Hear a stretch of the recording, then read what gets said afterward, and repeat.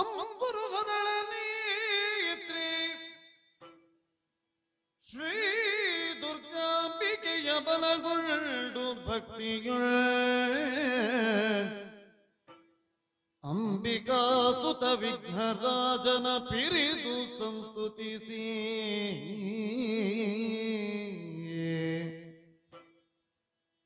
ಅಂಬುನಿಧಿಯಾತ್ಮಜಗಿ ಕೈ ಮುಗಿದಂಬು ಜಾಸನವಾಣಿಯರ ಪಾದಾಂಬುಜಕ್ಕೆ ಪೊಡಮಡುತ್ತ ವರ್ಣಿಪೆ ನೀ ಕಥಾಮೃತವ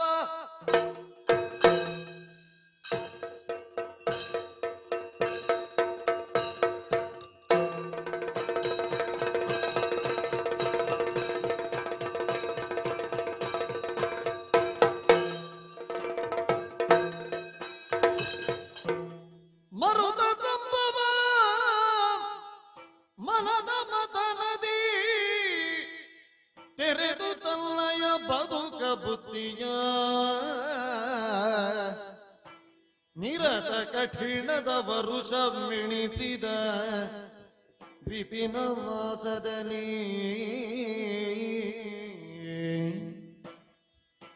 ಬಂದು ಬೆನಿತು ತಗೈದುದೆಲ್ಲವ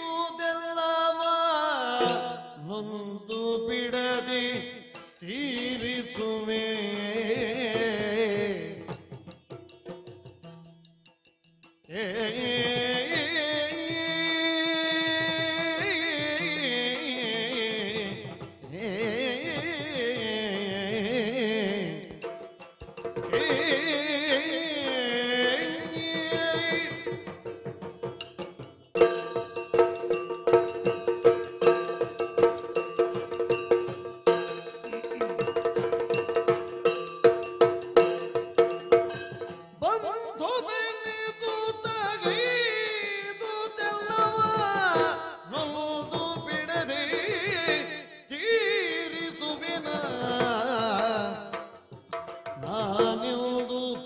ಯೋಚಿಸೆ ಕೇಳಿ ಬಂದಿತು ಅಣ್ಣನ ಸ್ವರವೋ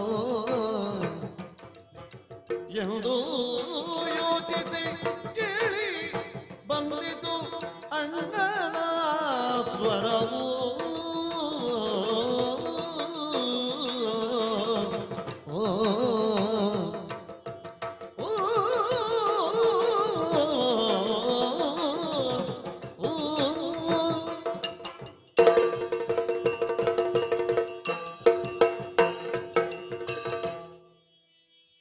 ಅನೇಕ ಸಂದರ್ಭಗಳಲ್ಲಿ ನಾನು ನನ್ನಷ್ಟಕ್ಕೆ ಯೋಚಿಸುವುದು,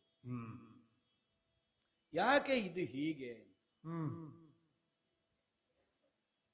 ಹಿರಿಯರು ಬುದ್ಧಿಹೀನರೇನಲ್ಲ. ನಮ್ಮ ಅಯ್ಯನಾದ ಪಾಂಡು ಚಕ್ರವರ್ತಿ ಆಗಲಿ, ಅವ್ವೆಯಾದಂತಹ ಕುಂತಿದೇವಿ ಆಗಲಿ, ಲೋಕ ವ್ಯವಹಾರವನ್ನು ಅರಿಯದೇ ಇದ್ದವರೇನು ಅಲ್ವಲ್ಲ. ವ್ಯಾಜಾಂತರದ ಮೂಲಕವಾಗಿ ಒದಗಿದಂತಹ ಶಾಪದಿಂದ ಸಂಸಾರ ಸುಖ ನಡೆಸುವುದಕ್ಕೆ ಅಸಮರ್ಥತೆ ಬರ್ತದೆ ಅನ್ನುವಂತಹ ಕಾರಣದಿಂದಲೇ ಬದುಕಿನಲ್ಲಿ ಅಕಾಲದಲ್ಲಿ ವೈರಾಗ್ಯವನ್ನು ತಳೆದು ಅರಣ್ಯವನ್ನು ಸೇರುವಂತಹ ಕಾಲಕ್ಕೆ ತನ್ನ ಸತಿಯಂದಿರನ್ನು ಜೊತೆಗಿರಿಸಿಕೊಂಡೇ ಅಪ್ಪಯ್ಯ ಹೊರಟೋದು. ಒಂದು ವಿಧದ ಬದುಕಿನ ಪರೀಕ್ಷೆ. ಏನು ಕ್ಷಾತ್ರ? ಕೇವಲ ಭೋಗ ಜೀವನಕ್ಕಷ್ಟೇ ಆಸಕ್ತವಾಗಿ ಅದರಲ್ಲೇ ಕಳೆದು ಹೋಗಬೇಕಾದದ್ದು ಅಲ್ಲ. ಒಂದು ಮನೋನಿಗ್ರಹವನ್ನು ಸಾಧಿಸಿದಂತಹ ಆತ್ಮ ಸಂಯಮಿಯ ಹಾಗೆ ಬದುಕನ್ನು ಸಾಗಿಸಬೇಕಾದದ್ದು. ಹೆಂಡಿರೆ ಮೈ ಮುಟ್ಟಿದ್ರೆ ಮರಣ ಬರ್ತದೆ, ಅಂದ್ರೆ ಅವರನ್ನು ಕೂಡಿದರೆ. ಹಾಗಿದ್ರೆ ಅಪ್ಪಯ್ಯ ವೈರಾಗ್ಯದಲ್ಲಿ ಹೋಗುವುದಾದ್ರೆ ಅವರನ್ನು ಬಿಟ್ಟು ಹೋಗಬೇಡ, ಅವರನ್ನು ಇಟ್ಟುಕೊಂಡಲ್ಲ ಹೋಗಬೇಕಾದದ್ದು. ಎಲ್ಲಿ ಅಭಾವವೋ ಅಲ್ಲಿ ನಮ್ಮನ್ನು ನಮಗೆ ನಿಯಂತ್ರಿಸಿಕೊಳ್ಳುವುದಕ್ಕೆ ದೊಡ್ಡ ಪ್ರಭಾವ ಬೇಡ, ಸಾಮರ್ಥ್ಯ ಬೇಡ, ಅಭಾವವೇ ಉಂಟು, ಸಾಕಾಗ್ತದೆ. ಎಲ್ಲಿ ಅನುಕೂಲವಿರುವಾಗಲೂ ನಾವು ನಮ್ಮನ್ನು ನಿಯಂತ್ರಿಸಬೇಕಾಗ್ತದೆಯೋ, ಅಂದ್ರೆ ಒದಗಿ ಬರುವಂತಹ ಅಪೇಕ್ಷೆಗಳು ಆಮಿಷಗಳು ಬೇಕಾದಷ್ಟು ಇದ್ದಾಗಲೂ ನಮ್ಮನ್ನು ನಿಯಂತ್ರಿಸಿಕೊಳ್ಳಬೇಕಾಗ್ತದೆಯೋ, ಅಲ್ಲಿ ಹಿರಿದಾದಂತಹ ಆತ್ಮಬಲ ಬೇಕಾಗ್ತದೆ, ಆತ್ಮ ಸಂಯಮ ಬೇಕಾಗ್ತದೆ. ಚಕ್ರವರ್ತಿಯಾಗಿದ್ದಂತಹ ಕಾಲದಲ್ಲಿ ನಮ್ಮಪ್ಪಯ್ಯನಾದಂತಹ ಪಾಂಡು ಮಹಾರಾಜ ಬದುಕಿದಂತಹ ವಿಧಾನ ನಾವೆಲ್ಲ ಹಿರಿಯರಿಂದ ಕೇಳಿ ತಿಳಿದಿದ್ದೇವೆ. ಸದಾಕಾಲ ಭೋಗ ಜೀವನದಲ್ಲಿ ಆಸಕ್ತರಾಗಿ ಕಾಲವನ್ನು ಕಳೆದವರು. ಆ ಒಂದು ಒದಗಿದ ಶಾಪದಿಂದ ಆಮೇಲೆ ಅವರು ಬದಲಾದಂತಹ ವಿಧಾನವನ್ನು ಗಮನಿಸಿದರೆ, ಹಾಗಿದ್ರೆ ಈ ಪ್ರಪಂಚದಲ್ಲಿ ಅಸಾಧ್ಯವಾದದ್ದು ಯಾವುದೂ ಇಲ್ಲ. ವ್ಯಕ್ತಿಗೆ ಹೇಗೂ ತನ್ನನ್ನು ತಾನು ನಿಯಂತ್ರಿಸಿಕೊಳ್ಳುವುದಕ್ಕೆ ಸಾಧ್ಯ ಆಗ್ತದೆ. ಹೀಗೊಂದು ಸಮಾಧಾನವನ್ನು ನಮಗೆ ಕಂಡುಕೊಳ್ಳುವುದಕ್ಕೆ ಬರ್ತದೆ. ಹಾಗಿದ್ರೆ ಈ ಪ್ರಪಂಚದಲ್ಲಿ ಬದುಕು ಸಾಗಿಸಬೇಕಾದ್ರೆ ಒಬ್ಬ ವ್ಯಕ್ತಿಯಾದವನಿಗೆ ಇರಬೇಕಾದದ್ದು ಏನು? ಬಲವ, ಆತ್ಮಬಲವ, ಅಲ್ಲ ಆಚಾರದ ಬಲವ, ಯಾವುದು ಬೇಕಾದದ್ದು? ತಮ್ಮ ಬದುಕಿನಿಂದಲೇ ಇಷ್ಟನ್ನು ತಿಳಿದುಕೊಳ್ಳುವುದಕ್ಕೆ ಸಾಧ್ಯ ಇಲ್ಲವೋ ಆ ಹಿರಿಯರಿಗೆ? ಸದ್ಗತಿ ಕಾರಣಕ್ಕಾಗಿ ಸಂತಾನವನ್ನು ಅಪೇಕ್ಷಿಸಿ ದೇವ ನಿಯೋಗದ ಮೂಲಕವಾಗಿ ಸುತರನ್ನು ಹೊಂದುವುದಕ್ಕೆ ಮುಂದಾದರು.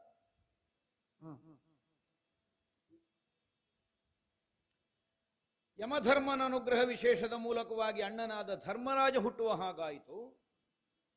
ಆ ಮೇಲೆ ನಮ್ಮ ಅಮ್ಮನಿಗೆ ಅರಿವಿಗೆ ಬಂತಂತೆ, ಕೇವಲ ಧಾರ್ಮಿಕನಾದ ಮಗನಾದ್ರೆ ಮಾತ್ರ ಸಾಕಾಗುವುದಿಲ್ಲ, ಕ್ಷಾತ್ರದಿಂದ ಈ ಪ್ರಪಂಚದಲ್ಲಿ ಬದುಕನ್ನು ಸಾಗಿಸಬೇಕೆಂದಾದರೆ ಬಲವಂತನಾದವನೂ ಆಗಿರಬೇಕಾಗುತ್ತದೆ. ಆದ್ದರಿಂದಲೇ ದೇವತೆಗಳಲ್ಲಿ ಅತ್ಯಧಿಕ ಬಲನಾಗಿ ಗುರುತಿಸಲ್ಪಡುವಂತಹ ಪ್ರಭಂಜನನ ಅನುಗ್ರಹ ವಿಶೇಷದಿಂದ ಸಂತಾನವನ್ನು ಹೊಂದೋಣ ಅನ್ನುವುದಕ್ಕೆ ಮುಂದಾದ್ರು. ಇದು ನಾವು ಕೇಳಿದ ಹಿನ್ನೆಲೆ. ಈಗ ಮೊದಲಿಗೆ ಗೊತ್ತಿಲ್ವಾ ಬಲ ಇಲ್ಲದೆ ಪ್ರಪಂಚದಲ್ಲಿ ಬದುಕಲಿಕ್ಕಾಗುವುದಿಲ್ಲ ಅಂತ? ಹಾಗಿದ್ರೆ ಮತ್ತೆ ಧರ್ಮಾತ್ಮನಾದಂತಹ ಮಗ ಬೇಕು ಅಂತ ಹಂಬಲಿಸಿದ್ಯಾಕೆ? ಅಲ್ಲ, ಧರ್ಮವೇ ಎಲ್ಲವನ್ನೂ ಏರಿ ನಿಲ್ಲಬಲ್ಲ, ಮೀರಿ ನಿಲ್ಲಬಲ್ಲಂತಹ ಸಾಮರ್ಥ್ಯ ಉಳ್ಳದ್ದು ಅಂತ ತಿಳುವಳಿಕೆ ಇಲ್ವಾ? ಮತ್ತೆ ಬೆಂಗಡೆಯಲ್ಲಿ ಬಲವಂತನಾದ ಮಗ ಬೇಕು ಯಾಕೆ? ಈಗ ಅದೇ ಸಾಕಲ್ಲ. ಬೇಕಾದ್ರೆ ಧರ್ಮದ ಬಲ ಹೆಚ್ಚಿರುವ ಮಗ ಬರಲಿ ಅಂತ ಇನ್ನೊಮ್ಮೆ ಬಯಸ್ರಿ, ಬೇಕಾದ್ರೆ ಮತ್ತೊಬ್ಬ ಮಗನನ್ನು. ಯಾಕೆ? ಹಾಗಿದ್ರೆ ಧರ್ಮ ಬೇರೆಯಲ್ಲ, ಬಲ ಬೇರೆಯಲ್ಲ ಈ ಪ್ರಪಂಚದಲ್ಲಿ. ಒಂದು ನಾಣ್ಯಕ್ಕಿರುವ ಎರಡು ಮುಖದ ಹಾಗೆ. ಯಾಕೆ? ಬಲ ಇಲ್ಲದೆ ಇದ್ರೆ ಯಾವ ಧರ್ಮವೂ ನಿಲ್ಲುವುದಿಲ್ಲ ಪ್ರಪಂಚದಲ್ಲಿ. ಕೇವಲ ಬೋಧನೆ ಸಾಕಾಗುವುದಿಲ್ಲ ಪ್ರಪಂಚ ತಿದ್ದಲಿಕ್ಕೆ.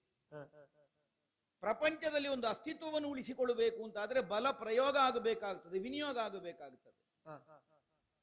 ಗುರುಮಠದಲ್ಲಿ ಸಣ್ಣ ಹುಡುಗರನ್ನು ಹೆದರಿಸುವುದಕ್ಕೂ ಗುರುಗಳು ಕೈಯಲ್ಲಿ ಒಂದು ಬಡಿಗೆ ಹಿಡಿಯುವುದು ಯಾಕೆ? ಈಗ ಉಪದೇಶ ಮಾಡಿದ್ರೆ ಸಾಕಲ್ಲ, ಇಲ್ಲ ಹಾಗೆ ಮಾಡ್ಲಿಕ್ಕಿಲ್ಲ, ಮತ್ತೊಂದು ಸಾಕಾಗುವುದಿಲ್ಲಲ್ಲ. ಎಳವೆಯಿಂದ ಪ್ರಾರಂಭ ಆಗ್ತದೆ, ಕೈಯಲ್ಲಿ ಬಡಿಗೆ ಹಿಡಿದೇ ನಮಗೆ ಪಾಠ ಮಾಡುವಂತಹ ಒಂದು ನಿರ್ದೇಶನ. ಬಲ ಬೇಕು. ಹೇಗಿರಬೇಕು ಕೇಳಿದ್ರೆ ಧರ್ಮದ ಚೌಕಟ್ಟಿನಲ್ಲಿ ಇರಬೇಕು. ಇದನ್ನು ಯೋಚಿಸಿಯೇ ಮೊದಲಿಗೆ ಧರ್ಮಾತ್ಮನಾದ ಮಗ, ಆಮೇಲೆ ಬಲಯುತನಾದ ಮಗ. ಅಲ್ಲಿಗೂ ತೃಪ್ತಿ ಕಾಣಲಿಲ್ಲ, ಧರ್ಮ ಬಲಗಳೆರಡೂ ಇರುವ ಮಗ. ನೋಡಿ, ಇದೀಗ ನಾವು ಯೋಚಿಸಿದಲ್ಲಿಗೆ ಬಂದು ನೀತಿತಲ್ಲ. ಆಗಿದ್ರೆ ಈಗ ಒಬ್ಬೊಬ್ಬನಲ್ಲಿ ಒಂದೊಂದು ಅನ್ನುವ ಧ್ವನಿ ಅಲ್ಲ. ಧರ್ಮರಾಯ ಏನು? ಧರ್ಮಕ್ಕೆ ಪ್ರತೀಕ ಪ್ರಪಂಚಕ್ಕೆ ವರ್ತಮಾನ ಕಾಲದಲ್ಲಿ. ಬಲಕ್ಕೆ ಭೀಮ. ಅರ್ಜುನ ಒಬ್ಬ ಧರ್ಮರಾಯ, ಒಬ್ಬ ಭೀಮ, ಎರಡೂ ಸೇರಿದ್ರೆ ಒಬ್ಬ ಅರ್ಜುನ. ಹೀಗೆ ನಮ್ಮ ಹಿರಿಯರ ಲೆಕ್ಕಾಚಾರ ಹಾಗೆ ಪಡೆದು. ಆದ್ದರಿಂದಲೇ ಒದಗಿ ಬರಬಹುದಾದಂತಹ ಅನಾಹುತಗಳಲ್ಲೆಲ್ಲ ಅಲ್ಲಲ್ಲಿ ಒಂದು ತಡೆ ನಮಗೆ ಒದಗಿ ಬಂತು. ಬಲಾಧಿಕ್ಯದಿಂದ ಏನಾಗುತ್ತದೆ? ಅವನಿಗಾದ ನೋವಿಗವ ಪ್ರತೀಕಾರ ಮಾಡ್ತಾನೆ ಅಲ್ಲ, ಅದು ಸಹಜ ಇದ್ದದ್ದೇ. ತನ್ನ ನೋವಿಗೆ ಪ್ರತಿಭಟಿಸುವುದಕ್ಕೋ ಪ್ರತೀಕಾರ ಮಾಡುವುದಕ್ಕೋ ಬಲವೇ ಬೇಡ, ನೋವಾದ್ರೆ ಸಾಕು, ಮಾಡ್ಲಿಕ್ಕೆ ಬರ್ತದೆ. ಈಗ ಹರಿದು ಹೋಗುವಂತಹ ಒಂದು ಯಾವುದೋ ಒಂದು ಪ್ರಾಣಿಯ ಬಾಲಕ ತುಳಿದ್ರೆ ಅದು ತಿರುಗಿ ನಿಲ್ಲುವುದಿಲ್ವಾ? ಈಗ ತುಳಿದವನನ್ನು ದಮನಿಸಲಿಕ್ಕಾಗ್ತದೆ ಅನ್ನುವ ಸಾಮರ್ಥ್ಯದಿಂದ ತಿರುಗುವುದಲ್ಲ, ಅದು ತನ್ನ ಬಲ ಅದಕ್ಕಿಂತ ಹೆಚ್ಚು ಉಂಟು ಅನ್ನುವುದಕ್ಕಾಗಿ ಅಲ್ಲಲ್ಲ. ತನಗಾದ ನೋವಿಗೊಂದು ಪ್ರತೀಕಾರ ಮಾಡುವ ಬುದ್ಧಿ ಸಹಜವಾಗಿ ದುರ್ಬಲನಲ್ಲಿಯೂ ಬರ್ತದೆ.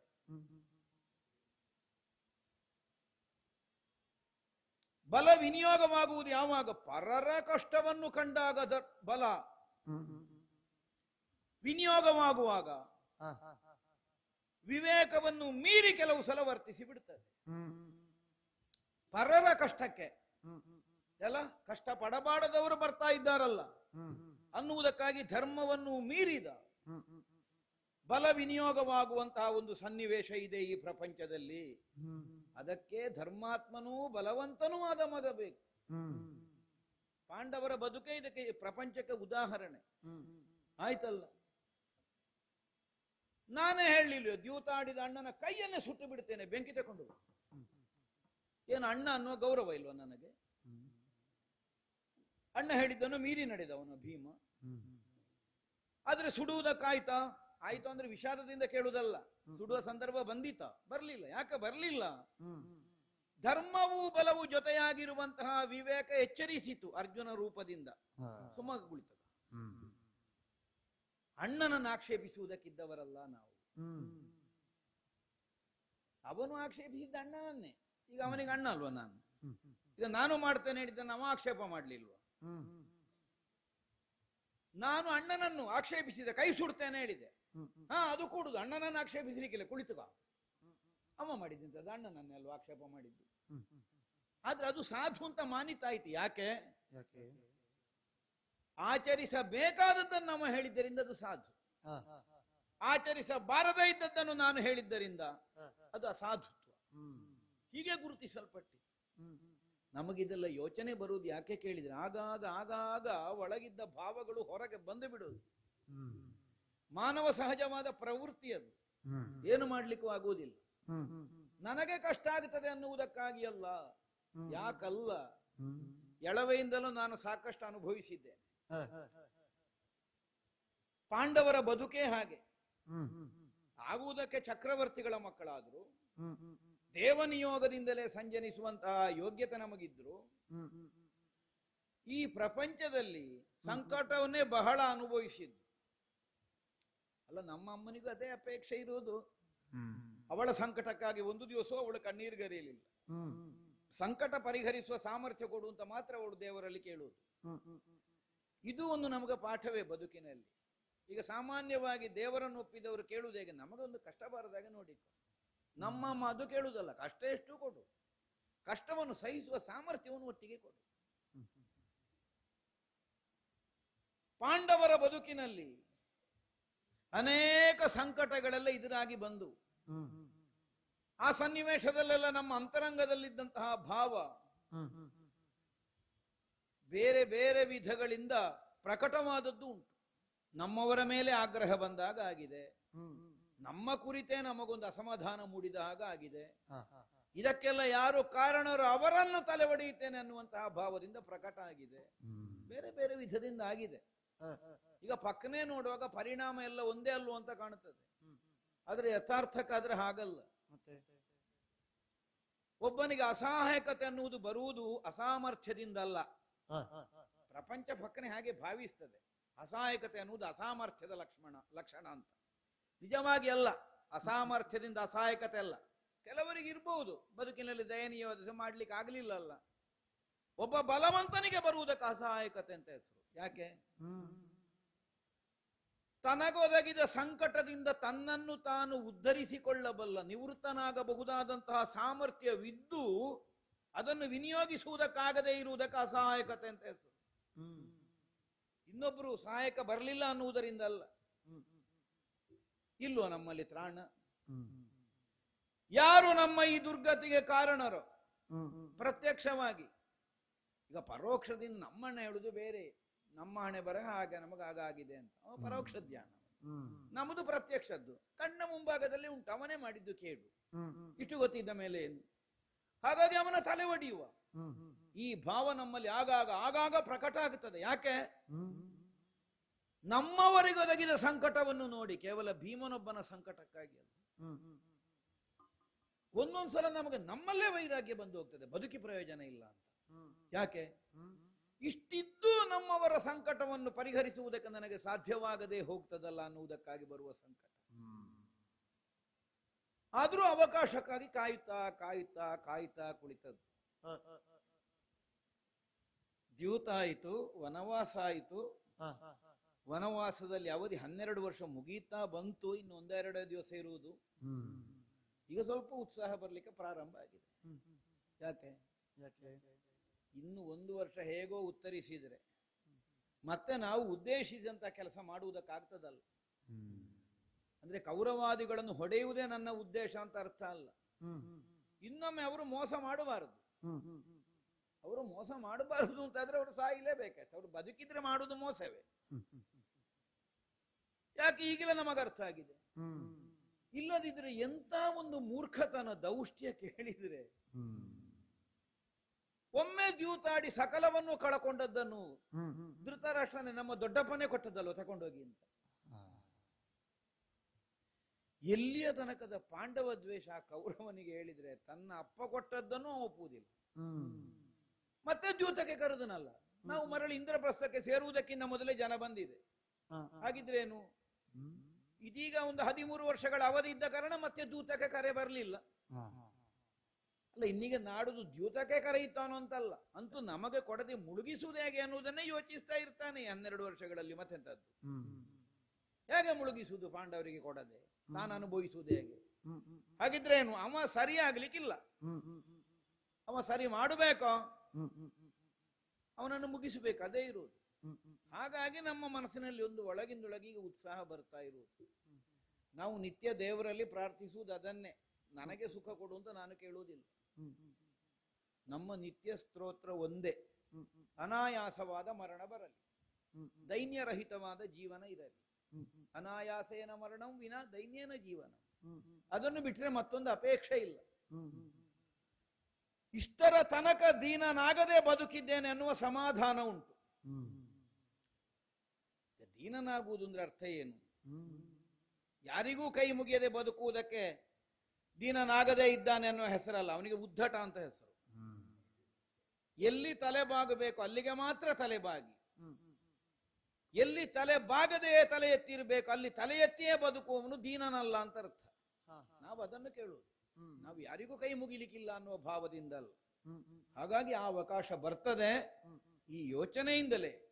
ಹೇಗಾದ್ರೂ ಇನ್ನು 1 ವರ್ಷದ ಅಜ್ಞಾತ ಅದೊಂದು ಮುಗಿಸಿದ್ರೆ ಮತ್ತೆ ನೋಡೋಣ. ಆವತ್ತೇ ನಾವು ಆಡಿದ್ದ ಹಾಗೆ ನಾವಾಡುವಂತಹ ಮಾತುಗಳನ್ನು ದೇವತೆಗಳೇ ಸತ್ಯವಾಗಿಸಲಿ. ಈಗ ವಿನಾದೈನ್ಯನ ಜೀವನ ಹೇಳುವ ಭೀಮನ ಬಾಯಿಂದಲೇ ಬಂದದ್ದಲ್ವ ಅದು.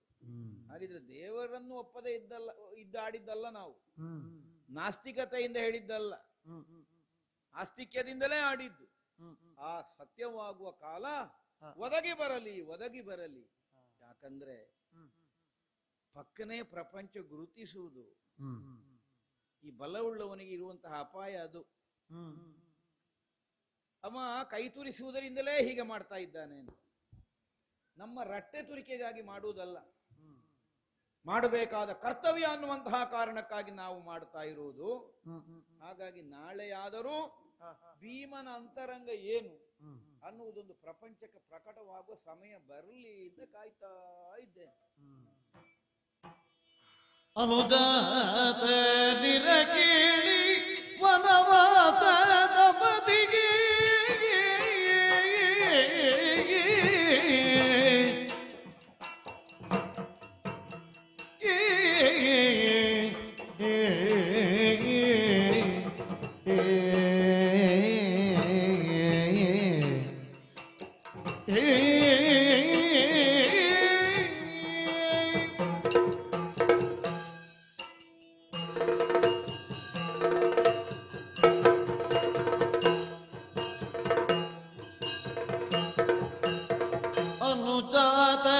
ಕೇಳಿ ವನವಾಸದವಧಿಗೆ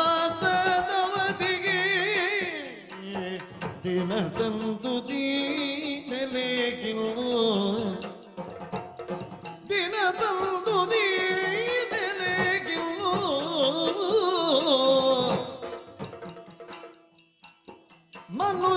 ಮನುಜರಿಗದಂತೆ ಗುಪಿತದೊಳಗಿರುವರೆ ಮನುಜರಿಯದಂತೆ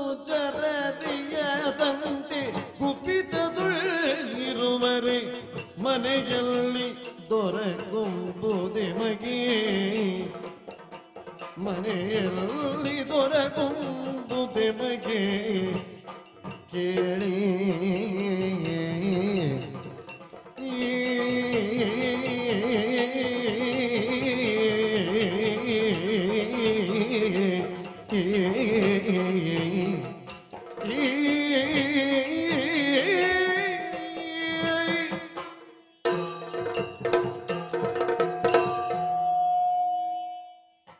ವರುಷ 12 ಕಳೆಯಿತು. ಹೇಗೆ ಕಳೆಯಿತು ಎಂಬ ಪ್ರಶ್ನೆಗೆ ಉತ್ತರ ಕೃಷ್ಣನ ದಯೆಯಿಂದ ಹೇಗೋ ಕಳೆಯಿತು. ಅನ್ನವಸ್ತ್ರಾದಿಗಳಿಗೆ ಲೋಪವಿಲ್ಲದಿದ್ದರು ಕ್ಷತ್ರಿಯರಾದ ನಮಗೆ ರಾಜ್ಯವಿಲ್ಲದೆ, ನೆಮ್ಮದಿ ಇಲ್ಲದೆ, ಬಿಸಿ ಎಣ್ಣೆಯಲ್ಲಿ ಹುರಿಯುತ್ತಿರುವ ಪದಾರ್ಥದ ಹಾಗಿದ್ದ ನಾವು ಆ ಕ್ಷಣ ಬಂದ ಆಯ್ತಲ್ವಾ. ಬಿಸಿ ಎಣ್ಣೆಯಿಂದ ಬೆಂಕಿಗೆ ಬೀಳುವ ಪರಿಸ್ಥಿತಿಯೋ ಅಜ್ಞಾತ ವಾಸವಂತೆ. ಜನರಿಗೆ ಗೊತ್ತಿಲ್ಲದೆ ನಾವು ಇರಬೇಕಾದ 1 ವರುಷ ಇನ್ನೇನು ಮೊದಲಾಗುವ ಈ ಕ್ಷಣ. ನನ್ನ ಕತೆ ಬೇಡ. ಭೀಮನಂತಹ ತಮ್ಮ ಇದ್ದಾನೆ. ಸಹಸ್ರ ಗದೆಗಳನ್ನು ಹಿಡಿದು ಒಂದು ಸೇನೆ ಬಂದರೂ ಇವನೊಬ್ಬ ಸಾಕು ನನಗೆ. ಅವನನ್ನು ನಾನು ಅವನ ವ್ಯಕ್ತಿತ್ವವನ್ನು ತಿಳಿಯದೆ ಮರೆಮಾಚಬೇಕು. ಅರ್ಜುನ ಭೂಲೋಕವೇಕೆ, ದೇವಲೋಕವು ಅವನನ್ನು ನೋಡಿ ಅಸೂಯೆ ಪಡಬೇಕು. ಅಲ್ಲಿಯವರು ಅವನನ್ನು ನನ್ನನ್ನು ವರಿಸು ಎಂದು ಕೇಳುವಂತಹ ವೀರ. ಉಳಿದ ಶಸ್ತ್ರಾಸ್ತ್ರಗಳನ್ನು ಹೊಂದಿದವರೋ ವೀರರೋ ಬೇಡ, ಸಾಕ್ಷಾತ್ ದೇವತೆಗಳು ಸೆಣಸಿದರೆ ಇವನೊಡನೆ ಸೆಣಸಬೇಕು ಎಂದು ಆಸೆ ಪಡುವಂತಹ ವೀರ ನನ್ನ ತಮ್ಮ ಅರ್ಜುನ. ಭುವನೈಕ ಮೋಹನ ರೂಪ ನಕುಲ, ಶಾಸ್ತ್ರಜ್ಞ ಸಹದೇವ, ಇವರೆಲ್ಲರೂ ಒಂದು ಬದಿಯಾದರೆ ಸರ್ವಾಂಗ ಸುಂದರಿ, ಅಯೋನಿಜೆ, ಅಗ್ನಿ ಸಂಭೂತೆ, ಪತಿವ್ರತಾ ಧುರೀಣೆ ದ್ರೌಪದಿ, ಇವರನ್ನೆಲ್ಲ ಅಜ್ಞಾತವಾಗಿ ಕಾಪಾಡಿಕೊಳ್ಳುವ ಹೊಣೆ ನನ್ನದ್ದು ಅಥವಾ ನಮ್ಮದ್ದು ಎಲ್ಲಿರಬಹುದು? ಯಾವ ಲೋಕಕ್ಕೆ ಹೋದರೂ ಇವರ ಪರಿಚಯ ಇಲ್ಲದವರು ಯಾರಾದರೂ ಇರುತ್ತಾರೆಯೋ? ಇವರು ಸ್ವತಃವಾಗಿಯೇ ಮೇರು ಸದೃಶವಾದ ವ್ಯಕ್ತಿತ್ವಗಳನ್ನು ಹೊಂದಿದ ಈ ಜನರನ್ನು, ನಮ್ಮ 6 ಜನರನ್ನು ಕಾಪಾಡುವುದು ಹೇಗೆ ಎಂಬ ಚಿಂತೆ ಸದಾ ಈ 1-2 ದಿನದಿಂದ ನನ್ನನ್ನು ಕಾಡುತ್ತಲೇ ಇದೆ. ಎಲ್ಲಿ ಹೋಗಿ ನಮ್ಮನ್ನು ನಾವು ಅವಿತುಕೊಳ್ಳಬೇಕು ಎಂಬ ಪ್ರಶ್ನೆ ಭಯವಲ್ಲದಿದ್ದರೂ ಒಂದಿಷ್ಟು ಆತಂಕವನ್ನು ಮೂಡಿಸುತ್ತೆ. ಅಣ್ಣ, ಅರ್ಜುನ, ಸಣ್ಣಣ್ಣ, ಅಣ್ಣನ ಮನದ ಆಲೋಚನೆಯನ್ನು ನಾವು ಕೇಳುವಾಗ ಮನದಲ್ಲಿ ಒಂದು ಚಿಂತೆಯನ್ನು ಒಳಗೊಂಡ ಹಾಗೆ ಇದೆ. ಮಾರ್ಗ ಒಂದು ಉಂಟಲ್ಲ ಅಣ್ಣ? ಅರ್ಜುನ, ಅಣ್ಣ ಚಿಂತಿಪುದೇಕೆ ರಣರಂಗದೊಳಗಗ್ರ ಗಣ್ಯನಾಗಿಗನು ಕೀಚಕನು.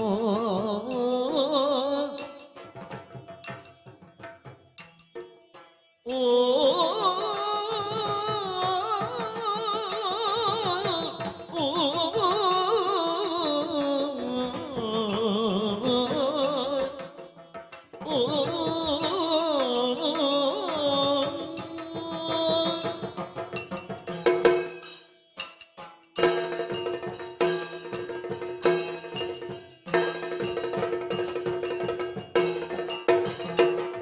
ಅಣ್ಣ ಚಿಂತಿಪುದೇಕೆ ರಣರಂಗದೊಳಗಗ್ರ ಗಣ್ಯನಾಗಿಗನು ಕೀಚಕನು.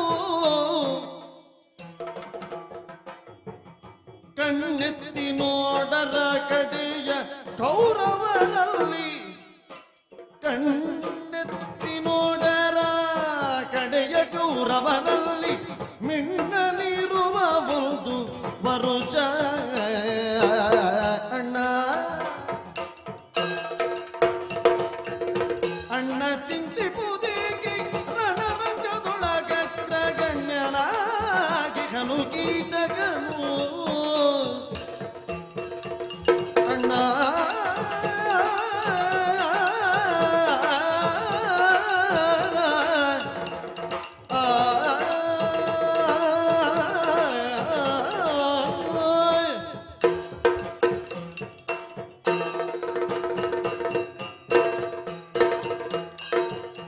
ಹಿರಿಯಣ್ಣ, ಅರ್ಜುನ, ನೀವು ಆಲೋಚನೆಯಲ್ಲಿ ತೊಡಗಿಕೊಳ್ಳುವುದೇ?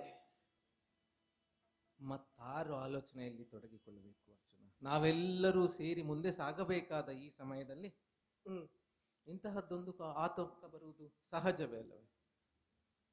ಈ ಪ್ರಪಂಚದ ಏಳಿಗೆಯನ್ನು ಬಳಸುವಂತಹ ಋಷಿಮುನಿಗಳು ಒಂದೊಮ್ಮೆಗೆ ಗೊಂದಲವು ಅಥವಾ ಸಂದೇಹಗಳು ಬಂದರೆ ಅದಕ್ಕೆ ಉತ್ತರ ಕೊಡುವುದಕ್ಕೆ ಸೂಕ್ತವಾದಂತಹ ವ್ಯಕ್ತಿ ಯಾರು ಕೇಳಿದ್ರೆ ಧರ್ಮಮೂರ್ತಿ ಎಂದೆನಿಸಿಕೊಂಡಂತಹ ಧರ್ಮರಾಯ ಎನ್ನುವುದಾಗಿ ಅವರೆಲ್ಲರೊಡನಲ್ಲಿ ಬರುವುದರ ಮುಖಾಂತರವಾಗಿ ತಮ್ಮ ಗೊಂದಲವನ್ನ ಸಮಸ್ಯೆಯನ್ನ ಪರಿಹರಿಸಿಕೊಳ್ಳುವಂತಹ ಉತ್ತರವನ್ನು ನೀಡುವಂತಹ ನಿನಗೆ ಈ ಕಾಲದಲ್ಲಿ ಬಂದಂತಹ ಗೊಂದಲವ ಚಿಂತೆ ಸಹಜವೇ ಅಲ್ಲವೇ ಅರ್ಜುನ? ಈ ಜಗತ್ತಿನಲ್ಲಿ ಒಂದು ಹೆಸರನ್ನು ಇಟ್ಟುಕೊಂಡವರು ಅಡಗಿ ಕೂಡುವುದು ಕಷ್ಟ ಆಗ್ತದೆ. ಹಾಗಿದ್ದಾಗ ಅರ್ಜುನ, ಸವ್ಯಸಾಚಿ, ಫಲ್ಗುಣ, ಪಾರ್ಥ 10 ಹೆಸರಿರುವ ನಿನಗೂ ನಿನ್ನಂತವನನ್ನು ಕಾಪಾಡಿಕೊಳ್ಳುವುದು ಆಚೆ ಜನರಿಗೆ ಗೊತ್ತಾಗದೇ ಇದ್ದಾಗ ಇದು ಭೀಮನಂತಹ ಭೀಮನ, ಅರ್ಜುನನಂತಹ ಅರ್ಜುನ, ಹೀಗಿದ್ದಾಗ ಒಂದಿಷ್ಟು ಆತಂಕ ಮನಸ್ಸಿಗೆ ಬರುವುದು ಸಹಜವೇ ಅಲ್ಲ? ಹೌದಣ್ಣ. ಮನಸ್ಸು ವ್ಯಾಕುಲತೆಗೆ ಬಂದಂತಹ ಕಾಲದಲ್ಲಿ ಯಾವುದೇ ಸರಿಯಾದಂತಹ ಉತ್ತರ ದೊರಕದೆ ಇರಬಹುದು. ಅಣ್ಣ, ನಿನಗೆ ಹೇಳುವುದು ಅಂತ ಹೇಳಿ ತಿಳಿದುಕೊಳ್ಳಬೇಡ. ನೆನಪಿಸಬೇಕಾದಂತಹ ಒಂದು ಕರ್ತವ್ಯವನ್ನು ನಾನು ಮಾಡ್ತೇನೆ. ಅಜ್ಞಾತವಾಸದಲ್ಲಿರುವಂತಹ ಬಗೆಗೆ ನಾವು ಆಲೋಚಿಸುವುದೇ. ಮತ್ತೆ ಇಲ್ಲಿಯವರೆಗೂ ಇದು ತನಕ ನನಗೆ ದಾರಿ ತೋರಿಸಿಲ್ಲ. ನಿನ್ನ ಮುಖೇನ ಯಾವುದಾದರೂ ಆಲೋಚನೆ ಇದ್ದರೆ? ಧರ್ಮದ ಬೆಳಕಾಗಿರುವಂತಹ ಧರ್ಮವೇ ದಾರಿ ಎನ್ನುವಂತಹ ಬದುಕಿನಲ್ಲಿ ನಡೆದುಕೊಂಡು ಬಂದಂತಹ ನಿನಗೆ ಅಜ್ಞಾತವನ್ನ ಕಳೆಯುವುದಕ್ಕೆ ಕಷ್ಟವೇ ಅಲ್ಲ. ಒಮ್ಮೆ ನೆನಪು ಮಾಡಿಕೋ, ಇಲ್ಲಿಯೇ ಇರುವಂತಹ ಪಕ್ಕದಲ್ಲಿರುವಂತಹ ಮತ್ಸ್ಯನಗರವೇ ಸೂಕ್ತ ಎನ್ನುವುದಾಗಿ ನನ್ನ ಆಲೋಚನೆ. ಯಾಕೆ ಕೇಳಿದ್ರೆ, ಅಲ್ಲಿ ಧರ್ಮಿಷ್ಠನಾದಂತಹ ಸತ್ಯಸಂಧನಾದಂತಹ ವಿರಾಟರಾಯನಿದ್ದಾನೆ, ರಾಜ ವಿರಾಟ್. ಅದರ ಒಂದಿಗೆ ಧರ್ಮ ಮಾತ್ರವೇ ಬಲಕ್ಕೆ ಹೆಸರಾದಂತಹ ಕೀಚಕನು ಅಲ್ಲಿಯೇ ಇದ್ದಾನೆ. ಹೌದಪ್ಪ. ಆಲೋಚನೆ ಮಾಡಿ ನೋಡಿದರೆ ಧರ್ಮಿಷ್ಠನು ಹೌದು, ಬಲವಂತಿಗೆ ಇರುವಂತಹ ಕೀಚಕನು ಅಲ್ಲಿರುವಂತಹ ಸ್ಥಳದಲ್ಲಿ ನಮಗೆ ಈ ಕಷ್ಟಗಳನ್ನು ಕೊಟ್ಟಂತಹ ದ್ಯೂತದ ಮುಖಾಂತರವಾಗಿ ಕಾಡಿಗಟ್ಟಿದಂತಹ ಕೌರವ ಈ ವಿರಾಟ ನಗರವನ್ನ ಪ್ರವೇಶ ಮಾಡುವುದಕ್ಕೆ ಸಾಧ್ಯವಿಲ್ಲ. ಶತ್ರುವಿನ ಬಳಿ ನಾವು ಹೋಗಬೇಕಲ್ವೇ? ಶತ್ರುವಿನ ಬಳಿ ಅಂತ ಹೇಳಿದ್ರೆ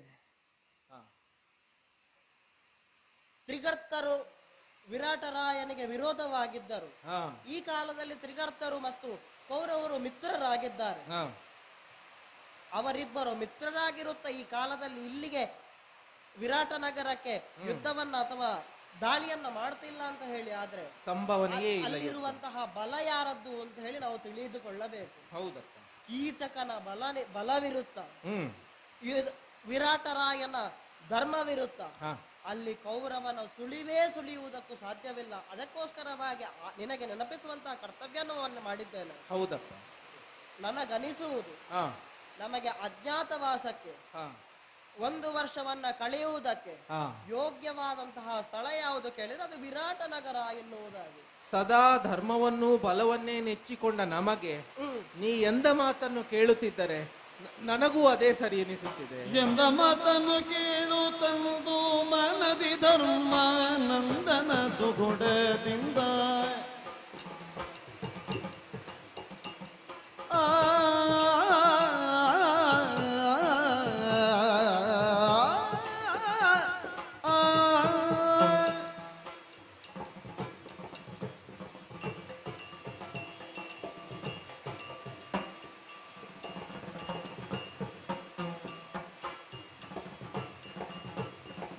ಎಂದ ಮಾತನ್ನು ಕೇಳು ತಂದು ಮನದಿ ಧರ್ಮ ನಂದನ ದುಗುಡದಿಂದ ಇಂದು ನ ಭೂಸುರ ಬೀಜದೊಳಿಗೆ ಕಂಕನೆಂದು ಬೆದರು ತನಗೆ ಎಂದ ಮಾತನ್ನು ಕೇಳು ತಂದು ಮನದಿ ಧರ್ಮ ನಂದನ ದುಗುಡದಿಂದ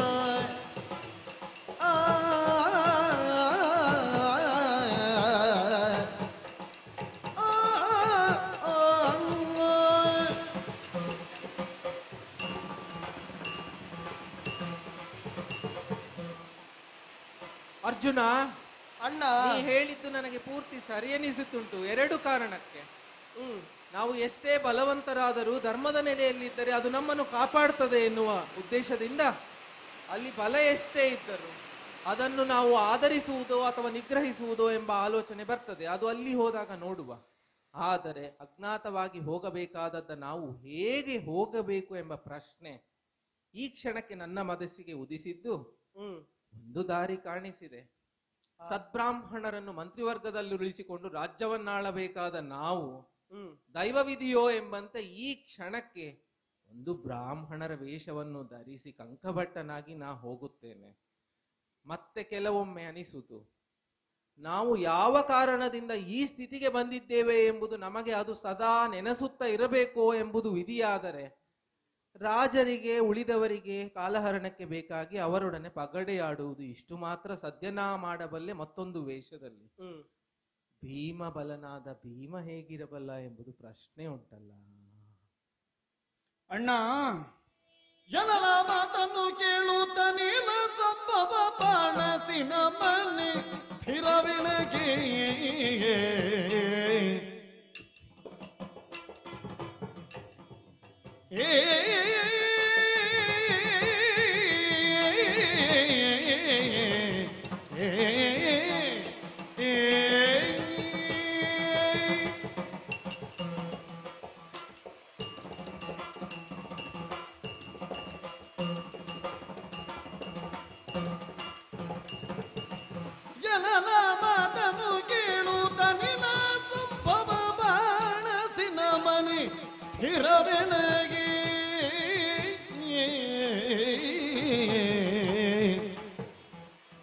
ಜನರಿಗೆ ಒಲಲ ನಿಂದೆನಿಪನಾಮದೊಳ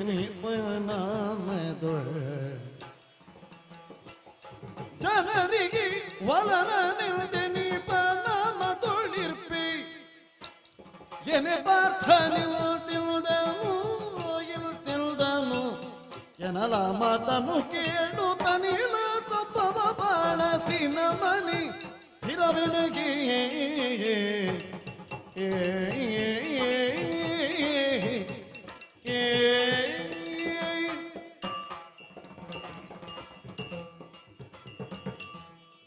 ಅಣ್ಣ ಭೀಮ, ನಿಜವಾಗಿ ನಮಗಿದು ದೈವ ಒಡ್ಡಿದ ಪರೀಕ್ಷೆ. ವನವಾಸ ನಮಗೆ ಹೊಸತಲ್ಲ. ಹೌದಪ್ಪ. ಅಥವಾ ವನವಾಸದಲ್ಲಿ ನಾವು ನವೆಯುವುದಕ್ಕೂ ಇಲ್ಲ. ಹುಟ್ಟಿದ್ದೇ ಕಾಡಿನಲ್ಲಿ. ಅಥವಾ ಬದುಕಿನ ಬಹುಪಾಲು ನಮಗೆ ಅರಮನೆಯಿಂದ ಹೊರಗೆಯೇ ನಡೆದು ಹೋಯಿತು. ಹೌದಲ್ಲ ಅಲ್ಲ, ಅವತ್ತಿಗೆ ಅರಗಿನಾಲಯದಿಂದ ಹೊರಟ ಮೇಲೆಯೂ ಬ್ರಾಹ್ಮಣರ ಅಗ್ರಹಾರದಲ್ಲಿದ್ದು ಜೀವನ ಸಾಗಿಸಿದ್ದೇವೆ. ಕಾಡಿನಲ್ಲೇ ನಡೆದಾಡಿ ಓಡಾಡಿ ಅಭ್ಯಾಸವುಳ್ಳವರಿದ್ದೇವೆ. ವನವಾಸ ಅನ್ನುವುದು ನಮಗೆ ಹೊಸ ಅನುಭವ ಏನೂ ಅಲ್ಲ. ಆದ್ರೆ ಈಗ ಸಮಸ್ಯೆ ಬಂದದ್ದೇನು ಕೇಳಿದ್ರಿ, ಅಜ್ಞಾತವೇ. ಯಾಕದು ಸಮಸ್ಯೆ ಆಗುತ್ತದೆ? ಒಂದು ಸುಯೋಧನ ಹೇರಿದಂತಹ ನಿಬಂಧನೆ ಹಾಗೆ 12 ವರ್ಷಗಳ ವನವಾಸ, 1 ವರ್ಷ ಪಟ್ಟಣದಲ್ಲಿ ಅಜ್ಞಾತವಾಸ. ಇದು ಬಹಳ ಪ್ರಧಾನ ಆದದ್ದು. ಎಲ್ಲೋ ಕಾಡಿನಲ್ಲಿಯ ಗಿರಿಗುಹೆಯಲ್ಲಿ ಅಡಗಿ ಕುಳಿತುಕೊಳ್ಳುವಾಗಿಲ್ಲ, ಪಟ್ಟಣದಲ್ಲೇ ಅಜ್ಞಾತವಾಸ ಆಗಬೇಕು. ಪಟ್ಟಣದಲ್ಲಿ ಅನ್ನುವಾಗ ಸಮಸ್ಯೆ ಬರುವುದು ಯಾಕೆ ಕೇಳಿದರೆ, ಪಟ್ಟಣ ಅಂದ್ರೆ ಸಹಸ್ರಾರು ಮಂದಿಗಳು ಬಂದು ಹೋಗಿ ಮಾಡ್ತಾ ಇರ್ತಾರೆ. ಈಗ ಎಲ್ಲಿಗೆ ಹೋದ್ರು ಅಲ್ವಾ? ಲೋಕಕ್ಕೆ ಅಪರಿಚಿತವಾದವನಿಗೆ ಎಲ್ಲಿ ಹೋಗಿಯೂ ಅಡಗಿಕೊಳ್ಳಿಕ್ಕೆ ಬರ್ತದೆ. ಯಾವನು ಲೋಕಕ್ಕೆ ಚಿರಪರಿಚಿತನೋ ಅವನಿಗೆ ಅಡಗಿಕೊಳ್ಳುವುದು ಕಷ್ಟ ಆಗುವುದು. ಪಾಂಡವರನ್ನಾಗಲಿ ಪಾಂಡವ ಜ್ಯೇಷ್ಠನಾದ ಧರ್ಮಜನನ್ನಾಗಲಿ ಅರಿಯದೇ ಇದ್ದವರು ಪ್ರಪಂಚದಲ್ಲಿಲ್ಲ. ಖಂಡಿತ. ಇಂದ್ರಪ್ರಸ್ಥದಲ್ಲಿ ನೀನು ಅಧಿಕಾರವನ್ನು ನಡೆಸುತ್ತಿರುವಂತಹ ಅಲ್ಪಾವಧಿಯಲ್ಲಿ ನಮ್ಮದ್ದಾದಂತಹ ಹೆಗ್ಗಳಿಕೆ ಪ್ರಪಂಚ ವ್ಯಾಪ್ತಿಯನ್ನು ಹೊಂದಿದ್ದು, ರಾಜಸೂಯವನ್ನು ಕೈಗೊಂಡು ಅದರ ಅವಭೃತವನ್ನು ಪೂರೈಸಿದಂತಹ ನಿನ್ನದ್ದಾದಂತಹ ಯೋಗ್ಯತೆ ಅರಿಯದೇ ಇದ್ದ ಎಳೆ ಶಿಶುವು ಪ್ರಪಂಚದಲ್ಲಿ. ಹೌದಪ್ಪ, ಎಲ್ಲರಿಗೂ ಗೊತ್ತುಂಟು ಧರ್ಮರಾಯ ಅಂದ್ರೆ ಯಾರು. ಈಗ ನಾಗರಿಕರು ಬದುಕುವ ಪಟ್ಟಣದೊಳಗೆ ನಾವು ಹೋದ ತಕ್ಷಣದಲ್ಲಿ ಯಾರಿಗಾದ್ರೂ ಒಬ್ಬನಿಗೆ ಗೊತ್ತಾಗ್ತದೋ ಇವ ಧರ್ಮರಾಯ, ಅಲ್ಲವೋ ಇವ ಭೀಮ, ಅವ ಅರ್ಜುನ, ಇವರು ಮಾದ್ರಿನಂದನರು. ಯಾರನ್ನು ಗುರುತಿಸಿದ್ರು ನಮ್ಮ ಅಜ್ಞಾತ ಜ್ಞಾತವಾಗಿ ಹೋಗ್ತದೆ. ಆದ್ದರಿಂದ ಸಮಸ್ಯೆ ಸಂದಿಗ್ಧ ಇರುವುದು. ದೈವ ಕೊಟ್ಟ ಪರೀಕ್ಷೆ ಹೇಳಿದ್ದು ಅದಕ್ಕೆ. ಇನ್ನೂ ಒಂದು, ನಮ್ಮನ್ನು ನಾವು ಉಳಿಸಿಕೊಳ್ಳುವುದಕ್ಕಾಗಿ ಹ. ಅಡಗಿಸಿಕೊಂಡೇ ಬದುಕುವ ಮಂದಿಗಳು ಯಥೇಚ್ಛ ಇದ್ದಾರೆ ಪ್ರಪಂಚದಲ್ಲಿ. ಹ್ಮ್. ಅವರೇನು ಅಂತಲೇ ತೋರಿಸುವುದಿಲ್ಲ. ಹ. ಬೂದಿ ಮುಚ್ಚಿದ ಕೆಂಡದಾಗಿರ್ತಾರೆ, ಒಳಗಿಂದೊಳಗೆ ಒಳಗಿಂದೊಳಗೆ ಒಳಗಿಂದೊಳಗೆ ಅವರನ್ನು ಅಡಗಿಸಿಕೊಳ್ಳುವುದಕ್ಕೆ. ಹೀಗಿದ್ದ ಒಂದು ಪ್ರಚ್ಛನ್ನತೆಯಿಂದ ನಾವು ಬದುಕು ಸಾಗಿಸಿದವರೇ ಅಲ್ಲ. ಅಲ್ಲ. ನಮಗೆ ಕಾಡು ಬರಲಿ ನಾಡು ಬರಲಿ, ನಾವು ಎಲ್ಲಿ ಹೋದ್ರು ನಮ್ಮದಾದಂತಹ ಸಹಜ ಸ್ವಭಾವದಿಂದಲೇ ಬದುಕಿದವರು. ಈ ಸ್ವಭಾವವನ್ನು ಹಿಡ್ಕೊಂಡು ನಾವು ಪಟ್ಟಣದಲ್ಲಿ ಉಳಿದ್ರೆ ಸಾಧ್ಯ ಆಗ್ತದೋ? ಹಾಗೆಂದು ಅಲ್ಲಿಗಾಗುವಾಗ ನಮಗೆ ಸ್ವಭಾವ ಬಿಡ್ಲಿಕ್ಕೆ ಬರ್ತದೋ? ಇದೆರಡು ಪ್ರಶ್ನೆ ಇರುವುದು ಪ್ರಧಾನ ಆಗಿ. ಬಿಟ್ರೆ ನಾವು ಪಾಂಡವರಲ್ಲ, ಹಿಡ್ಕೊಂಡ್ರೆ ನಾವು ಪಾಂಡವರು ಅಂತ ಊರಿಗೆ ಗೊತ್ತಾಗ್ತದೆ. ಈ ಸಂದಿಗ್ಧದಲ್ಲಿ ಸಮಸ್ಯೆಯಲ್ಲಿ ನಮ್ಮನ್ನು ಹೇಗೆ ನಿರ್ವಹಿಸಿಕೊಂಡು ಹೋಗಬೇಕು, ಇದರ ಬಗ್ಗೆ ಯೋಚಿಸಬೇಕಾದದ್ದು. ನೀನು ಪ್ರಶಸ್ತವಾದ ತೀರ್ಮಾನ ಮಾಡಿದೆ. ಹೇಗೆ? ನಾನು ಕಂಕ ಅನ್ನುವ ಅಭಿಧಾನದಿಂದ ಬ್ರಾಹ್ಮಣನಂತೆ ಇರುತ್ತೇನೆ. ಹೌದಪ್ಪ. ಇದು ನಿಜವಾಗಿ ನಿನಗೆ ಪ್ರಚ್ಛನ್ನತೆಯೇ ಅಲ್ಲ. ನೀನು ಇರುವುದೇ ಹಾಗೆ ಅಲ್ವ? ನಿನಗೆ ಇಷ್ಟರ ತನಕ ಬದುಕಿನಲ್ಲಿ ಹೇಗಿದ್ದಿ? ಯಾವುದು ಬ್ರಾಹ್ಮಣರಿಗೆ ಒಪ್ಪಿತವಾದಂತಹ ಸದಾಚಾರ, ಅದರಿಂದಲೇ ನೀನು ಬದುಕು ಸಾಗಿಸಿದ್ದಿ. ಆದ್ದರಿಂದ ನಿಜವಾಗಿ ನೋಡಿದ್ರೆ ನೀನು ಸುಳ್ಳೇಳಿದಾಗೂ ಆಗುದಿಲ್ಲ. ಇದು ನಮಗೆ ಪ್ರಧಾನ ಅಲ್ವಾ?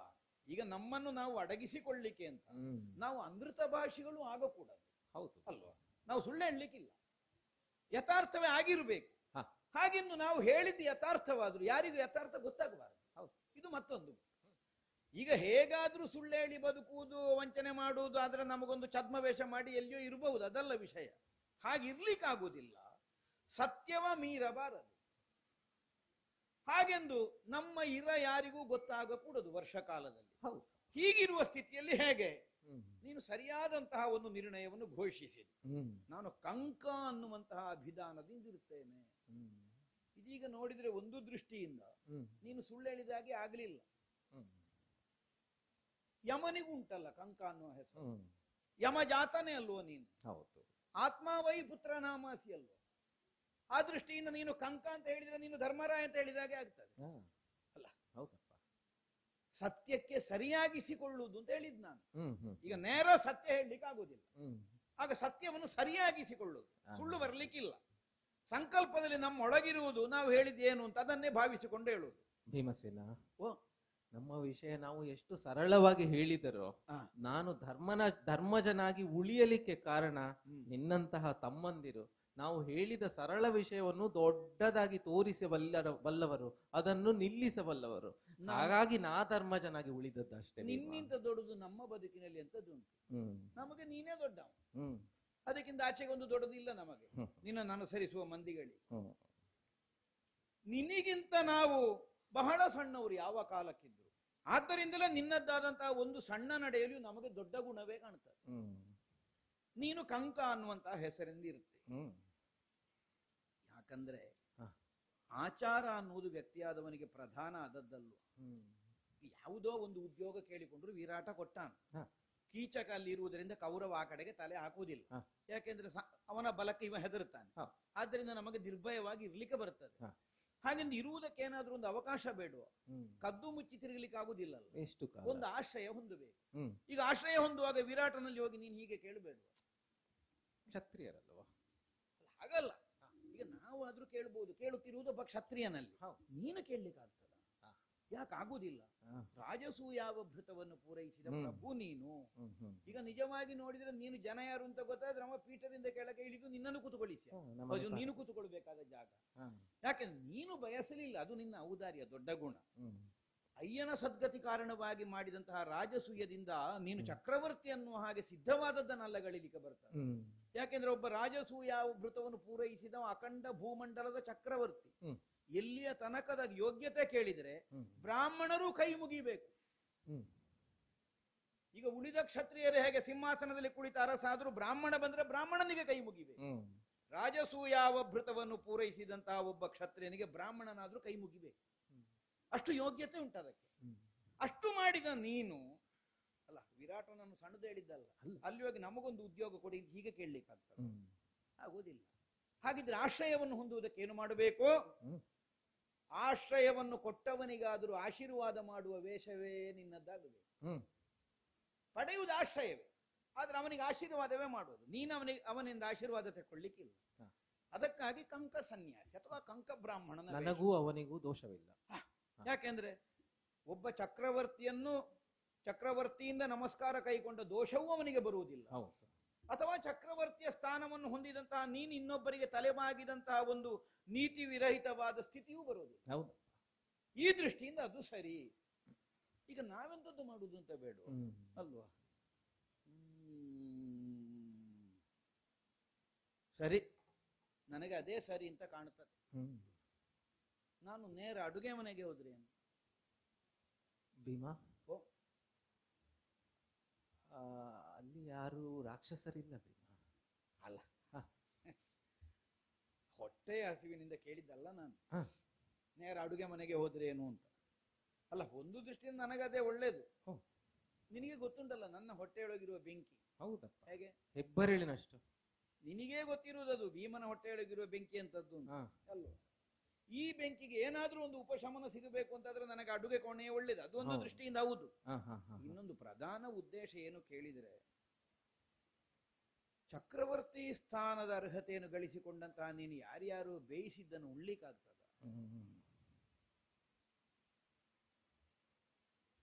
ವಿಶ್ವಾಸಕ್ಕೆ ಪಾತ್ರರಾದವರು ಮಾತ್ರ ಸಿದ್ಧ ಮಾಡಿದ ಪಾಕವನ್ನು ನೀನು ಉಣ್ಣಬೇಕಾದ ಅಲ್ವ? ಇಷ್ಟರ ತನಕ ನಮಗೆ ವನವಾಸದಲ್ಲಿರುವ ಕಾಲಕ್ಕೆ ಬೇಯಿಸಿಕೊಟ್ಟವಳು ಪಾಂಚಾಲಿ.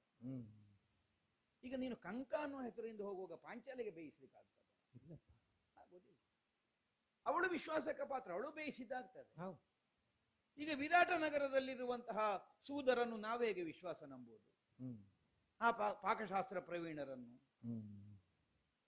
ಈಗ ಅರಸನಾದವನ ಭೋಜನ ಸಿದ್ಧ ಮಾಡುವುದನ್ನು ಪರೀಕ್ಷೆ ಮಾಡಿಯಲ್ಲೋ ಸ್ವೀಕಾರ ಮಾಡುವುದು. ಹೌದಪ್ಪ. ಅರಸನಾದವನಿಗೆ ಸರಿ, ಇಲ್ಲದಿದ್ರೆ ಅಷ್ಟು ವಿಶ್ವಾಸಕ್ಕೆ ಪಾತ್ರರಾದವರು ಮಾಡಬೇಕು.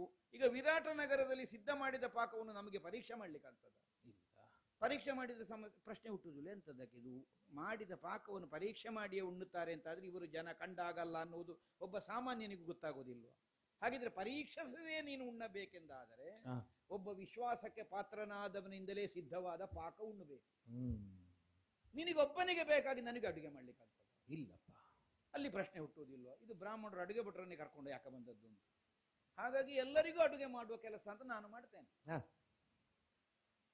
ವಲಲ ಅಥವಾ ಬಲ್ಲವ ಅನ್ನುವಂತಹ ಹೆಸರನ್ನು ಹೊಂದಿ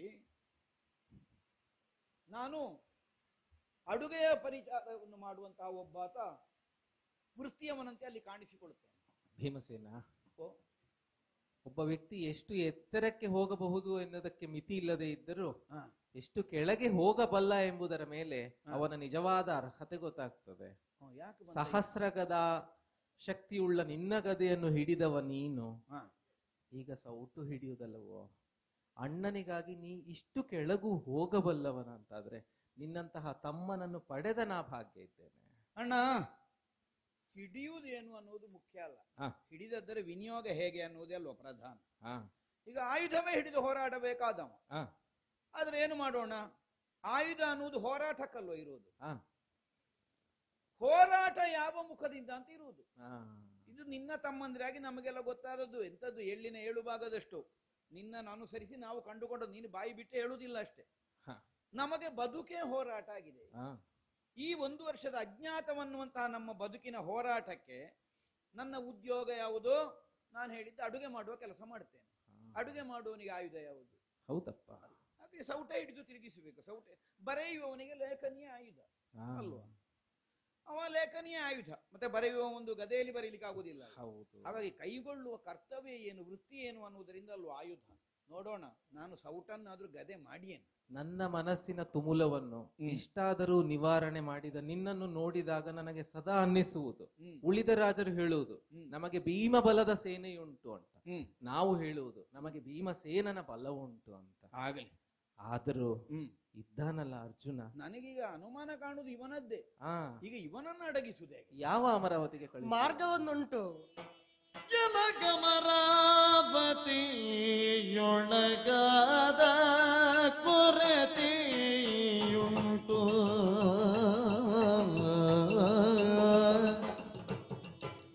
ಓ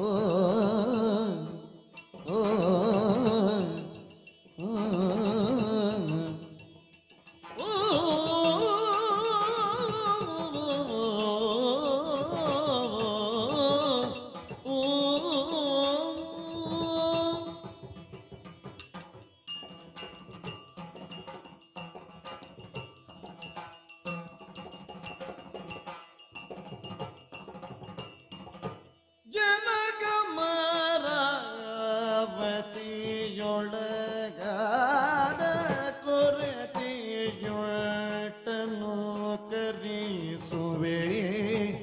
ಅದರ ಅನುಕರಿಸುವೆ ಅದರ ಜನಕಮರಾವತಿಯೊಳಗಾದ ಕೊರತೆಯುಂಟನು ಕರಿಸುವೆ ಅದರ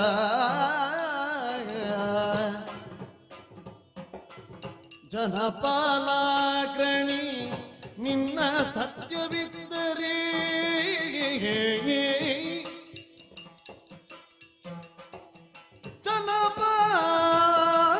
ಜನಪಾಲಾಗ್ರಣಿ ನಿನ್ನ ಸತ್ಯವಿದ್ದರೆ ಗೆಲೆನೆ ಯಮಡರು ಪೀದರು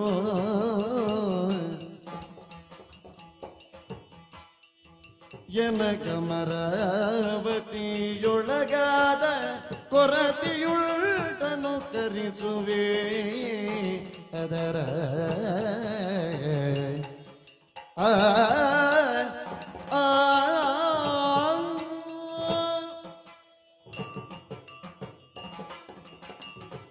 ಕಿರಿಯಣ್ಣ ಕಿರಿಯಣ್ಣ, ನೀವೊಂದೊಂದು ಮಾರ್ಗವನ್ನ ಆಲೋಚಿಸಿಕೊಂಡು ಆ ಮಾರ್ಗದಲ್ಲಿ ನಡೆಯುವಂತಹ ಬಗೆಗೆ ಮುನ್ನಡಿ ಇಟ್ಟಿರಿ. ಆದ್ರೆ ಈ ಪ್ರಪಂಚದಲ್ಲಿ ನಿಮ್ಮನ್ನು ಕಂಡು ಹಿಡಿಯದೆ ಕುಳಿತುಕೊಳ್ಳಬಹುದು, ಆದ್ರೆ ನನ್ನನ್ನು ಕಂಡು ಹಿಡಿಯದೆ ಕುಳಿತುಕೊಳ್ಳುವುದಕ್ಕೆ ಸಾಧ್ಯ ಉಂಟೆ? ಹೌದು, ಯಾಕೆಂದ್ರೆ ನಮ್ಮಲ್ಲಿಯೇ ಎಲ್ಲರಿಗಿಂತ ಹೆಚ್ಚು ಪ್ರಸಿದ್ಧ ನೀನೆ. ಹೌದು ಹೌದು, ಮೂರು ಲೋಕದ ಗಂಡ ಎನ್ನುವಂತಹ ಬಿರುದನ್ನು ಪಡೆದವನು. ಮೊನ್ನೆ ದೇವಲೋಕಕ್ಕೆ ಹೋಗಿ ಬಂದವ. ಅದೇ ದೇವಲೋಕದಲ್ಲಿ ಹೋದಂತಹ ಒಂದು ಘಟನೆಯ ಪರಿಣಾಮದಿಂದಾಗಿ ಅದರ ಉಪಯೋಗ ಈ ಕಾಲಕ್ಕೆ ನನಗೆ ಒದಗಿ ಬಂದ ಹಾಗೆ ಆಯಿತು. ಓಹೋ, ಅದೆಂತದ್ದು? ದೇವಲೋಕದಲ್ಲಿ ನನಗೊಂದು ಶಾಪ ಸಿಕ್ಕಿತು. ಊರ್ವಶಿ ನನ್ನನ್ನು ಬಯಸಿ ಬಂದಳು. ಒಲ್ಲೆ ಎಂದಂತಹ ನನಗೆ ನಪುಂಸಕನಾಗಿ ಹೋಗು ಎನ್ನುವುದಾಗಿ ಶಾಪವನ್ನು ಕೊಟ್ಟಳು. ಒಂದು ರೀತಿಯಲ್ಲಿ ಎಲ್ಲರೂ ಹೇಳುವುದು ಹಾಗೆ ಅಲ್ವ, ಸ್ವರ್ಗದಲ್ಲಿ ಶಾಪ ಎನ್ನುವಂತಹದ್ದಿಲ್ಲ, ಸ್ವರ್ಗದಲ್ಲಿ ಸಿಕ್ಕುವುದೆಲ್ಲವೂ ವರ ಎನ್ನುವುದಾಗಿ. ಒಂದು ರೀತಿಯಲ್ಲಿ ಇದು ಶಾಪ ಅಂತ ಹೇಳಿ ಕಂಡರು. ನನ್ನ ಅಯ್ಯನಾದಂತಹ ದೇವೇಂದ್ರ ಮತ್ತಾಡಿ ಹೇಳಿದ, ಇದು ನಿನಗೆ ಮುಂದೆ ಅಜ್ಞಾತ ವಾಸದ ಕಾಲದಲ್ಲಿ ಉಪಯೋಗಕ್ಕೆ ಬರುತ್ತದೆ ಎನ್ನುವುದಾಗಿ. ಹಾಗಿದ್ರೆ ನಪುಂಸಕ ಅಂದ್ರೆ ಎಷ್ಟು ಅಂತ ಅದಕ್ಕೊಂದು ಅವಧಿ ಉಂಟು? 1 ವರ್ಷದ ಅವಧಿ. ಪೂರ್ತಿ ಅಲ್ಲ. ಬಹುಶಃ ಹೀಗಿರ್ಬೇಕು. ಈಗ ವರ ಕೊಡುವುದು ಯಾರಿಗೆ? ಅಲ್ಲ, ವರ ಕೊಡುವುದು ಯಾರಿಗೆ? ಅಪೇಕ್ಷಿಗಳಿಗೆ. ಹೌದು, ಈಗ ನೀನೇ ಲೋಕದ ವರ, ಮತ್ತೆ ನಿನಗೆ ವರ ಕೊಡುವುದಿಲ್ಲಿಂದ, ಹಾಗಾಗಿ ಶಾಪ ಕೊಟ್ಟದ್ದಿರ್ಬೇಕು. ಯಾಕೆ 3 ಲೋಕದ ಗಂಡ ಅಲ್ವಾ ನೀನು? ಹೌದು, ಮತ್ತೆ ನಿನಗೆ ವರ ಕೊಡ್ಲಿಕ್ಕೆ ಆಗ್ತದೆ, ಅದಕ್ಕೆ ಬಹುಶಃ ಶಾಪ ಕೊಟ್ಟದ್ದು ಅಲ್ವಾ? ಈಗ ತಾಯಿಯಾದವಳು ಈಗ ತಿನ್ನು ಬೇಕು ಬೇಕು ಅಂತ ಮಗು ಹಠ ಹಿಡಿದಾಗ ಮೊದಲಿಗೆ ಬೇಡ ಬೇಡ ಹೇಳುದು, ಆಮೇಲೆ ಏನೋ ಅವಳ ಯೋಚನೆಯಲ್ಲಿ ಇರ್ತಾಳೆ, ಈಗ ತಿನ್ನು ತಿನ್ನು. ತಿನ್ನು ಅಂದ್ರೆ ಅದು ಕೋಪದಿಂದ ಕೊಟ್ಟದ್ದು ಅಂತ ಅರ್ಥ ಅಲ್ಲ. ಕೋಪವಿದ್ದರೂ ಆ ಕೋಪದಲ್ಲಿಯೂ ಪ್ರೀತಿ ಇರುತ್ತೆ, ಆದ್ರೂ ಕೊಟ್ಟದ್ದು ತಿನ್ನುವುದಕ್ಕೆ ಹೌದಲ್ಲ? ಹೌದು. ಈಗ ಊರ್ವಶಿ ನಮಗೆ ಹಾಗೆ ಅಲ್ವ? ತಾಯಿಯ ಸದೃಶ. ಅಂತಹ ತಾಯಿ ಕೊಟ್ಟಂತಹ ಶಾಪವೇ ನನಗೆ ವರವಾಗಿ ಪರಿಣಮಿಸಿತು. ಗಂಡುಗಲಿತನವನ್ನ ಮರೆಮಾಚುವುದಕ್ಕೆ ಅದರ ವಿನಿಯೋಗವನ್ನ ನಾನು ಮಾಡಿಕೊಳ್ತೇನೆ ಹಾಗಂತ ಹೇಳಿ ಸುಮ್ಮನೆ ಕುಳಿತುಕೊಳ್ಳುವುದಕ್ಕೆ ಸಾಧ್ಯ ಉಂಟು? ಅಲ್ಲ, 1 ವರ್ಷಕ್ಕೆ ನೀನು ಅದನ್ನು ಆಹ್ವಾನಿಸಿಕೊಳ್ಳಬಹುದು ನಿನ್ನ ಶರೀರಕ್ಕೆ. ಕೆಲಸ ಎಂತದ್ದಪ್ಪ? ಕೆಲಸ ಸ್ವರ್ಗಲೋಕದಲ್ಲೇ ಕಲಿತಂತಹ ವಿದ್ಯೆ, ಚಿತ್ರಸೇನ ಗಂಧರ್ವನಿಂದ ಕಲಿತಂತಹ ನಾಟ್ಯಶಾಸ್ತ್ರವನ್ನ ಆ ಕಾಲದಲ್ಲಿ ಶಿಷ್ಯವೃತ್ತಿಯವನ್ನ ಮಾಡಿಕೊಂಡು ನಾನು ಪಾಠವನ್ನು ಕಲಿತೆ. ಆದರೆ ಈಗ ಇಲ್ಲಿರುವಂತಹ ರಾಣಿಯವರಿಗೆ ಆ ನಾಟ್ಯಶಾಸ್ತ್ರವನ್ನ ಕಲಿಸುವುದರ ಮುಖಾಂತರವಾಗಿ ನಾಟ್ಯಶಾಸ್ತ್ರದ ಗುರುವಾಗಿ ನಾನು ಕಾಣಿಸಿಕೊಳ್ಳುವುದಕ್ಕೆ ಸಾಧ್ಯವಾಗಿದೆ. ಅಲ್ಲ, ಗಂಡು ಮಕ್ಕಳು ನಾಟ್ಯ ಅಭ್ಯಾಸ ಮಾಡಬಾರದು ಅಂತಿಲ್ಲ, ಆದ್ರೆ ಸಾಮಾನ್ಯವಾಗಿ ಲೋಕ ವ್ಯವಹಾರ ಹೇಗೆ ಕೇಳಿದೆ, ನಾಟ್ಯಾದಿ ಲಲಿತ ಕಲೆಗಳಲ್ಲಿ ಹೆಚ್ಚು ಆಸಕ್ತರು ಸ್ತ್ರೀಯರೇ ಅಲ್ವಾ? ಆದ್ದರಿಂದ ಸ್ತ್ರೀಯರ ಮಧ್ಯದಲ್ಲಿ ಇದ್ದುಕೊಂಡು ಅವರಿಗೆ ನಾಟ್ಯ ಕಲಿಸುವಂತಹ ಕಾಯಕ, ಅದಕ್ಕೆ ಒಂದರ್ಥದಿಂದ ಗಂಡಸರಾಗುವುದಿಲ್ಲ. ಹೌದು, ಆದ್ರೆ ಹೆಸರು ಬೇಕಲ್ಲ? ಹೆಸರು ಬೇಕು. ಬೃಹನ್ನಳೆ ಎನ್ನುವುದಾಗಿ ಹೆಸರು, ಅಭಿಧಾನವನ್ನು ಇಟ್ಟುಕೊಳ್ಳಿ. ಬೃಹನ್ನಳ. ಹೇಗೆ ಅಣ್ಣ, ಹಿರಿಯಣ್ಣ? ಈ ಮಾರ್ಗವನ್ನು ನಾನು ಕಂಡುಕೊಂಡಿದ್ದೇನೆ. ದೇವಲೋಕದಲ್ಲಿ ನಿನಗೆ ಶಾಪ ರೂಪದಲ್ಲಿ ಸಿಕ್ಕ ವರವನ್ನು ಈಗ ನೀನು ಬಳಸಿಕೊಳ್ಳುತ್ತೇನೆ ಎಂದರೆ ಮತ್ತೆ ಎರಡನೇ ಉಪಾಯ ಇಲ್ಲದಿದ್ದಾಗ ಇದನ್ನು ಒಪ್ಪಿಕೊಳ್ಳಲೇಬೇಕು. ಅಣ್ಣನಾಗಿ ನನ್ನ ಮನಸ್ಸಿನಲ್ಲಿ ಈಗ ತುಮುಲ ಏನಲ್ಲ, ಅಂತಹ ಭೀಮಸೇನ, ಇಂತಹ ಅರ್ಜುನ ಇವರೆಲ್ಲ ಅಡಗಿ ಕುಳಿತುಕೊಳ್ಳಬೇಕೇ ಆದರೂ ಇಷ್ಟು ವರ್ಷಗಳು ನಾವೆಲ್ಲ ಸಂಪಾದನೆ ಮಾಡಿದ ಶಸ್ತ್ರಾಸ್ತ್ರಗಳು ಕಡಿಮೆ ಏನಲ್ಲ. ಇವನ್ನೆಲ್ಲ ನಾವು ಏನಾದರೂ ಒಂದು ವ್ಯವಸ್ಥೆ ಮಾಡಬೇಕಲ್ಲ. ಓ, ಆಯುಧ ಹಿಡ್ಕೊಂಡು ಹೋಗುವಾಗಿಲ್ಲ ಅಲ್ಲ. ಧನುಜರ ಯುಧಗಳ ವರ ಬನ್ನಿ ಮರಕಾಗ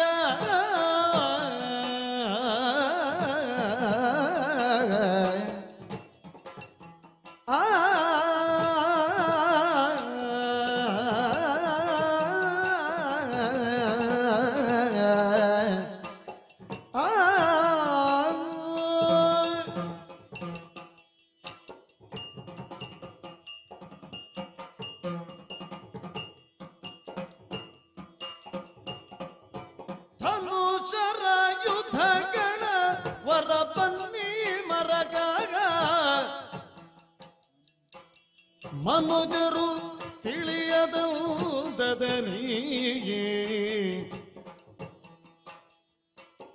ಹೆಣನಾಕಾರದಲ್ಲಿ ಚರ್ಮದಿ ಸುತ್ತಿ ಹೆಣನಾಕಾರದಲ್ಲಿ ಚರ್ಮದಿ ಸುತ್ತಿ ಬಿಗಿದು ಜಲ್ನುಳಿಯರ್ಗೆ ನಮಿಸಿ ಧರ್ಮಜನು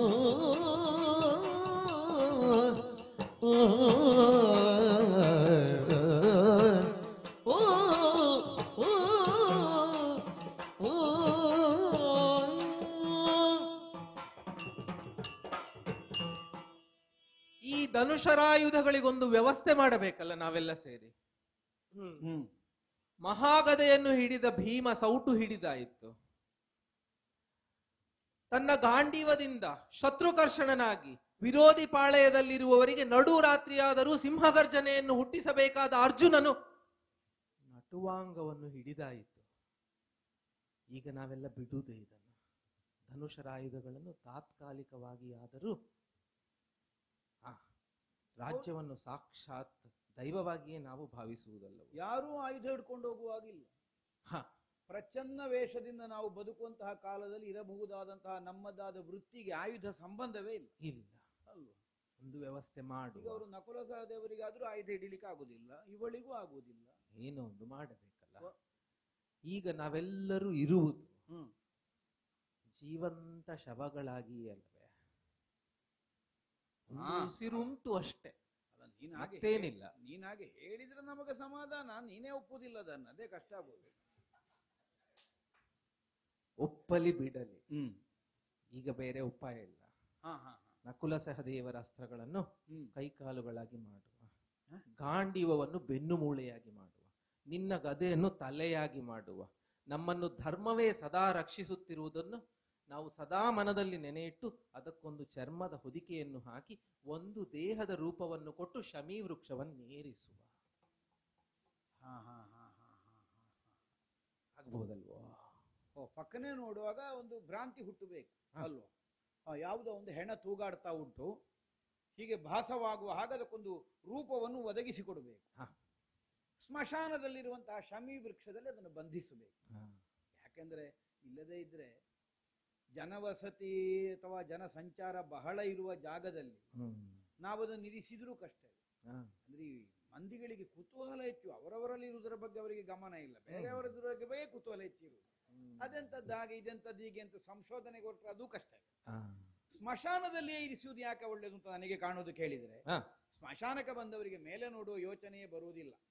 ಯಾಕೆಂದ್ರೆ ಸ್ಮಶಾನಕ್ಕೆ ಬರುವುದು ಯಾಕೆ? ಅವರೇ ದುಃಖದಲ್ಲಿ ಇರ್ತಾರೆ. ಆಗ ಬಂಧುಗಳನ್ನು ಕಳಕೊಂಡೋ, ಸಂಬಂಧಿಕರನ್ನು ಕಳಕೊಂಡೋ, ಆಪ್ತೇಷ್ಟರನ್ನು ಕಳಕೊಂಡೋ ಸ್ಮಶಾನಕ್ಕೆ ಬರ್ತಾರೆ. ಆ ಕಾಲದಲ್ಲಿ ಮತ್ತೆ ಸುತ್ತಮುತ್ತ ನೋಡ್ಲಿಕ್ಕೆ ಅವರಿಗೆ ವ್ಯವಧಾನ ಉಂಟು, ಅವರು ತಲೆ ಕೆಳಗಾಗಿ ಕಣ್ಣೀರಾಗ್ತಾ ಇರ್ತಾರೆ. ನೋಡಿದರೂ ಇದು ನಮಗೆ ಬೇಕು ಅನಿಸ್ತಾ. ಬಟ್ ಸ್ಮಶಾನದಲ್ಲಿರುವುದಾದ್ದರಿಂದ ಒಂದು ಶವ ಅನ್ನುವುದಕ್ಕೆ ದೊಡ್ಡ ವಿಶೇಷ ಏನು ಹುಟ್ಟುವುದಿಲ್ಲ. ಒಂದು ವೇಳೆ ತಲೆ ಎತ್ತಿ ನೋಡಿದ್ರೆ ಅದು ಶವದ ಹಾಗೆ ಕಾಣ್ತದೆ. ಹೌದಾ? ಹಾಗಾಗಿ ಅದೇ ಒಳ್ಳೆಯದು. ಬಂಧಿಸುವ ಮಾತ್ರವಲ್ಲ, ಅತೀವ ಧೈರ್ಯವಂತರು ಯಾರಾದರೂ ಬಂದು ಕೇಳಿದರೆ ಹಾ. ಹೀಗಾಗಬಾರದು ಅಂತ ಶಮಿ ವೃಕ್ಷಕ್ಕೆ ನಮ್ಮದೊಂದು ಪ್ರಾರ್ಥನೆಯನ್ನು ಮಾಡುವ. ರಕ್ಷಣೆ ಬೇಕಲ್ಲ ಅಲ್ವೇ? ಅವಧಿಯೊಳಗೆ ಪಾರ್ಥ ಬಲ್ದೋರ್ವ ಕೇಳಿದರೆ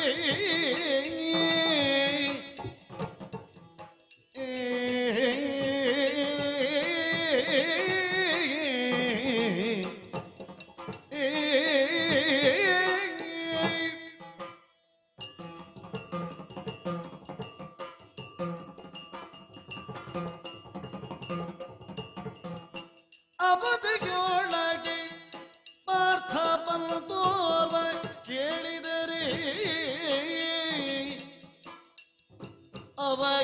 ಅವಗೀಗುವುದಲ್ಲದೆ ಬೇರೆ ಪವನ ಸಂಭವ ಮೂರ್ಖನ ತಗಿಯದಿರೆಂದು ಪವನ ಸಂಭವ ಮೂರ್ಖನ ತಗಿಯದಿರುವುದು ಅವನೀಚ ನಮರರ್ಗೆ ಮಣಿದ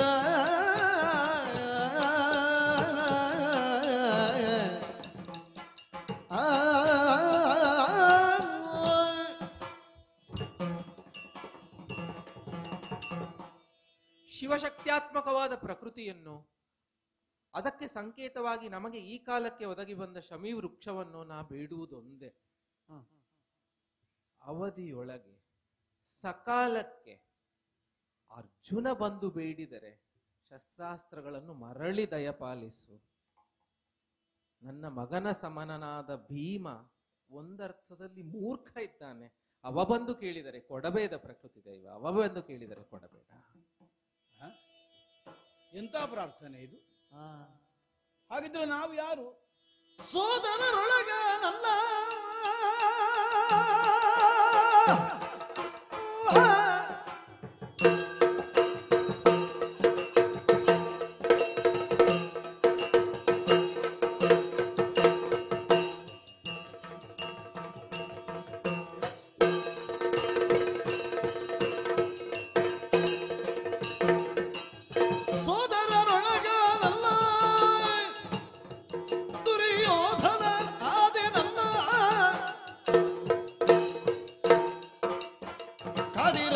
ಸುರಜಾಲ ನಾನು ಇದರೆ ತಡೆಯಲಿ ಕಾಲ.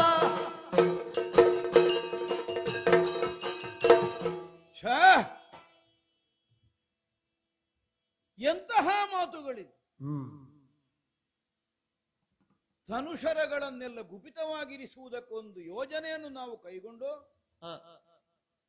ಅದನ್ನು ಹೆಣನಾಕಾರದಿಂದ ಸುತ್ತಿ ಶಮಿ ವೃಕ್ಷದಲ್ಲಿ ಬಂಧಿಸಿದ್ರೆ ಪಕ್ಕನೆ ನಮ್ಮನ್ನು ಗುರುತಿಸುವುದಕ್ಕೆ ಅವಕಾಶವಾಗದೇ ಇರುವಂತಹ ಒಂದು ಸ್ಥಿತಿಗಾಗಿ ಈ ಸನ್ನಿವೇಶವನ್ನು ನಾವು ಸ್ವೀಕರಿಸಬೇಕಾದ ಅನಿವಾರ್ಯತೆ ಇದೆ ಅಂತ ನಾನು ಮೊದಲಿಗೆ ಭಾವಿಸಿದೆ. ಈಗ ನೋಡಿದ್ರೆ ಆಯುಧಗಳೆಲ್ಲ ಹೆಣನಾಕಾರದಲ್ಲಿ ಆದದ್ದು. ಆಯುಧ ಹಿಡಿಯಬೇಕಾದ ಭೀಮ ಹೆಣ ಆದದ್ದಿಲ್ಲಿ. ಏನ್ ಹೇಳಿದ ನಮ್ಮಣ್ಣ? ಪ್ರಕೃತಿಯನ್ನೇ ಉದ್ದೇಶಿಸಿ ಅಲ್ಲ, ಲೋಕ ಸಾಕ್ಷಿಗಳಾದಂತಹ ದೈವ ದೇವರುಗಳನ್ನು ಸಾಕ್ಷಿಯನ್ನಾಗಿಸಿ ವರ್ಷ ಕಾಲದ ಅವಧಿಗೆ ಪಾಂಡವರದ್ದಾದಂತಹ ಆಯುಧವನ್ನು ಸಂರಕ್ಷಿಸುವಂತಹ ಹೊಣೆಯನ್ನವರ ಸಾನ್ನಿಧ್ಯಕ್ಕೆ ಒಪ್ಪಿಸಿ ಅವರಲ್ಲಿ ಮಾಡಿಕೊಂಡ ಪ್ರಾರ್ಥನೆ ಅಂತದ್ದು. ಅವಧಿಯೊಳಗೆ ಪಾರ್ಥ ಬಂದು ಕೇಳಿದರೆ ಈ ಆಯುಧಗಳನ್ನು ಕೊಡು, ಆದರೆ ವಾಯುಸುತನಾದಂತಹ ಈ ಮೂರ್ಖ ಭೀಮ ಕೇಳಿದರೆ ಕೊಡಬೇಡ.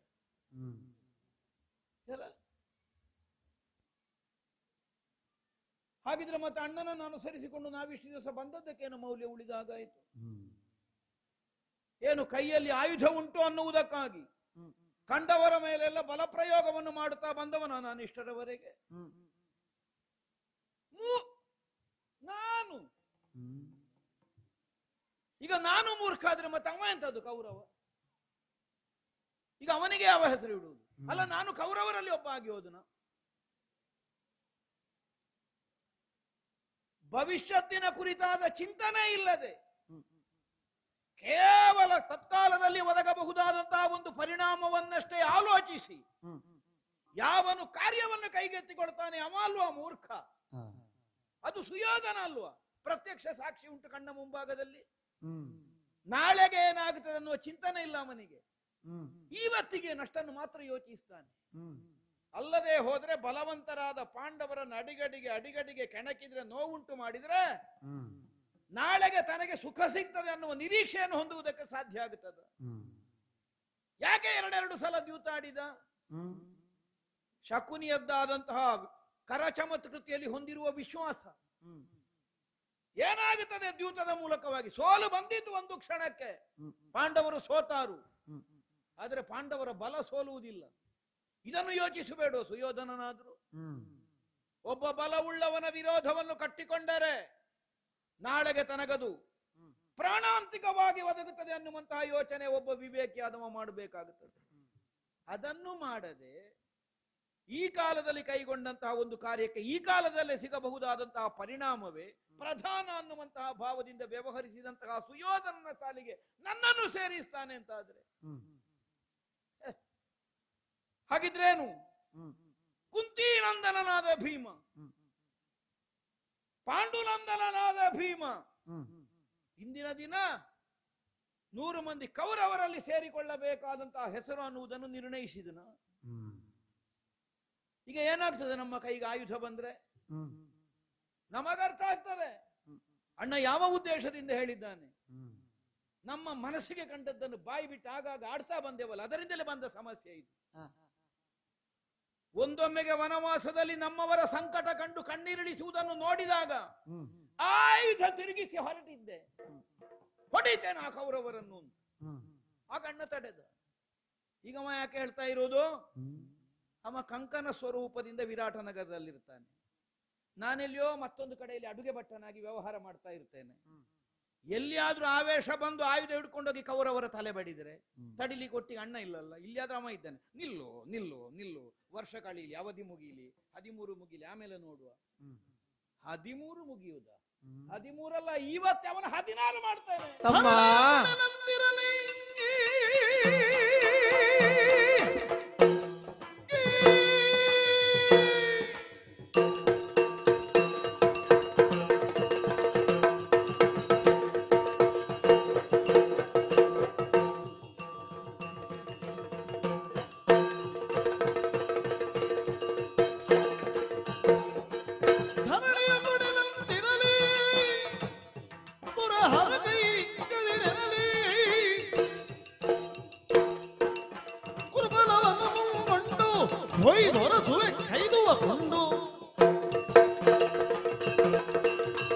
ಮಳೆ ಅಂತ ಇಲ್ಲ, ಗಾಳಿ ಅಂತ ಇಲ್ಲ, ಚಳಿ ಅಂತ ಇಲ್ಲ.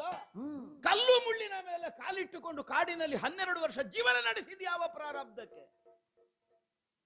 ಅಣ್ಣನಿಗೆ ಬೇಸರ. ಅಣ್ಣನನ್ನು ಅನುಸರಿಸಿಕೊಂಡಿರಬೇಕಾದ ತಮ್ಮನ ಕರ್ತವ್ಯ. ಈಗ ಆ ಮೂರ್ಖ ಮಾಡಿದ್ದು ಮೋಸ ಅನ್ನೋದು ಎಲ್ಲರಿಗೂ ಗೊತ್ತಿಲ್ವಾ?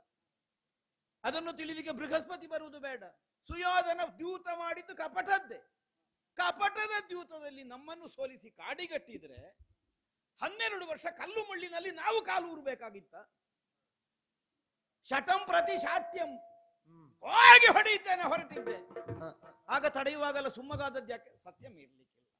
ಅವ ಮಾಡಿದ್ದು ಮೋಸವೇ ಆಗಲಿ, ಆದ್ರೆ ನಾವು ಸತ್ಯವಂತರವುದಲ್ಲ, ನಾವು ಒಪ್ಪಿದ ಹಣ ಅಲ್ವ.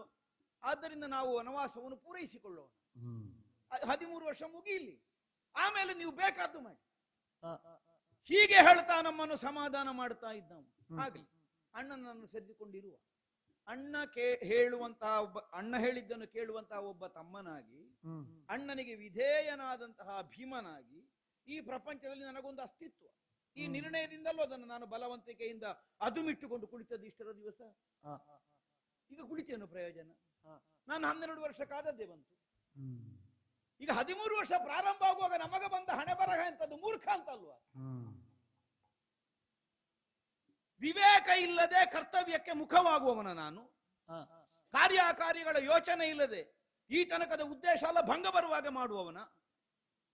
ಈ ಒಂದು ಅಪನಂಬಿಕೆಯಿಂದ ಅಲ್ವಾ ಹೇಳಿದ್ದು ಅವನಿಗೆ ಆಯುಧ ಕೊಡುವುದು ಬೇಡ. ಈಗ ಬೇಕಾದ್ರೆ ಹೇಳಿಯಪ್ಪ, ಅರ್ಜುನನೊಬ್ಬ ಬಂದ್ರೆ ಆಯುಧ ಕೊಡು, ಮುಗಿಲಿ, ಅಲ್ಲಿಗೆ ವಾಕ್ಯ ಮುಗಿಲಿ. ಮೂರ್ಖನಾದ ಭೀಮ.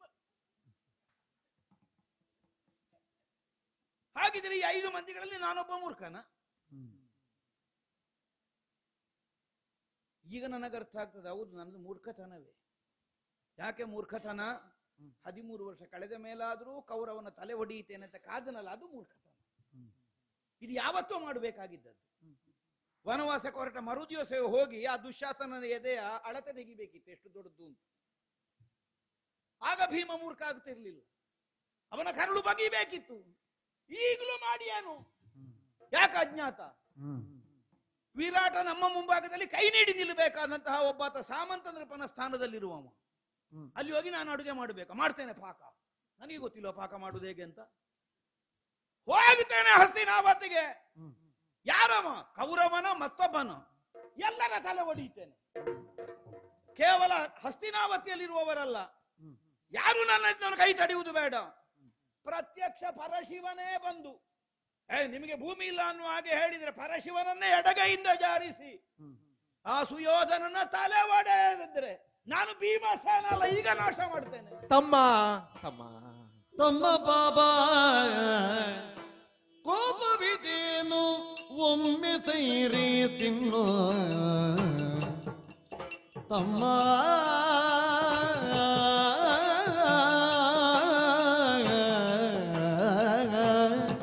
ಬಾಬಾ.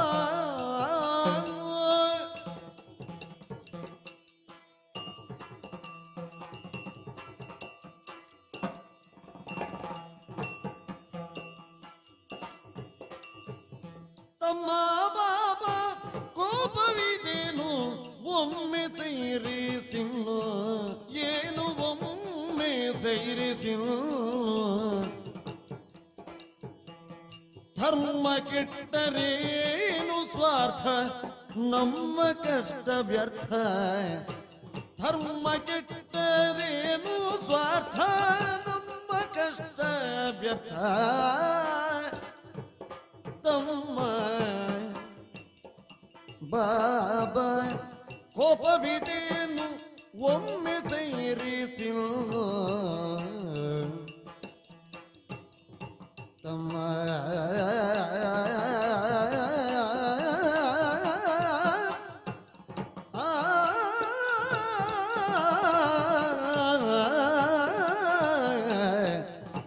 ಕೋಪವಿದೇನು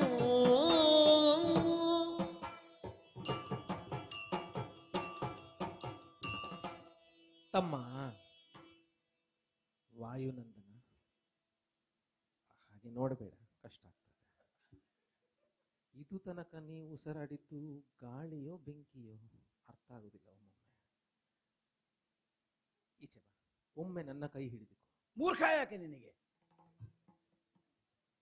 ಕಷ್ಟ ಬಂದಾಗ ಆದಿ ಬಂದು ಅಣ್ಣ ತಮ್ಮಂದಿರಿ ಅಂತ ಹೇಳ್ತಾರೆ.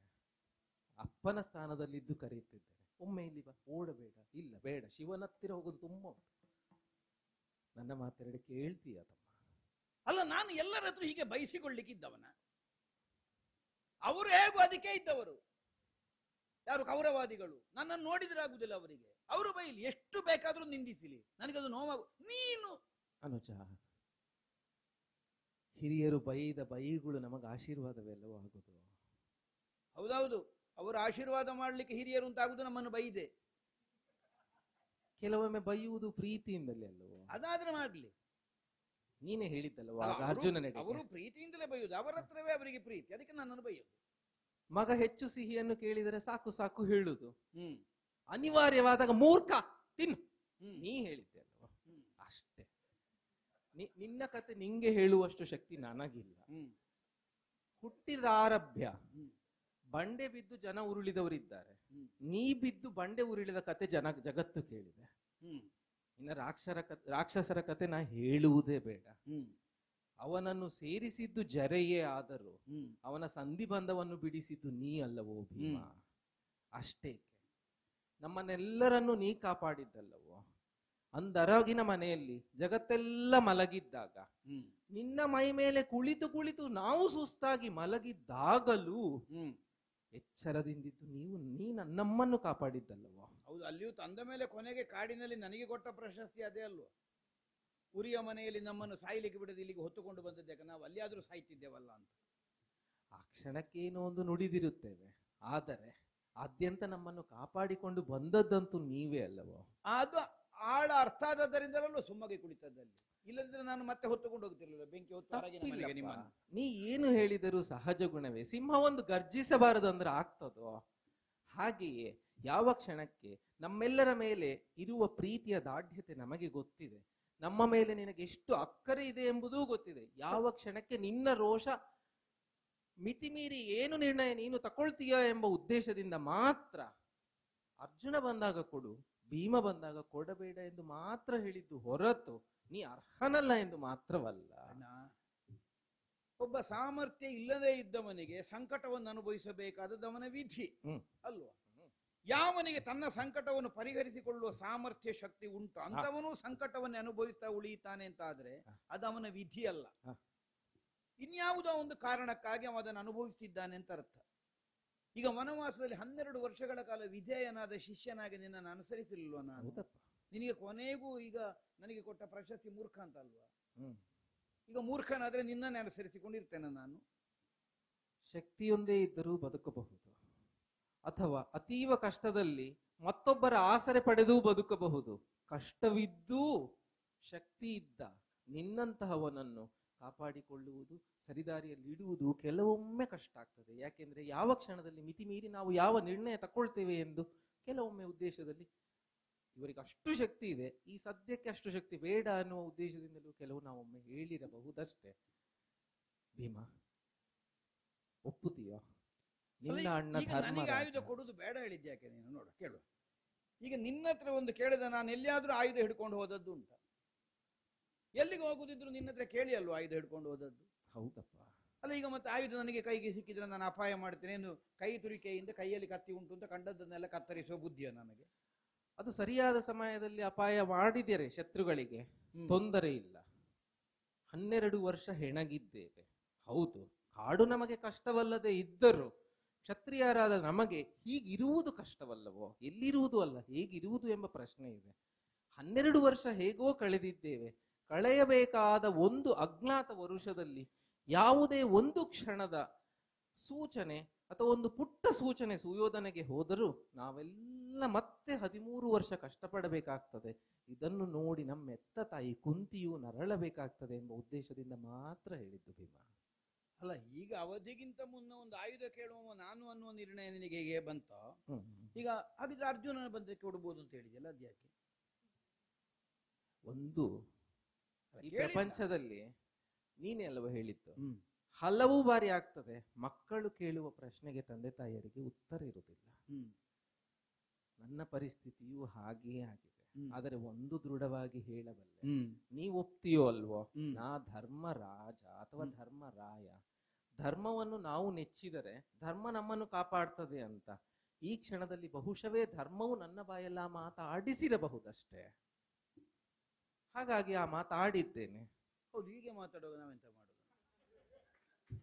ಉಪಾಯ ಇಲ್ಲದಿದ್ದಾಗ ಏನು ಮಾತಾಡುದು ಅರ್ಥ ಆಗುದಿಲ್ಲ. ಅಲ್ಲ, ಯಾಕೆ ಅಂದ್ರೆ ಕೊನೆಗೆ ನೀನು ನಮ್ಮನ್ನು ಕಟ್ಟಿ ಹಾಕುದು ಹೀಗೆ. ಯಾವಾಗ ನಾನು ಹೇಳಲಿದ್ದು ನಿಮಿತ್ತ ಮಾತ್ರ, ಧರ್ಮವೇ ನನ್ನ ಹತ್ರ ಹೇಳಿಸ್ತಾ ಇದೆ, ದೈವವೇ ನನ್ನ ಹತ್ರ ಹೇಳಿಸ್ತಾ ಇದೆ. ಹೀಗಾಗಿದ್ರೆ ದೈವ ಯಾಕೆ ಹೇಳಿತು ಅನ್ನುವುದಕ್ಕೆ ನಾವೊಂದು ಕಾರಣ ಹುಡುಕಬೇಡ್ವಾ? ಈಗ ಆಗುದು ಸಮಸ್ಯೆ ಅದು. ಈಗ ಧರ್ಮವೇ ಹೇಳಿಸಿದೆ ಅಂದ್ರೆ ನೀನ್ ಹೇಳಿ ನಿಲ್ಲಿಸಬಹುದು. ಧರ್ಮವೇ ನನ್ನ ಕುರಿತಾಗಿ ಅಂತಹ ಒಂದು ಮಾತುಗಳನ್ನು ಹೇಳುತ್ತದೆ ಅಂತ ಆದರೆ, ಈಗ ಧರ್ಮವೇ ನನ್ನನ್ನು ಮೂರ್ಖ ಅಂತ ಹೇಳಿದಾಗ ಆಗಲಿ, ಹಾಗೆ ಹೇಳಲಿಕ್ಕಿಲ್ಲ. ಅಥವಾ ದೈವವೇ ನನ್ನನ್ನು ಮೂರ್ಖ ಅಂತ ಹೇಳಿದಾಗ ಆಗಲಿ. ಶಾಸ್ತ್ರಜ್ಞರು ಹೇಳ್ತಾರೆ ನದಿ ಮೂಲ, ಋಷಿ ಮೂಲ ಇತ್ಯಾದಿಯನ್ನು ಹುಡುಕಬಾರದು ಅಂತ. ಹೌದು, ಧರ್ಮದ ಮೂಲವನ್ನು ಹುಡುಕ್ಲಿಕ್ಕೆ ಹೋಗುವ ತಮ್ಮ ನನಗಿದ್ದಾನೆ ಅಂತ ಹೆಮ್ಮೆ ಆಗ್ತದೆ ಅಷ್ಟೇ. ಅಲ್ಲ, ಮೂರ್ಖರ ಮೂಲವನ್ನು ಹುಡುಕಬಾರದು ಅಂತ ಏನಾದ್ರೂ ಒಂದು ಹೊಸ ಉಕ್ತಿ ಸೇರಿಸಲಿಕ್ಕೆ ಉಂಟು ಅಂತ ಭಾವಿಸಿದೆ ನಾನು. ಧರ್ಮಜ, ಶೌರ್ಯದ ಪರಿಪಾಕವೇ ಹೀಗೆ. ನಿನ್ನಷ್ಟು ಶಕ್ತಿ ಇರುವನು ಇಂತಹ ಪರಿಸ್ಥಿತಿಯಲ್ಲೂ ಹೀಗೆ ಮಾತನಾಡಬಲ್ಲ ಎಂಬುದು ಪ್ರಪಂಚಕ್ಕೊಂದು ಉದಾಹರಣೆಯಾಗಲಿ. ಇರಲಿ ಅಣ್ಣ, ಆಯುಧ ನಮ್ಮ ಕೈಗೆ ಬಂದರೇನಾಗುತ್ತದೆ? ನನಗೆ ಹೋಗಿ ಕೌರವರ ತಲೆ ಹೊಡೆಯುತ್ತೇನೆ ಅನ್ನೋದು ಪ್ರಧಾನ ಅಲ್ಲ. ಆಯುಧ ಬಂದ್ರೆ ಏನಾದೀತು? ಭೀಮನ ಕೈಗೆ ಆಯುಧ ಬಂದ್ರೆ ಏನಾದೀತು? ನಿನಗುಂಟಾದ ಆತಂಕ ಅದು ಅಂತ ನನಗೆ ಈಗ ಅರ್ಥ ಆಯ್ತು. ಎಲ್ಲಿಯಾದ್ರೂ ಭೀಮನ ಕೈಗೆ ಅವಧಿಗಿಂತ ಮುನ್ನ ಆಯುಧ ಬಂದರೆ ಪಾಂಡವರನ್ನು ಗುರುತಿಸಲಿಕ್ಕೆ ಬೇರೆ ಕುರುಹೇ ಬೇಡ, ಪಾಂಡವರು ಅಂತ ಗೊತ್ತಾಗಿ ಬಿಡ್ತಾರೆ. ಹಾಗಿದ್ರೆ ಅರ್ಜುನ ಬಂದ್ರೆ ಹೇಗೆ? ಅರ್ಜುನನಿಗೆ 1 ವರ್ಷ ಆಯುಧವೇ ಬೇಡ. ಯಾಕೆಂದ್ರೆ ಅವನು ನಪುಂಸಕ, ಅವನಿಗೆ ಆಯುಧ ಎಂತದ್ದಕ್ಕೆ ನಪುಂಸಕನಿಗೆ. ದೈವ ನಿರ್ಣಯದಿಂದ 1 ವರ್ಷದ ನಪುಂಸಕತನವನ್ನು ಅನುಭವಿಸಬೇಕಾದವ. ನಿನಗೆ ದೈವ ಅಂತ ಹೇಳುವಾಗ ನನಗೆ ನೆನಪಾದದ್ದಿದು, ದೈವ ಧರ್ಮ ಅಂತ ಹೇಳುವಾಗ. ದೈವ ನಿರ್ಣಯವಾದ್ರೆ ಯಾಕೆ 1 ವರ್ಷದ ನಪುಂಸಕತನವನ್ನು ಊರ್ವಶೀ ದೇವಿಯ ಶಾಪದಂತೆ ಅನುಭವಿಸಬೇಕು. ನಪುಂಸಕನಿಗೆ ಆಯುಧ ಬೇಕು ಅಂತ ಕಾಣುವುದಕ್ಕೆ ಇಲ್ಲ. ಆದ್ದರಿಂದ ಅರ್ಜುನ ಬಂದು ಕೇಳಿದ ದಿವಸಕ್ಕೆ ಆಯುಧ ಕೊಡು ಅಂದ್ರೆ ಅರ್ಥ ಏನು? ಆಗ ಅಜ್ಞಾತದ ಅವಧಿ ಮುಗಿದಿರ್ತದೆ. ಅಜ್ಞಾತದ ಅವಧಿಗಿಂತ ಮುನ್ನ ಆಯುಧವೇ ಹಿಡಿಯಬೇಕಾದ ಪ್ರಸಂಗ ಬಂದರೂ ಭೀಮ ಆಯುಧ ಹಿಡಿಯಬಾರದು. ಭೀಮ, ನೀ ಹೇಳಿದ ಮಾತಿಗೆ ಜಗತ್ತಲ್ಲ, ನಾವಿರುವುದಾದರೂ ಈಗ ಸ್ಮಶಾನದಲ್ಲಿ ಅಲ್ಲವೋ? ಅಲ್ಲಿ ಮಲಗಿದವರು ಎದ್ದು ಚಪ್ಪಾಳೆ ಕೊಡ್ತಾರೆ. ಇಷ್ಟು ಒಳ್ಳೆಯ ಮಾತಾಗಿದೆ. ಎಂಥದೋ ಒಂದು ಅಪಾಯದ ಸೂಚನೆ ಕಾಣ್ತದೆ ನನಗೆ, ಒಂದು ಅಪಾಯದ ಸೂಚನೆ ಉಂಟು. ನಿನ್ನ ಪ್ರಾರ್ಥನೆ ವಿನಾಕಾರಣ ಬರ್ಲಿಕ್ಕಿಲ್ಲ. ಮತ್ತೆ ಪಾಂಡವರ ಆಯುಧ ಯಾರಿಂದ ತೆಗಿಲಿಕ್ಕಾಗುದಿಲ್ಲ, ಬಿಡು. ಅದೇ ರಕ್ಷಣೆಗೆ ಬೇರೆ ಜನ ಬೇಡ, ಅದನ್ನು ಮುಟ್ಲಿಕ್ಕೆ ಸಾಧ್ಯ ಇಲ್ಲ ಅವರಿಗೆ. ಅವಧಿಗಿಂತ ಮುನ್ನ ಆಯುಧ ಹಿಡಿಬೇಕಾದ ಪ್ರಸಂಗ ಬಂದೀತಲ್ವಾ? ಸನ್ನಿವೇಶ ಸೃಷ್ಟಿಯಾದೀತು ಅಂತ ಎಂಥದೋ ಒಂದು ಅಪಾಯದ ಮುನ್ಸೂಚನೆ ಉಂಟಿದ್ರಲ್ಲಿ. ಆಗಲಿ, ಆಯುಧ ಹಿಡಿಯುವುದಿಲ್ಲ. ಆಯ್ತು, ನಾವೆಲ್ಲರೂ ಸೇರಿ ಇದೇ ಶಸ್ತ್ರಾಸ್ತ್ರಗಳಿಗೆ ಪ್ರಾರ್ಥನೆ ಮಾಡಿ ಮುಂದಿನ ಕಾರ್ಯಕ್ಕೆ ಸರಿ ಹೋಗುವ. ವಿರಾಟ ನಗರದ ಹತ್ರ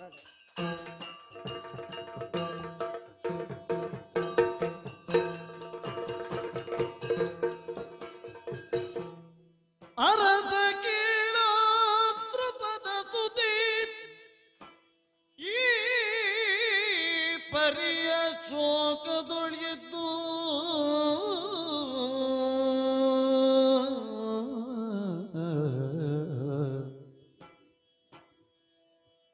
ದ್ರುಪದ ಸುತೆಯೇ ಪರಿಯ ಶೋಕದೊಳೆಯದ್ದು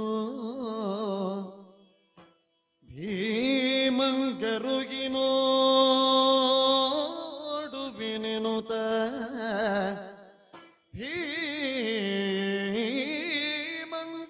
ಭೀಮಂಗರುಗಿನೋಡುಬಿ ಎನ್ನುತ್ತ ರಾತ್ರಿಯುಳ್ ಓರ್ವರರಿಯದನು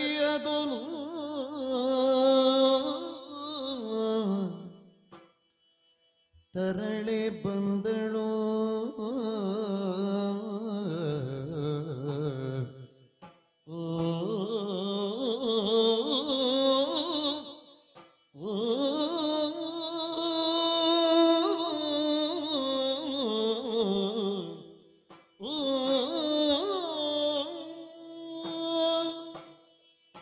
ವಿಧಿ ಅನ್ನುವವನು ನನ್ನ ಕುರಿತಾಗಿ ಇಷ್ಟೂ ನಿಷ್ಕರುಣಿಯಾಗಿ ಹೋದನೆ.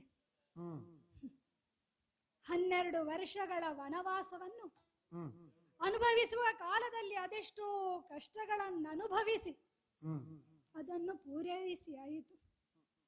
ಇನ್ನು 1 ವರ್ಷದ ಅಜ್ಞಾತವಾಸ. ಪತಿಗಳೈವರೂ ಕೂಡ ಒಬ್ಬೊಬ್ಬರು ಒಂದೊಂದಾಗಿ ತಮ್ಮ ವೇಷವನ್ನ ಮರೆಸಿ ಹೆಸರನ್ನು ಬೇರೇರಿಸಿಕೊಂಡು ಕಾರ್ಯತತ್ಪರರಾದರೂ ಆಯ್ಕೆ ಮಾಡಿದಂತಹ ನಗರ ಯಾವುದು ಕೇಳಿದ್ರೆ ವಿರಾಟ ನಗರ.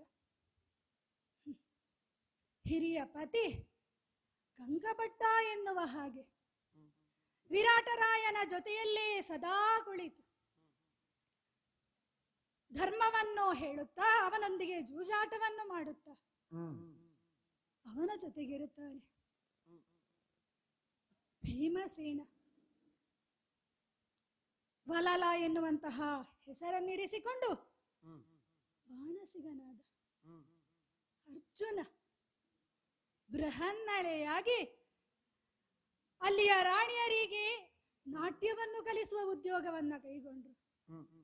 ಇನ್ನು ನಕುಲ ಸಹದೇವರು ಧಾಮಗ್ರಂಥಿ ತಂತ್ರಿಪಾಲ ಎನ್ನುವ ಹಾಗೆ ಅಶ್ವಶಾಲೆಯಲ್ಲೋ ಗೋಶಾಲೆಯಲ್ಲಿಯೋ ಇದ್ದುಕೊಂಡು ಕಾರ್ಯನಿರ್ವಹಿಸ್ತಾ ಇದ್ದಾರೆ. ಪತಿಗಳ ಜೊತೆಯಾಗಿ ನಡಕೊಂಡು ಬಂದವಳು ನಾನು. ಅವರ ಜೊತೆಯಾಗಿಯೇ ಈ ಅಜ್ಞಾತವಾಸವನ್ನು ಪೂರೈಸಬೇಕು ಎನ್ನುವ ಹಾಗೆ ಅವರಿರುವಲ್ಲಿ ವಿರಾಟ ನಗರಿಗೆ ಬಂದೆ. ಸೈರಂಧ್ರಿ ಎನ್ನುವ ಹಾಗೆ ವಿರಾಟರಾಯನ ಮಡದಿಯರ ತಲೆ ಬಾಚುವ, ಹೂ ಕಟ್ಟುವ, ಅವರಿಗೆ ಸುಗಂಧ ದ್ರವ್ಯಗಳನ್ನು ತೆಗೆದುಕೊಡುವಂತಹ ಕೆಲಸವನ್ನ ಮಾಡಿಕೊಂಡು ಇದ್ದೇನೆ. ಹೌದು, ಸೈರಂಧ್ರಿ ಏನೋ ಆದೆ, ದ್ರೌಪದಿಯಾದಂತಹ ನಾನು. ಆದರೆ ರೂಪ ಎನ್ನುವುದು ಮರೆಸಿಕೊಳ್ಳುವಲ್ಲಿ ನಾನು ಸೋತವಳಿದ್ದೇನೆ. ಈ ಹೊತ್ತು ರೂಪವೇ ನನಗೆ ಶಾಪವಾಗಿ ಹೋಯಿತಲ್ಲ. 1 ವರ್ಷದ ಅಜ್ಞಾತವಾಸ ಅಲ್ಲ, ಇನ್ನೇನು ಒಂದೇ 1 ಮಾಸ ಉಳಿದಿದೆ ಅಷ್ಟೇ. ಇದನ್ನು ನಿರ್ವಿಘ್ನವಾಗಿ ನಾ ಕಳೆಯಬೇಕು ಎನ್ನುವ ಹಾಗೆ ಬಯಸಿದ್ರೆ ಅದನ್ನು ಮುಗಿಸಿ ಕೌರವಾದಿಗಳ ಕುರಿತಾಗಿರುವಂತಹ ದ್ವೇಷವನ್ನು ತೀರಿಸಬೇಕು ಎನ್ನುವ ಹಾಗೆ ನಾವು ಹೊರಟ್ರೆ ಇಲ್ಲಿಯೂ ವಿಘ್ನ ಬಂತಲ್ಲ. ಬಲಿಷ್ಠನಾದಂತಹ ಕೀಚಕ ಇಲ್ಲಿದ್ದಾನೆ. ಆ ಕಾರಣಕ್ಕಾಗಿಯೇ ನಾವು ವಿರಾಟನಗರವನ್ನು, ಮತ್ಸ್ಯ ದೇಶವನ್ನು ಆಯ್ಕೆ ಮಾಡಿಕೊಂಡದ್ದು. ಯಾಕೆ ಕೌರವಾದಿಗಳು ಇಲ್ಲಿಗೆ ಬರುವುದಕ್ಕಿಲ್ಲ, ಕ್ಷೇಮದಿಂದ ನಾವಿರಬಹುದು ಎನ್ನುವ ಹಾಗೆ. ಆದರೆ ಬೇಲಿಯೇ ಎದ್ದು ಹೊಲವನ್ನು ಮೇಯುವ ಹಾಗಾಯಿತಲ್ಲ ನಮ್ಮ ಸ್ಥಿತಿ, ನನ್ನ ಸ್ಥಿತಿ. ಆತನೇ ನನ್ನ ಕುರಿತಾಗಿ ಕೆಟ್ಟ ದೃಷ್ಟಿಯನ್ನು ಹರಿಸಿದನಲ್ಲ. ಹೇಗೆ ನನ್ನನ್ನು ನಾನು ಉಳಿಸಿಕೊಳ್ಳಲಿ? ಸುಲಭದಲ್ಲಿ ನನ್ನನ್ನು ಬಿಡುವಂತಿಲ್ಲ. ತನ್ನಕ್ಕನಾದಂತಹ ಸುದೇಶ್ನೆಯ ಅಂತಃಪುರದಲ್ಲಿ ನನ್ನನ್ನು ಕಂಡ ಬಳಿಕ ನನ್ನ ರೂಪಕ್ಕೆ ಮರುಳಾಗಿದ್ದಾನೆ, ಪೀಡಿಸ್ತಾ ಇದ್ದಾನೆ. ಅವನಿಂದ ತಪ್ಪಿಸಿಕೊಳ್ಳುವುದಕ್ಕಾಗಿ ನೇರವಾಗಿ ಸಭಾಪ್ರವೇಶವನ್ನು ಮಾಡಿದವಳು ನಾನು. ಯಾಕಂದ್ರೆ ಅವನ ಭಾವನೆ ಇಲ್ಲಿ ಅರಸ ವಿರಾಟರಾಯ. ಅವನಲ್ಲಿ ನನ್ನ ಸಂಕಷ್ಟವನ್ನು ನಾ ಹೇಳಿಕೊಂಡೆ ಅಂತಾದ್ರೆ ಹಿಂದೆ ನಿಮ್ಮ ಮಧ್ಯೆ ಏನು ಸಂಭಾಷಣೆ ನಡೆದಿದೋ ಗೊತ್ತಿಲ್ಲ, ಹೇಗೆ ನಾ ತೀರ್ಮಾನವನ್ನು ಕೊಡಲಿ ಎನ್ನುವ ಹಾಗೆ ಜಾರಿಕೊಂಡ. ಸಭೆಯನ್ನು ನಿಯಂತ್ರಿಸಬೇಕಾದವ, ಪ್ರಜೆಗಳಿಗೆ ರಕ್ಷಣೆಯನ್ನು ಕೊಡಬೇಕಾದವರು, ಅವನೇ ಜಾರಿಕೊಂಡ. ಇನ್ನು ಯಾರಲ್ಲಿ ಹೇಳಲಿ? ಸಭೆಯವರಾಡಿದ್ದೇನು, ಗೈಯಾಳಿ ಸುಮ್ಮನಿರಬಹುದಿತ್ತು ಎನ್ನುವ ಹಾಗೆ ಪ್ರಜೆಗಳಾಡಿದ್ದು. ಹಾಗಾದ್ರೆ ಅಷ್ಟೇ ಅಲ್ಲ, ನನ್ನ ಪತಿಗಳು ಆ ಸಭೆಯಲ್ಲಿದ್ರು. ಅವರಲ್ಲೇ ನಾ ಪ್ರಶ್ನಿಸಿದೆ. ಕಂಗ ಸನ್ಯಾಸಿ ಧರ್ಮರಾಯನಲ್ಲಿ ಕೇಳಿದ್ರೆ, ನಿನ್ನ ಗಂಡರೇನು ಅಸಾಮಾನ್ಯರೇ? ಹಾಗೆಂದು ನೀನು ಇಲ್ಲಿ, ಇದು ಸರಿಯಾದ ಸೂಕ್ತ ಸ್ಥಳವಲ್ಲ ಈ ಸಭೆ, ನೀ ಅಂತಃಪುರಕ್ಕೆ ನಡೆ ಎನ್ನುವ ಹಾಗೆ ಆಡಿದ್ರು. ಸರಿ, ಆದರೆ ನನಗಾದಂತಹ ಪರಿಭವವನ್ನು ಕಂಡದ್ದು ಯಾವುದೋ ಕಾರಣಕ್ಕಾಗಿ ಈ ಸಭೆಗೆ ಪ್ರವೇಶಿಸಿದಂತಹ ನನ್ನ ಪತಿವಲಲ ಭೀಮಸೇನ ಕೈಯಲ್ಲಿದ್ದದ್ದನ್ನು ಎಸೆದು ಒಂದು ಮರವನ್ನಾದರೂ ಕಿತ್ತು ಆ ಕೀಚನಿಗೆ ಬಡಿಯುತ್ತೇನೆ ಎನ್ನುವ ಹಾಗೆ ಎದ್ದು ನಿಂತರು. ಆದರೆ ಆ ಕಾಲಕ್ಕೆ ನನ್ನ ಹಿರಿಯ ಪತಿ ಆಡಿದ್ದೇ ಹಾಗೆ. ಅಡುಗೆಗೆ ಬೇಕಾದಂತಹ ಸೌದೆ ಅಡುಗೆ ಮನೆಯಲ್ಲಿ ಉಂಟು, ಇನ್ನು ಬೇಕಾದ್ರೆ ಹೊರಬಾಹೆಯಲ್ಲಿ ಮರವನ್ನು ಕೀಳಬಹುದು ಎನ್ನುವ ಹಾಗೆ, ಇದು ಎಲ್ಲರಿಗೂ ಆಶ್ರಯವಾದಂತಹ ಮರ ಎನ್ನುವ ಹಾಗೆ. ಸರಿ, ಆ ಮಾತಲ್ಲಿ ಏನೋ ಮರ್ಮ ಇದೆ ಅಂತ ತಿಳಿದೆ. ಹಾಗಾದ್ರೆ ಒಂದು ವಿಷವೃಕ್ಷವನ್ನು ಕೀಳಬೇಕು ಅಂತಾದ್ರೆ, ಆ ಕೀಚಕನನ್ನು ವಧಿಸಬೇಕು ಅಂತಾದ್ರೆ ಬುಡ ಸಮೇತವಾಗಿಯೇ ವೃಕ್ಷವನ್ನು ಕೀಳಬೇಕು. ಕೀಳುವವನು ಬಲಾಢ್ಯನಾಗಿರಬೇಕು. ಯಾರಿದ್ದಾರೆ? ಕರುಣದೆ ಕಾಯೋ ಗೋವಿಂದ ಅಂತ ನಾ ಬಾರಿ ಬಾರಿ ಕರೆದಾಗಲೂ ನನ್ನನ್ನು ಸದಾ ರಕ್ಷಿಸಿದ್ದು ಭಗವಂತನಾದಂತಹ ಕೃಷ್ಣ. ತುಂಬಿದ ಸಭೆಯಲ್ಲಿ ದುಶ್ಯಾಸನ ಸೀರೆಯನ್ನು ಸೆಳೆಯುತ್ತಿರುವಂತಹ ಕಾಲಕ್ಕೆ ಏನು ಹಸ್ತಿನಾವತಿಗೆ ಬಂದು ಭಗವಂತ ಸೀರೆಯ ಗಂಟನ್ನು ಕೊಟ್ಟದ್ದಲ್ಲ, ದ್ವಾರಕೆಯಿಂದಲೇ ಅಕ್ಷಯಾಂಬರ ವಿಲಾಸವನ್ನು ತೋರಿಸಿದ, ನನ್ನನ್ನು ಕಾಪಾಡಿದ. ವನವಾಸದಲ್ಲಿರುವಂತಹ ಕಾಲದಲ್ಲೂ ಕೂಡ ಅಕ್ಷಯ ಪಾತ್ರೆಯೇ ಉಂಡು ತೊಳೆದ ನಂತರ ಋಷಿಗಳು ಬಂದ ಕಾಲದಲ್ಲಿ ಅವರಿಗೆ ಭೋಜನವನ್ನು ಹೇಗೆ ಮಾಡಲಿ ಎನ್ನುವ ಹಾಗೆ ದುಃಖಿಸಿದ ಕಾಲದಲ್ಲಿ ಭಗವಂತನೇ ಬಂದು ರಕ್ಷಿಸಿದ್ದು. ಹಾಗೆಂದು ಸಭೆಯಲ್ಲೋ ಅಲ್ಲ, ವನವಾಸದಲ್ಲೋ ರಕ್ಷಿಸಿದ. ಆದ್ರೆ ಇಲ್ಲಿ ಬರುವುದಕ್ಕೆ ಸಾಧ್ಯವೇ? ಇದು ಅಜ್ಞಾತವಾಸ. ನಮಗೆ ಜ್ಞಾತವಾಗಿ ಬಂದು ಸಹಾಯವನ್ನು ಮಾಡುವುದಕ್ಕೆ ಸಾಧ್ಯ ಇಲ್ಲ. ಹಾಗಾದ್ರೆ ಇನ್ನು ಯಾರು ಅಂತ ಕೇಳಿದ್ರೆ, ನನಗೆ ಸಹಾಯ ಮಾಡುವವರಿದ್ರೆ ನನ್ನ ಪತಿ, ಸಭೆಯಲ್ಲಿ ಇದನ್ನು ವಿರೋಧಿಸಿದಂತಹ ನನ್ನ ಪತಿ ಭೀಮಸೇನ ಮಾತ್ರ. ಹಾಗಾಗಿ ಕೀಚಕನನ್ನು ವಧಿಸುವುದಕ್ಕೆ, ಅವರ ಸಹಾಯವನ್ನು ಪಡೆಯುವುದಕ್ಕಾಗಿ ಪಾಕಶಾಲೆಗೆ ಹೋಗಬೇಕು. ತರಣೆ ಪದಳು ಬಾಣಸಿನ ಮಂದಿರದಿ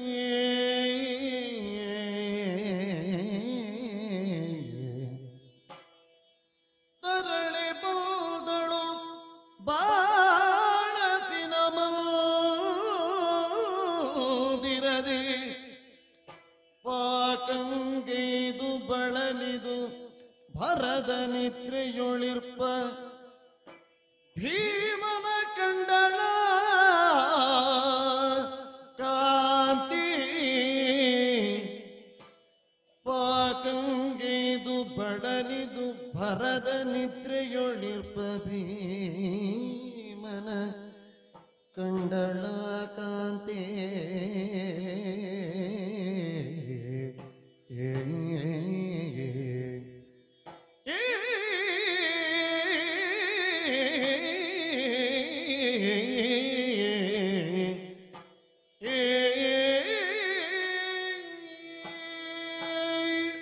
ನನಗೊದಗಿದಂತಹ ಪರಿಭವವನ್ನು ದೂರ ಮಾಡುವುದಿದ್ರೆ ನನ್ನದಾದಂತಹ ಪತಿ ಭೀಮಸೇನನೇ ಆಗಬೇಕು ಎನ್ನುವ ಹಾಗೆ, ಹೇಳಿಕೊಳ್ಳಬೇಕು ಎನ್ನುವ ಹಾಗೆ ಯೋಚಿಸಿದವಳು ಪಾಕಶಾಲೆಗೆ ಹೋಗಬೇಕು ಎನ್ನುವ ಹಾಗೆ. ಆದರೆ ಪತಿಯಾದಂತಹ ಅರ್ಜುನನಲ್ಲಿ ಹೋಗುವುದೇನೋ ಸುಲಭ. ಬೃಹನ್ನಳೆಯಾಗಿದ್ದಾರೆ, ನನ್ನ ಬಯಸಿದಾಗ ಹೋಗಬಹುದು. ಹಾಗೆಂದು ಪಾಕಶಾಲೆಗೆ ಹೋಗುವುದಕ್ಕೆ ಸಾಧ್ಯವೋ? ನೋಡಿದ ಮಂದಿಗಳು ಆಡುವುದಿಲ್ವೇ? ಈ ಸೈರಂದ್ರಿಗೆ ಅಡುಗೆ ಭಟ್ಟರಲ್ಲಿ ಏನು ಮಾತುಕತೆ?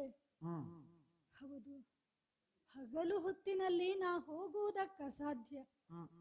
ಹಾಗಾದ್ರೆ ಹೋಗುವುದಿದ್ರೆ ರಾತ್ರಿಯ ಹೊತ್ತು ಎಲ್ಲರೂ ಮಲಗಿ ನಿದ್ರಿಸಿದ ಬಳಿಕ ಹೋಗಬೇಕು ಎನ್ನುವ ಹಾಗೆ ಯೋಚಿಸಿ ಕೈಯ ಬಳೆಯ ಶಬ್ದವಾಗದಂತೆ, ಕಾಲಿನ ಗೆಜ್ಜೆ ನಿನಾದ ಮಾಡದಂತೆ ಸೆರಗನ್ನು ಹೊದ್ದುಕೊಂಡು ಅತ್ತಿತ್ತ ನೋಡುತ್ತಾ ಮೆಲ್ಲನೆ ಪಾಕಶಾಲೆಗೆ ಬಂದವಳಿದ್ದೇನೆ. ಭಯ, ಯಾರಾದ್ರೂ ನೋಡಿಯಾರು? ಇಲ್ಲ. ಧೈರ್ಯವನ್ನು ತಂದುಕೊಂಡು ಬಂದದು ನೋಡಿದೆ ಅಂತಾದ್ರೆ, ಅಯ್ಯೋ ಪಾಕಶಾಲೆಯ ಅವಸ್ಥೆ. ಒಂದು ಬದಿಯಲ್ಲಿ ಪಾತ್ರೆಗಳ ರಾಶಿಯೇ ಇದೆ, ಮತ್ತೊಂದು ಬದಿಯಲ್ಲಿ ತರಕಾರಿಗಳ ರಾಶಿ, ಮತ್ತೊಂದು ಕಡೆ ಬೂದಿಯ ರಾಶಿ, ಮತ್ತೊಂದು ಕಡೆ ಕೆಂಡದ ರಾಶಿ, ಮತ್ತೊಂದು ಕಡೆ ನೋಡಿದೆ ಅಂತಾದ್ರೆ ನಾಳೆಗೆ ಸಿದ್ಧಪಡಿಸಿದ ಕುರಿಗಳ ಮಾಂಸವನ್ನು ತುಂಡಾಗಿ ಇರಿಸಿದ ರಾಶಿಗಳು. ನನ್ನವರೆಲ್ಲಿದ್ದಾರೆ? ನೋಡಿದೆ ಅಂತಾದ್ರೆ ಇದೆಲ್ಲ ರಾಶಿಗಳ ಮಧ್ಯೆ ಮಲಗಿದ್ದಾರಲ್ಲ. ಚಂದ್ರವಂಶದಲ್ಲಿ ಜನಿಸಿ ಚಕ್ರವರ್ತಿಯ ಸಹೋದರನಾಗಿ ಹಂಸತೂಲಿಕಾ ತಲ್ಪದಲ್ಲಿ ಪವಡಿಸಬೇಕಾದಂತಹ ನನ್ನ ಪತಿ ಬರೀ ನೆಲದಲ್ಲಿ ಮಲಗಿದ್ದಾರಲ್ಲ. ಮಾತ್ರವಲ್ಲ, ಒಂದು ಕೈಯನ್ನು ಹಣೆಯ ಮೇಲಿರಿಸಿಕೊಂಡಿದ್ದಾರೆ, ಮತ್ತೊಂದು ಕೈಯನ್ನು ಹೊಟ್ಟೆಯ ಮೇಲಿರಿಸಿ ಒಂದು ಬಟ್ಟೆಯನ್ನು ಕಣ್ಣಿಗೆ ಮುಚ್ಚಿ ಮಲಗಿಕೊಂಡಿದ್ದಾರೆ. ಬಹುಶಃ ಹೀಗಿರಬೇಕು. ವಿಧಿ ಅನ್ನುವವನು ತನ್ನೇ ಹಣೆಯಲ್ಲಿ ಬರೆದದ್ದನ್ನು ಯಾರೂ ನೋಡಬಾರದು ಎನ್ನುವ ಹಾಗೂ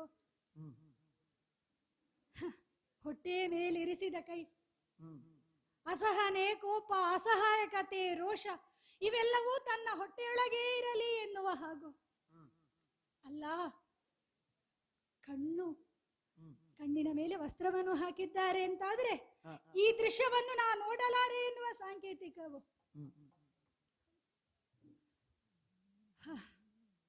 ಹೀಗೆ ಮಲಗಿದ ಪತಿಯನ್ನು ಹೇಗೆ ಎಬ್ಬಿಸಲಿ? ಏನು ಅಡುಗೆ ಅನ್ನುವುದು ಸಣ್ಣ ಕೆಲಸವು. ದಿನ ಬೆಳಗಾದ್ರೆ ರಾತ್ರಿಯವರೆಗೆ ಸಹಸ್ರ ಸಹಸ್ರ ಮಂದಿಗಳಿಗೆ ಅಡುಗೆಯನ್ನು ಮಾಡಬೇಕು. ಒಲೆಯ ಮೇಲೆ ಇರುವುದು ಬೇಯುವುದಲ್ಲ, ಒಲೆಯ ಬೆಂಕಿಯ ಮುಂದೆ ತಾನೂ ಬೇಯುತ್ತಾ ಇರ್ತಾರೆ. ಕ್ಷಣ ಮಾತ್ರದಲ್ಲಿ ಅಡುಗೆಯ ಫಲಿತಾಂಶವನ್ನು ನಾವು ಹೇಳಬಹುದಷ್ಟೇ. ಉಂಡವರು ಮಾಡಿದವನಿಗೆ ಅದರ ಕಷ್ಟ ಗೊತ್ತಿರುವುದು.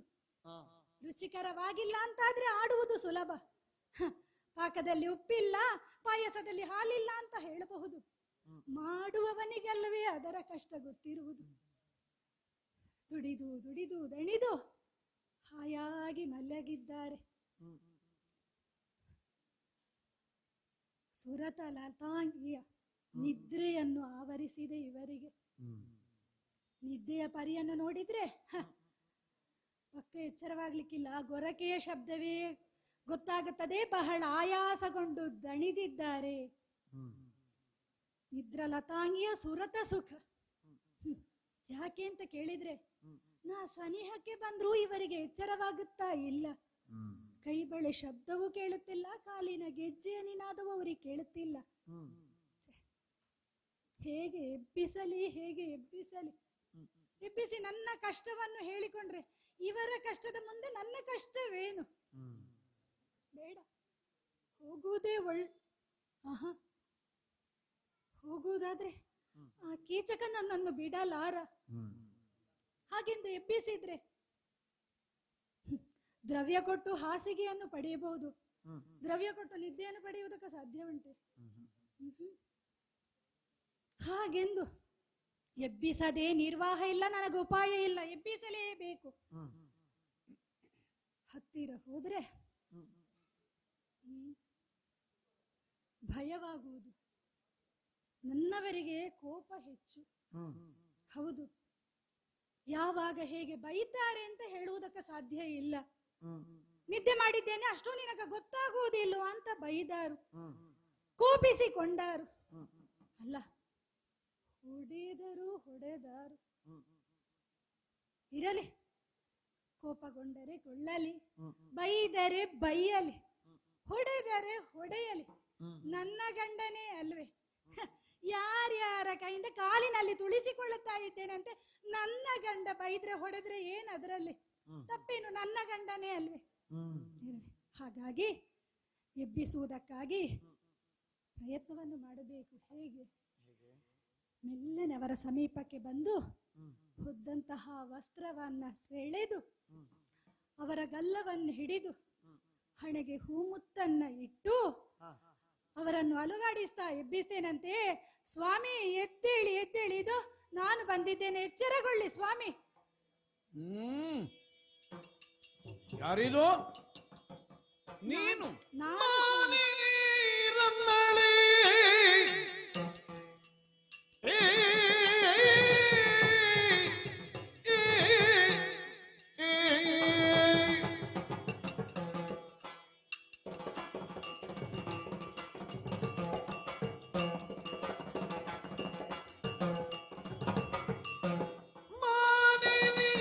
ರನ್ನಳೆ ಬಂದುದಿದೇನು ಕಾರ್ಯ ಬೇಳೆ ಮಾನವಂತೆ ನಿನ್ನ ನನವೀತಕ್ಕೆ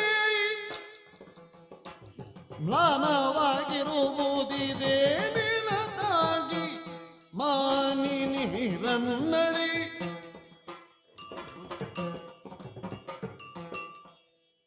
ನೀನ? ಹೌದು ಪ್ರಭು, ನಾನೇ, ನಿಮ್ಮ ಮಾನಿನಿ. ಪಕ್ಕನೆ ನಿತ್ಯದ ಅಭ್ಯಾಸದಂತೆ ಯಾರೋ ಬಂದು ಎಬ್ಬಿಸಿರ್ಬೇಕು ಅಂತ ಭಾವಿಸಿದೆ. ಹಗಲಿಡೀ ಬೇಯಿಸಿ ದುಡಿದು ಮಲಗಿದ್ರು. ಯಾರಾದ್ರೂ ಬಂದು ಮಧ್ಯರಾತ್ರಿ ಕಾಲದಲ್ಲಿ ವಾ ಅಡುಗೆ ಭಟ್ರೆ ಹೇಳಿ ಊಟಕ್ಕೆ ಹಾಕಿ, ಒಪ್ಪಿಕೊಂಡ ಕೆಲಸ ಆಗುದಿಲ್ಲ ಹೇಳಲಿಕ್ಕಾಗ್ತದೆ. ಅದು ಹೌದು. ಆದ್ದರಿಂದ ಅಸಹನೆಯಿಂದಲಾದರೂ ಎದ್ದು ಅವರನ್ನು ಬಡಿಸಿ ಹೊಟ್ಟೆ ತುಂಬಿಸಿ ಕಳುಹಿಸಬೇಕಾದಂತಹ ಹೊಣೆಯನ್ನು ನಾನು ಸ್ವೀಕರಿಸಲೇಬೇಕಾಗ್ತದೆ. ಹಾಗೆ ಯಾರೋ ಬಂದಿರಬೇಕು ಅಂತ ಭಾವಿಸಿ ಹಾಗೆ ಕಣ್ಣು ಬಿಟ್ರೆ ನೀನು ಹೌದು. ಏನೇ ನಿನ್ನ ಮುಖ ನೋಡಿದರೆ ಮ್ಲಾನವಾಗಿ ಹೋಗಿದೆ ಅಲ್ಲ. ಮ್ಲಾನತೆಗೇನು ಸಂತೋಷದಲ್ಲಿರುವುದಕ್ಕೆ ನಾವಿಲ್ಲಿ ಬಂದವರೇನಲ್ಲ. ಅದಷ್ಟೇ. ಸದಾ ಕಾಲ ನಮಗೊದಗಿದಂತಹ ಪರಿಭವವನ್ನು ಯೋಚಿಸಿ ಯೋಚಿಸಿ ಹೀಗಾಗಿ ಹೋಯ್ತಲ್ಲ. ಕಾಡಿನ ವಾಸ ಆದ್ರೂ ಆಗುತ್ತಿತ್ತು. ಅದೇ ಯಾರು ಒತ್ತಾಯಿಸಿ ನಮ್ಮನ್ನಿಲ್ಲಿಗೆ ಕರ್ಕೊಂಡದ್ದಲ್ಲ, ಅದಲ್ಲ ಕೇಳುವುದು ನಾನು. ನಾವು ಹಾಗೆ ಅನಿವಾರ್ಯತೆಯಿಂದ ಒಪ್ಪಿ ಪರರ ಸೇವೆಯಿಂದ ಬದುಕು ಸಾಗಿಸಬೇಕಾದಂತಹ ಅವಧಿ ಇದು ನಮಗೆ 1 ವರ್ಷದ. ಹೌದು. ಯಾರಿಗಾದ್ರೂ ಸಹಜವಾಗಿ ಆಗುವುದೇ. ಇತರರನ್ನು ನಿಯಂತ್ರಿಸಬಲ್ಲ ಸಾಮರ್ಥ್ಯವುಳ್ಳ ನಮಗೆ ಇನ್ನೊಬ್ಬರ ನಿಯಂತ್ರಣದಲ್ಲಿ ನಮ್ಮನ್ನು ಒಪ್ಪಿಸಿಕೊಳ್ಳಬೇಕಾದಂತಹ ಒಂದು ಸ್ಥಿತಿ ಬಂದಂತಹ ಸನ್ನಿವೇಶದಲ್ಲಿ ಅದನ್ನು ಸ್ವೀಕರಿಸುವುದಕ್ಕೆ ಹೇಗೆ ಸಾಧ್ಯ ಆಗುತ್ತದೆ? ಹಾಗೆಂದು ನಡೆಸದೆ ಉಪಾಯ ಉಂಟ? ಇಲ್ಲ. ಅನ್ಯತ್ರವಾದಂತಹ ಗತಿಯೇ ಇಲ್ಲ. ಆದ್ದರಿಂದ ಒತ್ತಾಯದಿಂದ ಇದನ್ನು ಒಪ್ಪಿ ನಾವು ನಡೆಸುತ್ತಿರುವಂತಹ ಕಾಲಕ್ಕೆ ಅಂತರಂಗದಲ್ಲಿ ನೋವಿದ್ರು ಮುಖದಲ್ಲಾದ್ರೂ ಸಂತೋಷ ಕಾಣಿಸಬೇಕಾಗ್ತದೆ. ಯಾಕೆ ಸದಾ ಕಾಲ ಮುಖದಲ್ಲಿ ದುಮ್ಮಾನವನ್ನೇ ಕಾಣಿಸಿದ್ರೆ ಎಂಥದಪ್ಪ ಇದು ಅಂತ ಪ್ರಶ್ನೆ ಹುಟ್ಟುವುದಿಲ್ವ? ಹೌದು. ಆದ್ದರಿಂದ ಮುಖದಲ್ಲಾದ್ರೂ ತೋರಿಕೆಯ ನಗು ಆದ್ರೂ ಬೇಕಾಗುತ್ತದೆ. ಈಗ ಅದೂ ಇಲ್ಲ. ಯಾವುದೋ ಒಂದು ಸಂಕಟವನ್ನು ತೀವ್ರವಾಗಿ ಅನುಭವಿಸುತ್ತಾ ಇರುವ ವ್ಯಕ್ತಿಯ ಮುಖದಲ್ಲಿ ಆ ದುಃಖದ ನೆರಳು ಹೇಗೆ ಹಾದು ಹೋಗುತ್ತದೆ ತದ್ರೀತಿಯಲ್ಲಿ ನಿನ್ನ ಮುಖ ಕಾಣಿಸ್ತದೆ. ಏನೇ ಕಾರ್ಯಗಳನ್ನು ಯೋಚಿಸದೇ ಬಂದೆಯ? ಯಾಕಂದ್ರೆ ಎಂತಹ ಆಪತ್ತೇ ಬರಲಿ ಮಾನವನ್ನು ಅತಿಕ್ರಮಿಸಿ ನಾವು ಬದುಕುವುದಕ್ಕಿಲ್ಲ. ಹೆಣ್ಣಾದವಳೇ ಹಾಗೆ ಮಾನಿನಿ ಅಂತ ಮಾನಿಸಲ್ಪಡುವವಳು. ಮಾನಿನಿ ಅಂದ್ರೆ ಅದೇ ಕಾರಣಕ್ಕಲ್ಲೋ ಕರೆಯುವುದು ಹೆಣ್ಣನ್ನು. ತನ್ನ ಪರಿಧಿಯನ್ನು ದಾಟಿ ವ್ಯವಹರಿಸದೇ ಇದ್ದವಳು. ಅದರಲ್ಲಿಯೂ ಪಾಂಡವರ ಇವರ ರಸಿಯಾದಂತಹ ನಿನಗೆ ಲೋಕದ ಇತರ ನಾರಿಯರಿಗಿಂತ ಹೆಚ್ಚಿನದ್ದಾದಂತಹ ಒಂದು ಸಾಮರ್ಥ್ಯವೂ ಇದೆ, ಹೆಗ್ಗಳಿಕೆಯೂ ಇದೆ. ಕೆಲವರಿಗೆ ಹೆಗ್ಗಳಿಕೆ ಇರ್ತದೆ, ಸಾಮರ್ಥ್ಯ ಇರುವುದಿಲ್ಲ. ಇನ್ನು ಕೆಲವರಲ್ಲಿ ಅಪೂರ್ವವಾಗಿ ಸಾಮರ್ಥ್ಯ ಇರ್ತದೆ, ಹೆಗ್ಗಳಿಕೆ ಬರುವುದೇ ಇಲ್ಲ. ನಿನಗೆ ಹಾಗಲ್ಲ, ಹೆಗ್ಗಳಿಕೆ ಉಂಟು, ಸಾಮರ್ಥ್ಯವೂ ಉಂಟು. ಯಾಕಂದ್ರೆ ಯಾವಳೇ ಒಬ್ಬಳು ಹೆಣ್ಣು ಹೀಗೆ ಸಂಸಾರ ಸಾಗಿಸುವುದಕ್ಕೆ ಈ ಪ್ರಪಂಚದಲ್ಲಿ ಹುಟ್ಟಿದವರಿಗೆ ಸಾಮರ್ಥ್ಯ ಇಲ್ಲ ಅಲ್ವೋ? ಪತಿಗಳ ಇವರು ಅದೇ ಹೇಳಿದ್ ನಾನು. ಆದ್ರೂ ಎಲ್ಲಿಯೂ ತಪ್ಪಿಯೂ ಒಂದು ಮಾನದ ರೇಖೆಯನ್ನು ಉತ್ತರಿಸಿ ನೀನು ವ್ಯವಹರಿಸಲಿಲ್ಲ. ಇದು ಪ್ರಧಾನವಾದದ್ದು. ಮಾನಿನಿ ರನ್ನಳು. ಕೇವಲ ಪತಿಗೆ ನಿಷ್ಠಳಾಗಿ ಬದುಕು ಸಾಗಿಸುವುದು ಮಾತ್ರ ನಮಗೀಗ ಕರ್ತವ್ಯ ಅಲ್ವಲ್ಲ. ಅಲ್ಲ, ನಾವು ಒಪ್ಪಿದ ವ್ರತಕ್ಕೆ ನಿಷ್ಠವಾಗಿ ಬದುಕಬೇಡ. ಹೌದು. 2 ವಿಧದ ಅಪಚಾರ ಬರ್ತದೆ. ಹೇಗೆ? ಒಂದು ರಾತ್ರಿ ಕಾಲವೇ, ಎಲ್ಲರೂ ನಿದ್ರಿಸಿದ್ದಾರೆ ಅಂತ ಹೇಳಲಿಕ್ಕಾಗ್ತದೆ.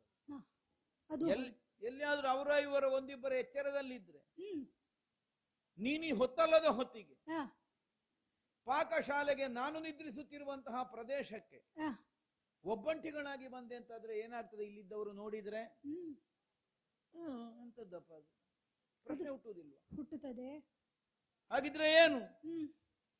ನೀನು ಯಾವುದೇ ಉದ್ದೇಶದಿಂದ ಬರಲಿ, ಈ ಪ್ರಪಂಚದಲ್ಲಿ ಸಂಶಯಕ್ಕೆ ಕಾರಣವಾಗಬಹುದಾದಂತಹ ಚರ್ಯೆಯನ್ನು ನಾವು ಆಚರಿಸುವುದಕ್ಕಿದ್ದವರಲ್ಲ.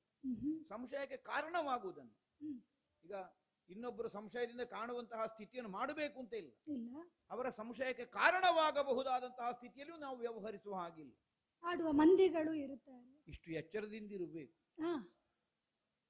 ತಿಂಗಳು 11 ಆಯ್ತು ಇಲ್ಲಿಗೆ ಬಂದು, ಇನ್ನು 1 ತಿಂಗಳು ಹೇಗಾದ್ರೂ ಮೂಗು ಹಿಡಿದು ನಾವಿಲ್ಲಿ ಜೀವನ ಸಾಗಿಸಿದೆವು ಅಂತಾದ್ರೆ, ಉಸಿರು ಹಿಡಿದು ಮತ್ತೆ ನಮ್ಮದಾದಂತಹ ಸಕಲ ಸಂಕಟಗಳು ಪರಿಹಾರವಾಗುವಂತಹ ಒಂದು ಕಾಲ ತನ್ನಿಂದ ತಾನೇ ಒದಗಿ ಬರ್ತದೆ. ಈಗ ಇಷ್ಟು ದಿವಸ ನಾವು ಪಟ್ಟಂತಹ ಕಷ್ಟಕ್ಕೆ ಬೆಲೆಯೇ ಇಲ್ಲ ಅಂತ ಮಾಡ್ತೀಯೇನು? ಎಲ್ಲಿ ಆದ್ರೂ ಯಾರಿಗಾದ್ರೂ ಗೊತ್ತಾದ್ರೆ ಒಂದು, ಇನ್ನೊಂದು ಹೆಣ್ಣಿನ ಶೀಲಕ್ಕೆ ಕೊರತೆ ಬರಬಹುದಾದಂತಹ ಒಂದು ಅಪಾಯ, ಅಪವಾದದ ಅಪಾಯ ಉಂಟು. ಎಂತದಂತಪ್ಪ? ಸುಮ್ಮನೆ ಬೆಂಕಿಯೇ ಇಲ್ಲದೆ ಹೊಗೆ ಬರ್ಲಿಕ್ಕಿಲ್ಲ, ಈಗಲ್ಲೋ ಲೋಕ ಹೇಳುವುದು. ಅವ ಒಬ್ಬನೇ ಮಲಗಿರುವಾಗ ಇವಳೊಬ್ಬಳೆ ಹೋಗುತ್ತಾಳೆ ಅಂತ ಆದ್ರೆ ಅರ್ಥ ಎಂತದ್ದು? ಸಾಮಾನ್ಯವಾಗಿ ಪ್ರಪಂಚದಲ್ಲಿ ಹೇಗೆ ಕೇಳಿದರೆ ಅವರವರ ಮನೋಭಾವಕ್ಕನುಗುಣವಾಗಿಯೇ ಪ್ರಪಂಚವನ್ನು ಅರ್ಥ ಮಾಡಿಕೊಳ್ಳಿಕ್ಕೆ ಅವನಿಗೆ ಸಾಮರ್ಥ್ಯ ಬರುವುದು, ಅದಕ್ಕಿಂತ ಹೆಚ್ಚು ಬರುವುದಿಲ್ಲ. ಹಾಗಾಗಿ ಅವನ ಮನಸ್ಸಿನಲ್ಲಿದ್ದದೆ ಇನ್ನೊಬ್ಬರ ಮೇಲೆ ಕಾಣ್ತದೆ ಅವನಿಗೆ ಅಷ್ಟೇ. ಹೆಣ್ಣಿಗೆ ಸಾಕಲ್ಲ ಅಪವಾದ ಬಂದ್ರೆ, ಏನು ಅಂತ ತಿಳ್ಕೊಂಡಾರು. ಹಾಗಾಗಿ ನೀನು ಬರಬೇಕಾದಂತಹ ತಾಣ ಅಲ್ಲ ಇದು. ಒಂದು ವೇಳೆ ಹಗಲಿನಲ್ಲಿ ಬಂದ್ರೆ ಆದ್ರೂ ದೊಡ್ಡ ವಿಷಯ ಇಲ್ಲ, ಅದು ರಾತ್ರಿ ಕಾಲದಲ್ಲಿ. ಅದು ನಾಳಿನ ನಮ್ಮ ಭವಿಷ್ಯಕ್ಕೆ ಮಾರಕವಾಗುವ ಅಪಾಯ ಉಂಟು. ಆದ್ದರಿಂದ ಆದಷ್ಟು ಬೇಗ ಇಲ್ಲಿಂದ ಹೋಗುವುದು ಒಳ್ಳೆಯದು. ಯಾಕೆ ಬಂದಿದ್ದೀನಿ ನೀನು? ಎಲ್ಲಿಯಾದ್ರೂ ಇಲ್ಲಿಗ ಇದ್ದಾರೆ ಕೆಲಸದವರು, ಪಾತ್ರೆ ತೊಳೆಯುವವರು, ಮತ್ತೊಂದು ಕಲ್ಲಿ ರಾಶಿ ಬಿದ್ದುಕೊಂಡು ಉಂಟು. ಈಗ ಸ್ವಲ್ಪ ಹೊತ್ತಿನಲ್ಲಿ ಇಲ್ಲಿ ಅದರ ನಾರಿಯರು ಬರುವುದಿಲ್ಲ, ಹೇಳಲಿಕ್ಕೆ ಆಗುದಿಲ್ಲ ಅಲ್ಲ, ಅವರ ಕೆಲಸಕ್ಕಾಗೋ ಬರ್ತಾರೆ. ಅಲ್ಲಿ ಆಗ ನೀನು ನನ್ನ ಹತ್ರ ನಿಂತುಕೊಂಡು ನೋಡಿದ್ರೆ ಅವರೇನು ಹೇಳಿಯರು ನಾಳೆ? ಹಾಗಿದ್ರೆ ನಮ್ಮ ಒಂದು ನಡತೆಗೆ ಕೊರತೆಯಾಗಿ ಪರಿಣಮಿಸಬಹುದಾದ ಒಂದು ಸಂಶಯಕ್ಕೆ ಎಡೆಯಾಗುವಂತಹ ಆಚಾರವನ್ನು ನಾವು ಕೈಗೊಳ್ಳಕೂಡದು, ಅದನ್ನು ಮಾಡ್ಲಿಕ್ಕಿಲ್ಲ. ಹಾಗಾಗಿ ಏನು ಬಂದೆ ಆದಷ್ಟು ಬೇಗ ಹೇಳಿ ಹೋಗು. ಹೇಳುವುದಕ್ಕೆ ಬಂದದ್ದು ಪ್ರಭು. ಹೌದಾ? ಏನು ಅಂತ ಹೇಳಲಿ ಹೇಳಿ.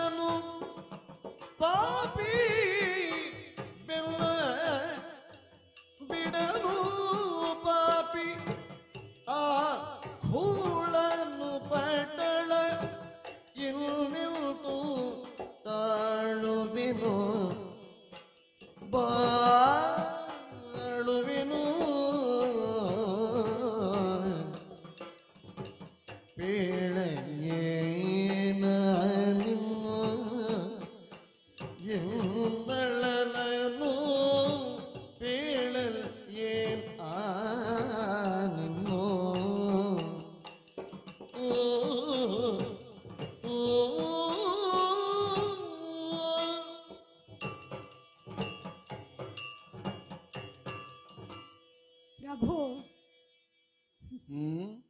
ಮಾನಿನಿ ಅಂತ ಆಡಿದ್ರಿ. ನಿಮ್ಮ ಮಾನಿನಿ ಆದ ಕಾರಣವೇ ನಾನು ಇಲ್ಲಿಗೆ ಬಂದದ್ದು ಪ್ರಭು. ಅಲ್ಲ, ಅದು ಹೌದೇ. ಈಗ ನೀನು ಬರುವಲ್ಲಿ ಅಧಿಕಾರ ಇಲ್ಲದೆ ಇದ್ದವಳು ಅಂತ ಹೇಳಿದ್ದಲ್ಲ, ಆದ್ರೆ ಈಗ ಅವಕಾಶ ಅಲ್ಲ ಅಂತ ಹೇಳಿ. ಇದು ಸಕಾಲ ಅಲ್ಲ ಅನ್ನುವುದು ಗೊತ್ತು. ಬರಬೇಕು ಅಂತಿದ್ರೆ ಹಗಲು ಹೊತ್ತು ಬರಬೇಕಿತ್ತು. ಈ ನಿರ್ಣಯ ನಾನು ಮಾಡಿದವಳೆ. ಆದರೆ ಹಗಲು ಹೊತ್ತು ಬಂದ್ರೂ ಆಗುವುದಿಲ್ಲ. ಹಾಗಾಗಿಯೇ ರಾತ್ರಿಯನ್ನು ಕಾದು ಎಲ್ಲರೂ ನಿದ್ರಿಸಿದ ಮೇಲೆ ನಾನು ಬಂದದ್ದು. ನೀವು ಹೇಳುವುದು ಸರಿ, ಎಲ್ಲರೂ ನಿದ್ರಿಸಿರಲಿಕ್ಕಿಲ್ಲ. ಆದ್ರೂ ಬರುವಂತಹ ಅನಿವಾರ್ಯತೆ ನನಗಾಯಿತು ಪ್ರಭು.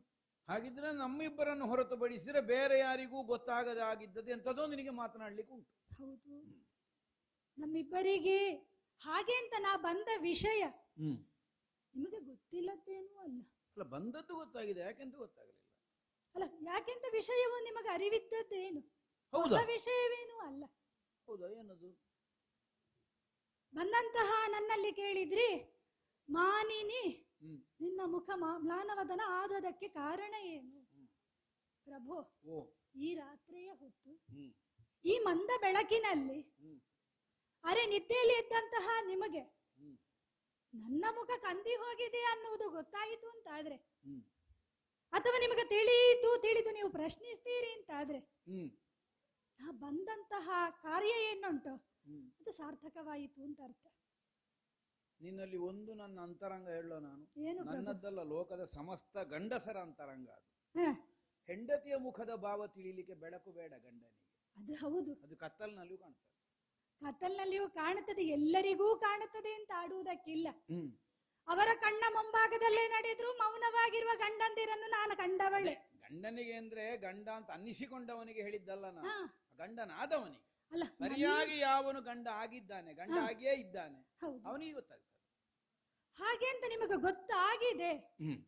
ಆದ್ರೆ ವಿಷಯವು ನಿಮಗೆ ಗೊತ್ತಿಲ್ಲದೆ ತಿಳಿಯದ್ದೇನೂ ಅಲ್ಲ ಪ್ರಭು. ಅಲ್ಲ. ಬೇಳಲೆ ನಾನಿನ್ನು ಅಲ್ಲ, ಮುಖ ಕಂದಿ ಹೋಗಿದೆ ಅಂತ ಗೊತ್ತಾಗುತ್ತದೆ. ಈಗ ಬೇರೆ ಬೇರೆ ಕಾರಣಕ್ಕೆ ಮುಖ ಕಂದಿ ಹೋಗಬಹುದಲ್ಲ. ಹೋಗಬಹುದು. ಹೌದು, ಈಗ ನಿನಗೆ ಯಾವ ಕಾರಣಕ್ಕೆ ನನಗೆ ಹೊಸ ಗೊತ್ತಾಗುವುದು? ವಿಷಯ ಏನು ಅಲ್ಲ ಪ್ರಭುವೆ.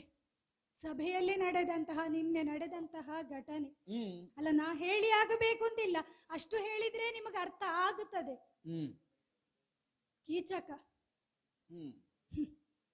ಸಭೆಯಲ್ಲಿ ನನ್ನ ತುರುಬನ್ನು ಹಿಡಿದು ನೆಲಕ್ಕೆ ಒರಗಿಸಿದ ಹುಡಿಧೂಳಿನಲ್ಲಿ ನನ್ನ ಸೊಂಟಕ್ಕೆ ಒದ್ದನಲ್ಲ ಪ್ರಭುವೆ. ಹ್ಮ್. ಕಣ್ಣಾರೆ ಈ ದೃಶ್ಯವನ್ನು ಕಂಡವರು ನೀವೆಲ್ಲ. ಹ್ಮ್.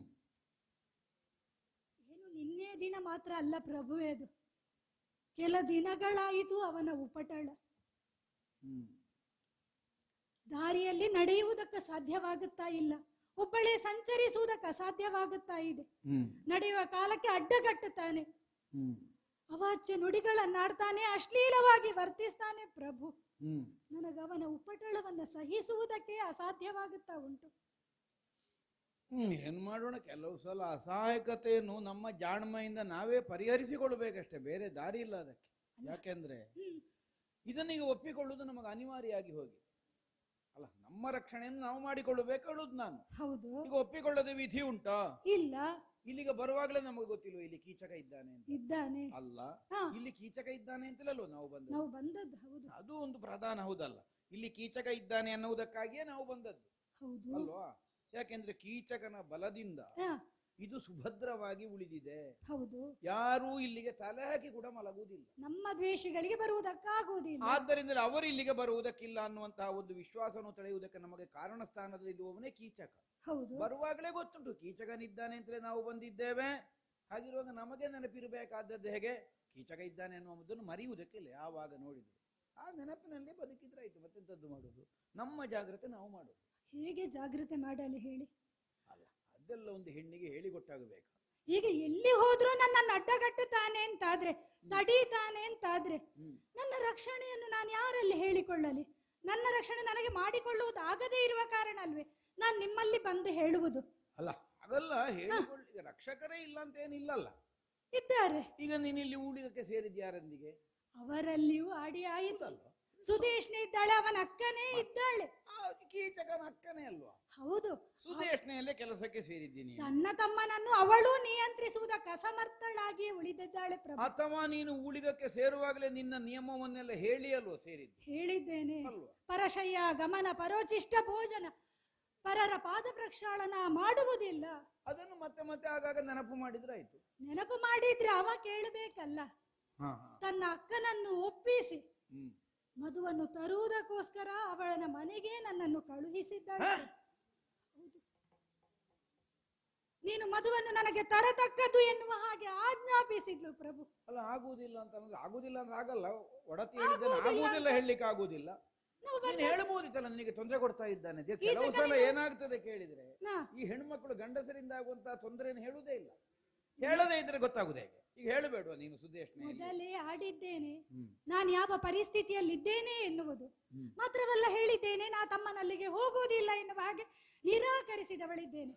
ಹೋಗತಕ್ಕದ್ದು ಅಂತ ಅವಳ ಆಜ್ಞೆ ಮಾಡಿದ್ರೆ ನಾ ವಿರೋಧಿಸುವುದಕ್ಕೆ ಹೇಗೆ ಸಾಧ್ಯ? ಅಲ್ಲ, ಈಗ ಹೋಗತಕ್ಕದ್ದು ಅನ್ನುವಾಗ ಅವಳು ಹೇಳಿದ್ರು ಅಲ್ಲ, ಹೋಗುವ ನೀನು ಆಲೋಚನೆ ಮಾಡಬೇಡುವ? ಹೋಗತಕ್ಕದ್ದು ಅಂದ್ರೆ ಹೋದ್ರೆ ಅಪಾಯ ಬರ್ತದೆ ಅಂತ ನಿನಗೆ ಬರ್ತದೆ ಗೊತ್ತಿಲ್ಲ. ಅಂತ ಗೊತ್ತುಂಟು, ಹಾಗಾದ್ರೆ ಹೋಗದೇ ಇರುವುದಕ್ಕೆ ಸಾಧ್ಯ ಉಂಟೆ ಹೇಳಿ? ಅಲ್ಲ ಈಗ ನೀನು ಮೊದಲೇ ಹೇಳಿದ್ಯಲ್ಲ, ಹ್ಮ್ ಹೇಳಿದ ಎಲ್ಲಾ ಉದ್ಯೋಗ ಮಾಡ್ತೇನೆ, ಹೌದು. ಆದ್ರೆ ಪರಶಯ್ಯಾಗಮನ ಪರೋಚಿಷ್ಟ ಭೋಜನ ಪಾದ ಪ್ರಕ್ಷಾಳನ ಮಾಡಲಾರೆ. ಹೌದು, ಈ ನಿಯಮ ಎಲ್ಲ ನೀನು ಮೊದಲೇ ಹೇಳಿದ್ದಿ. ಈಗ ಆ ನಿಯಮದ ಒಳಗಲ್ವ ನಿನ್ನನ್ನು ಊಳಿಗಕ್ಕೆ ಇಟ್ಟುಕೊಂಡದ್ದು. ಹೌದು. ಅದನ್ನೇ ಕೇಳುದಪ್ಪ ಸುದೇಶ್ನೆಗೆ. ಅಲ್ಲಿ ಹೋದ್ರೆ ನಮಗೆ ಈಗೀಗ ಆಗ್ತದೆ, ಅವ ಅಲ್ಲಿಗೆ ಬರ್ಲಿಕ್ಕೆ ಹೇಳುದು ನನ್ನ ಬೇರೆ ಎಂತದ್ದಕ್ಕೂ ಅಲ್ಲ, ಅವನ ಹಾಸುಗೆಗೆ ಕರೀತಾ ಇದ್ದಾನೆ. ನಾನು ನಿಮ್ಮ ಹತ್ರ ಮೊದಲೇ ಹೇಳಿದ್ದೇನೆ ಹೋಗುದಿಲ್ಲ ಅಂತ ಹೇಳ್ಬೋದಿತ್ತಲ್ಲ. ಗಂಧರ್ವರು 5 ಮಂದಿ ನನ್ನ ಪತಿಯರಿದ್ದಾರೆ ಅಂತಲೂ ನಾನು ಆಡಿದೆ. ಹಾ, ನನಗೆ ಮಾಡಿದಂತಹ ಅನ್ಯಾಯಕ್ಕೆ ಅವರು ಬಂದವನನ್ನು ಕೊಲ್ಲುತ್ತಾರೆ ಅಂತಲೂ ಆಡಿದೆ. ಹಾ. ಅವಳು ಹೇಳಿದ್ಲು, ಸತ್ರೆ ಸಾಯಿಲೆ ನನ್ನ ತಮ್ಮ ಅಡ್ಡಿಲ್ಲ, ನೀ ಹೋಗತಕ್ಕದ್ದು. ಅಲ್ಲ, ತಮ್ಮ ಸತ್ರೆ ಸಾಯಿಲಿ ಅಂತ ಅವಳಿಗಿರ್ಬೋದು, ಈಗ ನಿನ್ನನ್ನು ಕೊಲ್ಲಿಕ್ಕೆ ಆಗುದಿಲ್ಲ ಅಲ್ಲ. ನೀನೀಗ ಬಂದಲ್ಲಿ ಅವಳನ್ನು ಒಡತಿ ಅಂತ ಒಪ್ಪಿ ಸ್ವೀಕರಿಸಿದ ಮೇಲೆ ಹೌದು, ಈಗ ನಿನಗೊಂದು ರಕ್ಷಣೆ ಕೊಡುವ ಹೊಣೆ ಇಲ್ವಾ? ಅಷ್ಟಕ್ಕೂ ಹಾ. ಒಡತಿ ಹೇಳಿದ್ದಾಳೆ ಅನ್ನೋ ಹಾಗೆ ನೀನೊಂದು ಗೌರವದಿಂದ ಹೊರಟೆ ಅಂತ ಇಟ್ಟುಕೊಳ್ಳುವ. ಹ್ಮ್ ಈಗ ಒಡತಿ ಅನ್ನುವ ಹಾಗಂತ ಭಾವದಿಂದ ನೀನು ಸ್ವೀಕರಿಸಿದ್ರು ಅಲ್ಲಿಗೆ ಹೋದ್ರೆ ಅಪಾಯ ಬಂದಿದ್ದು ನಿನಗೆ ಗೊತ್ತಿಲ್ವಾ? ಗೊತ್ತಿದೆ ಪ್ರಭು, ಆದರೂ ಅವಳ ಮಾತನ್ನು ನಿರಾಕರಿಸಕೂಡದು ಎನ್ನುವ ಹಾಗೆ ನಾ ಹೋದೆ. ಅಲ್ಲ, ಹೋಗುವಾಗ ಈಗ ನಿನಗೆ ಭರವಸೆ ಅಂತದ್ದಪ್ಪ. ಸೂರ್ಯನಾರಾಯಣನನ್ನು ಪ್ರಾರ್ಥಿಸಿದೆ ಪ್ರಭುವೆ, ಭಗವಂತನೇ ನೀನೇ ರಕ್ಷಿಸಬೇಕು ಎನ್ನುವ ಹಾಗೆ ಅವನ ಮೇಲೆ ಸರ್ವಭಾರವನ್ನು ಹೇರಿ ನಾ ಕೈ ಮುಗಿದು ಹೋದೆ. ಅಲ್ಲ ಅದಿರ್ಲಿ, ಈಗ ನಿನ್ನೆ ಒಂದು ದಿವಸ ಕಾಯ್ತು ಸೂರ್ಯನಾರಾಯಣ ಅಲ್ಲ, ಈಗ ನಾಳೆಗೆ ಸಿಕ್ಕುದಿಲ್ಲ ಹೇಳಿದ್ದಲ್ಲ ಅವ. ಅಲ್ಲ ಅಲ್ಲ, ದೇವರ ಕುರಿತಾದಂತಹ ಒಂದು ಶ್ರದ್ಧೆ ನಿಷ್ಠೆ, ದೇವರೇ ನಮ್ಮನ್ನು ರಕ್ಷಿಸ್ತಾನೆ ಅನ್ನುವ ವಿಶ್ವಾಸ ನಮಗೆ ಸರಿಯೇ. ಆದರೂ ತಿಳಿದು ತಿಳಿದು ಅಂತ ಮೂರ್ಖರ ಮುಂಭಾಗಕ್ಕೆ ಹೋಗ್ಲಿಕ್ಕೆ ಉಂಟ, ಕಾಮುಕರ ಮುಂಭಾಗಕ್ಕೆ ಹೋಗಬಾರದು. ಈಗ ಹೋಗುವಾಗ ನಿನ್ನ ಮನಸ್ಸಿನಲ್ಲಿ ಎಂತದಪ್ಪ ಭರವಸೆ ಇದ್ದದ್ದು? ಪತಿಗಳವರು ನಿನ್ನಂತ ವಲ್ಲಭರಿದ್ದಾರಲ್ಲ, ಆ ಭರವಸೆಯನ್ನೇ ಹೊತ್ತು ಹೋದವರು.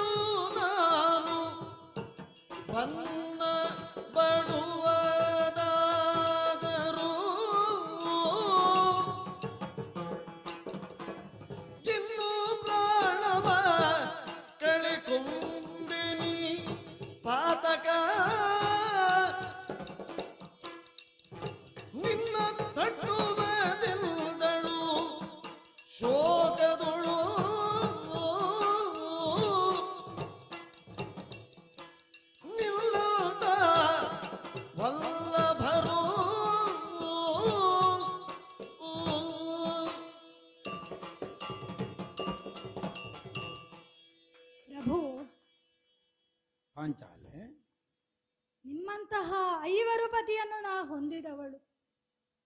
ಭರವಸೆ ನನಗುಂಟು, ನಿಮ್ಮಲ್ಲಿ ಹೇಳಿದ್ರೆ ನನ್ನ ಕಷ್ಟ ನಿವಾರಣೆ ಆಗುತ್ತದೆ ಎನ್ನುವ ಹಾಗೆ. ಆ ಭಾವದಿಂದಲೇ ನಾ ಹೋದವಳು. ಸಹಿಸಿದೆ. ಮಧುಪಾತ್ರೆಯನ್ನು ಕೊಡುವ ಬದಲು ನನ್ನ ಮೇಲೆ ಕೈ ಇಕ್ಕುವುದಕ್ಕೆ ಮುಂದಾದ. ಅವನಿಂದ ತಪ್ಪಿಸಿಕೊಂಡೆ, ಓಡೋಡಿ ಸಭೆಗೆ ಬಂದೆ. ವಿರಾಟರಾಯನಲ್ಲಿ ನನ್ನ ಕಷ್ಟವನ್ನು ಹೇಳಿಕೊಂಡ್ರೆ ಅವನಾದ್ರೂ ಪರಿಹರಿಸ್ತಾನೆ ಎನ್ನುವ ಹಾಗೆ. ಅವನಾಡಿದ್ದು ಹಾಗೆ. ನಿಮ್ಮೊಳಗೆ ಮೊದಲು ಏನು ಸಂಭಾಷಣೆ ಆಗಿದೆ ಗೊತ್ತಿಲ್ಲದ ವಿಷಯಕ್ಕೆ ನಾ ತೀರ್ಮಾನ ಕೊಡುವುದಕ್ಕೆ ಅಸಾಧ್ಯ. ಅಲ್ಲ, ಧರ್ಮಕ್ಕೆ ಸರಿ ಅವ ಹೇಳಿದ್ದು ಅಲ್ಲವೇ? ಈಗ ಅಲ್ಲಿ ಏನು ಮಾತಾಗಿದೆ ಅನ್ನೋದು ಗೊತ್ತಿದೆ, ನೀವು ತೀರ್ಮಾನ ಕೊಡುವುದು ಹೇಗೆ? ಜಾರಿಕೊಂಡ ಹಾಗೆ ಅಂತ ಕಷ್ಟ ಇದ್ದದ್ದು ಸುಳ್ಳಾಡುವುದಲ್ಲವಲ್ಲ ನಾನು. ಆದ್ರೂ ನಿನ್ನನ್ನು ದಂಡಿಸಿದ್ದನ್ನು ಪ್ರತ್ಯಕ್ಷ ಕಂಡಿದ್ದಾನಲ್ಲ ಅಲ್ಲವೇ? ನ್ಯಾಯ ಒದಗಿಸಬೇಕೋ ಬೇಡವೋ ಹೇಳಿ. ಒದಗಿಸಿದ್ರು ಇಲ್ಲ, ಬೇಡ, ಉಳಿದವರ ವಿಚಾರ ಬೇಡ. ಅದೇ ಸಭೆಯಲ್ಲಿ ನನ್ನ ಗಂಡಂದಿರು ಇದ್ರಲ್ಲ, ನಾನು ಬರುವಾಗಿದ್ನಲ್ಲ ಕೂತುಕೊಂಡಲ್ಲಿ ಅಲ್ವಾ? ಅವರಲ್ಲಿ ಹೇಳಿದ್ರೆ ಅವರಾಡಿದ್ದಾದ್ರೂ ಏನು ಹೇಳಿದ? ನೀನು ಹೇಳುವುದಕ್ಕೆ ಇದು ಅಲ್ಲ, ಕ್ಷೇತ್ರ ಅಲ್ಲ, ನೀ ಅರಮನೆ ಅಂತಪುರಕ್ಕೆ ಹೋಗು, ನಿನ್ನ ಗಂಡಂದಿರು ಕೈಲಾಗದವರೇನು ಅಲ್ಲ ಅಂತ ಆಡಿದ್ರು. ಸೈರಂದ್ರಿ ಅಂತಪುರದ ಒಳಗೆ ಹೋಗು, ಧರ್ಮದ ಮಾತುಗಳನ್ನಾಡಿಯೇ ನನ್ನನ್ನು ಸಮಾಧಾನ ಪಡಿಸಿ ಕಳಿಸಿದ್ರು ಬಿಟ್ರೆ ಅವರು ಏನು ಉತ್ತರಿಸ್ಲಿಲ್ಲ. ಹ್ಮ್ ಅದು ಉತ್ತರಿಸಿದ್ದು ಯಾರು ಕೇಳಿದ್ರೆ ನೀವು. ಹ್ಮ್ ಸಭೆಯಲ್ಲಿ ಎದ್ದು ನಿಂತು ಹ್ಮ್ ಕೈಯಲ್ಲಿದ್ದದನ್ನು ಬಿಸಾಡಿ ಹ್ಮ್ ಮರವನ್ನು ಕಿತ್ತಾದ್ರೂ ಅವನನ್ನು ಬಡೀತೇನೆ ಎನ್ನುವ ಹಾಗೆ ಎದ್ದು ನಿಂತ್ರು. ಹಾ, ಆವೇಶ ಬಂದಿತ್ತು. ಹ್ಮ್ ಆದ್ರೆ ಆವೇಶವನ್ನು ಅಣ್ಣ ತಣ್ಣಗಾಗಿಸಿ ಬಿಟ್ಟ. ಹೌದು, ನಮ್ಮದೆಲ್ಲ ಈಗ ಹಾಗೆ ಆಗಿದೆ, ಒಂದೊಂದು ಕ್ಷಣಕ್ಕೆ ಮಾತ್ರ ಆವೇಶ ಅಂತ. ಅಷ್ಟೇ. ತಣ್ಣಗಾಗಿಸುವಲ್ಲಿ ಅಣ್ಣ ಸದಾ ಕಾಲ ಇರ್ತಾರೆ. ನನ್ನನ್ನು ಸಮಾಧಾನ ಪಡಿಸಿದ್ರು, ನಿಮ್ಮನ್ನು ಸಮಾಧಾನ ಪಡಿಸಿದ್ರು. ಆದ್ರೆ ನಾನು ಆಡುವುದು ಪ್ರಭು. ಸಾಮಾನ್ಯ ಹೆಣ್ಣಿಗೂ ಒಬ್ಬ ಅನಾಥಳಿಗೂ ಈ ಕಷ್ಟ ಬಂದ್ರೆ ಅವಳ ಪ್ರಾರಬ್ಧ ಅಂತ ಹೇಳಬಹುದು. ಅವಳನ್ನು ರಕ್ಷಿಸುವವರು ಯಾರೂ ಇಲ್ಲ. ಆದ್ರೆ ನಾನು ಹಾಗೂ 5 ಮಂದಿ ಪತಿಗಳಿದ್ದೀರಿ. ಹೌದು, ನಿನ್ನಂತಹ ವಲ್ಲಭ ನನಗೆ ಗಂಡುಗಲಿ ಭೀಮ. ನಿಮ್ಮಂತಹ ಪತಿಯನ್ನು ಹೊಂದಿದ ಮೇಲೂ ನಾ ಇಷ್ಟು ಕಷ್ಟವನ್ನು ಅನುಭವಿಸಬೇಕು ಪ್ರಭು. ಇದು ಈ ಕೈ ಮುಗಿದು ನಿಮ್ಮಲ್ಲಿ ಕೇಳಿಕೊಳ್ಳುವುದು. ಕೀಚಕನ ಉಪಟಳವನ್ನು ನನ್ನಿಂದ ಸಹಿಸುವುದಕ್ಕೆ ಸಾಧ್ಯ ಇಲ್ಲ ಪ್ರಭು. ನೀವು ಅವನನ್ನು ವಧಿಸಬೇಕು, ಅವನನ್ನು ಕೊಲ್ಲಬೇಕು. ಹೌದು, ಒಂದು ವೇಳೆ ನೀವು ಕೊಲ್ಲದೆ ಇದ್ರೆ ಪ್ರಭು, ನಾನಂತೂ ಬದುಕುವುದಿಲ್ಲ. ನಾನು ಸಾಯ್ತೇನಷ್ಟೇ, ಆತ್ಮಹತ್ಯೆ ಮಾಡಿಕೊಳ್ಳಬೇಕು, ಬಿಟ್ರೆ ಬೇರೆ ದಾರಿಯೇ ಇಲ್ಲ ನನಗೆ. ಪಾಂಚಾಲೆ ಜನನು ಕೇಳುತ್ತ ಕದಿಗುಣ ನೀನ ಸುತನು ನೋಡಿದನಿ ಕಂಡು ತನವನು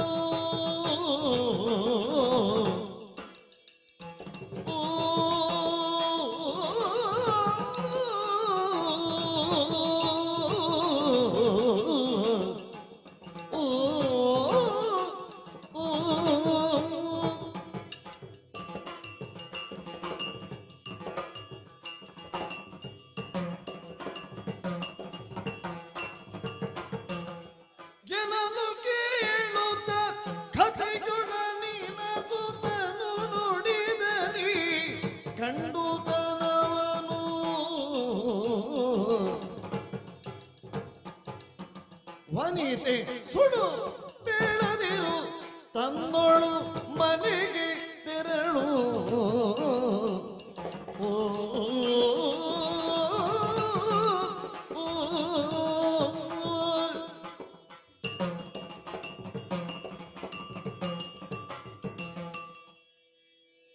ಪಾಂಚಾಲೆ ಸ್ವಾಮಿ, ಕೀಚಕನಿಂದ ಒದಗಿ ಬಂದಂತಹ ಸಂಕಟವನ್ನು ದೂರಿಕೊಳ್ಳುವುದಕ್ಕಾಗಿ ನನ್ನ ಮುಂಭಾಗಕ್ಕೆ ಬಂದಿದ್ದಿ. ಹೌದು ಪ್ರಭು. ಸಹಜವೇ, ಹೆಣ್ಣಾದವಳು ಸ್ವಾಭಾವಿಕವಾಗಿ ಅಬಲೆ ಅಂತ ಕರೆಯಿಸಿಕೊಳ್ಳುವವಳು. ಅಬಲೆ ಅಂದ್ರೆ ದುರ್ಬಲೆ ಅಂತ ಅರ್ಥ ಅಲ್ಲ, ಅಬಲೆ ಅಲ್ಲ. ಬಳ್ಳಿ ಬಲವಾಗಿಯೇ ಬೆಳೆದಿರ್ತದೆ, ಆದ್ರೂ ಅದರದ್ದಾದ ಸಾಮರ್ಥ್ಯದಿಂದಲೇ ಅದಕ್ಕೆ ಮೇಲೆ ಏರ್ಲಿಕ್ಕೆ ಆಗುವುದಿಲ್ಲ. ಮರದ ಆಶ್ರಯ ಬೇಕು. ಮೇಲೆ ಏರಬೇಕು ಅಂತ ಆದ್ರೆ ಏನು ಬೇಕು? ಒಂದು ಬಲವಾದ ಮರದ ಆಶ್ರಯವನ್ನದು ಹೊಂದಬೇಕು. ಹೌದು, ಆಗ ಮೇಲೆ ಏರುವುದಕ್ಕೆ ಸಾಧ್ಯ ಆಗುತ್ತದೆ. ಹೆಣ್ಣನ್ನು ಲತಾಂಗಿಯನ್ನು ಹಾಗೆ ಸಂಬೋಧಿಸುವುದು ಈ ಉದ್ದೇಶದಿಂದಲೇ. ದೃಢವಾದಂತಹ ವೃಕ್ಷದಂತೆ ಒಂದು ಆಶ್ರಯ ಸಿಕ್ಕದೇ ಹೋದರೆ ತನ್ನ ಬದುಕಿನ ಪ್ರಗತಿಯನ್ನು ಕಂಡುಕೊಳ್ಳುವಲ್ಲಿ ಹೆಣ್ಣು ಅಸಮರ್ಥಳಾಗಿ ಹೋಗುತ್ತಾಳೆ. ಆದ್ದರಿಂದಲೇ ಶಾಸ್ತ್ರ ಪ್ರತ್ಯೇಕವಾದಂತಹ ಹರೆಯಗಳಲ್ಲಿ ಅಥವಾ ಅವಸ್ಥೆಗಳಲ್ಲಿ ಹೇಗೆ ಹೆಣ್ಣಾದವಳು ಸಂರಕ್ಷಿಸಲ್ಪಡಬೇಕು ಅನ್ನುವುದಕ್ಕೊಂದು ನೀತಿಯನ್ನು ರೂಪಿಸಿದ್ದು. ಹೌದು, ಕೌಮಾರ್ಯದಲ್ಲಿ ಹೇಗಿರಬೇಕು, ವೃದ್ಧಾಪ್ಯದಲ್ಲಿ ಯಾರ ರಕ್ಷಣೆಯಲ್ಲಿ ಇರಬೇಕು, ಯೌವನದಲ್ಲಿ ಯಾರ ರಕ್ಷಣೆಯಲ್ಲಿ ಇರಬೇಕು. ಪಕ್ಕನೆ ಕೇಳುವಾಗ ಹೆಣ್ಣಿಗೆ ಸ್ವಾತಂತ್ರ್ಯ ಇಲ್ಲ ಅಂತ ಮಾಡಿ ಹಾಕಿದ್ರು ಅಂತ ಆಕ್ಷೇಪ ಮಾಡ್ತಾರೆ. ಅದು ನಿಜವಾಗಿ ವಿಚಾರವಾದಿಗಳಲ್ಲ, ಅವಿಚಾರವಾದಿಗಳು. ವಿಚಾರ ಇಲ್ಲದೇ ಇದ್ದವರು ಹೇಳುವುದಾಗೆ. ವಿಚಾರ ಇದ್ದವರೇನು ಹೇಳ್ತಾರೆ? ಹೆಣ್ಣು ಪರಮ ಪೂಜ್ಯಳಾದ್ದರಿಂದ ಇಷ್ಟು ರಕ್ಷಣೆಯನ್ನು ಒದಗಿಸಿಕೊಟ್ಟಿದೆ ಶಾಸ್ತ್ರ. ಯಾವುದು ಅಮೂಲ್ಯವಾದದ್ದೋ, ಅಪೂರ್ವವಾದದ್ದೋ ಅಂತಹದಕ್ಕೆ ಹೆಚ್ಚಿನ ರಕ್ಷಣೆ ಬೇಕಾಗುವುದು ಈ ಪ್ರಪಂಚದಲ್ಲಿ, ಅಲ್ವಾ? ಹೌದು. ವಜ್ರದ ಹರಳುಂಟು ಅಂತಾದ್ರೆ ಒಳಗೆ ಕೊಂಡೋಗಿ ಬಲವಾದ ಪೆಟ್ಟಿಗೆಯಲ್ಲಿ ಇಡಬೇಕಾಗ್ತದೆ. ಅದನ್ನು ಬೀದಿ ಬದಿಯಲ್ಲಿ ಇಡ್ಲಿಕ್ಕೆ ಆಗುವುದಿಲ್ಲ. ಓಹ್, ವಜ್ರವನ್ನು ಬಂಧನದಲ್ಲಿಟ್ಟರು ಅನ್ನೋ ಹಾಗೆ ಹೇಳಿದಕ್ಕೆ ವಿಚಾರ ಅಂತ ಹೆಸರ? ಅವಿವೇಕ ಅಂತಲೇ ಹೆಸರು. ಯಾಕೆ ಇಟ್ಟಿದ್ದಾರೆ ಅನ್ನೋದನ್ನು ತಿಳಿಬೇಡ. ಹೆಣ್ಣು ರಕ್ಷಿಸಲ್ಪಡಬೇಕಾದದ್ದು ಅನ್ನೋದು ಈ ಕಾರಣಕ್ಕೆ. ಆ, ಹೆಣ್ಣುತನಕ್ಕೆ ಶಾಸ್ತ್ರ ಕಲ್ಪಿಸಿದ ಮೌಲ್ಯ. ಹೌದು. ಆಪತ್ತು ಬಂದಿದೆ, ಅನಿವಾರ್ಯ ಆಯಿತು. ಏನು ಮಾಡಬೇಕು? ಯಾರು ತನ್ನ ರಕ್ಷಕ ಸ್ಥಾನದಲ್ಲಿದ್ದಾರೆ ಅವರಲ್ಲಿ ಹೋಗಿ ಹೇಳಬೇಕು. ನೀನು ಹೇಳಬೇಕಾದದ್ದು ಸಹಜವೇ. ಆದರೆ ಆ, ಹೇಳಬೇಕು ಯಾಕೆ? ತನ್ನನ್ನು ಸಂರಕ್ಷಿಸುತ್ತಾರೆ ಈ ವಿಶ್ವಾಸ ಇದ್ದದ್ದರಿಂದಲೂ ಹೇಳು. ಭರವಸೆಯಿಂದಲೇ ಆಡುವುದು. ಈಗ ಒಬ್ಬಳು ಸತಿಯಾದವಳು ತನಗೆ ಆಪತ್ತು ಒದಗಿದ ಕಾಲದ ಗಂಡನಲ್ಲಿ ಹೇಳಬೇಕು. ಯಾಕೆ ಗಂಡನಲ್ಲಿ ಹೇಳಬೇಕು? ತನ್ನನ್ನು ಆಪತ್ತಿನಿಂದ ಸಂರಕ್ಷಿಸುವಲ್ಲಿ ಅವನ ಗಂಡುತನ ವಿನಿಯೋಗ ಆಗುತ್ತದೆ ಈ ವಿಶ್ವಾಸದಿಂದಲೂ ಹೇಳುವುದು. ಹೌದು. ಗಂಡುತನವೇ ಇಲ್ಲದೆ ಇದ್ದವನಲ್ಲಿ ಹೇಳಿ ಪ್ರಯೋಜನ ಉಂಟ? ಗಂಡುತನವೇ ಇಲ್ಲ ಅವನಲ್ಲಿ ಹೇಳಿ ಪ್ರಯೋಜನ ಉಂಟ? ಗಂಡುತನ ಅಂತ ನಿನ್ನಂಥ ವಲ್ಲಭರು. ಮೊದಲಿಗೆ ವ್ಯಂಗ್ಯವಂತ ಭಾವಿಸಿದೆ ಆ ಪ್ರಯೋಗ. ನಿನ್ನಂಥ ವಲ್ಲಭರು ಹೇಗೆ ಹೇಳಿಯೇನೋ ಪ್ರಭು. ಅಲ್ಲ, ನೀನು ಹೇಳುತ್ತೀಂತಲ್ಲ, ನಮಗೆ ಅನ್ನಿಸುವುದು ಹೇಗೆ ಗೊತ್ತುಂಟ? ಇನ್ನೊಬ್ಬರ ವಾಕ್ಯಕ್ಕೆ ನಮಗೆ ಅರ್ಥ ಸ್ಫುರಣೆಯಾಗುವುದು ಹೇಗೆ ಕೇಳಿದ್ರೆ, ನಾವು ಯಾವ ಸ್ಥಿತಿಯಲ್ಲಿದ್ದೇವೆ ಆ ಕಾರಣದಿಂದ ಸ್ಫುರಣೆ ಆಗುತ್ತಾ ಹೋಗುತ್ತದೆ. ನಾವು ಯಾವ ಸ್ಥಿತಿಯಲ್ಲಿದ್ದೇವೆ ಅನ್ನುವುದರಿಂದ ಅದನ್ನು ಅನುಸರಿಸಿ ಆಡಿದ್ಲು. ಆದ್ದರಿಂದಲೇ ಅಪಾರ್ಥಕ್ಕೆ ಎಡೆಯಾಗುವುದು ಲೋಕದಲ್ಲಿ. ಇಲ್ಲದಿದ್ರೆ ಅಪಾರ್ಥ ಅನ್ನುವ ಶಬ್ದವೇ ಬಿದ್ದು ಹೋಗಬೇಕು. ಅದು ಹೇಳಿದ ವಾಕ್ಯ ಹೇಳಿದಂತೆ ಇದರಿಂದ ಅವನಿಗೆ ಅರ್ಥ ಆಗ್ತದೆ ಅಂತ ಆದ್ರೆ ಅಪಾರ್ಥ ಇಲ್ಲಿ ಬರ್ತದೆ ಅಲ್ವ? ಅಪಾರ್ಥ ಅಂದ್ರೆ ಕೆಟ್ಟ ಅರ್ಥದ ವಾಕ್ಯವೇ ಹೇಳಿದಂತ ಧ್ವನಿ ಅಲ್ಲ. ಅಲ್ಲ. ಹೇಳಿದ್ದು ಆಗಬೇಕಾದಂತೆ ಆಗದೆ ವಿಪರೀತ ಅರ್ಥ ಆದ್ರೆ ಅಪಾರ್ಥವೇ. ಈ ಅಪಾರ್ಥ ಆಗುವುದು ಯಾಕೆ ಕೇಳಿದ್ರೆ, ಅವನವನ ಸ್ಥಿತಿ ಏನುಂಟು ಮನಸ್ಸಿನದ್ದು ಅದಕ್ಕನುಗುಣವಾಗಿ ಅವನಿಗೆ ಅದು ಅರ್ಥವಾಗುತ್ತಾ ಹೋಗುತ್ತದೆ ಅಲ್ವ? ಹೌದು. ಈಗ ಒಬ್ಬ ಯುದ್ಧಕ್ಕೆ ಹೊರಡುತ್ತಾನೆ, ಸೈಂಧವ ಬರ್ಲಿ ಅಂದ್ರೆ ಅರ್ಥ ಎಂತದ್ದು? ಸಿಂಧು ದೇಶದಿಂದ ಇದ್ದ ಕುದುರೆ ಬರ್ಲಿ ಅಂತ ಅರ್ಥ. ಅವನು ನಿರೀಕ್ಷೆ ಮಾಡುವುದು ಅದನ್ನು. ಒಬ್ಬ ಊಟಕ್ಕೆ ಕೂತಿರ್ತಾನೆ ಎಲೆ ಮುಂದೆ, ಸ್ವಲ್ಪ ಸೈಂಧವ ಬರಲಿ, ಆಗ ಕುದುರೆ ತಂದು ಹಾಕುದಲ್ಲ, ಆಗ ಉಪ್ಪು ತಂದು ಹಾಕೋದು. ಹಾಗಿದ್ರೆ ಅವನು ಯಾವ ಸ್ಥಿತಿಯಲ್ಲಿ ಇರ್ತಾನೆ ಅನ್ನುವುದರಿಂದ ಆ ಶಬ್ದದ ಅರ್ಥ ಸ್ಫುರಣೆ ಆಗುತ್ತೆ. ಒಂದು ಸಣ್ಣ ಉದಾಹರಣೆ ಹೇಳಿದ್ನ ಅಷ್ಟೇ. ನಾನು ವೀರನೂ ಹೌದು, ಕುದುರೆ ಏರುವವನು ಹೌದು, ಈಗ ಅಡುಗೆ ಮಾಡುವವನು ಹೌದು. ಆದ್ದರಿಂದಲೇ ಈ ಉದಾಹರಣೆ ಕೊಟ್ಟದ್ದು. ನಿನ್ನಂಥ ವಲ್ಲಭರು ಅನ್ನುವ ಹಾಗೆ ನೀನು ಕೈ ತೋರಿಸುವ ಕಾಲಕ್ಕೆ ನಮಗಾದ ನೋವು ಅದು. ಯಾಕಂದ್ರೆ ಇಲ್ಲಿ ಅದು ಲವಲೇಶವಾದ್ರೆ ಇದ್ರಲ್ವ ಗಂಡುತನ, ಅದನ್ನು ಯಾವತ್ತೋ ಸುಟ್ಟಾಗಿದೆ ಈ ಗಂಡುತನವನ್ನು. ಗಂಡುತನ ಇದ್ರೆ ನಾನು ಈ ಕೆಲಸ ಮಾಡ್ತೇನೆ. ಈಗ ಅಡುಗೆ ಮನೆಯಲ್ಲಿ ಹೆಣ್ಣು ಮಕ್ಕಳು ಮಾಡಬೇಕಾದ ಕೆಲಸ ಮಾಡ್ತಾ ಇದ್ದೇನೆ ಇಲ್ಲಿ. ಅಲ್ಲ, ಗಂಡು ಮಕ್ಕಳು ಅಡುಗೆ ಮಾಡುವುದಿಲ್ಲ ಹೇಳಿದ್ದಲ್ಲ, ನಾನು ಮಾಡಿದವರು ಇದ್ದಾರೆ. ಈಗ ನನ್ನ ನಿತ್ಯ ಕಾಯಕವಾಗಿ ಯಾವುದನ್ನು ಸ್ವೀಕಾರ ಮಾಡಿದ್ದೇನೆ? ಅಡುಗೆ ಕೋಣೆಯೊಳಗೆ ಸೇರಿಕೊಂಡಿದ್ದೇನೆ. ಒಂದು ಪರಿಧಿಯೊಳಗೆ ವ್ಯವಹರಿಸಬೇಕಾದ ಮಿತಿಯನ್ನು ಹೊಂದಿದವಳು ಹೆಣ್ಣು ಅನ್ನುವುದಕ್ಕಾಗಿ ವಾಡಿಕೆಯಲ್ಲಿ ಒಂದು ಮಾತಿರುವುದು, ಹೆಣ್ಣು ಅಡುಗೆ ಮನೆಗೆ ಸೀಮಿತ ಅಂತ. ಅದು ಹೊರಗಿನ ಜಗಲಿಗೆ ಬರ್ಲಿಕ್ಕಿಲ್ಲ ಅಂತ ಅರ್ಥ ಅಲ್ಲಲ್ಲ ವಾಕ್ಯದ್ದು. ಅಡುಗೆ ಮನೆಗೆ ಸೀಮಿತ ಅಂದ್ರೆ ಅರ್ಥ ಏನು? ಅವಳು ಒಳಗಿನ ಕೋಣೆಯಲ್ಲಿ ಇರಬೇಕಾದವಳು ಅನ್ನುವುದಕ್ಕಾಗಿ. ಗಂಡು ಒಳಗಿನ ಕೋಣೆಯಲ್ಲಿ ಇರಬೇಕಾದವ ಅಲ್ಲ, ಅವ ಹೊರಗೆ ಅಂಗಳದ ವ್ಯವಹಾರ ಮಾಡಬೇಕಾದವ. ಈಗ ನಾನೇನಾಗಿದ್ದೇನೆ? ಹೆಣ್ಣಿರಬೇಕಾದ ಜಾಗದಲ್ಲಿ ನಾನಿದ್ದೇನೆ, ಅಡುಗೆ ಕೋಣೆಯಲ್ಲಿ. ಮತ್ತಿದು ಗಂಡುತನವ, ಸುಡು ಗಂಡುತನವ. ಅದಕ್ಕೆ ಹೇಳಿದ್ ನಾನು, ನೀನು ನನ್ನಲ್ಲಿ ಬಂದು ಹೇಳಿ ಯಾವ ಪ್ರಯೋಜನವೂ ಇಲ್ಲ, ಆಗೋದಿಲ್ಲ. ಅದು ಸುಮ್ಮನೆ ನಾವು ಪ್ರಯೋಜನಕ್ಕೆ ಬಾರದಿದ್ದದನ್ನು ಮಾತಾಡೋದಂತದಕ್ಕೆ ನೀನು ಬೇರೆ ಏನಾದ್ರೂ ದಾರಿ ನೋಡಿ ಹೋಗು. ಸುಮ್ಮನೆ ಯಾರಾದ್ರೂ ನೋಡಿದ್ರೆ ಕಷ್ಟ. ಅದೆಂತದ್ದು ಅಲ್ಲಿ ಅಡುಗೆ ಭಟ್ರು ಮತ್ತೆ ಅಲ್ವಾ? ಅಲ್ಲ, ಅದು ತಿಳಿದೇ ನಾ ಬಂದದ್ದು. ಹೇಳುವವರು ಹೇಳ್ತಾರೆ ಅನ್ನುವ ಭಯದಿಂದಲೇ ನಾ ಬಂದದ್ದು ಅಲ್ವಾ? ಅಲ್ಲವೇ? ಹಾಗೆಂದ ನಿಮ್ಮಲ್ಲಿ ಹೇಳಿದ್ರೆ ಮತ್ತೆ ಯಾರಲ್ಲಿ ಹೇಳಬೇಕು ಸ್ವಾಮಿ? ಏನು ಬೇರೆ ಯಾರು ಇಲ್ವಾ ನನಗೆ ಹೇಳಲಿಕ್ಕೆ? ಯಾರಿದ್ದಾರೆ? ನಾನು ಮಾತ್ರ ಇರುವುದಾ? ಈಗ ಹೇಳಿದ್ ನಾನು. ಈಗ ಲೋಕದಲ್ಲಿ ಅಲ್ವಾ, ಹೆಣ್ಣಾದವಳು ತನ್ನ ಸಂಕಟವನ್ನು ಯಾರಲ್ಲಿ ಹೇಳಬೇಕು? ಗಂಡನಲ್ಲೇ ಹೇಳಬೇಕು. ಗಂಡನಲ್ಲಿ ಹೇಳಬೇಕು. ಹೌದು. ಅಥವಾ ಮಕ್ಕಳು ಬೆಳೆದು ನಿಂತಿದ್ದಾರೆ ಅಂತಾದ್ರೆ, ತನ್ನ ಪ್ರಾಯ ಸ್ವಲ್ಪ ಹೋಗಿದೆ ಅಂತಾದ್ರೆ ಮಕ್ಕಳಲ್ಲಿಯೂ ಹೇಳಬಹುದು. ಈಗ ಮಕ್ಕಳು ಯೌವನಕ್ಕೆ ಬಂದಿದ್ದಾರೆ, ಆಗ ಹೆಣ್ಣಾದವಳು ಮಕ್ಕಳಲ್ಲಿಯೂ ಹೇಳಬಹುದು. ಈಗ ನನ್ನ ಮಕ್ಕಳು ಒಟ್ಟಿಗಿದ್ದಾರೆ ಅಲ್ವಾ? ನಿಮ್ಮಲ್ಲೇ ಹೇಳಬೇಕು. ನಮ್ಮಲ್ಲಿ ಹೇಳಬೇಕು. ಗಂಡನಲ್ಲಿ ಆಡದೆ ಮತ್ತೆ ಯಾರಲ್ಲಿ ಆಡಬೇಕು? ಅಲ್ಲ, ಗಂಡಂದಿರು ಇದ್ದಾರೆ. ಅಲ್ಲ ಸರಿ, ಅದು ಗಂಡ ಮಾತ್ರ ಇರುವ ಹೆಣ್ಣಲ್ಲೂ ಆಲೋಚನೆ ಮಾಡಬೇಕಾಗ. ಗಂಡಂದಿರು ಇರುವ ಹೆಣ್ಣು ಏನು ಮಾಡಬೇಕು? ಇನ್ನೊಬ್ಬರಲ್ಲಿ ಹೇಳಬೇಕು ಅಂತ ಹೇಳ್ಬಹುದಲ್ಲ. ಈಗ ನಾನೊಬ್ಬ ಇರುವುದಲ್ಲ, ಈಗ ನಾನು ಅವರಲ್ಲಿ ಹೋಗಬೇಕು ಅಂತ ನೀವು ಆಡುವುದಾ? ಹೌದು. ಪತಿಗಳಿವರು ತನಗಿಗರೋರ್ವರ ಪ್ರತಿಮ ಸಾಹಸರು ನೋಡುವರಿಯೇ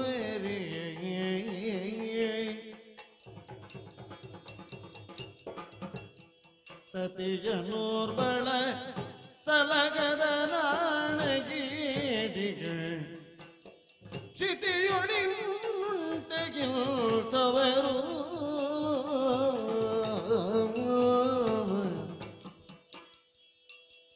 ಮೊದಲೊಂದು ಬಾರಿ ಕೌರವನು ಮಾನವ ಕೊಂಡ ನುದಿದು ನಿಲ್ದಿ ಪಾಪಿ ಕಳವು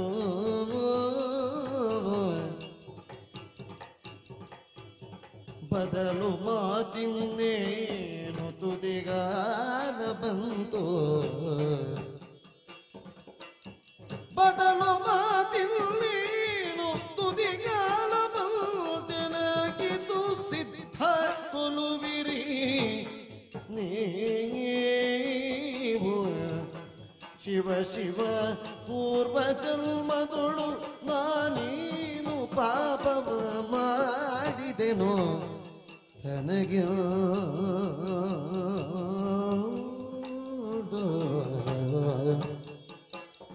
ಶಿವ ಶಿವ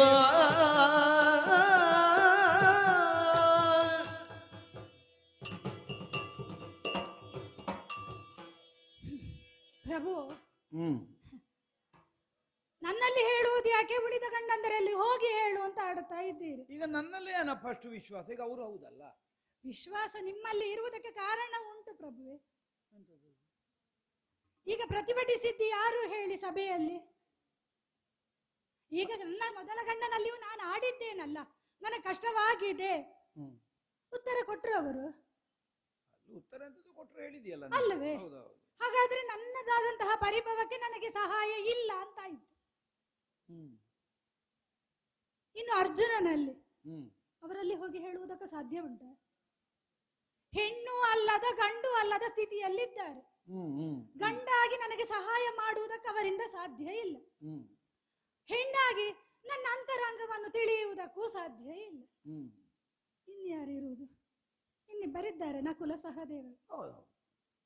ಅಶ್ವಶಾಲೆಯಲ್ಲಿ ಗೋಶಾಲೆಯಲ್ಲಿ ಪಶುವನ್ನು ಸಾಕಿಕೊಂಡಿದ್ದಾರೆ. ಅವರಲ್ಲಿ ನನ್ನ ಕಷ್ಟವನ್ನು ಹೇಳುವುದಕ್ಕೆ ಸಾಧ್ಯ ಉಂಟ? ಅವರು ಪರಿಹರಿಸುವುದಕ್ಕೆ ಸಾಧ್ಯ ಇದ್ದದ್ದು ಆಗುವುದಿಲ್ಲ. ಅವರಲ್ಲಿ ನಿಮ್ಮಷ್ಟು ಬಲ ಇಲ್ಲ. ಆ ಕಾರಣಕ್ಕಾಗಿ ನಿಮ್ಮಲ್ಲಿ ಬಂದಾಡಿದ್ದು. ನೀವೇ ನನ್ನ ಸಂಕಟವನ್ನು ಪರಿಹರಿಸಬೇಕು. ಮಾತ್ರವಲ್ಲ, ನೀವು ಹುಟ್ಟುವಾಗಲೇ 100 ಆನೆಯ ಬಲವುಳ್ಳವರಂತ ನೀವು. ಬಂಡೆಯ ಮೇಲೆ ಬಿದ್ದರೂ ಬಂಡೆ ಪುಡಿ ಆಯಿತು ಹೊರತು ನಿಮ್ಮಲ್ಲ. ಮಾತ್ರವಲ್ಲ, ವಿಷದ ಲಾಡನ್ನು ತಿಂದಂತಹ ನಿಮ್ಮನ್ನು ಕೈಕಾಲು ಕಟ್ಟಿ ನದಿಗೆ ಎಸೆದ ಕಾಲಕ್ಕೆ ಪಾತಾಳ ಲೋಕಕ್ಕೆ ಹೋಗಿ ನಾಗಗಳು ನಿಮ್ಮ ಕಟ್ಟನ್ನು ಬಿಡಿಸಿ ನಿಮಗೆ ಎಷ್ಟು 9 ಬಾಂಡಗಳ ಔಷಧೀಯ ಶಕ್ತಿಯುಳ್ಳಂತಹ ಬಾಂಡವನ್ನು ಕುಡಿದವರು. ಒಂದೊಂದು ಬಾಂಡದ ಪ್ರತೀಕ 100 ಆನೆಗಳ ಬಲ ಅಂತೆ. ಸಹಸ್ರ ಆನೆಗಳ ಬಲವುಳ್ಳಂತಹ ನಿಮ್ಮಲ್ಲೇ ನನ್ನ ಕಷ್ಟವನ್ನು ಹೇಳಿಕೊಳ್ಳಬೇಕು. ಮಾತ್ರವಲ್ಲ, ಪ್ರತಿ ಬಾರಿಯೂ ನನಗೆ ಒದಗಿದಂತಹ ಕಷ್ಟಕ್ಕೆ ನೀವೇ ಅಲ್ಲವೇ ಸಹಾಯವನ್ನು ಮಾಡಿದವರು. ಈ ಸಭೆಯಲ್ಲಿ ಏನು ಸ್ವಾಮಿ, ಮೊದಲಿನ ಸಭೆಯಲ್ಲಿ ನನಗೆ ಆದ ಅವಮಾನ ಆಗಲಿಲ್ವೇ, ನಡೆಯಲಿಲ್ವೇ ನನಗೆ? ಹೌದಪ್ಪ, ನಿನ್ನ ತುರುಬಿಗೆ ಕೈ ಹಾಕಿ ಹೇಳ್ಕೊಂಡು ಬಂದ್ರಲ್ಲ ಅವ ಪಾಪಿ, ನಾವು ನೋಡ್ತಾ ಇದ್ದಾಗೆ. ಆಗ ನೀವಾಡಿದ್ದೇನು? ಪ್ರತಿಜ್ಞೆ ಮಾಡಿದ್ದೀರಿ, ಸೀರೆಯ ಸೆರಗಿಗೆ ಕೈ ಹಾಕಿದ ಅವನ ಕರಳನ್ನ ಬಗೆಯುತ್ತೇನೆ, ಬಾನನ್ನ ತೊಡೆಯೇರು ಅಂತ ಆಡಿದ ಕೌರವನ ತೊಡೆ ಮುರಿಯುತ್ತೇನೆ ಅಂತ ಆಡಿದವರು. ಹೌದಪ್ಪ, ಹೇಳಿದ್ದೆಲ್ಲ ಹೌದು, ಮರ್ತೋಗ್ಲಿಲ್ಲ, ನಮಗೆ ಮಾಡ್ಲಿಲ್ಲ ಅಷ್ಟೇ. ಮಾಡ್ಲಿಲ್ಲ. ಹಾಗಿದ್ರೆ ಅಂತಹ ಪ್ರತಿಜ್ಞೆಗಳೆಲ್ಲ ಮಾಡಿದ್ದು ಬೇಡ. ಸೈಂಧವ ನನ್ನನ್ನು ಎಳೆಕೊಂಡು ಹೋದ, ಜಯದ್ರಥ ಎಳೆದುಕೊಂಡು ಹೋದ ಕಾಲಕ್ಕೆ ನನ್ನನ್ನು ಬದುಕಿಸಿದ್ಯಾರು ಪ್ರಭುವೆ? ನೀವೇ ತಾನೆ. ಹಾಗಿರುವಾಗ ನಿಮ್ಮಲ್ಲಿ ಹೇಳಿಕೊಳ್ಳದೆ ಅವರಲ್ಲಿ ಹೋಗು ಇವರಲ್ಲಿ ಹೋಗು ಅಂತ ಹೇಳಿದ್ರೆ ನಾನು ಏನು ಮಾಡಬೇಕು ಪ್ರಭುವೆ? ಸಹಜವೇ ಅದು. ಎಲ್ಲಿ ದೂರಿಕೊಂಡ್ರೆ ನಮಗೆ ಪ್ರಯೋಜನ ಆಗ್ತದೆ ಅಂತ ನಮ್ಮ ಅನುಭವ ಇರ್ತದೆ. ಆ ಪೂರ್ವಾನುಭವಕ್ಕೆ ಅನುಗುಣವಾಗಿ ಮತ್ತೆ ಮತ್ತೆ ಆಗುವುದು ಅಲ್ವಾ? ಈ ದಪ್ಪ ಇದ್ದ ಮರವನ್ನಲ್ವ ಮತ್ತೆ ಮತ್ತೆ ಕೆತ್ತುವುದು. ಯಾಕಂದ್ರೆ ದಪ್ಪ ಇರುವುದೇ ಕಾರಣ, ಅದಕ್ಕೆ ಕೆತ್ತಿದ್ರೆ ಎಷ್ಟು ಕೆತ್ತಲಿಕ್ಕೆ ಆಗ್ತದೆ. ಆ ಕಾರಣದಿಂದ ಯಾರು ಕೊಡ್ತಾನೆಯೋ ಕಷ್ಟದ ಕಾಲದಲ್ಲಿ ಅವನಲ್ಲಿಗೆ ಹೋಗುದು. ಎಲ್ಲರೂ ಬಂದು ಇವರು ನಮ್ಮ ಕಲ್ಪವೃಕ್ಷ, ಇವರು ನಮ್ಮ ಕಾಮಧೇನು ಅಂತ ಹೇಳಿ. ಯಾಕೆ ಅವರು ಕೊಡ್ತಾರೆ, ಆದ್ದರಿಂದ ಹೋಗುದು. ಒಂದು ಸಲ ಇಲ್ಲ ಅಂತ ಹೇಳಿ ಮತ್ತೆ ಕಲ್ಪವೃಕ್ಷವೂ ಇಲ್ಲ, ಕಾಮಧೇನೂ ಇಲ್ಲ. ಆಗುವುದಷ್ಟೇ. ಯಾವ ಪ್ರಕರಣದಲ್ಲೂ ನೀವು ಒದಗಿ ಲೋಕದ ನೀತಿಯೇ ಹಾಗೆ. ಎಲ್ಲಿ ನಮಗೆ ನಮ್ಮ ನಿರೀಕ್ಷೆಯದ್ದು ಸಿಗುತ್ತದೆ ಅಲ್ಲಿಗೆ ಎಲ್ಲೋ ಹೋಗುವುದು. ಹೌದು. ಇರುವೆಲ್ಲ ಹೋಗಿ ಬೆಲ್ಲಕ್ಕೆ ಎಲ್ಲೋ ಕೂತುಕೊಳ್ಳುವುದು. ಹೌದು. ಹತ್ತಿಯ ಮೇಲೆ ಕೂತುಕೊಳ್ತಾರೆ. ಇಲ್ಲ ಇಲ್ಲ, ಅದಕ್ಕೆ ಬೇಕಾದ ಕೆಲಸ ಏನು? ಹೌದು. ಆದ್ದರಿಂದ ಎಲ್ಲಿ ನಮಗೆ ಪ್ರಯೋಜನ ಆಗುತ್ತದೆ ಅಲ್ಲಿಗೆ ಹೋಗುವುದು ಇದ್ದದ್ದೇ. ಹೌದು. ಈ ಮೊದಲು ನಿನಗಾಗಿದೆ, ಈಗ ಮಾಡಿದ್ದೇನೆ ಇಲ್ಲ ಅಂತ ಹೇಳಲಿಕ್ಕೆಲ್ಲ, ಹೆಗ್ಗಳಿಕೆ ಅಲ್ಲ, ಮಾಡಬೇಕಾದದ್ದು ಕರ್ತವ್ಯ. ಆ ಕಾರಣಕ್ಕೆ ಮಾಡಿದ್ದೇನೆ, ಇದನ್ನೊಂದು ಹೆಗ್ಗಳಿಕೆ ಅಂತ ಹೇಳಲಿಕ್ಕೆ ಇಲ್ಲ. ಈಗ ಎಲ್ಲಿಯೋ ಊರಿನ ಮೇಲೆ ಹೆಣ್ಣು ಮಕ್ಕಳಿಗೆ ಅನ್ಯಾಯ ಆಗುವಾಗ ಹೋಗಿ ನಾನು ರಕ್ಷಣೆ ಮಾಡಿದ್ರೆ ಅದು ನನ್ನ ಹೆಗ್ಗಳಿಕೆ, ರಕ್ಷಣೆ ಮಾಡಿದ್ದೇನೆ. ಇದು ಕರ್ತವ್ಯ. ಹೆಣ್ಣಿಗೆ ಅಲ್ಲ, ತನ್ನ ಹೆಂಡತಿಗೆ ಒಂದು ಅಪಮಾನವಾಗುತ್ತದೆ, ಆಪತ್ತು ಬರ್ತದೆ ಅಂತ ಆದ್ರೆ ಆ ಸಮಯದಲ್ಲಿ ಅದನ್ನು ಪರಿಹರಿಸುವುದಕ್ಕಾಗಿ ಮುಂದಾಗದೇ ಇದ್ದ ಗಂಡುತನ ಇದ್ರೂ ಪ್ರಯೋಜನ ಇಲ್ಲ. ಮಾಡಬೇಕಾದದ್ದು ಅವನ ಹೊಣೆ, ಕರ್ತವ್ಯ. ಕರ್ತವ್ಯ ಮಾಡಿದ್ದಕ್ಕೆ ಪ್ರಶಸ್ತಿ ಕೊಡ್ಲಿಕ್ಕಿಲ್ಲ. ಕರ್ತವ್ಯ ಮಾಡಿದ್ದಾನೆ, ಮಾಡದಿದ್ರೆ ದೊಡ್ಡ ದೋಷ. ಕರ್ತವ್ಯ ಲೋಪ ಮಾಡಿದ್ದಾನೆ ಅಂತ ಬರ್ತದೆ. ಕರ್ತವ್ಯ ಮಾಡಿದ್ದಕ್ಕೆ ಅಂತ ಹೆಗ್ಗಳಿಕ್ಕಿಲ್ಲ. ಸರಿ, ಮಾಡಬೇಕಾದದ್ದನ್ನು ಮಾಡಿದ್ದಾನೆ, ಮುಗಿಯಿತು. ಆದ್ದರಿಂದ ಈ ಮೊದಲು ನಿನ್ನನ್ನು ರಕ್ಷಿಸಿದ್ದನ್ನು ನಮ್ಮ ಹೆಗಲು ನಾವು ತಟ್ಟಿಕೊಳ್ಳಿಕ್ಕಿಲ್ಲ. ಹೀಗೆ ನಾವು ಮಾಡಿದ್ದೇವೆ ಅಂತ, ಮಾಡಬೇಕಾದದ್ದು ಮಾಡಿದ್ದೇವೆ. ಆದ್ರೆ ಏನು ಮಾಡೋಣ, ಎಲ್ಲ ಸಲ ಕೊಡ್ಲಿಕ್ಕಾಗ್ತದ? ಕೊಡಬೇಕಲ್ಲ. ಅಲ್ಲ, ಕೊಡ್ಬೇಕೌದು. ಆಗದಿದ್ರೆ ಎಂತದ್ದು ಮಾಡುದು? ಹಾಗಾದ್ರೆ ನಾನು ಅನುಭವಿಸುವುದಕ್ಕೆ ಇರುವವಳೆ. ಅಲ್ಲಿ ಏನು ಮಾಡುವ? ಈಗ ಸರಿಯಾದ ಒಂದು ಗಂಡಿನ ಕೈ ಹಿಡಿದ ಹೆಣ್ಣಿಗಾದ್ರೆ ಒಂದು ರಕ್ಷಣೆ ಸಿಗ್ತದೆ ಅಲ್ವಾ? ಈ ಗಂಡಿನಂತೆ ಕಾಣುವವರನ್ನು ಕೈ ಹಿಡಿದವರಿಗೆ ರಕ್ಷಣೆ ಸಿಗ್ತದ? ಕಾಣಿಸ್ಲಿಕ್ಕಾದೀತು ಗಂಡು, ಹೌದು ಗಂಡು ಅಂತ ಕಾಣುತ್ತದೆ. ಪ್ರಯೋಜನಕ್ಕವ ಗೊತ್ತಾಗುದು ಅದು ಗಂಡಲ್ಲ, ಕಾಣ್ಲಿಕ್ಕೆ ಮಾತ್ರ ಗಂಡದು, ಗಂಡಲ್ಲ ಅಂತ. ಒಳಗೆ ಗಂಡಸುತನ ಇಲ್ಲ ಅಂತ. ಪ್ರಭು, ಒಬ್ಬ ಕುಂಟನಾಗಲಿ ಕುರುಡನಾಗಲಿ ಆಗಲಿ, ಭಿಕ್ಷುಕನೇ ಆಗಲಿ, ಇರ್ಲಿ, ತನ್ನ ಹೆಂಡತಿಯ ಮೈ ಮುಟ್ಟಿದ ಇನ್ನೊಬ್ಬ ಅಂತ ಆದ್ರೆ ಅವನಾದ್ರೂ ಕೆರಳುತ್ತಾನೆ, ತನ್ನ ಪ್ರಾಣವನ್ನಾದ್ರೂ ಒತ್ತೆ ಇಟ್ಟು ಬದುಕಿಸ್ತಾನೆ. ಸರಿ, ಮಾಡಬೇಕಾದ್ದು. ಹೌದು. ಈಗ ಗಂಡುತನವೇ ಸತ್ತಿದೆ ಅಂತಲೇ ನೀವು ಆಡುವುದ? ಅಲ್ಲ, ಅವ ಯಾಕೆ ಮಾಡ್ತಾನೆ? ತನ್ನ ಹೆಂಡತಿ ಅನ್ನುವ ಕಾರಣಕ್ಕಾಗಿ ಮಾತ್ರ ಅಲ್ಲ, ತಾನು ಗಂಡು ಅನ್ನುವ ಕಾರಣಕ್ಕೆ. ಈ ಗಂಡರೊಡನೆ ನಾನು ಹುಟ್ಟಿದ ಮೇಲೆ ನೀತಿಯುಳ್ಳ ಮನೆಯಿಲ್ಲೋ, ರೋಷವಿಲ್ಲೆನಗೆ ಮಲಗೆ ಬಂದುದ ಬೀಳು, ಈದೊಂದು ಬೆದರದಿರಿ. ಏನು ಬೇಕಾದ್ರೂ ಹೇಳು ನೀನು, ನಮಗೆ ಅಭ್ಯಾಸ ಆಗಿ ಹೋಗಿದೆ ಈಗ. ಈ ನಿಂದನೆ, ತಿರಸ್ಕಾರ, ಅಪಮಾನ, ಈ ಹೊಟ್ಟೆ ಇಷ್ಟು ದೊಡ್ಡದು ಕಾಣುದು ಅದನ್ನು ಉಂಡು ಉಂಡು ಸಾಕಾಗಿ ಹೋಗಿದೆ. ಇನ್ನೀಗ ನಿನ್ನದೊಂದು ಹೊಸತು ಅಲ್ವಾ? ನೀವಲ್ಲದೆ ಯಾರು? ಮಾಡ್ಲಿಕ್ಕೆ ಸಾಮರ್ಥ್ಯ ಇಲ್ಲ ಅಂತ ಹೇಳಿದ್ದಲ್ಲ, ಮಾಡ್ಲಿಕ್ಕೆ ಆಗುದಿಲ್ಲ. ಬಲ ಇದ್ದವರಿಗೆಲ್ಲ ವಿನಿಯೋಗ ಮಾಡ್ಲಿಕ್ಕೆ ಆಗುವುದಿಲ್ಲ, ಸಂಪತ್ತಿದ್ದವರಿಗೆಲ್ಲ ವೆಚ್ಚಕ್ಕೆ ಬರುವುದಿಲ್ಲ. ಏನು ಮಾಡುವ? ಲೋಕದಲ್ಲಿ ಪ್ರಾರಬ್ಧ ಅಂತ ಅದಕ್ಕೆ ಹೆಸರು. ನಮಗಾದದ್ದು ಅದೇ. ಈಗಲೂ ಉಂಟು ತ್ರಾಣ, ಬಡಿದೇನು ಆಗುವುದಿಲ್ಲ. ಯಾಕಾಗುವುದಿಲ್ಲ? ಹೋಗ್ಲಿಕ್ಕೆ ಬಿಡುವುದಿಲ್ಲ. ಹೇಳುವುದಿಲ್ಲ ನಾನು ಸುಮ್ಮನೆ, ಉಳಿಸಿಕೊಳ್ಳುವುದು ಬೇಡ, ಅದನ್ನು ಆಡಬೇಡಿ. ಹೇಳಿದೆಯಲ್ಲ, ಗಂಡ ಗಂಡ ಗಂಡ ಕಾಣ್ಲಿಕ್ಕೆ ಮಾತ್ರ. ಅವ 1 ವರ್ಷಕ್ಕಾಗಲಿಕ್ಕೆ ಶಾಪ ಸಿಕ್ಕಿದ್ದವನಿಗೆ ನಾವು ಜೀವನ ಪೂರ್ತಿ ಮೊದಲೇ ಆಗಿದೆ. ಈ ಷಂಡರೊಡನೆ ಹೇಳಬಾರದು ನಾನು. ಧರ್ಮ ಅಂತೆ ಧರ್ಮ. ಯಾವುದು ಧರ್ಮ? ತುಂಬಿದ ಸಭೆಯಲ್ಲಿ 5 ರಸಿಯಾದಂತಹ ನಿನ್ನ ಕೇಶವನ್ನು ಕೈಯಲ್ಲಿ ಹಿಡಿದು ನಿನ್ನ ಸೊಂಟಕ್ಕೆ ತುಳಿದು ಹುಡಿ ದೂರುಳಿನಲ್ಲಿ ಹೊರಳಿಸಿದ ಅಸೂತರ ಕುಲದಲ್ಲಿ ಹುಟ್ಟಿದ ಕೀಚಕ, ನಮ್ಮ ಕ್ಷತ್ರಿಯತ್ವಕ್ಕೆ ಬೆಂಕಿ ಬೀಳ್ಲಿಕ್ಕೆ. ಯಾರು ಕೀಚಕ? ಸೂತ ಸಂತಾನ. ನಮ್ಮ ಮುಂಭಾಗದಲ್ಲಿ ಅಂಗಳದ ತುದಿಯಲ್ಲಿ ನಿಲ್ಲಬೇಕಾದವ ಅಂತವ ಬಂದು ನಿನ್ನನ್ನು ಹುಡಿ ದೂರುಳಿನಲ್ಲಿ ಹೊರಳಿಸುವಾಗ ಕಂಡು ಸುಮ್ಮಗೆ ಕುಳಿತುಕೊಳ್ಬೇಕಾ? ಎದ್ದು ಬರಲಿಲ್ವಾ ನಾನು? ಬಂದಿದ್ದೀರಿ. ಬಂದ ಸಿಟ್ಟಿಗೆ ಪ್ರಪಂಚ ನಾಶ ಮಾಡಿಬಿಡುವಂತ ಕಂಡಿತ್ತು. ನನಗೆ ನಾನೇ ಸಂಯಮವನ್ನು ತೆಗೆದುಕೊಂಡು ಅರಮನೆಯ ಮುಂಭಾಗದಲ್ಲಿದ್ದ ಮಹಾವೃಕ್ಷವನ್ನು ದಿಟ್ಟಿಸಿದ್ರೆ ಏನ್ ಹೇಳಿದ ನಿನ್ನ ಪತಿ? ಹೌದಲ್ಲ, ನಿನ್ನ ಪತಿ ಮೊದಲು ಅವನಿಗಲ್ವ ಹೆಂಡತಿ ಆದದ್ದು ನೀನು, ಆಮೇಲಲ್ಲೋ ನನಗೆ. ಮುರಿಯದಿರ ಈ ಧರ್ಮ ತರುವ ಹೆಂಡತಿಗಾಗುವ ಕಷ್ಟ ನೋಡಿ ಅದನ್ನು ಪರಿಹರಿಸುವುದಕ್ಕೆ ರಕ್ಷಣೆ ಮಾಡಲಿಕ್ಕೆ ಮುಂದ್ರೆ ನಾನು ಅಧರ್ಮಿ, ಅದಕ್ಕೆ ಆಯುಧ ತಗೊಂಡ್ರೆ ನಾನು ಮೂರ್ಖ. ಇದು ಗಂಡುತನದ ಲಕ್ಷಣವ? ಕೇವಲ ದೇಹದಲ್ಲಿ ಹೆಂಡತಿಯನ್ನು ಅನುಭವಿಸುವ ಗಂಡುತನ ಉಂಟು ಅನ್ನುವುದು ಮುಖ್ಯ ಅಲ್ಲ. ಅಧರ್ಮವನ್ನು ಪಡೆಯುವುದಕ್ಕೂ ಒಬ್ಬಾತನಿಗೆ ತನ್ನ ಗಂಡುತನವನ್ನು ವಿನಿಯೋಗ ಮಾಡುವುದಕ್ಕಾಗುವುದಿಲ್ಲ ಅಂತ ಆದ್ರೆ ಅವನಿಗೆ ಷಂಡ ಅಂತ ಹೆಸರು. ಏನು ನನ್ನ ರಟ್ಟೆತ್ರಾಣ ತೋರಿಸಿ ನನಗೆ ಬಹುಮಾನ ಸಿಗ್ತದೆ ಈ ವಿರಾಟ ನಗರದಲ್ಲಿ ಅನ್ನುವುದಕ್ಕೆ ಹೊರಟದ್ದ ಕೀಚಕನನ್ನು ಬಡಿಯುತ್ತೇನೆ ಅಂತ. ಅವ ಹೇಗೂ ಬಡಿಯುವುದಿಲ್ಲ, ಕಣ್ಣು ಮುಚ್ಚಿ ಆದ್ರೂ ಕೂತ್ಕೊಳ್ಬಹುದಿತ್ತಲ್ಲ, ಹೊಡಿಲಿ 4 ಅಂತ. ಮತ್ತೆ ಈಗ ಗಂಡು, ಇದು ಹೇಳುವುದಿಲ್ಲ ನಾನು. ನನಗೆ ಮೀಸೆ ಇಲ್ಲದವ ಅಂದ್ರೆ ಬರುವ ಸಿಟ್ಟು, ನನ್ನನ್ನು ಜಾತಿ ಕೆಟ್ಟವ ಅಂದ್ರೂ ನನಗೆ ಬರುವುದಿಲ್ಲ. ಅಷ್ಟು ಅಭಿಮಾನ ನನಗೆ ನನ್ನ ಮೀಸೆಯ ಮೇಲೆ. ಆದ್ರೆ ಹೆಣ್ಣು ಬೆಕ್ಕಿಗೂ ಬರ್ತದೆ ಮೀಸೆ.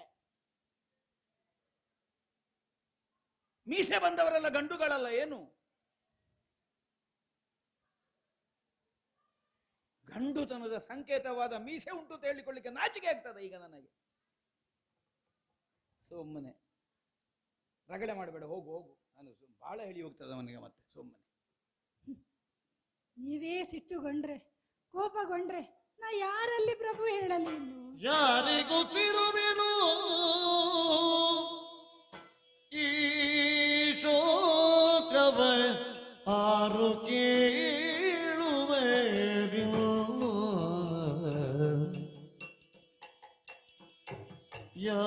ಯಾರಿಗೂ ಸೇರುವೆನು ಈ ಶೋಕವ ಆರು ಕೇಳುವೆ,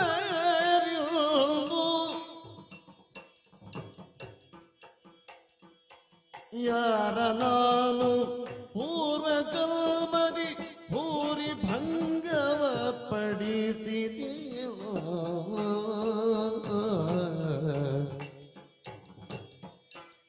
ಎಲ್ಲಾರು ಮುನ್ನೆ ನಲ್ತೆ ನೆಬಿದರು ನಾರಿಯರುಳ ಎನಗೆ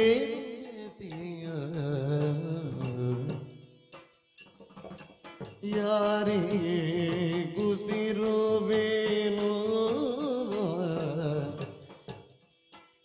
ಈ ಶೋಕವ.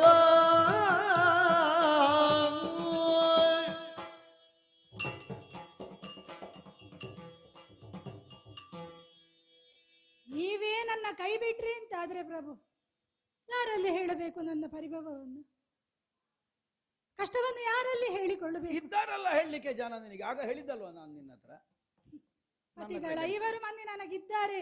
ನಾನು ಒಂದು ಉಪಾಯ ಹೇಳ್ತೇನೆ ನಿನಗೆ, ನನ್ನ ಒಬ್ಬನನ್ನು ಬಿಟ್ಟು ಬೇರೆ ಯಾರಲ್ಲಿ ಬೇಕಾದ್ರೂ ಹೇಳು. ಒಳ್ಳೆ ಕತೆ. ನಿಮ್ಮನ್ನು ಬಿಡಬೇಕು ನಾನು? ಯಾವ ಜನ್ಮದಲ್ಲಿ ಯಾವ ಪಾಪ ಮಾಡಿದ್ದೇನೋ ಯಾರಿಗೆ ಗೊತ್ತು? ಈ ಜನ್ಮದಲ್ಲಿ ಇದನ್ನು ಅನುಭವಿಸುವಂತಹ ಸ್ಥಿತಿ ನನ್ನದು. ಯಾವ ಹೆಣ್ಣಿನ ಕಣ್ಣೀರಿಗೆ ಕಾರಣರಾಗಿದ್ದೇನೋ ಈ ಜನ್ಮದಲ್ಲಿ ಬಡಬಾರದ ಕಷ್ಟವನ್ನು ಪಡುತ್ತಾ ಕಣ್ಣೀರು ಸುರಿಸ್ತಾ ಇದ್ದೇನೆ ನಾನು. ಅದೇ ಈ ಜನ್ಮದಲ್ಲಿ ಮಾಡಿದ್ದು ಮುಂದಿನ ಜನ್ಮಕ್ಕೆ ಅಂತ ದೇವರು ಬರೆದು ಹಾಕಿದ್ದೇ ಮೋಸದ್ದು. ಈ ಜನ್ಮಕ್ಕೆ ಅಂತಲೇ ಬರಿಬೇಕಿತ್ತು. ಹೆಣ್ಣಿನ ಕಣ್ಣೀರಿಗೆ ಕಾರಣರಾದದಕ್ಕೆಲ್ಲ ಕಣ್ಣೀರು ಹಾಕುವುದಾದ್ರೆ ಕೌರವ ದಿನ ಕಣ್ಣೀರಿನಲ್ಲೇ ಕೈ ತೊಳಿಬೇಡ. ಅಲ್ಲಿ ಅವನಿಗೆ ಕಣ್ಣೀರಿಲ್ಲ. ಸುಮ್ಮನೆ ಮಾತಾಡಬೇಡ ನನ್ನ ಹತ್ರ. 5 ಮಂದಿಗಳಿದ್ದೀರಿ. ದೃಪದ ನಂದನೆ ನಾನು ಅಗ್ನಿ ಸಂಭವೆ. ನನ್ನೊಳಗೆ ನಾನು ಬೇಯುವುದು ಬಿಟ್ರೆ ಇಂದಿನವರೆಗೂ ಅದನ್ನೇ ಅನುಭವಿಸ್ತಾ ಇದ್ದೇನೆ. ಅದೇ ನೀನು ಯಾವ ಬೆಂಕಿಯಲ್ಲಿ ಬೇಯುವುದಿಲ್ಲ ಅನ್ನುವುದಕ್ಕಾಗಿ ನೀನು ಬೆಂಕಿಯಲ್ಲಿ ಹುಟ್ಟಿದ್ದು. ಹೌದಪ್ಪ, ನೀನಲ್ಲಿ ಬೆಂದೇ ಹುಟ್ಟಿದ್ದು, ಮತ್ತೆ ಇನ್ನು ಬೇಯುವುದಿಲ್ಲ. ಏನು ನನ್ನ ಅಂತರಂಗದಲ್ಲಿ ನೋವೇ ಇಲ್ವಾ? ನಿಮ್ಮ ಆಲೋಚನೆ ಅಲ್ಲ, ಇರ್ಬೋದು. ಈಗ ನೋವಿದ್ರೇನು? ಏನು ನಾನು ನವಮಾಸಗಳ ತಾಯಿಯ ಹೊಟ್ಟೆಯಲ್ಲಿ ಇರ್ಲಿಲ್ಲ. ನಾನು ಅವಳ ಮಡಿಲಲ್ಲಿ ಮಲಗಿ ಸ್ತನ್ಯಪಾನವನ್ನು ನಾನು ಮಾಡಲಿಲ್ಲ. ಅದರಿಂದಲೂ ವಂಚಿತಳಾದವಳು ನಾನು. ನೋಡು, ದೈವವೇ ನಿನಗೆ ವಂಚನೆ ಮಾಡಿದೆ. ನಿನಗೆ ಹೆತ್ತ ತಾಯಿಯ ಮಡಿಲೂ ಸಿಕ್ಕಲಿಲ್ಲ, ಅವಳ ಒಡಲೂ ಸಿಕ್ಕಲಿಲ್ಲ. ಯವನವತಿಯಾಗಿ ಅಗ್ನಿಯಿಂದ ಎದ್ದು ಬಂದವಳು ದೃಪದ ನಂದನೆ. ಆಯ್ತಪ್ಪ, ತಂದೆ ಮನೆಯಲ್ಲಿ ಸುಖವಾಗಿ ಇದ್ದೆ ನಾನು. ಏನು ಕೊರತೆ ಬಾರದೆ ದೃಪದ ನಂದನೆಯಾಗಿ ಬೆಳೆದೆ. ಹೌದು. ಯಾವಾಗ ನಿಮ್ಮನ್ನೆಲ್ಲ ವಿವಾಹವಾದ್ನ ಕಟ್ಟಿಕೊಂಡು ಹ್ಮ್ ನನ್ನ ಹಣೆ ಬರವೇ ಬದಲಾಯಿತು. ನಮ್ಮದು ಆಗ ನಿನ್ನನ್ನು ಕಟ್ಟಿಕೊಂಡ ಮೇಲೆ ಹಣೆ ಬರ ಬದಲಾದದ್ದು. ಕಾಡಿನಲ್ಲೇ ಇದ್ದೆವು, ಮತ್ತೆ ಊರು ಸಿಕ್ಕಿತ್ತು ಹೇಳಿದ್ ನಾನು ನಿನ್ನನ್ನು ನನ್ನನ್ನು ಕಟ್ಟಿಕೊಳ್ಳುವ ಮೊದಲಲ್ಲ, ಮೊದಲೇ ನಿಮಗೆ ಆಗಿತ್ತು. ಏನು ಕೌರವರಿಗೆ ನೀವು ಅತಿ ಪ್ರಿಯರೋ ಪಾಂಡವರು? ಅಲ್ಲಲ್ಲ, ನಾನು ಹೇಳಿದ್ದು ನಿನ್ನನ್ನು ಕಟ್ಟಿಕೊಂಡ ಮೇಲೂ ನಮ್ಮ ಹಣೆಯರ ಬದಲಾದ. ಊರು ಸುತ್ತುವ ಹಾಗೆ. ಮೊದಲು ಕಾಡಿನಲ್ಲಿ ಇದ್ದದ್ದು, ಮತ್ತೆ ಊರಿಗೆ ಬಂದೆವು. ನಮಗೆ ಒಳ್ಳೇದಾಯ್ತು ಹೇಳಿದ್ದು. ಈಗ ಹಣೆ ಬರ ಬದಲಾಗುವುದು ಅಂದ್ರೆ ಕೆಟ್ಟದ್ದು ಮಾತ್ರ ಆಗುದಲ್ಲ, ಒಳ್ಳೇದು ಆಗ್ತದೆ. ನಮಗೂ ಒಳ್ಳೇದಾಗಿದೆ ನಿನ್ನನ್ನು ಕೈ ಹಿಡಿಯೋದು, ನಿನಗೆ ಕೆಟ್ಟದಾಗಿರ್ಲಿಕ್ಕೂ ಸಾಕು, ನಮಗೂ ಒಳ್ಳೇದಾಗಿದೆ. ಅರ್ಜುನ ವಿವಾಹವಾದ ಮತ್ಸ್ಯಲಾಂಛನ ಭೇದನ ಹೌದು, ಮದುವೆ ಆಯ್ತು.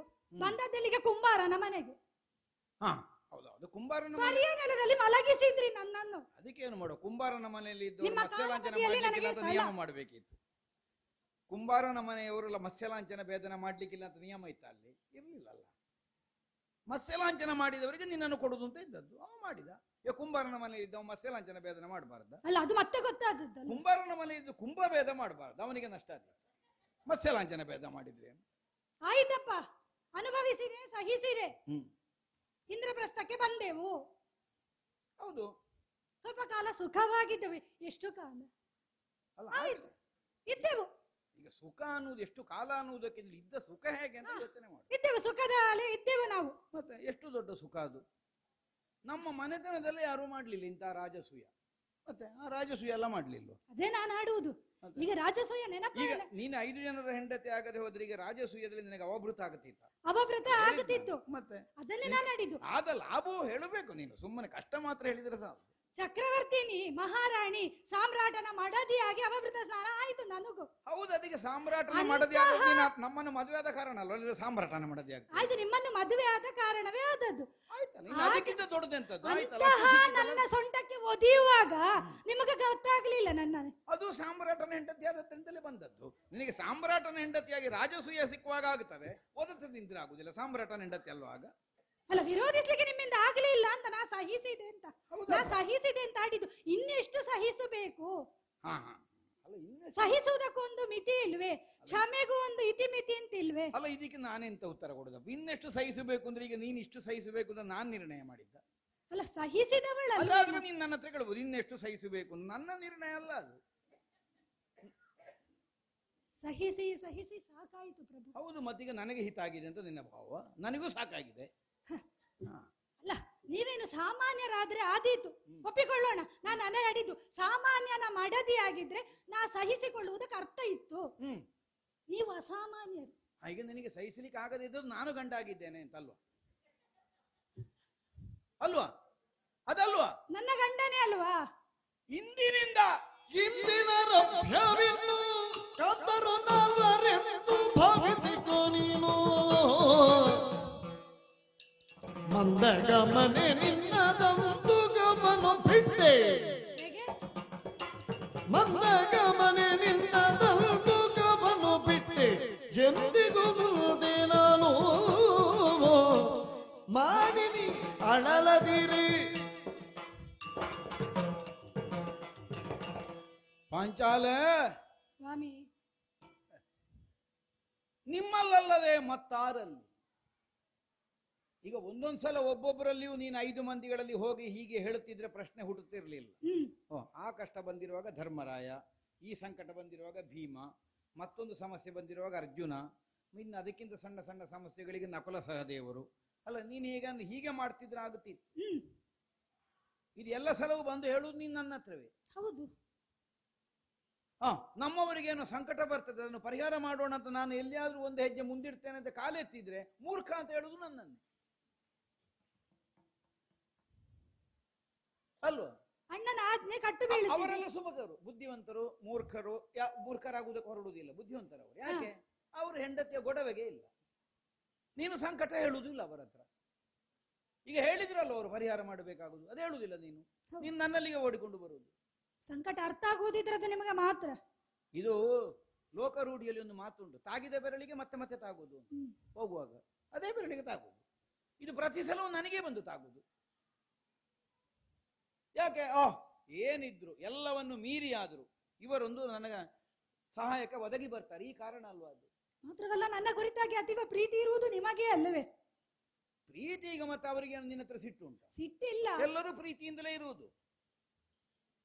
ಆ ಪ್ರೀತಿಯನ್ನು ಕೇವಲ ನಮ್ಮ ಹೆಂಡತಿ ಅನ್ನುವಷ್ಟಕ್ಕೆ ಸೀಮಿತಗೊಳಿಸಿಕೊಳ್ಳದೆ ನಿನಗೊದಗಿದ ಸಂಕಟ ಪರಿಹಾರಕ್ಕೂ ವಿನಿಯೋಗ ಮಾಡುವವನಿಗೆ ಭೀಮ ಅಂತ ಹೆಸರು.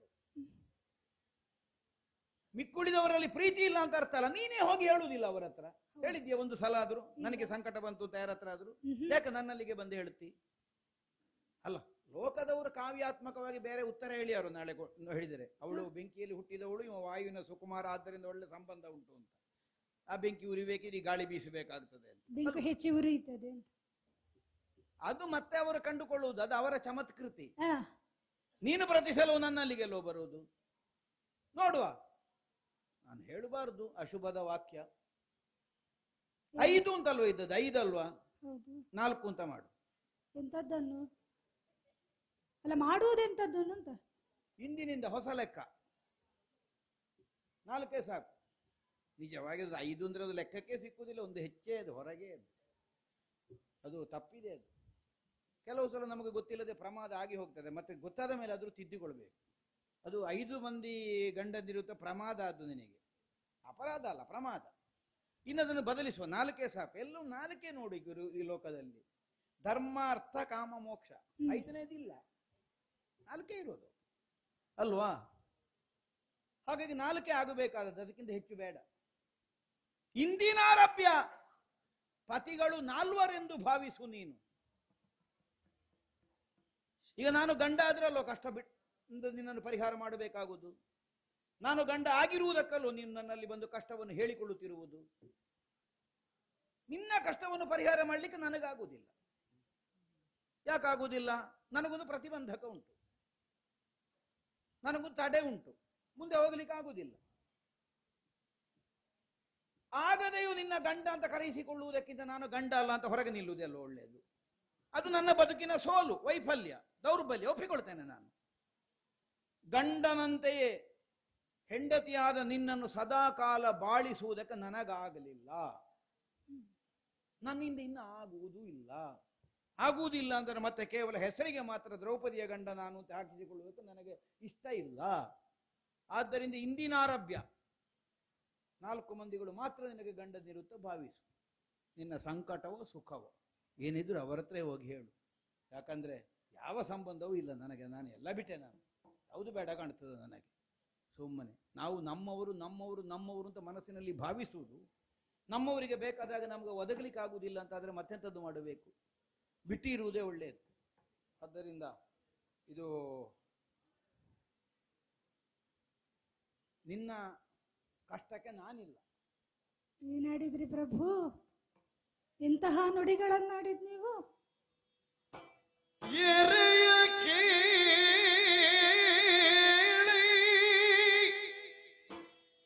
ಎನ್ನ ಮರಣವು ಹರುಜವಾಗಿದೆ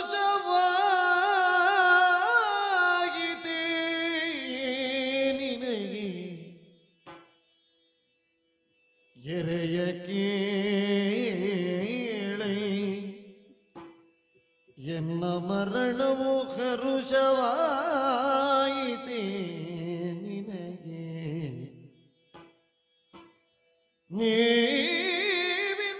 ನೀವಿನ್ನರಧನಾಜ್ಞೆಯ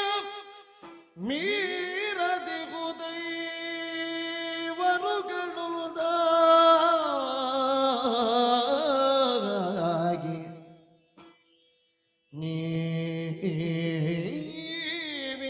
ನೀವಿನ್ನರಸನಾಜ್ಞೆಯ ಮೀರದಿಗು ದೈವರುಗಳು ಒಂದಾಗಿ.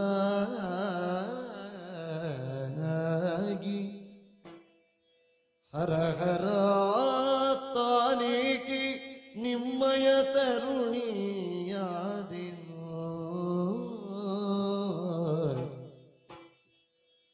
ಹರ ಹರ ತಾನೇಕಿ ನಿಮ್ಮಯ ತರುಣಿಯಾದೆನು.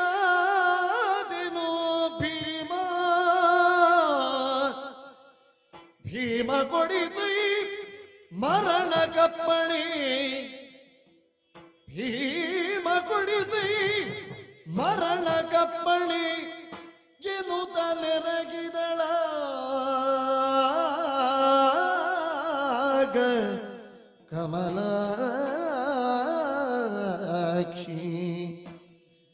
ಎರೆಯ ಕೇಳಿ ಎನ್ನ ಮರಣವು ಹರುಷವಾಗಿದೆ ನಿನಗೆ ನೀ ಭಿನ್ನರಸನಾದ್ಯ ಮೀರದಿಗು ದೈವರುಗಳುದಾಗಿ ಹರ ಹರ ತಾನೇಕೆ ನಿಮ್ಮಯ ತರುಣಿಯಾದೆನು ಭೀಮ ಕೊಡಿಸೈ ಮರಣ ಕಪ್ಪಣೆಯನು ತಲೆರಗಿದಳಾಗ ಕಮಲಾಕ್ಷಿ ಎರೆಯ ಕೇಳಿ ಹರ ಹರ ಹರ ಹರ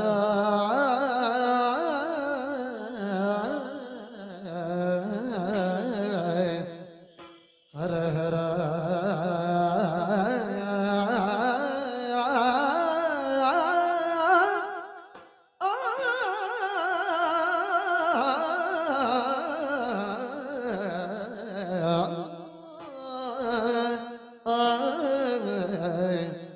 ಹರ ಹರ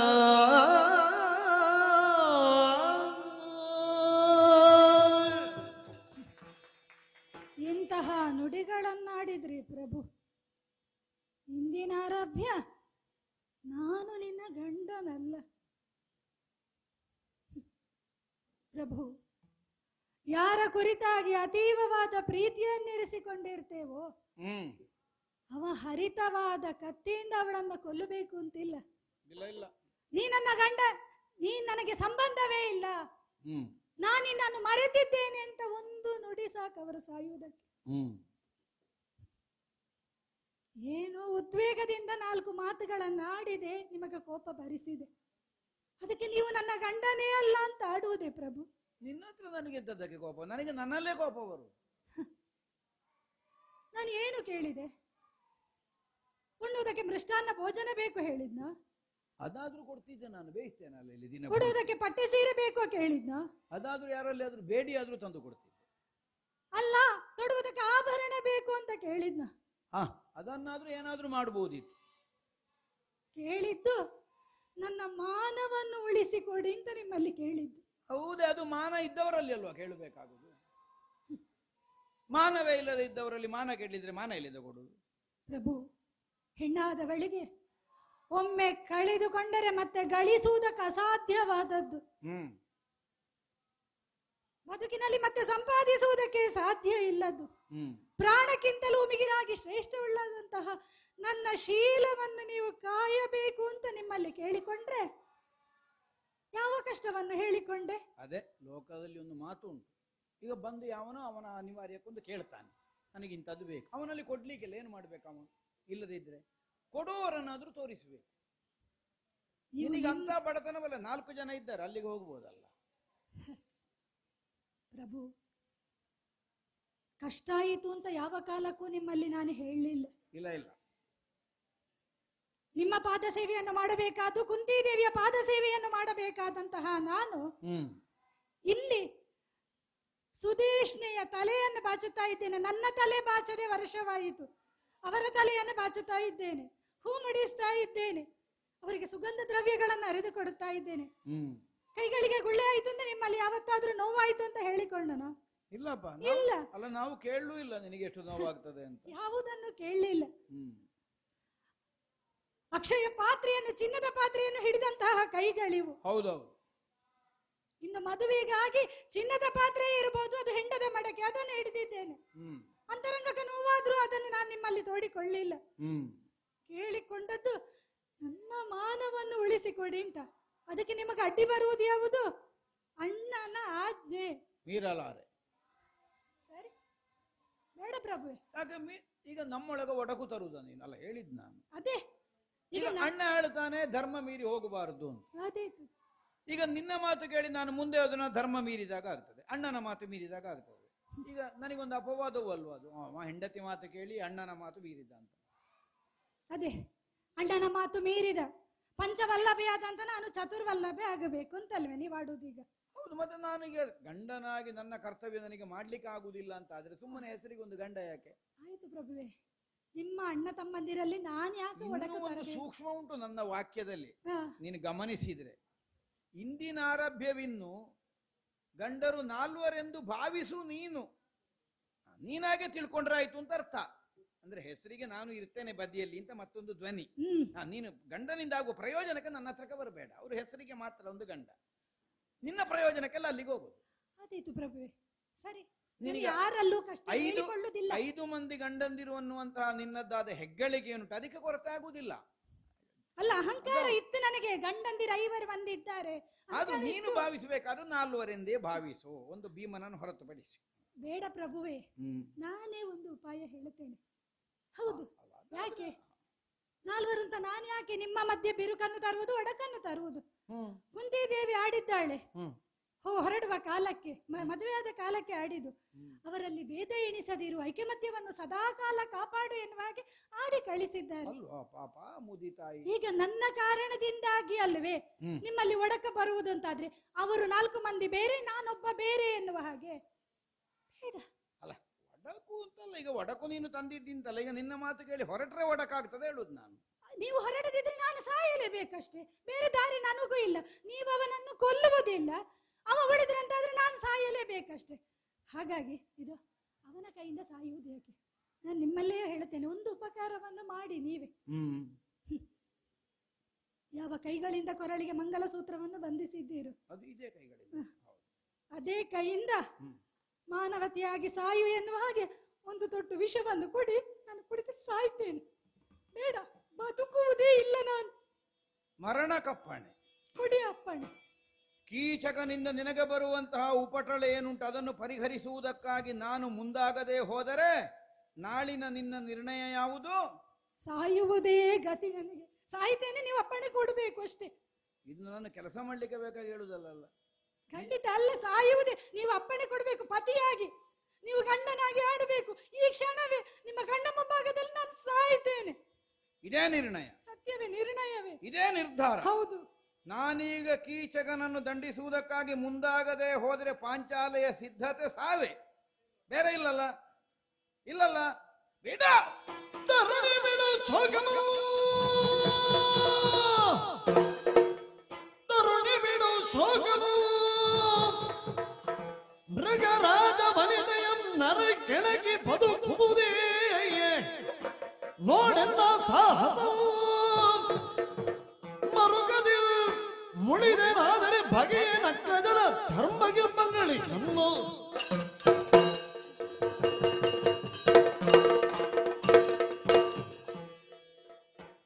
ಏಳೆ ಮೇಲೇಳು. ಕಣ್ಣೀರಿನಿಂದ ನನ್ನ ಪಾದ ತೊಳೆಯುವುದಕ್ಕೆ ಮುಂದಾಗಿದ್ದೆ. ಕುಸಿದು ಕುಳಿತಿದ್ದೆ ನನ್ನ ಕಾಲಬುಡದಲ್ಲಿ. ಮರಣಕ್ಕಪ್ಪಣೆಯನ್ನು ನೀಡುವನ್ನು ಹಾಗೆ ಕೇಳಿಕೊಳ್ಳುತ್ತಾ ಇದ್ದೆ. ಹೌದೇನೆ? ನಿನಗೆ ಮರಣಕ್ಕಪ್ಪಣೆ ಕೊಡುವುದೇನು? ಅಲ್ಲ, ನಾವು ಆತ್ಮಹತ್ಯೆ ಮಾಡಿಕೊಳ್ಳುವುದೇನು? ಎರಡೂ ಒಂದೇ ಅಲ್ಲ. ಯಾಕೆ? ಧರ್ಮದಿಂದಲಾಗಲಿ, ಅರ್ಥದಿಂದಲಾಗಲಿ, ಕಾಮದಿಂದಲಾಗಲಿ ನಿನ್ನನ್ನು ಅತಿಕ್ರಮಿಸಿ ನಮ್ಮ ವ್ಯವಹಾರ ಇಲ್ಲ. ಈ ನಿರ್ಣಯದಿಂದ ಅಗ್ನಿ ಸಾಕ್ಷಿಯಾಗಿ ಕೈ ಹಿಡಿದವರು ನಾವು, ಅದನ್ನು ನಾವು ಮರೆಯುವುದಕ್ಕಿಲ್ಲ. ನೀನೀಗ ಬಂದು ಯಾಚಿಸುತ್ತಿರುವುದು ಯಾವುದಕ್ಕಾಗಿ? ನಿನ್ನ ಸತೀ ಧರ್ಮವನ್ನು ಉಳಿಸಿಕೊಳ್ಳುವುದಕ್ಕಾಗಿ. ಕಂಡವರಿಗೆ ತಮ್ಮ ಮೈಯನ್ನು ಮಾರಿ ಬದುಕುವಂತಹ ಮಂದಿಗಳು ಇದ್ದಾರೆ ಈ ಪ್ರಪಂಚದಲ್ಲಿ. ಆದರೆ ಹೆಣ್ಣು ಹೆಣ್ಣಾಗಿ ಗುರುತಿಸಲ್ಪಡುವುದು ಯಾವಾಗ? ತನ್ನ ಶೀಲವನ್ನು ತಾನು ಉಳಿಸಿಕೊಂಡು ಬದುಕುವುದಕ್ಕೆ ಪ್ರಯತ್ನಿಸಿದಂತಹ ಕಾಲದಲ್ಲಿ, ಅದರಲ್ಲಿ ಸಾರ್ಥಕ್ಯವನ್ನು ಕಂಡುಕೊಂಡಂತಹ ಕಾಲಕ್ಕೆ. ಅದು ಹೆಣ್ಣಿಗೆ ಧರ್ಮ. ನಿನ್ನ ಧರ್ಮದ ಉಳಿವಿಗಾಗಿ ನೀನು ಬಂದು ನಮ್ಮಲ್ಲಿ ಯಾಚಿಸ್ತಾ ಇದ್ದಿ. ಅದರ ಮೂಲಕವಾಗಿ ನಿನಗೆ ಒದಗಿ ಬರಬಹುದಾದದ್ದು ಯಾವುದೋ? ಪತಿನಿಷ್ಠೆಯಿಂದ ತನ್ನದ್ದಾದಂತಹ ಶೀಲವನ್ನು ಉಳಿಸಿಕೊಂಡೇ ಬದುಕಿದ್ದಾಳೆ ಪಾಂಚಾಲೆ. ಇದು ನಿನ್ನ ಬದುಕಿನ ಅರ್ಥ. ಅಂದ್ರೆ ನಿನ್ನ ಸಂಪತ್ತು, ನಿನ್ನ ಸಂಗ್ರಹ. ಇದಕ್ಕಾಗಿ ನೀನು ಸಹಾಯವನ್ನು ಅಪೇಕ್ಷಿಸುತ್ತಿರುವುದು ಯಾರಲ್ಲಿ? ಯಾರೋ ಒಬ್ಬ ಬಲವಂತನಿದ್ದಾನೆ ಅನ್ನುವುದಕ್ಕಾಗಿ ಅವನ ಕಾಲಿಗೆ ಬಿದ್ದಲ್ಲ. ಅದನ್ನಾದ್ರೂ ಹೆಣ್ಣು ಮಾಡಬಹುದು. ತನ್ನ ಮಾನವನ್ನು ಉಳಿಸಿಕೊಳ್ಳುವುದಕ್ಕಾಗಿ ಒಬ್ಬ ಬಲವಂತನ ಮುಂಭಾಗದಲ್ಲಿ ಆದ್ರೂ ಹೋಗಿ ಶರಣಾಗತಳಾಗಬಹುದು. ಆದ್ರೆ ನೀನು ಮಾಡುತ್ತಿರುವುದು ಅದಲ್ಲ. ನಿನ್ನ ಕೇಳಿಕೆಯನ್ನು ನಡೆಸಬಹುದಾದಂತಹ ಸಾಮರ್ಥ್ಯವನ್ನು ರಟ್ಟೆಯಲ್ಲಿ ಹೊಂದಿಯೇ ಹುಟ್ಟಿದ ಗಂಡ ಇದ್ದಾನೆ ನಿನಗೊಬ್ಬ. ಅದನ್ನು ತಿಳಿದೇ ಬಂದು ನೀನು ನನ್ನ ಕಾಲಬುಡದಲ್ಲಿ ಕೇವಲ ಪರಸ್ಪರವಾಗಿ ದೇಹಕ್ಕೆ ಬೇಕಾದಂತಹ ಸುಖವನ್ನು ಕೊಡುವುದಷ್ಟೇ ಅಲ್ಲ, ಮನಸ್ಸಿಗೆ ಸುಖ ಕೊಡುವ ಮಗಂಡ. ಅದು ನಿನ್ನ ಕಾಮ ಬದುಕಿನದ್ದು. ಅದಕ್ಕಾಗಿ ಬಂದು ನೀನು ಕೇಳಿಕೊಳ್ಳುತ್ತಾ ಇದ್ದಿ. ಈ ಧರ್ಮ, ಈ ಅರ್ಥ, ಈ ಕಾಮ ನಿನಗೆ ನಿನ್ನ ಪತಿಯಲ್ಲಿ ಒದಗಿ ಬರುವುದಿಲ್ಲ ಅಂತಾದ್ರೆ ಮತ್ತೆಂತದ್ದು? ಸತ್ತ ಮೇಲೆ ಎಲ್ಲಿಗೆ ಹೋಗ್ತೇವೆ ಅನ್ನುವ ನಿರ್ಣಯದಿಂದಲ್ಲ, ಮತ್ತೆ ಸಾವೇ, ಬಿಡುಗಡೆಯೇ, ಮೋಕ್ಷವೇ, ಮತ್ತೆಂತದ್ದು? ಅದಕ್ಕೊಂದು ಅಪ್ಪಣೆಯನ್ನು ಕೊಡು. ಹೇಳು. ಕಣ್ಣೀರಿನಿಂದ ತೊಯ್ದು ಹೋದಂತಹ ನಿನ್ನ ಕೆನ್ನೆಯನ್ನು ಒರೆಸಿದ್ದೇನೆ. ಕೆದರಿದ ಕೇಶದಿಂದ ನನ್ನಲ್ಲಿಗೆ ಓಡೋಡಿಕೊಂಡು ಬಂದಿದ್ದೀಯಲ್ಲ, ನಿನ್ನ ಕುರುಳನ್ನು ನೇವರಿಸಿ ನಿನ್ನನ್ನು ಬಿಗಿಯಾಗಿ ಅಪ್ಪಿಕೊಂಡಿದ್ದೇನೆ. ಈ ಭೀಮನ ಅಂತರಂಗ ನಿನಗೆ ಅರ್ಥ ಆಗಲಿ ಅನ್ನುವುದಕ್ಕಾಗಿ ಅಪ್ಪಿಕೊಂಡದ್ದು. ನಿನ್ನ ಕಷ್ಟಕ್ಕೆ ಕರಗದೆ ಇದ್ದ ಕಾಠಿಣ್ಯ ಉಂಟು ನನ್ನ ಹೃದಯದಲ್ಲಿ ಅಂತ ಅರ್ಥ ಅಲ್ಲ. ನಿನ್ನ ಕಷ್ಟಕ್ಕೆ ನಾನು ಕರಗಿದರೆ,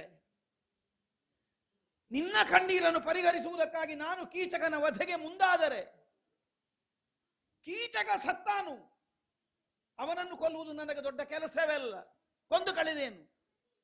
ಆದರೆ ಪರಿಣಾಮ ಏನು? ಕೀಚಕನಂತವ ಸತ್ತಿದ್ದಾನೆ ಅಂತ ಆದರೆ ಈ ವಿರಾಟ ನಗರದಲ್ಲೇ ಏನೋ ಇರಬೇಕು ವಿಶೇಷ ಅನ್ನುವುದನ್ನು ಗುರುತಿಸುವುದಕ್ಕೆ ಸಾಮರ್ಥ್ಯ ಇಲ್ಲದೆ ಇದ್ದವಲ್ಲ ಕೌರವ. ಕೀಚಕನನ್ನು ಹೊಡೆದುರುಳಿಸಬಲ್ಲಂತಹ ಸಾಮರ್ಥ್ಯ ಯಾರಿಗಿದೆ ಅನ್ನುವುದನ್ನು ತರ್ಕಿಸುವುದಕ್ಕೆ ಅವನಿಗೂ ಬುದ್ಧಿ ಉಂಟು. ಇನ್ನು 1 ತಿಂಗಳ ಅವಧಿ ಇರುವುದು ನಮ್ಮ ಅಜ್ಞಾತ ಮುಗಿಯುವುದಕ್ಕೆ. ಇದರ ಮಧ್ಯದಲ್ಲಿ ನಮ್ಮ ಗುಟ್ಟೆಯಲ್ಲಿ ಆದ್ರೂ ಅಲ್ಲಿಗೆ ಗೊತ್ತಾದರೆ ಏನಾಗುತ್ತದೆ? ನಾವು ಜ್ಞಾತರಾಗಿ ಬಿಡ್ತೇವೆ. ನನಗೊಬ್ಬನಿಗೆ ಅಲ್ವೇ ಸಂಕಟ ಜ್ಞಾತನಾದ್ರೆ?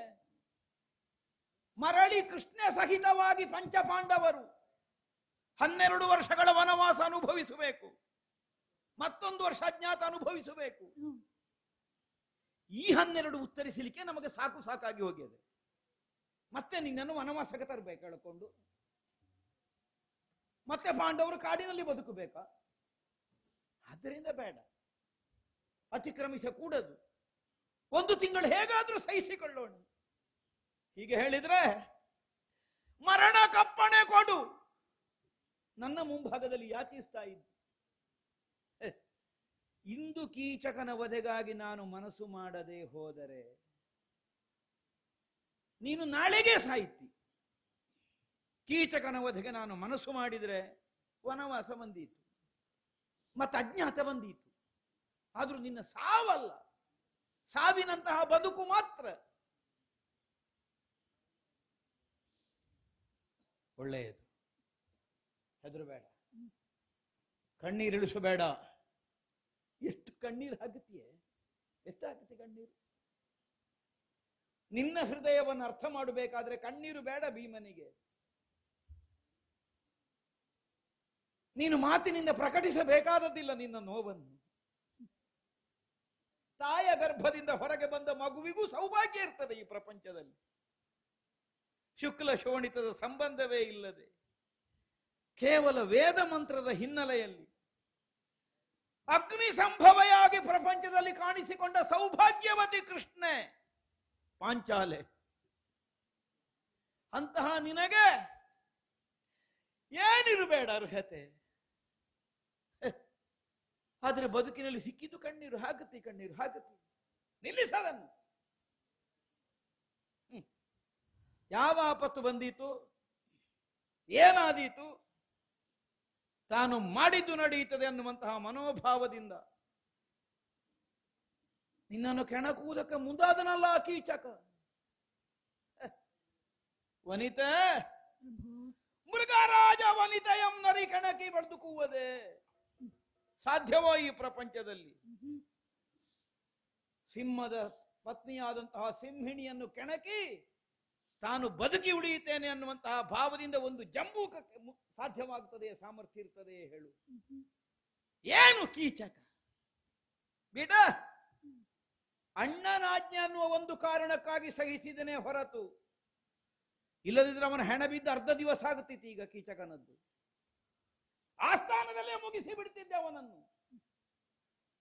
ಯಾಕೆ ಮುಗಿಸಿ ಬಿಡ್ಲಿಲ್ಲ? ಅಣ್ಣನಿಗಾಗ್ಲಿಲ್ಲ. ಧರ್ಮ ಮೀರಬೇಡ. ಯಾವುದು ಧರ್ಮ? ಒಂದು, ನಾವು ಒಪ್ಪಿಕೊಂಡ ವನವಾಸ ಅಜ್ಞಾತವಾಸವನ್ನು ಆಚರಿಸುವುದೇ ನಮಗೆ ಧರ್ಮ. ಹಾಗಾಗಿ ಅದಕ್ಕೆ ತೊಂದರೆ ಆಗುವಾಗ ಮಾಡಬೇಡ. ಇನ್ನೊಂದು, ವರುಷ ಕಾಲ ನಮಗೆ ಆಶ್ರಯವಿತ್ತು, ಅನ್ನ ಕೊಟ್ಟವನು ವಿರಾಟ. ಈ ಕೀಚಕನ ಭುಜದ ಮೇಲೆ ಸ್ಥಾಪಿತವಾಗಿದೆ ಮತ್ಸ್ಯ ದೇಶ ಅನ್ನುವುದು. ಅವನೊಬ್ಬನಲ್ಲದೆ ಹೋದ್ರೆ ಈ ವಿರಾಟನಿಗೆ ವ್ಯವಸ್ಥಿತವಾಗಿ ಬದುಕಲಿಕ್ಕೆ ಸಾಧ್ಯ ಇಲ್ಲ ಇಲ್ಲಿ. ಆದ್ದರಿಂದ ಅನ್ನ ಕೊಟ್ಟ ಆಶ್ರಯದಾತಾರನಿಗೆ ಅಪಾಯವಾಗಬಹುದಾದ ನಾಳೆ ಭವಿಷ್ಯತ್ತಿಗೆ ತೊಂದರೆ ಆಗುವ ಕೆಲಸ ಮಾಡಬೇಡದು, ಧರ್ಮ ಮೀರಿದ ಕೆಲಸ ಆಗುತ್ತೆ. ಹೀಗೆ ಅಣ್ಣ ಎಚ್ಚರಿಸಿದಂತಹ ಕಾಲಕ್ಕೆ ಸುಮ್ಮನೆ ಉಳಿಯಬೇಕಾಗಿ ಬಂತು. ಆದರೆ ಒಂದು ಧರ್ಮವನ್ನು ಆಚರಿಸುವಲ್ಲಿ ಮತ್ತೊಂದು ಧರ್ಮಕ್ಕೆ ಅದು ಪ್ರತಿಬಂಧಕವಾಗಿ ಪರಿಣಮಿಸ್ತದೆ ಅಂತಾದರೆ ಯಾವ ಧರ್ಮವನ್ನು ಆಚರಿಸಬೇಕಾದದ್ದು ಅನ್ನುವುದನ್ನು ಬುದ್ಧಿಯಿಂದ ತೀರ್ಮಾನಿಸಬೇಕಾಗುತ್ತದೆ. ಯಾವುದು ಪ್ರಧಾನವಾದ ಧರ್ಮ? ಅನ್ನ ಬಿತ್ತವನಿಗಿದ್ರು ಮಾಡಬಾರದು, ಒಪ್ಪಿಕೊಂಡಂತಹ ಸತ್ಯವನ್ನು ಮೀರಬಾರದು. ಒಪ್ಪಿಕೊಂಡ ಸತ್ಯ ಮೀರಬಾರದು ಅಂತಾದ್ರೆ ಎಲ್ಲವೂ ಒಪ್ಪಿಕೊಂಡ ಸತ್ಯ ಮೀರಬಾರದಲ್ಲ. ಅಗ್ನಿ ಸಾಕ್ಷಿಯಾಗಿ ನಿನ್ನ ಕೈ ಹಿಡಿಯುವಾಗ ನಾವು ಮಾಡಿದ ನಿರ್ಣಯ ಅಂತದ್ದು. ಧರ್ಮದಿಂದಲಾಗಲಿ, ಅರ್ಥದಿಂದಲಾಗಲಿ, ಕಾಮದಿಂದಲಾಗಲಿ ನಿನ್ನನ್ನು ಅತಿಕ್ರಮಿಸುವುದಿಲ್ಲ. ನಿನ್ನನ್ನು ಸದಾ ಸರ್ವದಾ ಸಂರಕ್ಷಿಸಬೇಕಾದ ಹೊಣೆ ಯಾರಿಗೆ? ಗಂಡಂದಿರಾದ ನಮಗೆ. ಸುಯೋಧನ ಕಪಟದ್ಯೂತದಲ್ಲಿ ಸೋಲಿಸುವ ಕಾಲಕ್ಕೆ ಇರಿಸಿದಂತಹ ಪಂಥವನ್ನೋ ಪಣವನ್ನೋ ಅನುಸರಿಸಬೇಕಾದದ್ದು ಸತ್ಯವಚನ ಪಾಲನೆ ಹುದಾದರೆ ಅದಕ್ಕಿಂತ ಪ್ರಾಧಾನ್ಯ ಇದಕ್ಕೆ ಕಲ್ಪಿಸಬೇಡುವ. ಹಾಗಿದ್ರೆ ಅದು ಆಚರಿಸಬೇಕಾದದ್ದು ಇದು. ಅದಕ್ಕೆ ಪ್ರತಿಬಂಧಕ ಬಂದರೂ ಅದೀತು. ಇದಾಗಕೂಡದು. ಯಾಕೆ? ಇದು ಗಂಡಾಗಿ ಮಾಡಬೇಕಾದ ಕರ್ತವ್ಯ, ಅದು ಪಾಂಡವರಾದದ್ದಕ್ಕೆ ಮಾಡಬೇಕಾದ ಕರ್ತವ್ಯ. ಪಾಂಡವರಾದ್ರೂ ಒಬ್ಬ ಪುರುಷ ಇದ್ದಾನೆ ಇಲ್ಲಿ. ಪುರುಷನಾಗಿ ತನ್ನ ಸತಿಗೆ ಬಂದ ಸಂಕಟದಿಂದ ಪಾರು ಮಾಡಬೇಕಾದದ್ದು ಪ್ರಧಾನ ಕರ್ತವ್ಯವಾಗುತ್ತದೆ. ಆಮೇಲೆ ಸಮಷ್ಟಿಯಿಂದ ಪಾಂಡವರ ಕರ್ತವ್ಯ. ಆದ್ದರಿಂದಲೇ ಅಣ್ಣನ ಆಜ್ಞೆಯ ಮೀರಿದ್ದೆ. ನನಗಿನ್ನು ಲೆಕ್ಕಕ್ಕಿಲ್ಲ ಅದು ಮೀರಿಯೇನು. ಯಾವನು ನಿನ್ನ ಕುರಿತು ಕೆಟ್ಟ ದೃಷ್ಟಿಯಿಂದ ಕಾಮುಕತನವನ್ನು ವ್ಯವಹರಿಸಿದನೋ ಅಂತಹ ಕೀಚಕನನ್ನು ಕೊಂದು ಮುಗಿಸ್ತೇನೆ. ಎಲ್ಲಾದ್ರೂ ತಿಳಿದವನ ತಮ್ಮಂದಿರು ಬಂದರೆ ಕುಲನಾಶ ಮಾಡಿಬಿಡುತ್ತೇನೆ. ಇಷ್ಟು ನಾನು ಮಾಡಿದ್ದನ್ನು ತಿಳಿದು ಎಲ್ಲಿಯಾದರೂ ಕೌರವೋ ಪಾಂಡವರಿದ್ದಾರೆ ಅನ್ನುವ ಹಾಗೆ ಭಾವಿಸಿದರೆ ಮರುಕ್ಷಣದಲ್ಲೇ ಕೌರವಾದಿಗಳ ತಲೆ ಬಡಿದು ನಮಗೆ ಸಿಗಬೇಕಾದಂತಹ ಭೂಮಿ ಏನಿದೆ ಅದನ್ನು ನಾವು ಸಂಪಾದಿಸಿ ರಾಜಸೂಯಾವ ವೃತವನ್ನು ಪೂರೈಸಿದಂತಹ ಮಹಾ ಸಮ್ರಾಟನೊಬ್ಬ ಈ ಪ್ರಪಂಚದಲ್ಲಿ ಬದುಕಬೇಕಾದಂತಹ ಯೋಗ ಭಾಗ್ಯಗಳಿಗೆ ಕೊರತೆ ಇಲ್ಲದಂತೆ ಅಣ್ಣನಾದಂತಹ ಯುಧಿಷ್ಠಿರ ಪ್ರಭು ಆಳುವ ಅವಕಾಶವನ್ನು ಒದಗಿಸಿಕೊಡ್ತೇನೆ. ಹೆದರಬೇಡ, ಅಷ್ಟು ಮಾಡ್ತೇನೆ. ಆದೀತು ಪ್ರಭು, ಆದ್ರೆ ಹೇಗೆ ಅಂತ ಬೇಕಲ್ಲ, ದಾರಿ ಬೇಕಲ್ಲ ನಮಗೆ. ಹೌದು, ಇದು ಹೌದು. ಯೋಚಿಸಿಯೇ ನಿರ್ಣಯವನ್ನು ಕೈಗೊಳ್ಳಬೇಕು, ಕೀಚಕನನ್ನು ವಧಿಸಬೇಕು. ಹೌದಲ್ಲ, ಉಪಾಯ ಬೇಕಲ್ಲ ಪ್ರಭು. ಬೇಕೇ ಬೇಕು. ಯಾಕಂದ್ರೆ ನನ್ನನ್ನು ಮೂರ್ಖ ಅಂತ ಆಗಾಗ ಕರೆಯುವುದು ಯಾಕೆ ಗೊತ್ತೋ ನಿನಗೆ? ಮಾಡಬೇಕಾದ ಕೆಲಸವೇ ಮಾಡ್ಲಿಕ್ಕೆ ಹೊರಡುವುದು, ಆದ್ರೆ ಮಾಡಬೇಕಾದ ವಿಧಾನದಲ್ಲಿ ಮಾಡ್ಲಿಕ್ಕೆ ಆಗುದಿಲ್ಲ. ಅದಕ್ಕೆ ಮೂರ್ಖ ಅಂತ ಕರೆಯುವುದು. ಮಾಡಬೇಕಾದ ವಿಧಾನದಲ್ಲಿ ಮಾಡಬೇಕು. ಸಿಟ್ಟಿನ ಭರದಲ್ಲಿ ಕೋಪದ ಎರಡೂ ಪ್ರಧಾನವೇ. ಅಜ್ಞಾತವೂ ಪ್ರಧಾನ, ನಿನ್ನ ಸಂರಕ್ಷಣೆಯೂ ಪ್ರಧಾನ. ಅದನ್ನು ಮಾಡ್ತೇನೆ ಅನ್ನೋ ಆವೇಶದಲ್ಲಿ ಇದಕ್ಕೆ ಕೊರತೆ ಬರುವಾಗ ಮಾಡುವುದಲ್ಲ. ಮತ್ತೆ ಅಣ್ಣನು ಒಂದು ದಿನಕ್ಕೆ ಪರೋಕ್ಷವಾಗಿ ಒಂದು ಸಂದೇಶ ಕೊಟ್ಟ ಅಲ್ವಾ? ಅಲ್ಲಿ ಆ ಸ್ಥಾನದಲ್ಲಿ ಇದ್ದ ಅಲ್ವಾ? ನಿನ್ನ ಗಂಡಂದಿರು ಬಲವಂತರಿದ್ದಾರೆ, ನಿನ್ನದು ತಪ್ಪಿಲ್ಲ, ನಿನ್ನ ರಕ್ಷಣೆಯನ್ನು ನೀನು ಮಾಡಿಕೊಳ್ಳುವುದಕ್ಕೆ ಯೋಚಿಸಬಹುದು ಹೇಳಿದನಲ್ಲ. ಮಾತ್ರವಲ್ಲ, ನಿಮಗೆ ಕೊಟ್ಟ ಸೂಚನೆಯಲ್ಲಿಯೂ ಅದೇ ಇತ್ತಲ್ಲ. ಮುರಿಯದಿರೈ ಧರ್ಮ ತರುವ. ವೃಕ್ಷ ಹೊರಬಾಹೆಯಲ್ಲಿ ಉಂಟು. ಹೌದೌದೌದೌದು, ಬದಲಿರುವುದು ಬಾಣಸಿನ ಮನೆಗೆ ಹ್ಮ್. ಅಲ್ವಾ? ಬೇರೆ ಮರ ಉಂಟು ನೋಡು, ಹಾ. ನೋಡುವ, ಬೇರೆ ಮರ ನೋಡುವ ಈ ಸಲ. ಒಂದು ಕೆಲಸ ಮಾಡು, ಏನು ಪ್ರಭು? ಎಲ್ಲರಿಗೂ ಗೊತ್ತಾಗುವುದು ಬೇಡ ಕೀಚಕವಧೆ. ಅಲ್ಲ, ಸತ್ತ ಮೇಲೆ ಗೊತ್ತಾಗ್ತದೆ. ಹ್ಮ್. ಸತ್ತದ್ದು ಯಾರಿಂದ ಅಂತ ಗೊತ್ತಾಗುವುದು ಬೇಡ. ಸರಿ. ಯಾರಿಗೂ ಗೊತ್ತಾಗದ ಹಾಗೆ ಹ. ಅವನದ್ದಾದಂತಹ ನಾಶವನ್ನು ಸಾಧಿಸಬೇಕು ಅಂತಾದ್ರೆ ಉಪಾಯವನ್ನೇ ಬಳಸಿಕೊಳ್ಳಬೇಕಾಗ್ತದೆ. ಹೌದು. ನೀನೊಮ್ಮೆ ಕೀಚಕನಲ್ಲಿಗೆ ಹೋಗಬೇಕು. ಹ? ಹೌದೌದು. ತೆರಳಿ ನೀನ ಕೂಳ ನಡೆಗೆ, ತೆರಳಿ ನೀನ ಕೂಳ ನಡೆಗೆ,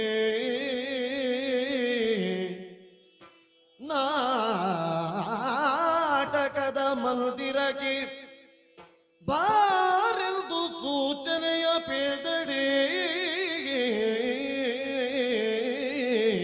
ಹೇಗೆ? ನಾಟಕದ ಮಂದಿರಕ್ಕೆ ಬಾರೆಂದು ಸೂಚನೆಯ ಪೇದಡೆ. ಆನೋರ್ವರರಿಯದಂದು ತುಳಿದಿ, ಆನೋ ಓರ್ವರರಿಯದಂದು ತುಳಿದಿ. ಕಳನ ಬದಿರು ಬಗಿವೆ, ಕಳನ ಬದಿರು ಬಗಿವೆ, ಅಂಜದಿರು ನಡೆ ಎಂದನು.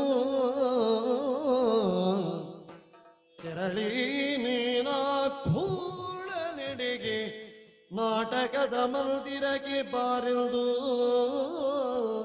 ಸೂಚನೆಯ ಪೀಳು ಅರಸಿ.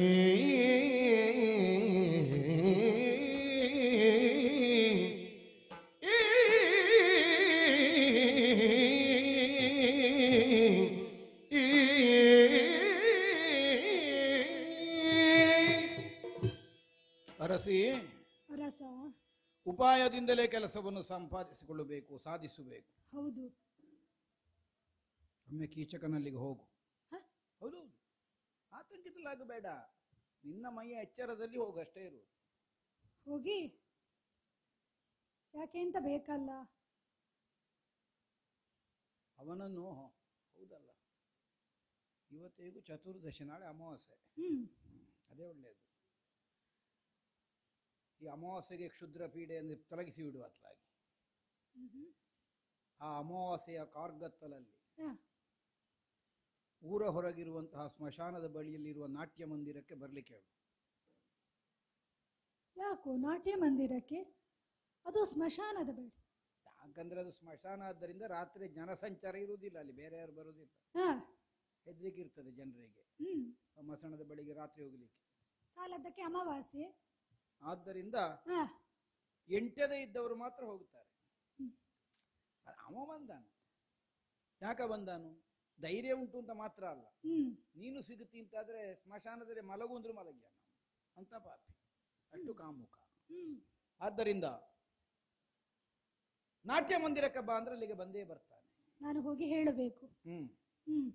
ಹೇಳಬೇಕು ಅಂದ್ರೆ ಸ್ವಲ್ಪ ಅವನ ಮನಸ್ಸು ಆಕರ್ಷಿತವಾಗುವಾಗ ಹೇಳಬೇಕು.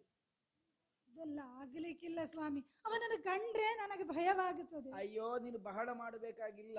ಮತ್ತೆ ಅವನಿಗೆ ನೀನು ಸ್ವರ ಏರಿಸದೆ ಮಾತಾಡಿದ್ರು ಸಾಕು, ಸಾಕಾಗ್ತದೆ. ಸರಿ. ಮೊದಲೇ ಭ್ರಾಂತ ಅವನು. ಹ. ಮತ್ತೆದ್ದು ಹ್ಮ್. ಹೇಳಿದ್ರಾಯ್ತು. ಹ. ಅದು ಎಲ್ಲರೂ ನೋಡುತ್ತಿರುವ ಹಾಗೆ ಹ. ನಮ್ಮ ಮನಸ್ಸಿನಲ್ಲಿ ಇದ್ದದ್ದನ್ನೆಲ್ಲ ಮಾಡ್ಲಿಕ್ಕೆ ಆಗೋದಿಲ್ಲ. ಹ್ಮ್. ನಾನು ಹೇಳಿದ ವಾಕ್ಯ ನೆನಪಿಟ್ಟು. ಸರಿ. ಎಲ್ಲರೂ ನೋಡ್ತಾ ಇರುವ ಹಾಗೆ ಹ. ನಮ್ಮ ಮನಸ್ಸಿನಲ್ಲಿ ಇದ್ದದ್ದನ್ನ ಮಾಡ್ಲಿಕ್ಕೆ ಆಗೋದಿಲ್ಲ. ಹ. ಅದಕ್ಕೆ ಸರಿಯಾದಂತಹ ಸಮಯ ಅಂದ್ರೆ ಮಧ್ಯರಾತ್ರಿ.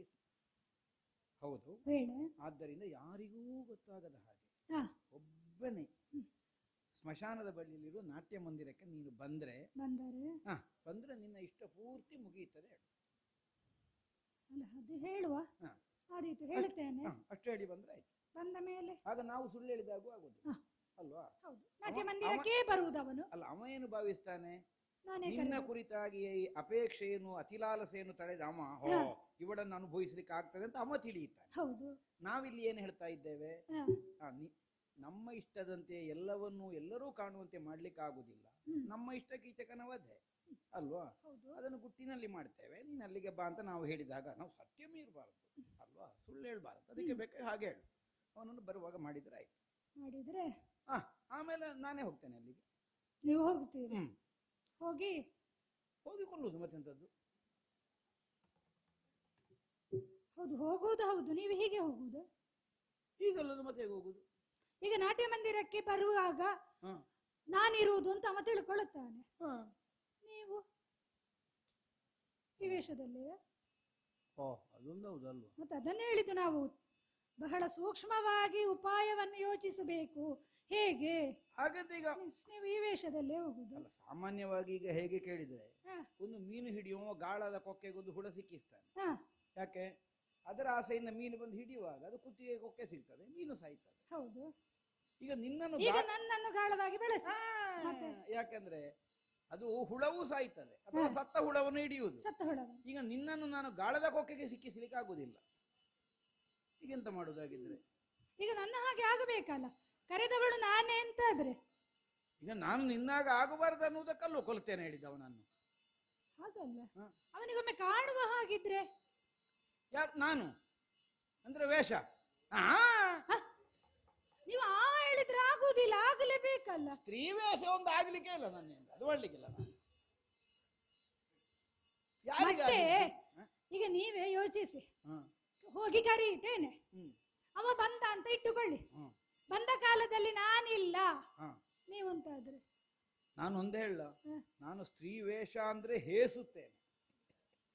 ಹೌದೌದು, ಹೆದರುದಲ್ಲ. ನನಗೆ ನಿಮ್ಮನ್ನು ಸ್ತ್ರೀ ವೇಷದಲ್ಲಿ ನೋಡುವಂತ ಬಯಕೆಯೂ ಇಲ್ಲ ಪ್ರಭು. ಅಲ್ಲ, ನಿನಗೆಲ್ಲ ಯಾರಿಗೂ ನೋಡ್ಲಿಕ್ಕೆ ಸಾಧ್ಯ ಇಲ್ಲ, ಅದಕ್ಕೆ ಹೇಳೋದು ನಾನು ಸ್ತ್ರೀ ವೇಷ ಅಂದ್ರೆ ಹೇಸುತ್ತೇನೆ, ಹೆದರುದಲ್ಲ, ಹೇಸು. ಅಲ್ಲ, ನನಗೆ ಬಯಕೆಯೂ ಇಲ್ಲ. ಆದ್ರೆ ಈಗ ಆಗಬೇಕಲ್ಲ ವೇಷ, ನೀವು ಮಾಡಿ ಮತ್ತೆ. ಹೌದೌದು, ಅವನಿಗೊಂದು ಬರುವಾಗ ಒಂದು ಭ್ರಾಂತಿ ಹುಟ್ಟಬೇಕಲ್ಲ ಅಲ್ವಾ? ಅಂದ್ರೆ ನಾನು ಮಲಗಿದವಳು ಇದ್ದವಳು ಅಲ್ಲಿ ಸರೀರಂದ್ರಿ ಅನ್ನೋದೇ ಗೊತ್ತಾಗಬೇಕಲ್ಲ ಸ್ವಾಮಿ. ಅಲ್ಲ, ನನಗೆ ಯಾವ ವೇಷ ಆದ್ರೂ ಮಾಡಿ, ಈಗ ಅಲ್ಲ ಬ್ರಾಹ್ಮಣರ ವೇಷ ಎಲ್ಲ ಮಾಡಿ ಅಭ್ಯಾಸ ಉಂಟು. ಈಗ ಏಕಚಕ್ರ ನಿನ್ನ ಮದುವೆ, ನನ್ನ ಮದುವೆ ಆಗುವಾಗ ಬ್ರಾಹ್ಮಣರ ವೇಷವೇ ಇದ್ದದ್ದು. ಹೌದು, ನನ್ನ ಮದುವೆ ಆಗುವುದಕ್ಕಿಂತ ಮೊದಲನ ಕಥೆ ಅದು. ಬ್ರಾಹ್ಮಣರ ವೇಷ ಎಲ್ಲ ಮಾಡಿ ಕೂತ್ರೆ ನಮ್ಮನ್ನು ಬ್ರಾಹ್ಮಣ ಅಲ್ಲ ಅಂತ ಬ್ರಾಹ್ಮಣರಿಗೆ ಹೇಳಲಿಕ್ಕೆ ಆಗುದಿಲ್ಲ. ಈಗ ಒಂದು ವರ್ಷ ಅಲ್ಲಿ ಅಗ್ರಹಾರದಲ್ಲಿರುವಾಗ ಯಾವ ಬ್ರಾಹ್ಮಣರಿಗೂ ಗೊತ್ತಾಗ್ಲಿಲ್ಲ ನಾವು ಬ್ರಾಹ್ಮಣರಲ್ಲ. ಈಗ ನಾನೊಂದು ಹೇಳ, ಈಗ ಸ್ತ್ರೀ ವೇಷ ಮಾಡುದು ರಾತ್ರಿ ಗೊತ್ತಲ್ವ, ನೀವು ಸ್ತ್ರೀ ಅಲ್ಲ ಅಂತ ಗೊತ್ತಾಗುವುದು ಇಲ್ಲ, ಕತ್ತಲಲ್ಲಿ ಗೊತ್ತಾಗುವುದು ಎಂತದ್ದು ವೇಷ ಮಾಡಿದ್ರೆ. ಮತ್ತೊಂದು ಅವನಿಗೆ ಸೀರೆ ಕಂಡ್ರೆ ಸಾಕು ಅಷ್ಟೇ, ಸ್ತ್ರೀ ವೇಷ ಅಂತ ತಿಳಿತಾನೆ. ಹೌದು. ಈಗ ನನಗಾಗುವ ಸೀರೆಯಲ್ಲಿಂದ ತರುವುದು ಅಂತ ಇರುವುದಷ್ಟೇ. ಸೀರೆಗೇನು ಕೊರತೆ ಸ್ವಾಮಿ, ಬೇಕಾದಷ್ಟು ಉಂಟು. ಬೇಕಾದಷ್ಟು ಬೇಕು, ಅದೇ ಹೇಳಿದ್ ನಾನು, ಒಂದು ಸೀರೆ ಎಲ್ಲ ಸಾಕಾಗ. ಒಂದಲ್ಲ ನಾಲ್ಕನ್ನು ಕಟ್ಟಿ ಕಟ್ಟಿ ಉಡಿಸುವ ನಿಮಗೆ. ಸರಿ ಸರಿ, ಸೀರೆಯನ್ನು ಉಡಿಸುವುದು. ಈಗ ನನ್ನನ್ನು ಸ್ತ್ರೀ ವೇಷ ನೀನೇ ಮಾಡಿಸಬೇಕು, ನನ್ನಿಂದಾಗಲಿಕ್ಕಿಲ್ಲ. ನಿಮ್ಮ ಮಾಡಿ ಗೊತ್ತಿದ್ರೆ ಈ ಮೊದಲು ಎಷ್ಟೋ ಹುಟ್ಟೆ ಆಗುತ್ತಿತ್ತು. ನೀವು ಸೀರೆಯನ್ನು ಉಡಿಸಬೇಕು ನಿಮಗೆ. ಮತ್ತೆ ಈ ಕೆದರಿದ ಕೇಶರಾಶಿ, ಹೌದು, ಇದನ್ನೆಲ್ಲ ಒಪ್ಪವಾಗಿ ಬಾಚಿದವಳಿದ್ದೇನೆ. ತಲೆಗೆ ಹೂವನ್ನು ಮುಡಿಸಬೇಕು. ಆಗ್ಲಿ, ಒಂದು ಕೀಚಕ ವಧೆ ಅನ್ನೋ ಒಂದು ಪ್ರಸಂಗ ಬಂದದ್ದು ಎಷ್ಟು ಒಳ್ಳೇದಾಯ್ತಲ್ಲ, ಹೇಳುದು ನಾನು. ಈಗ ತಲೆ ಬಾಚದೆ ಹತ್ರ ನನ್ನ ಯೋಗ ಅಲ್ಲ, 11 ತಿಂಗಳಾಗ್ತಾ ಬಂತು ಈಗ ತಲೆ ಬಾಚದೆ. ಈಗ ಹೆಂಡತಿಯ ಕೈಯಿಂದ ತಲೆ ಬಾಚಿಕೊಳ್ಳುವ ಯೋಗ. ಅಲ್ಲ, ನಿನಗೂ ಈಗ ಒಳ್ಳೆ ಅಭ್ಯಾಸ ಆಗಿದೆ, ಈಗ ತಲೆ ಬಾಚಿ ನೋವೇ ಆಗುದಿಲ್ಲ. ಅಂದ್ರೆ ನೀನು ಈಗ 11 ತಿಂಗಳಿಂದ ಅಲ್ಲಿ ತಲೆ ಬಾಚುತ್ತಾ ಇದ್ದೀಯ, ನಿನಗೂ ಒಳ್ಳೆ ಅಭ್ಯಾಸ ಆಗಿದೆ. ಹೌದೌದು, ಎಲ್ಲರ ತಲೆ ಬಾಚಿ ಅಭ್ಯಾಸ ಆಯಿತು. ಹಾಗೆ ತಲೆಯನ್ನು ಬಾಚಿದ್ದೇನೆ, ಸರಿ. ತಲೆಗೆ ಹೂವನ್ನು ಮುಡಿಸಿದ್ದೇನೆ, ಕಣ್ಣಿಗೆ ಕಾಡಿಗೆಯೂ ಬೇಕು, ಹಣೆಗೊಂದು ತಿಲಕವೂ ಬೇಕಲ್ಲ. ಸರಿ ಸರಿ ಸರಿ, ಎಸಿದ್ದೇನೆ. ಆಯ್ತಲ್ಲ, ಸ್ತ್ರೀ ವೇಷ ಹೋಗುದೇ. ಹೋಗೋಣ ಅಲ್ವಾ, ಬೇಡವಾ? ಒಳ್ಳೆ ವೇಷ ಅಲ್ವಾ ಸ್ತ್ರೀ ವೇಷ? ಇಲ್ಲ, ಎಲ್ಲ ಹೌದು ಸ್ವಾಮಿ. ಈ ಮೀಸೆಗೊಂದು ಗತಿ ಆಗಬೇಕು. ಹೌದು, ಎಂತದ್ದು? ಮತ್ತೆ ಮೀಸೆ ಇದ್ರೆ ಸ್ತ್ರೀ ವೇಷ ಆಗುದು ಹೇಗೆ ಸ್ವಾಮಿ? ನನ್ನ ವೇಷವೇ ಇಲ್ಲ, ಕೀಚಕವಾದ ಪ್ರಕರಣ ಇಲ್ಲ, ಮೀಸೆ ತೆಗೆದು ವೇಷವೇ ಇಲ್ಲ ನನ್ನ ಪ್ರಭು. ನಾನು ಸ್ತ್ರೀ ವೇಷ ಮಾಡಿದ್ರು ಮೀಸೆ ಇಟ್ಟೆ, ಮೀಸೆ ತೆಗೆದು ವೇಷ ಇಲ್ಲ. ಏನು ಮಾಡುವುದಪ್ಪ ಈಗ? ಒಂದು ಕೆಲಸ ಮಾಡಿ ಸ್ವಾಮಿ, ಮೀಸೆ ತೆಗೆಯುವುದು ಬೇಡ, ನನ್ನ ಗಂಡನ ಮೀಸೆ ನಾ ತೆಗೆಸುವುದೇಕ ಬೇಡ. ಏನು ಮಾಡಿ ಗೊತ್ತಾ, ಸೀರೆ ಸೆರಗನ್ನು ಮೀಸೆಗೆ ಮುಚ್ಚಿಕೊಳ್ಳಿ. ಅಲ್ಲ, ಈಗ ನಿಜವಾಗಿ ನಮ್ಮ ಗಂಡಸರಷ್ಟು ಬರೋದಿದ್ರೆ ಹೆಂಗಸರಿಗೆ ಒಂದು ಸ್ವಲ್ಪ ಸ್ವಲ್ಪ ಮೀಸೆ ಬರುವಾಗಾದ್ರೂ ದೇವರು ಮಾಡಬೇಕಿತ್ತು. ಈ ಸ್ತ್ರೀ ವೇಷ ಮಾಡುವವರಿಗೆ ಎಂತ ಸಂಕಟ, ದಿನ ಮೀಸೆ ತೆಗಿಬೇಡ. ಸ್ವಲ್ಪ ಸ್ವಲ್ಪ ಮೀಸೆ ಇಟ್ರೆ ಏನಪ್ಪ ಈಗ ದೇವರಿಗೆ ನಷ್ಟ, ನಮ್ಮಷ್ಟು ಕೊಡುದು. ಮತ್ತೆ ನೀವು ನನ್ನಲ್ಲಿ ಕೇಳಿದ್ರೆ ನಾನೇನು ಉತ್ತರ ಕೊಡುವುದು? ಸುಮ್ಮನೆ ಹೇಳಿದ್ ನಾನು. ನೀವು ಕೇಳುವವರೆಲ್ಲ ಕೇಳಬೇಕಷ್ಟೇ. ಅವ ಸಿಕ್ಕುದಿಲ್ಲ ಅಲ್ಲ ಕೇಳುವವ. ಅಲ್ಲ ಅದೇ ನನ್ನಲ್ಲಿ ಕೇಳಿದ್ರೆ ಉತ್ತರ ಇಲ್ಲ. ಆಯ್ತಲ್ಲ, ವೇಷ ಆಯ್ತಲ್ಲ, ವೇಷ ಆಯ್ತು. ಹೇಗೆ ಹೋಗುದಾ? ಹೋಗುವುದಲ್ಲ, ಹ. ಹೋಗುವುದು. ನೀವು ಹೋಗಿ ಅಲ್ಲಿ ಮಲಗಬೇಕು. ನಾನು ಹೌದು ಹೌದಾ? ಹೌದು. ಹ. ಮೀಸೆಯನ್ನು ಕಾಣಬಾರದು, ಮೀಸೆ ಕಾಣಬಾರದು. ಆಗ ಮಲಗಿತ್ತು. ಮಲಗಿ ನೀವು ಮಲಗಿ, ಹ. ನಾನು ಹೋಗಿ ಹ್ಮ್. ಅವನಲ್ಲಿ ಬರುವುದಕ್ಕೆ ಹೇಳ್ತೇನೆ. ಹೌದೌದು. ಆದಷ್ಟು ಶೀಘ್ರವಾಗಿ ಹೇಳ್ತೇನೆ. ಬಂದ ಗುಳ್ಳೆ ಬಂದೆಯಪ್ಪ. ನಿಮ್ಮ ಅಟ್ಟಹಾಸ ಕೇಳಿದ್ರೆ ಆಗ್ಲಿಕ್ಕಿಲ್ಲ ಪ್ರಭು. ನಾನು ಪ್ರಾರಂಭದಲ್ಲಿ ಹೇಳಿದೆ ನನ್ನ ಗಂಡನ ಸ್ವರ ಬಹಳ ದೊಡ್ಡದು. ಈ ಸ್ವರ ಎಲ್ಲ ಇಳಿಸಬೇಕು. ಸ್ತ್ರೀ ವೇಷಕ್ಕೆ ಬೇಕಾದ ಸ್ವರ. ಯಾರು ನಂದ? ಹೌದು. ಈ ಸ್ವರ ಬದಲು ಮಾಡುದು ಹೇಗಪ್ಪ? ಇದು ದೊಡ್ಡ ಕಷ್ಟ ಮತ್ತೆ ಆಯ್ತಲ್ಲ. ಹೆಣ್ಣಿನಾಗೆ ಮಾತಾಡಬೇಕು. ನೀವೀಗ ಸ್ವರ ಏರಿಸಿದ್ರೆ ನನಗೆ ಏನು ಬದಲಿಸು? ನಿನ್ನ ಸ್ವರ ಬಂದೀತ? ಅದು ಬರ್ಲಿಕ್ಕಿಲ್ಲ, ಬರಿಸಬೇಕು. ನಾಟಕ ಅಲ್ವಾ ಸ್ವಾಮಿ? ಏನು ಶಾಶ್ವತವಾಗಿ ಬರಿಸುವುದ ನೀವು? ಅಲ್ಲ ಹೌದೀಗ ಒಂದು ಸಲಕ್ಕಾದ್ರೂ ಹೇಗದು ಸ್ವರ ಬರುವುದು ಹೇಗೆ? ಅಲ್ಲ ಬರ್ಬೇಕಲ್ಲ. ಶೈಲಿ ಕಲ್ತುಕೊಳ್ಳಬೇಕು, ಶೈಲಿ ಅಷ್ಟೇ. ಒಮ್ಮೆ ಕೀಚಕ ಗೊತ್ತಾಗುವುದಿಲ್ವಾ ಹಾಗೆಲ್ಲ ಕರೆದ್ರೆ? ಈಗ ಎಷ್ಟು ಚಂದದಲ್ಲಿ ಕರಿಬೇಕು. ನಾನೀಗ ಸ್ತ್ರೀ ವೇಷ ಅಂದ್ರೆ ಬಹಳ ಸುಲಭದ ವೇಷ ಅದು ತಿಳಿದು. ಹೌದಪ್ಪ, ಹೌದೌದು. ಅದೇ ಹೆಂಗಸರ ಕಷ್ಟ ಅವರಿಗೆ ಗೊತ್ತಿರುವುದು. ಒಮ್ಮೆ ಮಾಡಿದ ಮೇಲೆ ಗೊತ್ತಾಗುತ್ತದೆ. ಹೆಂಗಸರ ವಿಷಯ ಸ್ತ್ರೀ ಸ್ತ್ರೀ ವೇಷದ್ದು. ವೇಷದವರ ಕಷ್ಟ ಇದೆ. ಹೆಂಗಸರ ಸುತ್ತಿಯಲ್ಲಿಲ್ಲ ನಾನು. ಅಲ್ಲ, ಸೀರೆ ಉಡುವುದು ಎಷ್ಟು ನೀವು ಕಷ್ಟ, ಸುಮ್ಮನೆ ದಾರಿ ಬದಲಿಸಬೇಡ. ಸೀರೆ ಉಡುವುದು ಎಷ್ಟು ಕಷ್ಟ, ಹೌದಾ? ತಲೆ ಬಾಚುವುದು ಎಷ್ಟು ಕಷ್ಟ. ನಾನು ಸ್ತ್ರೀ ವೇಷದವರ ವಿಷಯದಲ್ಲೇ ಇದ್ದೇನೆ ಈಗ. ಹೌದು. ಈ ಸ್ತ್ರೀ ಸ್ವರ ಬದಲಿಸಬೇಕು. ಸ್ವರ ಬದಲಿಸಬೇಕಲ್ಲ. ಕೀಚಕ ಹಾಗೆ ರಾಗ ಎಳಿಬೇಕು ಸ್ವಲ್ಪ. ಕೀಚಕ ಅಲ್ಲ ಅದು ಸ್ವಲ್ಪ ಇನ್ನು ಹೌದು ಇಂಪು ಬೇಕು. ಇದು ಬಹಳ ಕಷ್ಟ. ಅಲ್ಲ ಇಂಪು ಬೇಕು ಸ್ವಾಮಿ. ಅಲ್ಲ, ತುಂಬಾ ಲಾಲಿತ್ಯ ಬೇಕು. ಕೀಚಕ ಹೇಳುದ? ನನಗೆ ಕೇಳಲಿಕ್ಕೆ ಆಗುದಿಲ್ಲ. ಆದ್ರೂ ಆದೀತು, ಅವನಿಗೆ ಸಾಕು. ಅವನಿಗೆ ಸಾಕಪ್ಪ. ಸಾಕು. ಅವನಿಗೆ ನನಗೆ ನನ್ನ ಗಂಡನ ಸ್ವರ ಹೀಗೆಲ್ಲ ಕೇಳಿದ್ ನನಗೂ ಆಗುದಿಲ್ಲ. ಅಲ್ಲ ಅದಮ್ಮ ಕೇಳಿದ್ರೆ ಏನಾದ್ರು ನಾನು ಮತ್ತೆ ಸಮಯದಲ್ಲಿ ನನಗೆ ಏನು ಸ್ಫೂರ್ತಿ ಬರ್ತದೆ ಆ ಉತ್ತರ ಕೊಟ್ಟೇನೆ. ಅದು ದೊಡ್ಡ ವಿಷಯ. ಆಯ್ತು. ಹಾಗಿದ್ರೆ ಹೇಗೆ ನಾನು ನಾಟ್ಯ ಮಂದಿರಕ್ಕೆ, ನೀವು ನಾಟ್ಯ ಮಂದಿರಕ್ಕೆ, ಹಾ, ನಾನು ಅವನ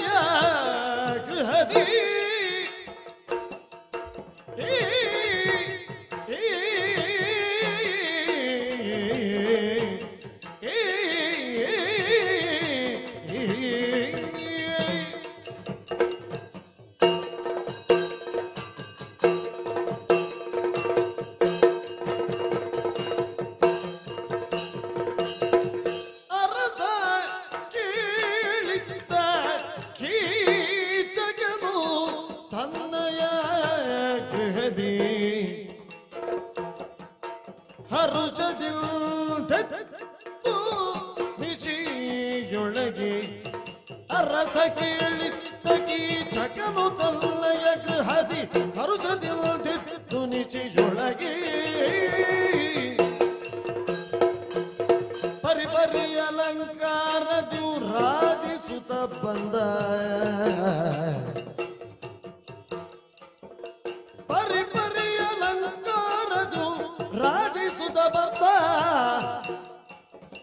ತಿರುಹುದ್ದ ಖಡ್ಗವನು ಭರದಿ ಕೀಚಕ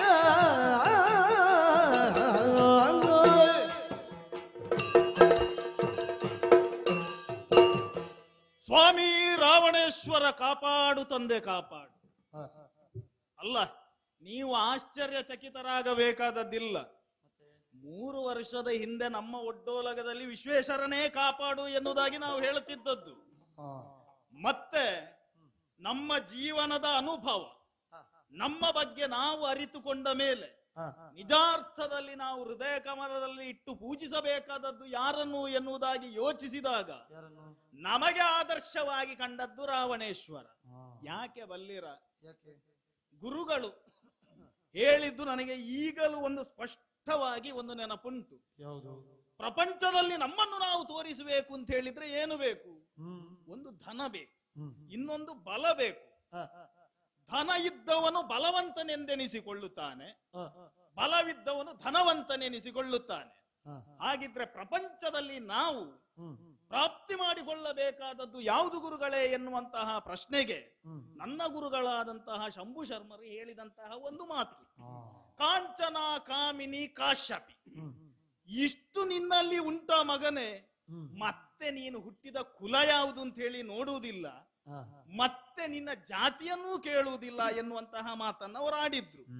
ಹಾಗಿದ್ದರೆ ಇದನ್ನೆಲ್ಲವನ್ನು ಕೂಡ ಪ್ರಾಪ್ತಿ ಮಾಡಿಕೊಂಡಂತಹ ಪುರಾಣದ ಆದರ್ಶ ಪುರುಷ ಯಾರು ಎನ್ನುವುದಾಗಿ ನಾವು ನಮ್ಮ ಮನಸ್ಸಿನೊಳಗೆ ಅದೆಂತ ನಿಕಷಕ್ಕೆ ಒಡ್ಡುವಾಗ ನಮಗೆ ಕಂಡಂತಹ ಸಾದೃಶವಾದಂತಹ ರೂಪ ಯಾವುದು ಕೇಳಿದ್ರೆ ಚತುರ್ದಶ ಭುವನದಲ್ಲನೆಂದೆನಿಸಿಕೊಂಡಂತಹ ರಾವಣ ಪ್ರಭು ಕಾಂಚನ ಸುವರ್ಣ ಲಂಕೆಯನ್ನೇ ಕುಬೇರನಿಂದ ಪ್ರಾಪ್ತಿ ಮಾಡಿಕೊಂಡಿದ್ದಾನಂತೆ. ಒಂದು ಸಾರಿ ಮಾರುತಿಯಿಂದ ಸುಟ್ಟಂತಹ ಆ ಸುವರ್ಣ ಲಂಕೆಯನ್ನು ಗಳಿಗೆಗಳ ಅಂತರದಲ್ಲಿ ಮರುಸ್ಥಾಪನೆ ಮಾಡಿಕೊಂಡಿದ್ದಾನಂತೆ. ಹಾಗಾಗಿ ಭೂಲೋಕದ ಪ್ರತಿಸ್ವರ್ಗದಂತೆ ಲಂಕೆಯನ್ನು ಶ್ರೀಲಂಕವನ್ನಾಗಿ ಮಾಡಿದಂತಹ ಕೀರ್ತಿ ಆ ದಶಕಂಠನಿಗೆ ಸಲ್ಲುತ್ತದೆ. ಇನ್ನೊಂದು ಕಾಮಿನಿ, ನಿಜವಾದಂತಹ ಪುರುಷರು ಒಂದೆನಿಸಿಕೊಳ್ಳುವುದು ಎಲ್ಲಿ ಬಲ್ಲಿರವ ಸ್ವಾಮಿ? ಈಗ ನನಗೂ ಮದುವೆ ಆಗ್ಲಿಲ್ಲ. ಯಾಕೆ ಮದುವೆ ಆಗ್ಲಿಲ್ಲ? ಮದುವೆ ಆದವರನ್ನು ನೋಡಿಯೇ ನಾನು ಮದುವೆ ಆಗ್ಲಿಲ್ಲ. ಯಾವಾಗ ಒಂದು ಮದುವೆ ಅಂತೇಳಿ ಒಬ್ಬ ಗಂಡಿಗೆ ನಡೀತದೋ ಅಲ್ಲಿಗೆ ತನ್ನ ಪುರುಷತ್ವವನ್ನೇ ಅವನು ಕಳೆದುಕೊಳ್ಳುವುದಲ್ವ ಸ್ವಾಮಿ? ಹಾಗಾಗಿ ಇವತ್ತಿಗೂ ಕೂಡ ನಿಮ್ಮಲ್ಲಿ ನಾನು ಹೇಳುವುದು, ನಮ್ಮ ಜನ್ಮದಿನಾಚರಣೆ ಅಂತೇಳಿ ಮಾಡುವುದಿಲ್ಲ. ಅನೇಕ ವರ್ಷಗಳಿಂದ ಕೀಚಕನಿಗೆ ಎಷ್ಟು ವರ್ಷ ಅಂತ ಕೇಳಿದ್ರೆ ನಾವು 30 ಹೇಳುವುದು. ದೇವಲೋಕದಲ್ಲಿ ದೇವತೆಗಳಿಗೆ ಹೇಗೆ ತ್ರಿದಶರಾಗಿದ್ದಾರೋ ಅದೇ ಪ್ರಕಾರವಾಗಿ ಭೂಲೋಕದಲ್ಲಿ ಕೀಚಕನಿಗೆ 30. ಯಾಕೆ ಕೇಳಿದ್ರೆ ನನಗೆ ಮದುವೆ ಆಗ್ಲಿಲ್ಲ. ಹಾಗಂತೇಳಿ ಪ್ರಪಂಚದಲ್ಲಿ ಪುರುಷ ಎಂದೆನಿಸಿಕೊಳ್ಳಬೇಕು ಅಂತ ಹೇಳಿದ್ರೆ ಕಾಮಿನಿಯರ ಎದುರಿಗೆ ನಿಜವಾದಂತಹ ಗಂಡುವಿನ ಹಾಗೆ ಮೆರಿಬೇಕು. ಹಾಗಾಗಿ ನನ್ನ ಜೀವನದಲ್ಲಿ ಎಷ್ಟು ಕಾಮಿನಿಯರ ಸಂಘವನ್ನು ಮಾಡಿದ್ದೇನೆ ಎನ್ನುವುದನ್ನು ನೀವು ಯೋಚನೆ ಮಾಡಿದಾಗ ನನ್ನ ಪುರುಷತ್ವದ ಪುರುಷ ಬಲ ಎನ್ನುವಂತಹದ್ದು ನಿಮಗೆ ತಿಳಿಯುವುದಕ್ಕೆ ಸಾಧ್ಯ. ಇನ್ನು ಕಾಶ್ಯಪಿ ನಿಜಾರ್ಥದಲ್ಲಿ ಕೀಚಕ ಎನ್ನುವಂತಹ ಹೆಸರಿಗೆ ನನಗೆ ಹೀಗೆ ಅನುಭವಕ್ಕಾಗಿ ನಮ್ಮ ಗುರುಗಳ ಹತ್ರ ಕೇಳಿದ್ದು, ನನ್ನ ಹೆಸರಿಗೆ ಏನಾದ್ರೂ ಅರ್ಥ ಉಂಟ ಸ್ವಾಮಿ ಎನ್ನುವುದಾಗಿ ಕೇಳಿದ್ದು. ತಂದೆಯಾದಂತಹ ಋತಕಾಲನಲ್ಲಿ ಕೇಳಲಿಲ್ಲ. ಯಾಕಂತ ಹೇಳಿದ್ರೆ ಅವರು ಗತಕಾಲದವರಲ್ವ. ಗುರುಗಳಲ್ಲಿ ಕೇಳಿದಾಗ ಅವರು ಹೇಳಿದ್ದು, ಯಾವ ಗ್ರಂಥದಲ್ಲಿ ಕೂಡ ಇಲ್ಲ ಮಗನೇ. ಹಾಗಂತೇಳಿ ನಮ್ಮ ಮುತ್ತಜ್ಜ ಬರೆದಿಟ್ಟಂತಹ ಒಂದು ಗ್ರಂಥದಲ್ಲಿ ಹುಡುಕುವಾಗ ಸಿಕ್ಕಿದೆ ಒಂದು ಜಾತಿಯ ಮರವಂತೆ ಎನ್ನುವುದಾಗಿ. ಹಾಗಾಗಿ ನಾನು ಯೋಚನೆ ಮಾಡುವುದೀಗ, ನಿಮಗೆ ಕೇಳುವಾಗ ಒಂದು ಜಾತಿಯ ಮರ, ಆ ಮರಕ್ಕೂ ಹೆಸರೂ ಇಲ್ಲ. ಹಾಗಿದ್ರೆ ಯೋಗ್ಯತೆ ಹೇಗೆ ಕೇಳಿದ್ರೆ ನಿಜಾರ್ಥದಲ್ಲಿ ಈ ವಿರಾಟ ನಗರ ಮತ್ಸ್ಯ ದೇಶ ಎನ್ನುವಂತಹದ್ದು ಸುಭೀಕ್ಷೆಯಲ್ಲಿ ಇರುವಂತಹದ್ದು ಈ ಕೀಚಕ ಎನ್ನುವಂತಹ ಮಹಾವೃಕ್ಷದ ನೆರಳಲ್ಲಿ. ಇಲ್ಲಿ ಅರಸನಿಗೆ ನನ್ನ ಅಕ್ಕನನ್ನು ಕೊಡುವಂತಹ ಸಂದರ್ಭದಲ್ಲಿ 2ನೇ ಮದುವೆ ಆದದ್ದು. ಹೇಳ್ತಾರೆ ಈಗಲೂ ಕೂಡ, ಕ್ಷತ್ರಿಯರ ಅಂಗಳಕ್ಕೆ ಬಂದ್ರೆ ಅಂಗಳದ ತುದಿಯಲ್ಲಿ ನಿಂತುಕೊಳ್ಳಬೇಕಾದಂತಹ ಜಾತಿಗೆ ಸೇರಿದವರು ಎನ್ನುವುದಾಗಿ. ನಮಗೆ ಯಾವುದರ ಮೇಲೆ ಅತೃಪ್ತದನ ಎನ್ನುವಂತಹದ್ದು ಇರ್ತದೆಯೋ ಅದನ್ನು ನಾವು ಪ್ರಬಲವಾಗಿ ವಿರೋಧಿಸಬೇಕು. ಅದಕ್ಕೆ ಆತ್ಮರಕ್ಷಣ ತಂತ್ರ ಎನ್ನುವುದಾಗಿ ಹೇಳ್ತಾರೆ.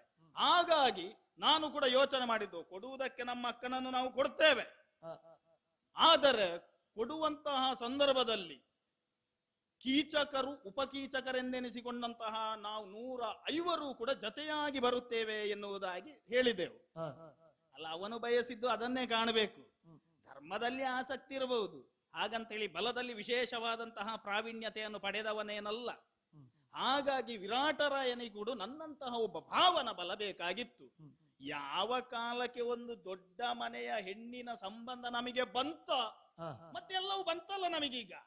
ಈಗ ಮತ್ಸ್ಯ ದೇಶ ಎನ್ನುವಾಗ ಈಗ ನಮ್ಮ ಆಸ್ಥಾನದ ಭಾಗವತರಿ ಕೂಡ ಯಾರೆಂದು ಕೇಳಿದ್ದೀರಿ ಅಂತ ಕೇಳಿದ್ರೆ ಪಕ್ಕನೆ ವಿರಾಟ ರಾಯರದ ಹೆಸರು ಬರುವುದಿಲ್ಲ, ಕೀಚಕನದ್ದೇ ಹೆಸರು ಬರುವುದು. ಅಷ್ಟು ನಾವು ಮಾಡಿಟ್ಟಿದ್ದೇವೆ.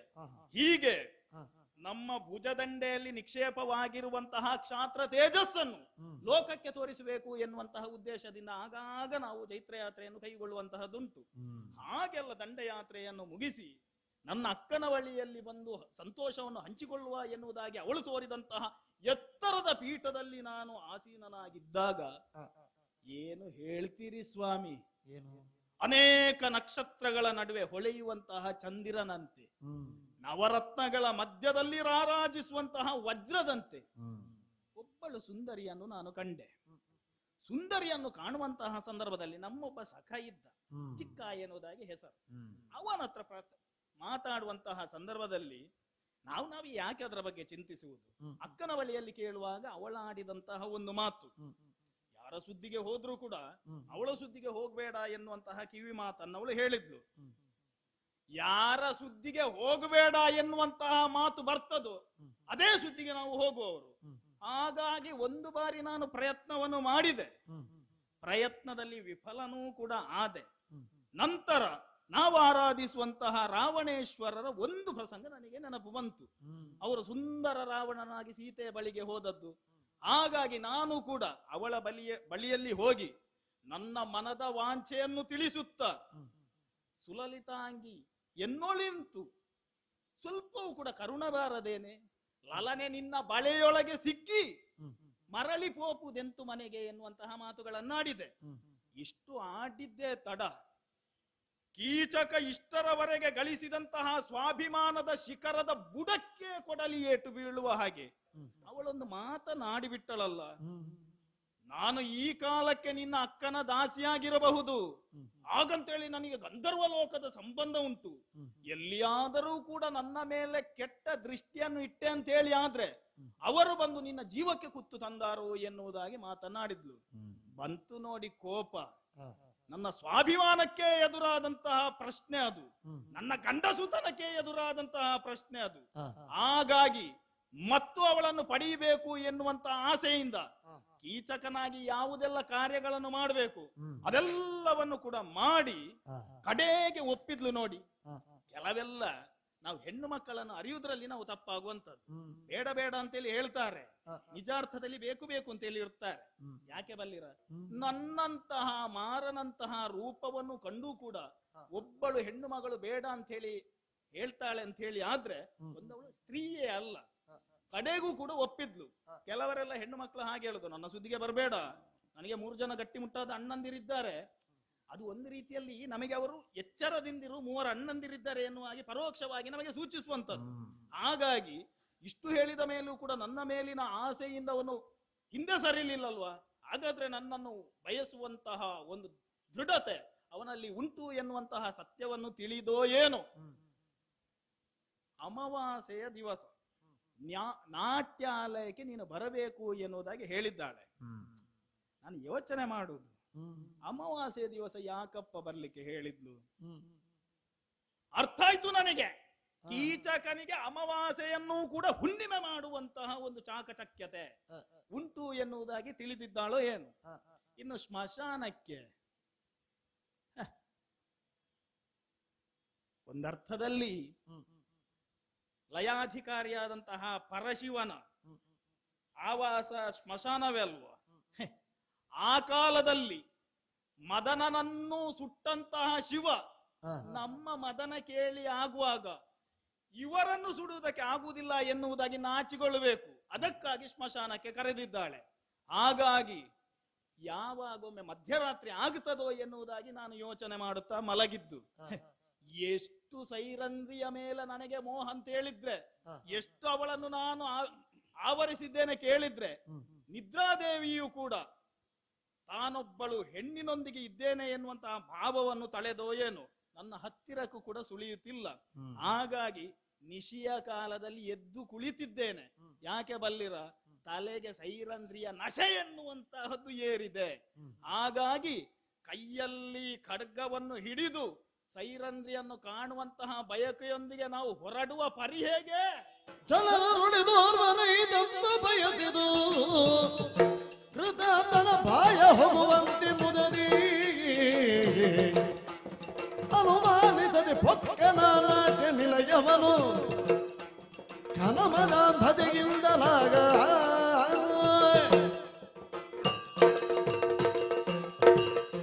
ಧನ ಕನಕ ಮುತ್ತು ರತ್ನ ವೈಢೂರ್ಯಗಳನ್ನು ಹಿಡಿದುಕೊಂಡವಳ ಬಲಿಗೆ ಸಾರಲೆ. ಮಾನಧನನಂತಹ ನಾನಿರುವಾಗ ಧನ ಕನಕಗಳು ಬೇಕು, ನವರತ್ನಗಳು ಪುರುಷ ರತ್ನವೇ ನಾನಿರುವಾಗ ನವರತ್ನಗಳು ಬೇಕೆ.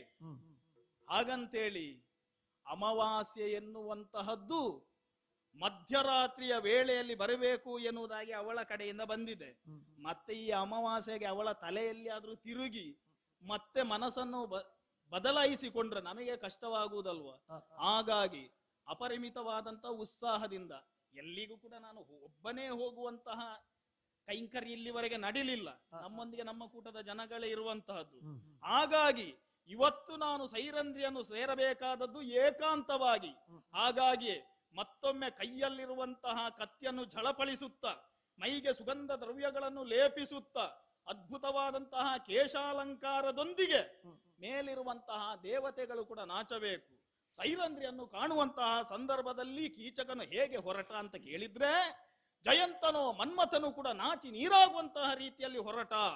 ಹಾಗಾಗಿ ಮೂರ್ಲೋಕವೂ ಕೂಡ ನನ್ನ ಸೌಂದರ್ಯವನ್ನು ನೋಡಿ ನಾಚುವಂತಹ ರೀತಿಯಲ್ಲಿ ಅಲಂಕಾರ ಮಾಡಿಕೊಂಡು ನಾಟ್ಯಾಲಯಕ್ಕೆ ತೆರಳುತ್ತೇನೆ.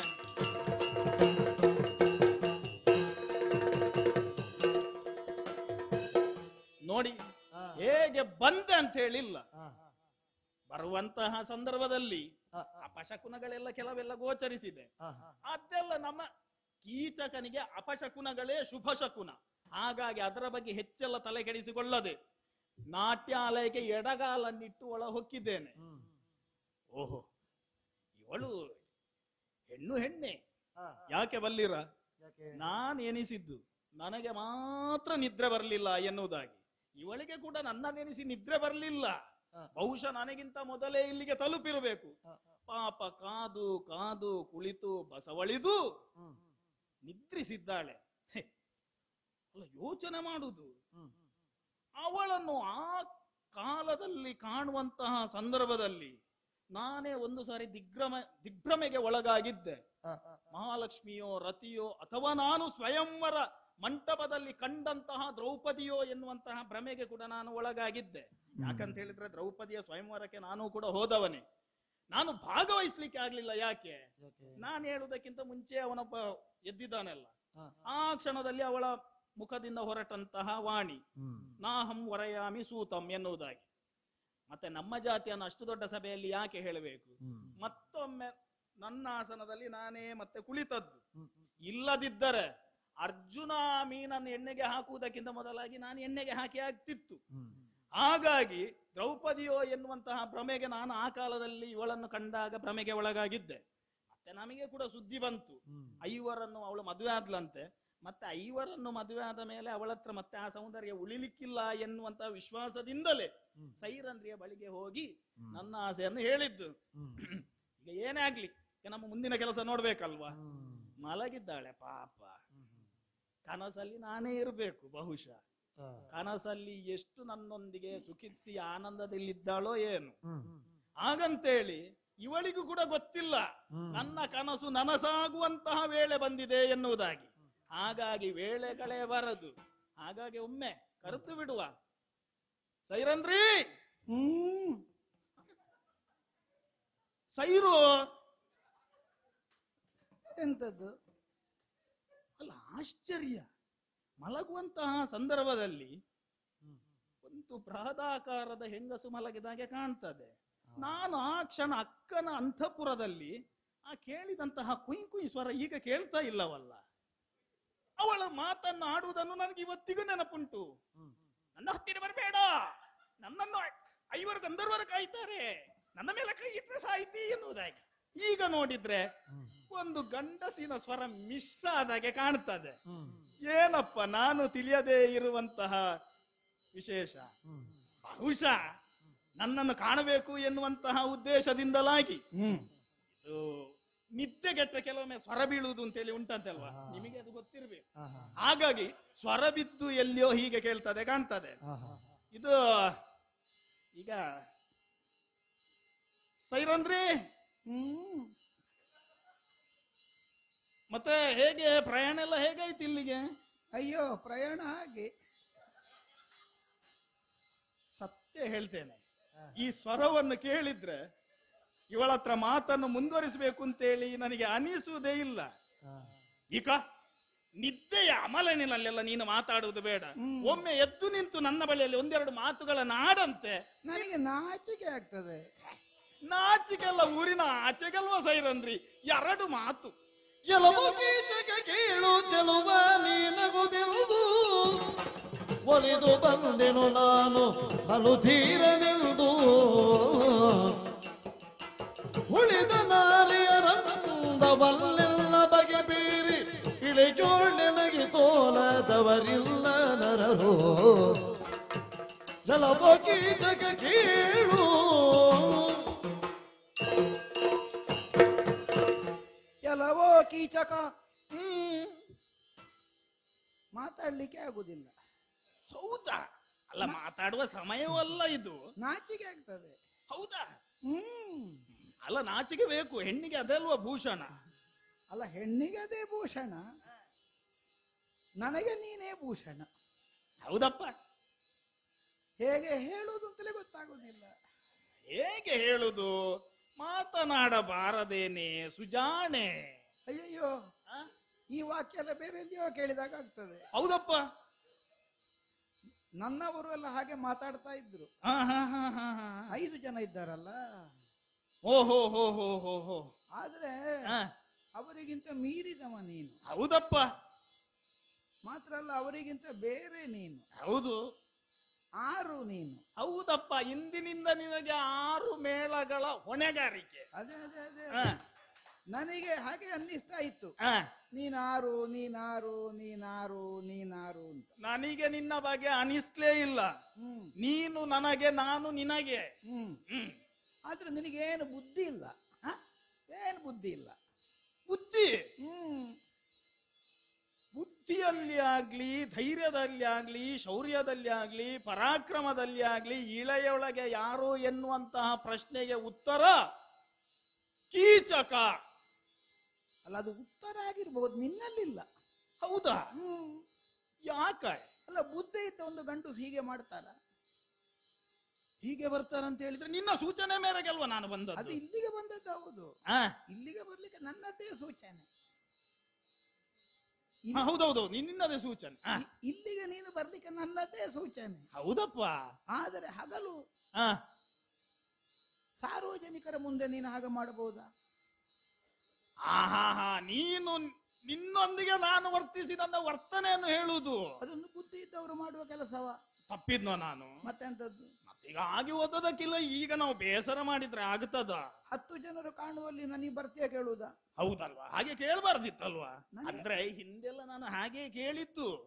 ನಿಜವಾಗಿ ನನಗೆ ಮನಸ್ಸು ನಿನ್ನಲ್ಲಿ ಮೊದಲೇ ಇತ್ತು. ಸೈರಂದ್ರಿ, ಈಗ ಸಂಭಾಷಣೆಯನ್ನು ಮುಂದುವರಿಸುವ. ಇದು ನಿನ್ಗೆ ಅಮಾವಾಸ್ಯೆಯ ಕಷಾಯ ಕೊಟ್ರೆ ಆದಿತ್ತು ಅಂತ ನನ್ಗೆ ಈ ಸ್ವರವನ್ನು ಕೇಳಲಿಕ್ಕೆ ಆಗುದಿಲ್ಲ. ಪುಣ್ಯಾತಿಗಿತ್ತಿ, ನನಗೆ ಮಾತಾಡ್ಲಿಕ್ಕೆ ಆಗುದಿಲ್ಲ. ಹೌದಪ್ಪ. ಹಾಗಂತೇಳಿ ಈಗ ನಿನ್ನ ಮಾತನ್ನು ಕೇಳದೆ ನನಗೆ ಉಪಾಯವೂ ಇಲ್ಲ. ನನಗೂ ನಿನ್ನಲ್ಲಿ ಮಾತಾಡದೆ ಉಪಾಯ ಇಲ್ಲ. ಹೌದಪ್ಪ. ನನಗೆ ಮತ್ತೆ ನಿನ್ನ ಮಾತು ಕೂಡ ಬೇಕಾದದ್ದಲ್ಲ. ಈಗ ಏನಾಗಬೇಕು? ಈಗ ಏನಾಗಬೇಕು ಕೇಳಿದ್ರೆ, ನಾನು ಬಂದದ್ದು ಯಾಕೆ? ಒಂದು ವಿಷಯ ಹೇಳ್ತೇನೆ. ಈಗ ಮಾತಲ್ಲಿ ನಾವು ಮುಂದುವರಿಯುವುದು ಬೇಡ. ಮೌನವಾಗಿ ನಾನು ನಿನ್ನನ್ನು ಸೇರ್ಬೇಕಾಗಿದೆ. ಈಗ ಪ್ರಾರಂಭಿಕವಾಗಿ ನಿನ್ನೊಳಗಿರುವಂತಹ ನಾಚಿಕೆಯನ್ನು ಮಾತನಾಡಿ ಒಂದು ಹಂತದ ಮಟ್ಟಿಗೆ ನಾನು ದೂರ ಮಾಡಿ ಆಗಿದೆ. ಅಯ್ಯಯ್ಯೋ, ನನಗೆ ನಾಚಿಕೆ ಇಲ್ಲ. ಏನು ನಾಚಿಕೆ ಇಲ್ಲ? ನಿನಗೆ ನಾಚಿಕಿಲ್ಲ ಅಂತ ಹೇಳಿದ್ರೆ ಮತ್ತೆ ಗಂಡುಸಾದಂತಹ ನಾನು ನಾಚಬೇಕು. ಈಗ ನೀನು ನಾಚಿಕೆ ಬಿಡ್ಬೇಕು. ನಾನು ನಾಚಿಕೆ ಬಿಡಬೇಕು. ಇಬ್ಬರು ಕೂಡ ನಾಚಿಕೆ ಬಿಡಬೇಕು. ನಮ್ಮಿಬ್ಬರ ಮಿಲನವನ್ನು ಕಂಡು ರತಿ ಮದನರೇ ನಾಚಬೇಕು. ಹಾಗೆ ಆಗ್ಬೇಕು ಅಂತ ಹೇಳಿದ್ರೆ ನನ್ನ ತನು ಎನ್ನುವಂತಹದ್ದು ನಿನಗೆ ಸ್ಪರ್ಶ ಆಗ್ಬೇಕು. ಈಗ ರತಿ ಯಾರು, ಮದನ ಯಾರು? ಅದ್ರಲ್ಲಿ ಪುನಃ ಪ್ರಶ್ನೆ ಅಂತದ್ದು ನಿನಗೆ? ಅಲ್ಲ, ಹಾಗಲ್ಲ. ಮದನ ಅವತ್ತೆ ಸತ್ತಿದ್ದಾನಲ್ಲ, ಅದಕ್ಕೆ ಕೇಳಿದ್ ನಾನು. ಸಾಯುದೆಲ್ಲ ಮದನ ಸತ್ತಿದ್ದಾನೆ ಅಂತ ಹೇಳಿದ್ರೆ ಮತ್ತೆ ಅವನ ಹಂಗಲ್ವಾ, ಸತ್ತಿದ್ದಾನಲ್ಲ. ಹೌದಪ್ಪ. ಸತ್ತಿದ್ದಾನೆ ಅಂತ ಹೇಳಿದ್ರೆ ಅವನ ಹೆಂಡತಿಗೆ ಅವನು ಕಾಣ್ತಾನೆ ಅಲ್ವಾ? ಅಲ್ಲ, ನನಗೊಮ್ಮೆ ಹೆದರಿಕೆ ಆಯ್ತು, ನೀನೆಲ್ಲಿಯಾದ್ರೂ ಸಾಯ್ಲಿಕ್ಕೆ ಹೊರಡುದು ಅಂತ. ಹಾಗಲ್ಲ. ಒಂದು ವಿಷಯ ಹೇಳಬೇಕಾ? ನಿನ್ನ ಸೌಂದರ್ಯಕ್ಕೆ ನಾನು ಯಾವತ್ತೂ ಸತ್ತಾಗಿದೆ. ಅದೇ ನನ್ನನ್ನು ಬಯಸಿದಲ್ಲಿಗೆ ನೀನು ಸತ್ತಿದ್ದಿ. ನಿನ್ನ ಒಂದು ವಿಷಯ ಹೇಳ್ತೇನೆ. ಇದು ಈ ಹೆಣ್ಣಿನಲ್ಲಿ ಇರಬೇಕಾದಂತಹ ಲಾಲಿತ್ಯ, ಸ್ವರ, ಈ ಸ್ವರ ಮತ್ತು ನನ್ನ ಸ್ಥರ ಸೇರುವುದೇ ಇಲ್ಲ. ಸ್ವರ ಮತ್ತೆ ಸ್ಥರ ಸೇರದಿದ್ರೇನು ದೇಹ ಸೇರ್ಬೇಕಾದದಲ್ಲ. ಹತ್ತಿರ ಸಾರಿ ಮೈಯನ್ನೊಮ್ಮೆ ಮುಟ್ಟುತ್ತೇನಂತೆ. ಜನನು ಕೀಚಕನು ಪೀವನಿದೆ ಬಾರೆಂದು ಬಾರೆ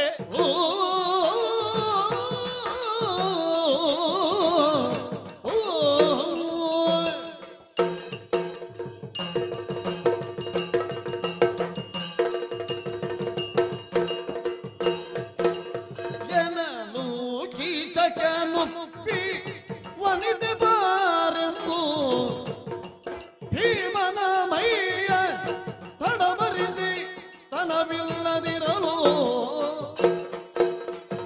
ಮನದಿ ಬೆಚ್ಚುತ್ತ ಎಲ್ದ ಎಲೆ ನೀರೆ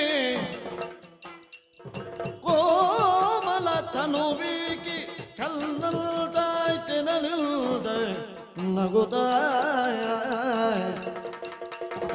ಎನಲು ಕೀಚಕನುಪ್ಪಿ ಮನಿದೆ ಬಾರಿದು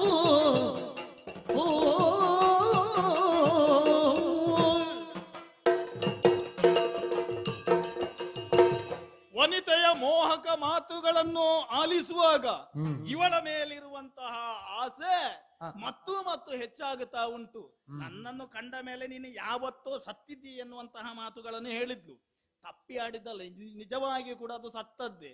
ನಿಜಾರ್ಥದಲ್ಲಿ ಇವತ್ತು ನನ್ನ ಮೋಹದ ಪಾಶಕ್ಕೆ ಸಿಲುಕಿ ಇನ್ನು ಇವನನ್ನು ಅನುಭವಿಸಿದ ಮೇಲೆ ನನಗೆ ಜೀವನದಲ್ಲಿ ಮತ್ತೋರ್ವರ ಗಂಡನ ಸಹವಾಸವೇ ಬೇಡ ಎನ್ನುವ ಹಾಗೆ ಆಗ್ಬೇಕು. ಹಾಗಾಗಿ ಅತಿಕೇಳಿಯಲ್ಲಿ ಇವಳು ಸುಖಿಸಿ ಸಾಯ್ಬೇಕು. ಹಾಗೆ ಆಗಬೇಕು ಅಂತ ಹೇಳಿದ್ರೆ ಇಬ್ಬರಿದ್ದವರು ಒಂದಾಗಬೇಕಲ್ವಾ.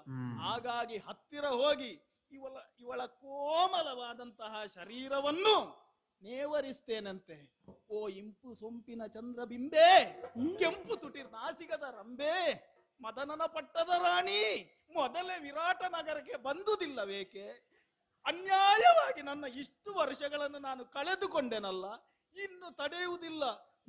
ನೀನು ನನ್ನನ್ನು ನೋಡಿ ಮಾತಾಡುದು, ನೋಡದೆ ಮಾತಾಡುದು ಅಲ್ಲ.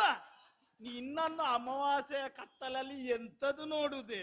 ನನ್ನ ಹೃದಯ ಕಮಲದ ಮಧ್ಯದಲ್ಲಿ ನಿನ್ನನ್ನು ಯಾವತ್ತೋ ಸೆರೆಮನೆಯಲ್ಲಿ ಕೂರಿಸಿಯಾಗಿದೆ. ಮತ್ತೆ ಇನ್ನೊಂದು ಹೇಳ್ಬೇಕಾ? ಅಲ್ಲ, ನಾನು ಕೇಳಿದ್ದೆ ಅದಕ್ಕೆಲ್ಲ. ನನ್ನನ್ನು ನೋಡಿದ ಮೇಲೂ ನಿನಗೆ ಮಾತಾಡ್ಲಿಕ್ಕೆ ಹೇಗೆ ಸಾಧ್ಯ ಆಗ್ತದೆ ಹೇಳಿದ್ದು. ಈಗ ನಿನ್ನನ್ನು ನೋಡಿದ್ದೇನೆ ಎನ್ನುವುದಾಗಿ ಯಾರು ಹೇಳಿದ್ದು? ಅಲ್ಲ, ಒಮ್ಮೆ ಕೂಡಿ ಬಿಡುವಂತ ಕಾಣುದಿಲ್ವಾ? ಅಯ್ಯೋ, ನಿನ್ನನ್ನು ನೋಡುವುದಕ್ಕೆ ಕಣ್ಣು ಬೇಕಾ? ನನ್ನ ಹೃದಯ ಸಾಕಾಗುದಿಲ್ವಾ? ಅದು ಉಂಟಲ್ಲ. ಮತ್ತೆ ಹೃದಯದಲ್ಲಿ ಆರಾಧಿಸುತ್ತಿದ್ದಂತಹ ನನ್ನ ಸೈರಂಧ್ರಿಯನ್ನು ಕಂಡು ಒಂದರ್ಥದಲ್ಲಿ ನಾನೀಗ ಕವಿಯಾದದ್ದು. ಬಹುಶಃ ನಿನ್ನ ಹೃದಯದಲ್ಲಿಯೂ ಸೈರಂಧ್ರಿ ಇದ್ರೆ ಬಡಿತಾ ಇರ್ಬೇಕಲ್ವಾ? ಹೌದಪ್ಪ. ಆ ಬಡಿತ ನಿನಗೆ ಕೇಳಬೇಕು ಅಂತ ಹೇಳಿ ಆದ್ರೆ ನಿನ್ನ ಆ ವಿಶಾಲವಾದಂತಹ ಕೇಶರಾಶಿಯೊಂದಿಗೆ ಅಲಂಕೃತವಾದಂತಹ ನಿನ್ನ ಮುಖ ನನ್ನ ಎದೆಗೆ ತಾಗಬೇಕು. ಇಲ್ಲ, ಮುಖ ತಿರುಗಿಸುವುದಿಲ್ಲ. ಮುಖ ತಿರುಗಿಸುವುದಿಲ್ಲ, ನನಗೆ ನಾಚಿಕೆ ಆಗ್ತದೆ. ಅಲ್ಲ, ಒಂದು ವಿಷಯ ಹೇಳ್ತೇನೆ. ಈಗ ನಾವಿಬ್ಬರು ನಿನಗೆ ನಾಚಿಕೆ ಇನ್ನೂ ಹೋಗ್ಲಿಲ್ಲ.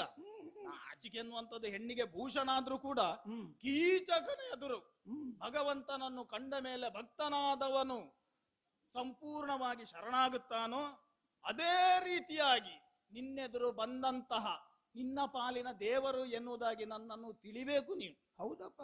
ಹಾಗಾಗಿ ನಿನಗೆಲ್ಲ ನಾಚಿಕೆ ಬಿಟ್ಟ ಹೆಂಗಸರೇ ಸಿಕ್ಕಿದಿಷ್ಟರವರೆಗೆ, ಅದು ನನಗಾಗುದಿಲ್ಲ. ಇವಳನ್ನು ಮಾತಿಗೆ ಬಿಟ್ರೆ ಅಮಾವಾಸ್ಯೆ ಕಳೆದು ಮತ್ತೆ ನಾಳೆ ಇನ್ನೊಂದು ಆರಂಭ, ತಿಥಿ ಬೇರೆ ಆಗ್ತದೆ. ಹಾಗಾಗಿ ತಿಥಿ ಬೇರೆ ಆಗುವುದಕ್ಕಿಂತ ಮೊದಲಾಗಿ ನೀನು ನಮ್ಮ ಮಧ್ಯೆ ತಿಥಿ ಸುದ್ದಿ ಮಾತಾಡಿದೆ. ಸೈರಂದ್ರಿ, ಇಂಥ ಸಮಯದಲ್ಲಿ ಇಂಥ ಮಾತುಗಳನ್ನೆಲ್ಲ ಆಡುವುದೇನೆ? ಅಲ್ಲ, ಹಾಗಲ್ಲ.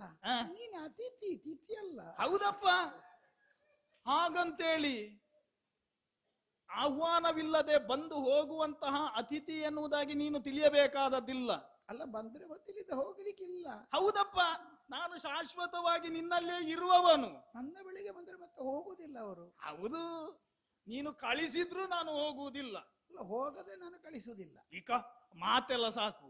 ನಿನ್ನೊಂದಿಗೆ ಮಾತನಾಡುವಂತಹ ಸಂಯಮವನ್ನು ಕೂಡ ಕಳೆದುಕೊಂಡಿದ್ದೇನೆ. ನಿನ್ನನ್ನೊಮ್ಮೆ ಬಿಗಿಯಾಗಿ ಮೆತ್ತಗೆ ಅಲ್ಲ, ನಾನು ಕತ್ತಲಲ್ಲಿ ಹೋಗಿ ಇದು ಕಲ್ಲು ಕಂಬವನ್ನೇನಾದ್ರೂ ಅಪ್ಪಿಕೊಂಡೇನೋ ಎನ್ನುವಂತಹ ಭಾವ ನನಗೆ ಬರುವಂತದ್ದು. ಏನಾಯ್ತು? ಇದು ಗಟ್ಟಿ ಗಟ್ಟಿ ದೇಹ ಎಲ್ಲ ಕಾಣ್ತದೆ. ಇಷ್ಟ ಆಗ್ಲಿಲ್ವಾ? ಅಲ್ಲ, ಇಷ್ಟ ಆಗದೆ ಏನು, ಕಠಿಣ ಅಂತೇಳಿ ನಿನ್ನನ್ನು ದೂರ ಮಾಡುವಂತಹ ಜನ ಎನ್ನುವುದಾಗಿ ನೀನು ತಿಳಿಬೇಡ. ಕೆಲವರಿಗೆಲ್ಲ ಪಾಯಸ ಇಷ್ಟ ಆಗುದು, ನಮಗೆ ಕಠಿಣ ಪಾಯಸವೇ ಇಷ್ಟ ಆಗುವುದು. ಕಡು ಶರ್ಕರ ಪಾಕ ಅಂತೇಳಿ ಉಂಟು, ನಿನಗೆ ಗೊತ್ತುಂಟು? ನಾವೆಲ್ಲ ಅದನ್ನೆಲ್ಲ ಬಯಸುವವರು. ಮತ್ತೆ ನನಗೆ ನನ್ನ ಕೈಗೆ ಸಿಕ್ಕವರು ಎಷ್ಟು ಕಠಿಣ ಇದ್ರೂ ಕೂಡ ಮತ್ತೆ ಮೆದು ಮಾಡುವುದು ಹೇಗೆ ಅಂತೇಳಿ ನನಗೆ ಗೊತ್ತುಂಟು. ಹಾಗಾಗಿ ನಿನ್ನನ್ನೊಮ್ಮೆ ನನ್ನ ಕೈಯೇ ಸಾಕಾಗುದಿಲ್ಲ. ಮತ್ತೊಮ್ಮೆ ವಿಶಾಲವಾದಂತಹ ಬಾಹುಗಳಿಂದ ನಿನ್ನನ್ನು ಗೋಟ ಆ ಮುಖಕ್ಕೆ ಹಾಕಿದ ಸೆರಗೆಲ್ಲ ಎಂತದಕ್ಕೆ ಈಗ ಅದು ಬೇಕು? ಅಪ್ಪಿಕೊಂಡ್ರೆ ಅಲ್ಲಲ್ಲ, ಸೆರಗು ತೆಗೆಯುವುದಿಲ್ಲ, ಮೀಸದಾಗುತ್ತದೆ. ಯಾರ ಮೀಸೆ ಹೇಳುವುದು ನೀನು? ನಿನ್ನದ್ದು. ನನ್ನ ಮೀಸೆ. ಸರಿಯಪ್ಪ. ಏನು ಆಶ್ಚರ್ಯವಿದು! ಇವಳನ್ನು ಕಂಡೊಡನೆ ಇವಳನ್ನು ಸುಖಿಸಿದ್ರೆ ಏನೆಲ್ಲ ಸದ್ಯೋ ಭವಿಷ್ಯದಲ್ಲಿ ಅನುಭವ ಆಗುತ್ತದೆ ಎನ್ನುವುದನ್ನು ಮನಸ್ಸಿನಲ್ಲಿಯೇ ಕಲ್ಪನೆಯನ್ನು ಕಂಡುಕೊಂಡವನು ನಾನು ಕಂಡಂತಹ ಕಲ್ಪನೆ ಹುಸಿಯಾಯಿತೋ ಹೇಗೆ? ಒಂದು ಹೆಣ್ಣನ್ನು ಆಲಂಗಿಸುವಾಗ ಆಗಬೇಕಾದಂತಹ ಅನುಭೂತಿ, ಆನಂದ, ಅದು ಆಗ್ತಾ ಇಲ್ಲ. ಯಾಕೆ ಹೀಗೆ ಏನೋ ಒಂದು ಸಂಶಯ ಬರ್ತಾ ಉಂಟಲ್ವಾ? ನನ್ನ ಮುಖದಲ್ಲಿಯೂ ನಿನಗೆ ಮೀಸೆ ಕಂಡಿತ್ತು. ಅಂದ್ರೆ ನಿನ್ನ ಮೀಸೆ ನನ್ನ ಮುಖದಲ್ಲಿ ಕಾಣ್ತದೆ ಅಂದೆ. ಕನ್ನಡಿಯಾಗಿದ್ದ ಮುಖ ಅಲ್ವಾ? ಮಾತಿನಲ್ಲೇ ಮರಳು ಮಾಡ್ತಾ ಇದ್ದಾಳೆ. ಹಾಗಾಗಿ ಇವಳು ಉಟ್ಟಂತಹ ಸೀರೆಯನ್ನು ಸೆಳೆದು ಅನುಭವಿಸ್ಲಿಕ್ಕೆ ಮುಂದೆ ಹೋಗ್ತೇನಂತೆ. ಬಾ ಮುಂದೆಗೆ. ಹರಿದರೋಜನಾಗಿ ಭೀಮ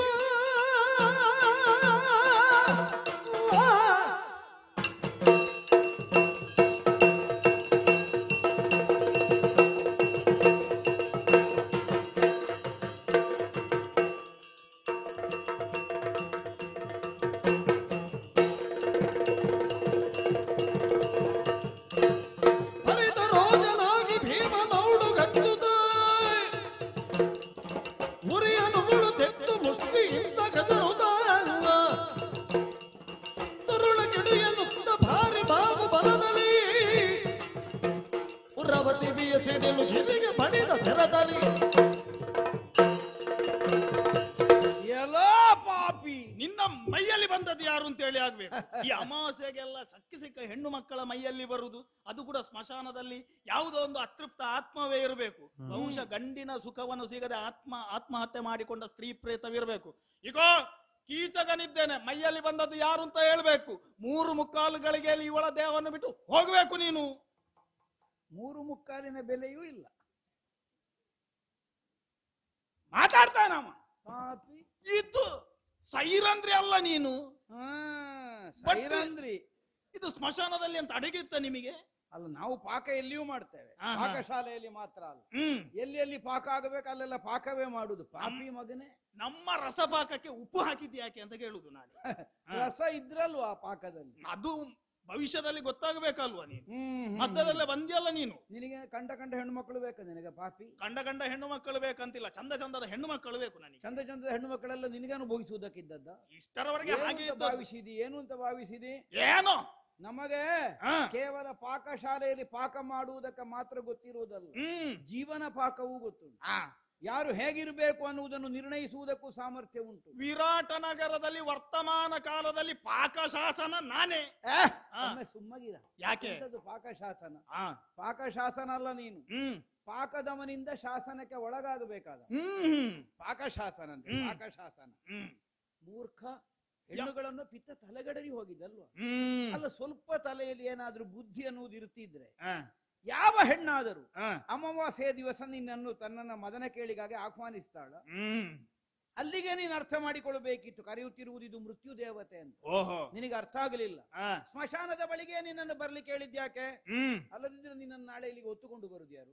ಇಲ್ಲಾದ್ರೆ ಹತ್ತಿರದಲ್ಲೇ ಉಂಟಲ್ಲ, ಅಲ್ಲಲ್ಲಿ ಮುಗಿಸಿ ಬಿಡುವ ಅನ್ನುವುದಕ್ಕಾಗಿ. ಈಗ ಉಳಿಗಾಲ ಇಲ್ಲ ನಿನಗೆ. ಯಾವಾಗ ಇನ್ನೊಬ್ಬರ ಮನೆಯಲ್ಲಿ ಊಳಿಗ ಮಾಡಿ ತಾನು ಬದುಕುತ್ತೇನೆ ಅನ್ನುವಂತಹ ಭಾವದಿಂದ ಹೆಣ್ಣೊಬ್ಬಳು ಬಂದಾಗ ರಕ್ಷಿಸಬೇಕಾದ ನೀನೆ ಅವಳನ್ನು ಅನುಭವಿಸುವಂತಹ ಒಂದು ದುರ್ಬುದ್ಧಿಯನ್ನು ಮಾಡ್ತಿ ಅಂತಾದ್ರೆ ನಿನಗೆ ಅವಸಾನ ಕಾಲ ಸನ್ನಿಹಿತವಾಗಿದೆ ಅಂತಲೇ ಅರ್ಥ.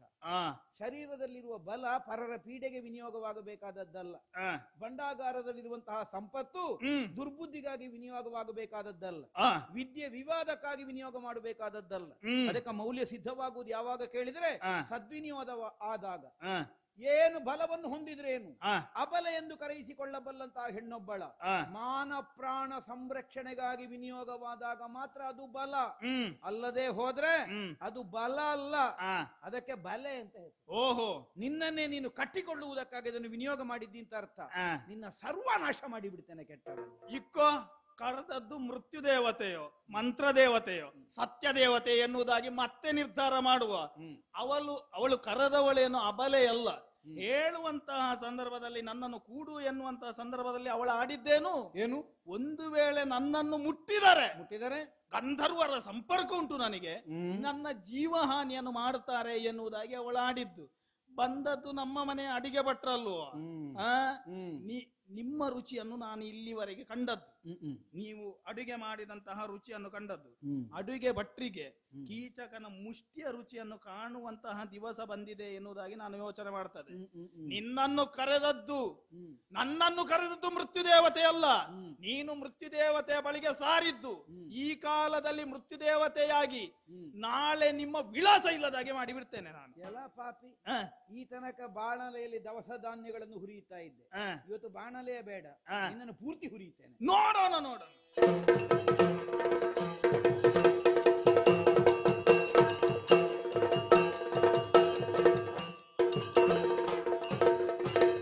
ಅಯ್ಯ, ಅರೆಗಳಿಗೆ ತಡೀಬೇಕು. ನನಗೆ ಸ್ಪಷ್ಟವಾಯಿತು. ಎಂತದ್ದು? ನನ್ನ ಕುತ್ತಿಗೆಯನ್ನು ಹಿಡಿದು ನನ್ನ ಹಸುವನ್ನೇ ನೀಗುವಂತಹ ಪ್ರಯತ್ನದಲ್ಲಿ ಮುಂದುವರಿಯುತ್ತಾ ಇದ್ದಿ ನೀನು. ಸಾಯ್ತೇನೆ ಎನ್ನುವಂತಹದ್ದು ನಿಶ್ಚಿತವಾಗಿ ಹೋಗಿದೆ. ನಾನು ಕೂಳನೆಂದೆನಿಸಿಕೊಂಡರು, ಹೆಣ್ಣುಗಳ ವಿಚಾರದಲ್ಲಿ ಕಾಮಾಂಥನೆಂದೆನಿಸಿಕೊಂಡರು ಕೂಡ ಸಾಯುವಂತಹ ಕಾಲಕ್ಕೆ ನನಗೆ ಒಂದು ಸ್ಪಷ್ಟ ಆಗ್ಬೇಕು. ಯಾಕಂತ ಹೇಳಿದ್ರೆ ಸತ್ತ ಮೇಲೆ ನಾನು ಅತೃಪ್ತ ಆತ್ಮ ಆಗಬಾರದು. ನೋಡು, ಬಲದೊಳಗೆ ಪ್ರಪಂಚದಲ್ಲಿ ಕೀಚಕ ಎನ್ನುವಂತಹ ನೆಗಳತೆಗೆ ಪಾತ್ರನಾಗಿದ್ದವನು ನಾನು. ಹಾಗಿದ್ದರೆ ನನ್ನನ್ನು ಕೊಲ್ಲುವಂತಹ ಶಕ್ತಿವಂತ ನೀನಂತ ಹೇಳಿ ಆದ್ರೆ ಬಹುಶಃ ನಮ್ಮ ಅಳತೆಗಿಂತ ಮೀರಿದಂತಹ ವ್ಯಕ್ತಿತ್ವ ನಿನ್ನಲ್ಲಿರಬೇಕು. ನಾವು ಕಂಡದ್ದು ಮಾತ್ರ ಇರುವುದಲ್ಲ, ನಾವು ಕಾಣದ್ದು ಏನೋ ಉಂಟು ಎನ್ನುವಂತಹ ಸತ್ಯವನ್ನು ತಿಳಿಯುವ ಮನಸ್ಸಾಗಿದೆ. ಹಾಗಾಗಿ ನನ್ನ ಪ್ರಾಣವನ್ನು ಹೀರುತ್ತಿರುವ ನೀನು ಯಾರು ಎನ್ನುವಂತಹ ಸತ್ಯವನ್ನು ಹೇಳಿ ನನ್ನನ್ನು ಸಾಯಿಸು ಪುಣ್ಯಾತ್ಮ. ಕೀಚಕ, ಕಾಮುಕತನ ಅನ್ನುವಂತಹ ನಿನ್ನ ದುರ್ಬುದ್ಧಿಯನ್ನೊಂದು ಹೊರತುಪಡಿಸಿದರೆ ನಿನ್ನ ಬಲವನ್ನು ಯಾವನು ಪ್ರಪಂಚದಲ್ಲಿ ಆಕ್ಷೇಪಿಸುವುದಕ್ಕಿಲ್ಲ. ಸತ್ಯ. ನೀನು ವಿಶೇಷವಾದ ಬಲವನ್ನು ಹೊಂದಿದವನೇ. 1000 ಆನೆಗಳ ಬಲ ನಿನಗೂ ಉಂಟು. ಹೌದು, ನಾನಿದನ್ನು ಬಲ್ಲೆ. ಮಾತ್ರ ಅಲ್ಲ, 1000 ಆನೆಗಳ ಬಲವುಳ್ಳವನು ನೀನಿದ್ದಿ ಅನ್ನುವ ಕಾರಣಕ್ಕಾಗಿಯೇ ನಾವಿಲ್ಲಿಗೆ ಬಂದಿದ್ದೇವೆ. ಹೌದೇ? ಅದು ಬಹಳ ಪ್ರಧಾನ ಆದದ್ದು. ನಿನ್ನ ಬಲದಿಂದ ಊರಿನ ಹೆಂಗಳೆಯರಿಗೆ ಸಂಕಟ ಆಗಿರ್ಬೋದು, ಆದ್ರೆ ಅದೇ ನಿನ್ನ ಬಲ ಸಜ್ಜನರಿಗೂ ಒಂದು ಅನುಕೂಲವಾಗಿ ಒದಗಿ ಬಂದದ್ದನ್ನು ನಾವು ಅಲ್ಲಗಳೆಯುವುದಕ್ಕಿಲ್ಲ. ಓಹೋ, ಈಗೊಬ್ಬ ಗುಣಗ್ರಾಹಿತ್ವವನ್ನು ಹೊಂದಿದ ವ್ಯಕ್ತಿ ಮಾಡಬೇಕಾದದ್ದೇನು? ಒಂದು ಹೂವನ್ನು ನೋಡಿದ್ರೆ ಹೂವಿನ ಸೌಂದರ್ಯವನ್ನು ಒಪ್ಪಬೇಕು, ಹಾಗೆಂದು ಮುಳ್ಳಿದೆ ಅನ್ನುವುದನ್ನು ನಿರಾಕರಿಸಲಿಕ್ಕೆ ಆಗುವುದಿಲ್ಲ. ನಿನ್ನಲ್ಲಿರುವಂತಹ ಬಲ ಹೂವಿನಂತೆ ಸಜ್ಜನರಿಗೆ ವಿನಿಯೋಗವಾಗಬೇಕಿತ್ತು, ಆದ್ರೆ ಮುಳ್ಳಾಗಿ ಚುಚ್ಚುವುದಕ್ಕೆ ತೊಡಗಿತ್ತು. ಆದ್ದರಿಂದಲೇ ಅದನ್ನು ನಿಗ್ರಹಿಸಬೇಕಾಗಿ ಬಂದದ್ದು. ಬಯಸಿದೆಯಲ್ಲ ಸೈರಂಧ್ರಿಯನ್ನು. ಹೌದು.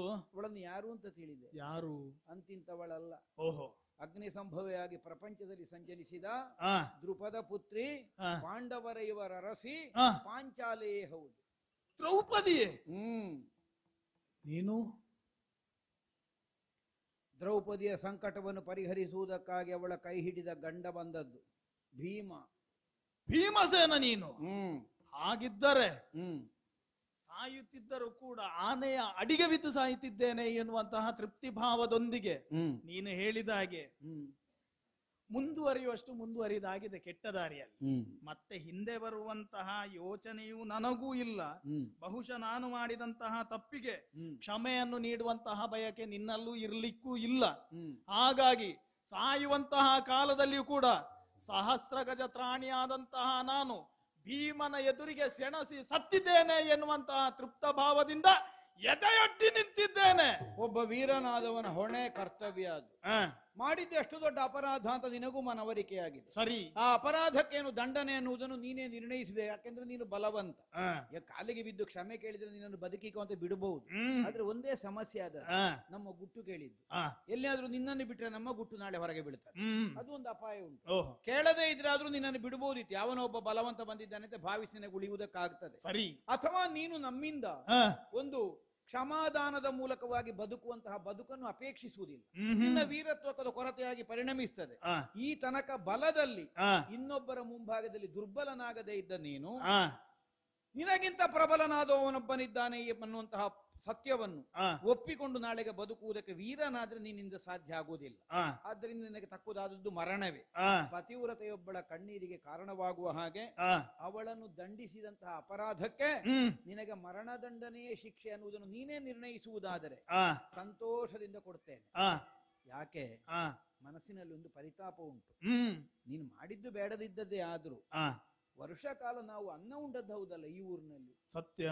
ನಿನ್ನ ಬಲದಲ್ಲಿ ಸ್ಥಾಪಿತವಾದಂತಹ ಈ ಮತ್ಸ್ಯನಗರಿಯಲ್ಲಿ 1 ವರ್ಷ ನಾವು ಕಳೆದದ್ದಕ್ಕೆ ನಿನ್ನನ್ನು ಕೊಲ್ಲಬೇಕಾಗಿ ಬಂತಲ್ಲ ನಮ್ಮ ದುರ್ವಿಧಿ. ಏನು ಮಾಡುವ, ಕೆಲವು ಸಲ ಹಾಗಾಗುತ್ತದೆ. ನಮಗೆ ಆಶ್ರಯ ಕೊಟ್ಟವರನ್ನು ಹೊಡಿಬೇಕಾಗಿ ಬರ್ತದೆ ಮಾಡುವ ದುರ್ಬುದ್ಧಿಯಿಂದ. ಯಾಕಂದ್ರೆ ನಿನ್ನ ಕರ್ಮದ ಫಲ ಅನುಭವಿಸದೇನು ಮಾಡ್ಲಿಕ್ಕೆ ಆಗ್ತದೆ ಅಲ್ವಾ? ಹೌದು.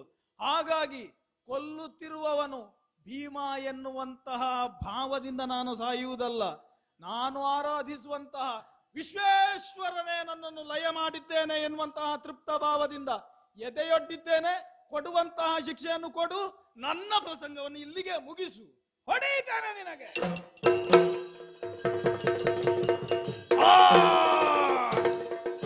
ಕರಗತಿಗೆ ಕೀಟಕನದನ್ನು ಜಜ್ಜರಿದವಾದುದು ಕರುಳನುಗುಳುತ್ತ ಹರೆದುರುಳಿ ಕಂಡ ನಿಲಸುತ್ತ ಮುದೊಡಿಸಿದ ಖಣಬೆಣನ ಕರೆದು ತರುಣಿಗೆ ತೋರಿಸಲು ಬಂದಿರದೆ ಬಿಗಿಯಪ್ಪಿದಳು ಕಾಂತನ ಹರುಷದಲ್ಲಿ ಹಿಗ್ಗುತ್ತ ಮುಂಡಾಡಿದಳು ಮುದ್ದಿಸುತ್ತ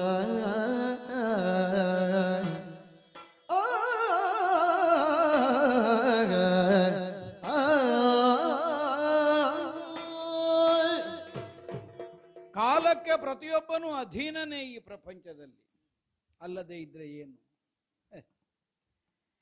ತನ್ನದ್ದಾದಂತಹ ಸಾಮರ್ಥ್ಯ ವಿಶೇಷದಿಂದ ಆರ್ತರನ್ನು ಸಜ್ಜನರನ್ನು ಸಂರಕ್ಷಿಸಬೇಕಾದಂತಹ ಒಂದು ಹೊಣೆಗಾರಿಕೆ ಇದ್ದಂತಹ ಕೀಚಕ ತನಗಿರಬಹುದಾದಂತಹ ಒಂದು ದೌರ್ಬಲ್ಯದ ಕಾರಣದಿಂದ ಸಾವನ್ನೇ ಕಾಣುವಂತಹ ಸ್ಥಿತಿ ಒದಗಿ ಹೋಯಿತು. ಹೌದಲ್ಲ? ಹುಟ್ಟಿದವ ಸಾಯ್ಲಿಕ್ಕೆ ಒಂದೊಂದು ನೆಮನ ಇರ್ತದೆ, ನಮಗೇನು ಮಾಡ್ಲಿಕ್ಕೂ ಆಗುವುದಿಲ್ಲ. ನಮ್ಮ ಪರಿತಾಪಕ್ಕೋ ಅನುಕಂಪಕ್ಕೋ ಅವಕಾಶವಿಲ್ಲದೆ ಇದ್ದಂತಹ ಒಂದು ಸ್ಥಿತಿ ಅವನದ್ದಾದಂತಹ ಚರ್ಯೆಯ ಮೂಲಕವಾಗಿ ಒದಗಿದ್ದಹುದನ್ನಲ್ಲಗಳೆಯುವುದಕ್ಕಾಗುವುದಿಲ್ಲ.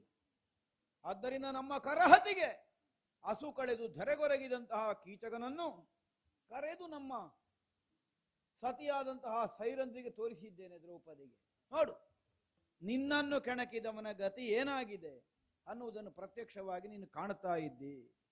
ಆದ್ರೆ ಅಲ್ಲಿಗೆ ಮುಗಿದು ಹೋಗಲಿಲ್ಲ, ಕೀಚಕವದೆಗೆ ನಿಲ್ಲಿಲ್ಲ ಪ್ರಸಂಗ. ಅವನ ತಮ್ಮಂದ್ರು ಬಂದ್ರು.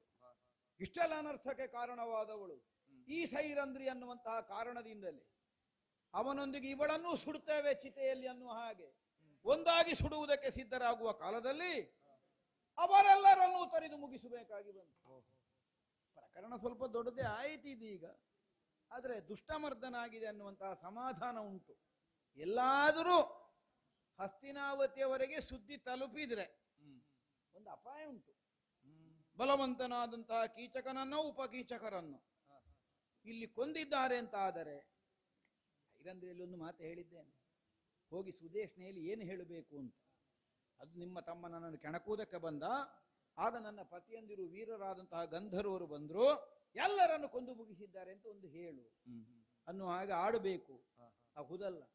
ಗಂಧರ್ವರು ಅಂದ್ರೆ ಹಾಗೆ ಅದೃಶ್ಯವಾಗಿ ಪ್ರಪಂಚದಲ್ಲಿ ವ್ಯವಹಾರ ಮಾಡುವವರು ಅಂತ ಅರ್ಥ ಬಂದು. ಅಂದ್ರೆ ದೃಶ್ಯ ಪ್ರಪಂಚದಲ್ಲಿ ನಮಗೆ ಅವರು ಕಾಣ್ಲಿಕ್ಕೆ ಸಿಕ್ಕುವುದಿಲ್ಲ. ನಾವು ಸುಳ್ಳು ಹೇಳಲಿಕ್ಕಿಲ್ಲ, ಹೇಳಿದ್ದು ಸತ್ಯವೇ ಆಗಿರ್ಬೇಕು, ಸತ್ಯದಂತೆ ಇರಬೇಕು, ಸುಳ್ಳಾಗಲಿಕ್ಕಿಲ್ಲ. ಹಾಗಿದ್ರೆ ಪರೋಕ್ಷ ಸತ್ಯವಾದ್ರೆ ಆಗಬೇಕು. ಅದಕ್ಕಾಗಿಯೇ ಗಂಧರ್ವರು ಪತಿಯರ ಐವಂದಿರು ಹೀಗೆ ಆಡುವುದಕ್ಕೆ ಅನುಕೂಲವನ್ನು ಅವಳು ಕಲ್ಪಿಸಿಕೊಂಡದ್ದು. ಕಣ್ಣಿಗೆ ಕಾಣದ ಹಾಗೆ, ಇತರರಿಗೆ ತಿಳಿಯದ ಹಾಗೆ ಅಲ್ಲೋ ನಾನು ಕೀಚಕನನ್ನು ಕೀಚಕಾದಿಗಳನ್ನು ಕೊಂದದ್ದು. ಆದ್ದರಿಂದ ಒಂದರ್ಥದಿಂದ ಅದೃಶ್ಯವಾಗಿಯೇ ಕೊಂದ ಹಾಗೆ ಆಗುತ್ತದೆ. ಈ ಒಂದು ಸಮಾಧಾನ ನೋಡುವ ಮುಂದೇನಾಗ್ತದೆ.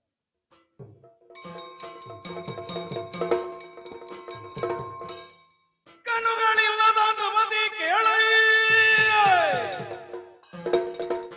ರಣದೊಳಿಂದಿನ ದಿನದವರೆಗೆ ತೀರಿದ ಅಣುಗರಿ ಲೆಕ್ಕದೊಳು 98 ಜನವಾಯ್ತು.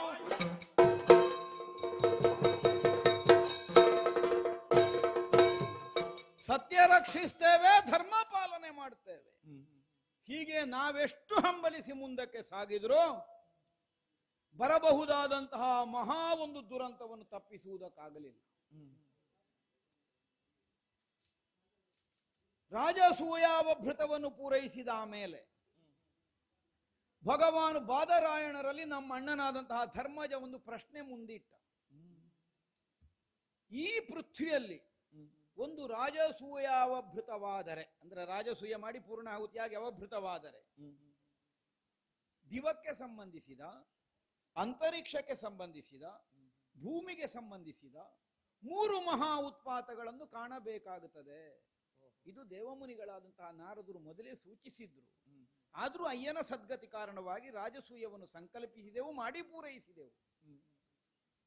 ಈಗ ಒಂದು ಅಗ್ರಪ್ರಧಾನ ಅಥವಾ ಅರ್ಘ್ಯ ಪ್ರಧಾನ ಯಾರಿಗೆ ಅನ್ನುವಂತಹ ವಿಷಯದಲ್ಲಿ ಎದ್ದಂತಹ ಒಂದು ವಿವಾದ, ಕೃಷ್ಣನಿಗೆ ಪ್ರಧಾನಾರ್ಘ್ಯವನ್ನು ಕಲ್ಪಿಸಿದ್ದಕ್ಕೆ ಎದ್ದಂತಹ ವಿವಾದ ಕಾರಣವಾಗಿ ಕೃಷ್ಣಸ್ವಾಮಿಯ ಶಿಶುಪಾಲನನ್ನು ಕೊಂದು ಮುಗಿಸಿ. ಒಂದು ಯಾಗಾವಸಾನದಲ್ಲಿ ಆಗಬೇಕಾದ ಕೆಲಸ ಅಲ್ಲಲ್ಲ, ದುಷ್ಟನ ವಧೆ ಆಗಬೇಕಾದದ್ದೇ. ಆದ್ರೆ ನಾವೊಂದು ಶುಭ ಕಾರ್ಯಕ್ರಮ ಇಟ್ಟಿರುವಾಗ ಅದರ ಮಧ್ಯದಲ್ಲಿ ಒಂದು ಅಶುಭದ ಕೆಲಸ ಆದ್ರೆ ಮನಸ್ಸಿಗೊಂದು ನೋವಾಗುವುದಿದ್ದದ್ದು. ಅದಕ್ಕಾಗಿ ವೇದವ್ಯಾಸರಲ್ಲಿ ನಮ್ಮಣ್ಣ ಪ್ರಶ್ನೆ ಮಾಡಿದ. 3 ಆಗುತ್ತದೆ ಅಂತ ನಾರದರು ಹೇಳಿದ್ದಾರೆ, ಒಂದು ಇದರಲ್ಲಿ ಮುಗಿಯಿತ ಅಂತ. ಆಗ ವೇದವ್ಯಾಸರು ಹೇಳಿದರು, ಇದು ಬಿಡು, ಇದು ಅದಕ್ಕೆ ಸಂಬಂಧಿಸಿದ್ದಲ್ಲ. ಯಾಕಂದ್ರೆ ಮಹಾ ವಿಪ್ಲವಕಾರಿಯಾದಂತಹ ಪರಿಣಾಮ ಕಾಣುವಲ್ಲಿ ರಾಜಸೂಯ ಮುಗಿದ ಮೇಲೆ ಅವಧಿ 13 ವರ್ಷದ ಇರ್ತದೆ. 13 ವರ್ಷದ ಅವಧಿ ಉಂಟು. ಇದರ ಮಧ್ಯದಲ್ಲಿ ಯಾವಾಗ ಬೇಕಾದ್ರೆ ಆಗಬಹುದು ಅನ್ನುವುದು ಧ್ವನಿ. ಆದ್ದರಿಂದಲೇ ಒಂದು ಮಹಾ ವಿಪ್ಲವಕಾರಿಯಾದಂತಹ ಸಂಗ್ರಾಮವೊಂದು ಒದಗುತ್ತದೆ. ಅದಕ್ಕೆ ಸುಯೋಧನ ದುಷ್ಟಬುದ್ಧಿಯೂ ಕಾರಣವಾಗಿರುತ್ತದೆ, ಭೀಮಾರ್ಜುನರ ಬಲವೂ ಸೇರಿರುತ್ತದೆ. ಅದಕ್ಕೆ ನಮ್ಮಣ್ಣ ಒಂದು ಸಂಕಲ್ಪ ಮಾಡಿದ್ದು. ಹೇಳಿದ, ನನಗೆ ಎಂಥದ್ದು ಬೇಡ, ಸಾಮ್ರಾಜ್ಯ ಬೇಡ, ಮತ್ತೊಂದು ಬೇಡ, ಎಲ್ಲ ಬಿಟ್ಟು ನಾನು ಕಾಡಿಗೆ ಹೋಗ್ತೇನೆ. ಅಲ್ಲ, ಕಾಡಿಗೆ ಹೋದ್ರು ಇದು ಬಿಡ್ತದ, ಬರಲೇಬೇಕಲ್ಲ. ಆಗ ಎಲ್ಲಾದ್ರೂ ಒತ್ತಾಯಿಸಿರಿಸು, ಇಲ್ಲ ಇಲ್ಲ ಹಾಗೆ ಮಾಡ್ಲಿಕ್ಕಿಲ್ಲ. ಆಗ ಒಂದು ನಿರ್ಣಯ ಹೇಳಿದ್ರು. ನನ್ನ ನಿರ್ಣಯ ಒಂದುಂಟು ಕೇಳಿ, ಯಾರು ಏನನ್ನು ಕೇಳಿದ್ರು ನಾನು ಅದಕ್ಕೆ ವಿರೋಧ ಮಾತಾಡುವುದಿಲ್ಲ. ನಮ್ಮ ದಾಯವಾದಿಗಳಲ್ಲಿ ಅಂತೂ ಅವರು ಕೇಳಿದ್ದಕ್ಕೆಲ್ಲ ಅಷ್ಟು ಅಂದು ಬಿಡುವುದು. ಆದ್ದರಿಂದಲೇ ದ್ಯೂತದ ಕರೆಯನ್ನು ಒಪ್ಪಬೇಕಾಗಿ ಬಂದದ್ದು ನಮ್ಮಣ್ಣನಿಗೆ.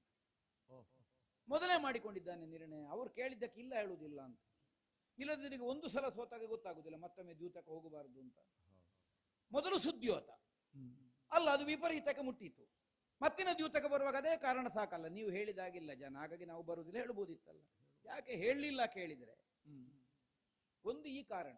ಇನ್ನೊಂದು, ದ್ಯೂತಕ್ಕೆ ಕರೆದ್ರೆ ನಾನು ಅದರಿಂದ ನಿವೃತ್ತನಲ್ಲ ಅನ್ನುವುದು ನನ್ನ ಸಂಕಲ್ಪ ಅಂತ ಮತ್ತೊಂದು ಉಂಟು. ಈ ಕಾರಣದಿಂದ ಹೋದೆ. ಹಾಗಿದ್ರೆ ಯಾಕೆ ಇದು ದ್ಯೂತದ ಕುರಿತಾಗಿ ಆಸಕ್ತಿ ಯಾವುದು ನಮ್ಮಣ್ಣನಿಗೆ ಅಲ್ಲದೆ ಇದ್ದದ್ದಲ್ಲ, ಅದರಲ್ಲಿ ಆಸಕ್ತಿ ಉಂಟು. ಹಾಗೆಂದ್ರೆ ಅದೇ ಹವ್ಯಾಸ ಅಲ್ಲ. ಈಗ ಅದಕ್ಕಿಂತ ಮೊದಲು ನಮ್ಮಣ್ಣ ಎಲ್ಲಿಯಾದ್ರೂ ದ್ಯೂತ ಆಡಿಕೊಂಡಿದ್ದಕ್ಕೆ ನಿದರ್ಶನ ಉಂಟಾ ನಿಮ್ಮ ಹತ್ರ? ಇಲ್ಲ. ವಿರಾಟ ನಗರದಲ್ಲಿ ಆಡಿಕೊಂಡಿದ್ದ ಈಗ ಮೊನ್ನೆ, ಅದು ಪ್ರಶ್ನೆ ಬೇರೆ. ಅದು ಯಾಕೆ? ಅದಕ್ಕೆ ಬೇಕಾದಂತಹ ಒಂದು ಹಿನ್ನೆಲೆ ಮತ್ತೊಂದು ಉಂಟು. ಬೇಕಾದಂತಹ ದ್ಯೂತ ವಿದ್ಯದ ಪರಿಣತಿಯನ್ನು ಸಂಪಾದಿಸಿಕೊಂಡಿದ್ದಾನೆ. ಆದ್ದರಿಂದಲೇ ಸುಯೋಧನ ಮತ್ತೊಮ್ಮೆ ದ್ಯೂತಕ್ಕೆ ಕರೆಯಲಿಲ್ಲ ನಮ್ಮಣ್ಣನ. ಈಗ ಶಕುನಿಯದ್ದು ನಡೆಯುವುದಿಲ್ಲ ನಮ್ಮಣ್ಣನ ಮುಂಭಾಗದಲ್ಲಿ, ಅವನ ಯಾವ ತಂತ್ರವು. ಅಷ್ಟು ಯುವ ಪರಿಣತಿಯನ್ನು ಸಾಧಿಸಿ ಆಗಿದೆ. ಹಾಗಿದ್ರೆ ಹೇಗೆ? ಸಾಮದಿಂದ ನಮಗೆ ಭೂಮಿಯನ್ನು ಕೊಟ್ಟು ಬಿಡಬೇಕಾಗಿತ್ತು.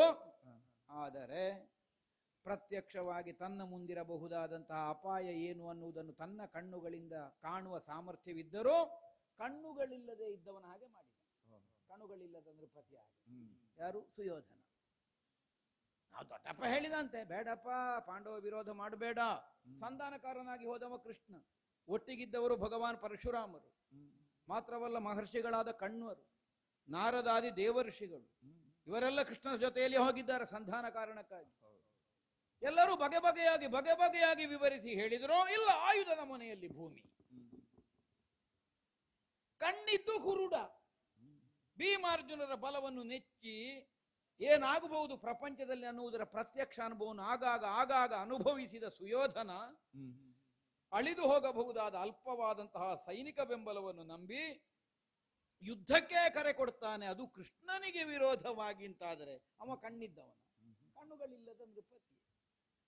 ಆಯ್ತಲ್ಲ ಪರಿಣಾಮ, ನಡೆಯಿತು ಯುದ್ಧ. ಇಂದಿಗೆ 17ನೆಯ ದಿವಸ. 16 ದಿವಸಗಳ ಯುದ್ಧದಲ್ಲಿ ಅಪಾರವಾಗಿ ಸೇನಾವಾಹಿನಿಗಳೆಲ್ಲ ನಾಶವಾಗಿ ಹೋಗಿದೆ. ಎಂತೆಂಥವರನ್ನೆಲ್ಲ ಕಳಕೊಂಡಿವು. ನಮ್ಮ ಪಾಳಯದಲ್ಲಿ ಆಗಿದೆ, ಇಲ್ಲ ಅಂತ ಅಲ್ಲ, ಯುದ್ಧ ಅಂದ ಮೇಲೆ ಇರ್ತದೆ. ಆದ್ರೆ ಯಾವ ಕಾಲಕ್ಕೂ ಗಳಿಸಲಾಗದೇ ಇದ್ದ, ಕಳಕೊಂಡರೆ ಆ ನಷ್ಟವನ್ನು ಯಾವ ವಿಧದಿಂದಲೂ ತೀರಿಸುವುದಕ್ಕೆ ಸಾಧ್ಯವಾಗದೇ ಇರುವ ಭೀಷ್ಮ ಆಚಾರ್ಯರು, ನಮ್ಮ ಅಜ್ಜ, ಗುರುಗಳು ದ್ರೋಣಾಚಾರ್ಯರು, ಇಂಥವರನ್ನೆಲ್ಲ ಸಮರ ಕ್ಷೇತ್ರದಲ್ಲಿ ಕಳಕೊಳ್ಳಬೇಕಾಗಿ ಬಂತು. ನಿನ್ನೆಯ ದಿವಸ ಕರ್ಣನ ಸೇನಾಧಿಪತಿತ್ವದ ಗೆಲ್ತೇನೆ ಅನ್ನುವಂತಹ ಭಾವದಿಂದ ಸಮರ ಕ್ಷೇತ್ರವನ್ನು ಪ್ರವೇಶಿಸಿದ್ರೆ ಹೊಡೆದು ಚಾನಾಹಾನಿ ಮಾಡಿ ಮುಖ ಕೆಳಗೆ ಹಾಕಿಕೊಂಡು ಕೌರವ ಪಾಳೆಯ ಹೋಗಬೇಕಾದಂತಹ ಸ್ಥಿತಿಯನ್ನು ನಾವು ಒದಗಿಸಿಕೊಟ್ರೆ, ಇಂದು ಮತ್ತೆ ಶಲ್ಯ ಸಾರಥ್ಯದಿಂದ ವಿಜೃಂಭಿಸುತ್ತಾ ಕರ್ಣ ರಣಕ್ಷೇತ್ರದಲ್ಲಿ ಮುಂದುವರಿಯುತ್ತಾ ಇದ್ದಾನೆ.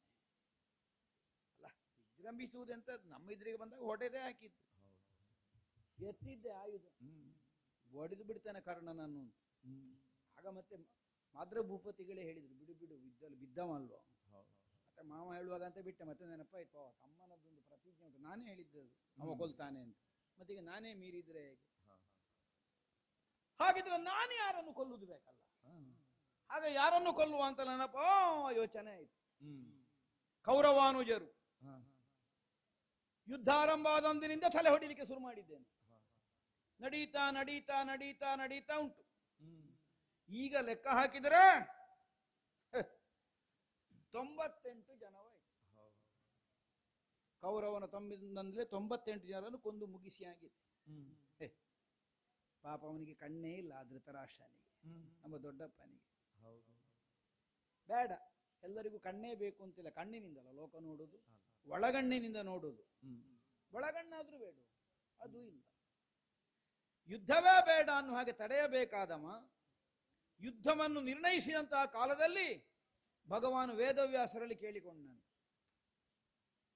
ನನಗೆ ಯುದ್ಧ ಏನಾಗ್ತದೆ ಅಂತ ತಿಳಿಯುವ ಕುತೂಹಲ ಉಂಟು, ಅದನ್ನು ಕಾಣಬೇಕು. ನೋಡಿ, ನಮ್ಮ ಸಂಧಾನಕ್ಕೋದ ದೇವರು ಬಂದು ಹೇಳಿದ್ರು, ಕಣ್ಣಿಲ್ಲದೆ ಇದ್ದಂತ ಅಂಧದ್ರಪತಿಗೂ ಕಣ್ಣು ಹುಟ್ಟಿತು, ನಾವೇನು ಅನ್ನುವುದನ್ನು ನೋಡುವುದಕ್ಕೆ ಸಾಧ್ಯ ಆಯಿತು. ಹೌದಾ, ದೊಡ್ಡಪ್ಪನಿಗೆ ಕಣ್ಣು ಅಂತ ಇಲ್ಲ, ಅದು ಮತ್ತೆ ಸಾಕು ಅಂತ ಅವನೇ ಹೇಳಿದ. ನಿನ್ನನ್ನು ನೋಡಿದ ಮೇಲೆ ಇನ್ನು ಬೇರೆಂಥದ್ದು ನೋಡ್ಲಿಕ್ಕಿಲ್ಲ ನನಗೆ, ಕಣ್ಣುಗಳು ಇಂಗಿ ಹೋಗಲಿ. ಈಗ ಇದರಲ್ಲಿ ಪ್ರಾಮಾಣಿಕ ಯಾವುದಯ್ಯ? ನಿನ್ನನ್ನು ನೋಡಿದ ಮೇಲೆ ಇನ್ನೀ ಪ್ರಪಂಚದಲ್ಲಿ ನನಗೆ ಬೇರೆಂಥದ್ದು ನೋಡ್ಲಿಕ್ಕಿಲ್ಲ, ಕಣ್ಣುಗಳು ಇಂಗಿ ಹೋಗಲಿ ಅಂತ ನಮ್ಮ ದೊಡ್ಡಪ್ಪ ಕೇಳಿದ್ದು ಸತ್ಯ ಆದರೆ ಮತ್ತೆ ವೇದವ್ಯಾಸರಲ್ಲಿ ಕೇಳಿದ್ದಂತದಕ್ಕೆ ನನಗೆ ಯುದ್ಧದ ವೃತ್ತಾಂತ ತಿಳಿಯಬೇಕು ಅಂತ.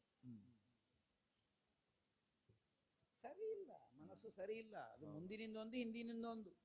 ನಮ್ಮ ದೊಡ್ಡಪ್ಪ ಅಂತ ನಾನು ಹೇಳುವುದಲ್ಲ, ಕಣ್ಣುಗಳಿಲ್ಲದ ನೃಪತಿಯೇ, ವಿವೇಕದ ಕಣ್ಣೇ ಇಲ್ಲ, ಪುತ್ರ ವ್ಯಾಮೋಹದಿಂದ ಕುರುಡಾಗಿ ಹೋಗಿದ್ದಾನೆ. ಆದ್ದರಿಂದ ಅಲ್ಲದೆ ಇದ್ದದ್ದನ್ನು ಆಚರಿಸುವಾಗಲಾದು ಪ್ರೋತ್ಸಾಹ. ನೋಡ್ಲಿಲ್ವ ನಾವು ತುಂಬಿದ ಸಭೆಯಲ್ಲಿ, ದ್ಯೂತದ ಸಭೆಯಲ್ಲಿ, ಏನಾಯ್ತು ಕಾಣುವುದಿಲ್ಲ. ಆದ್ರೂ ಕೂತಲಿಂದ್ರೆ ಕುತ್ತಿಗೆ ಯುದ್ಧ ಮಾಡುದು. ಏನಾಯ್ತು? ಗೆದ್ದನೋ ನಮ್ಮವ ಗೆದ್ದನೋ, ಮಗ ಗೆದ್ದನೋ ಅಂತ ಕುರುಡು ಮೋಹ. ಆಗ ವೇದವ್ಯಾಸರು ತನ್ನ ಶಿಷ್ಯನಾದಂತಹ ಸಂಜಯನಿಗೆ ಅನುಗ್ರಹ ಮಾಡಿದರು. ಏನು ನಡೆಯುತ್ತದೆ ಕುರುಮಂಡಲದಲ್ಲಿ ಅದನ್ನು ಪ್ರತ್ಯಕ್ಷವಾಗಿ ನಿನಗೆ ಕಾಣುವಂತಹ ಅವಕಾಶವನ್ನು ಕಲ್ಪಿಸಿಕೊಟ್ಟಿದ್ದೇನೆ, ಅದನ್ನು ಇವನಿಗೆ ಹೇಳ್ತಾ ಇರು. ಈಗ ಹೇಳ್ತಾ ಇರಬಹುದು. ಯಾರು? ಸಂಜಯ ಲೆಕ್ಕ ಮಾಡಿ, ಕಣುಗಳಿಲ್ಲದ ನೃಪತಿ ಕೇಳೈ, ಕಣದೋಳು ಇಂದಿನವರೆಗೆ ಎಷ್ಟಾಯ್ತು? ಗಣಿಕೆಗೆ 98 ಜನವಾಯ್ತು, ನಿನ್ನ ಮಕ್ಕಳ ನಾಶ ಆಯ್ತು. ಹೀಗೆ ಹೇಳ್ತಾ ಇರಬಹುದು.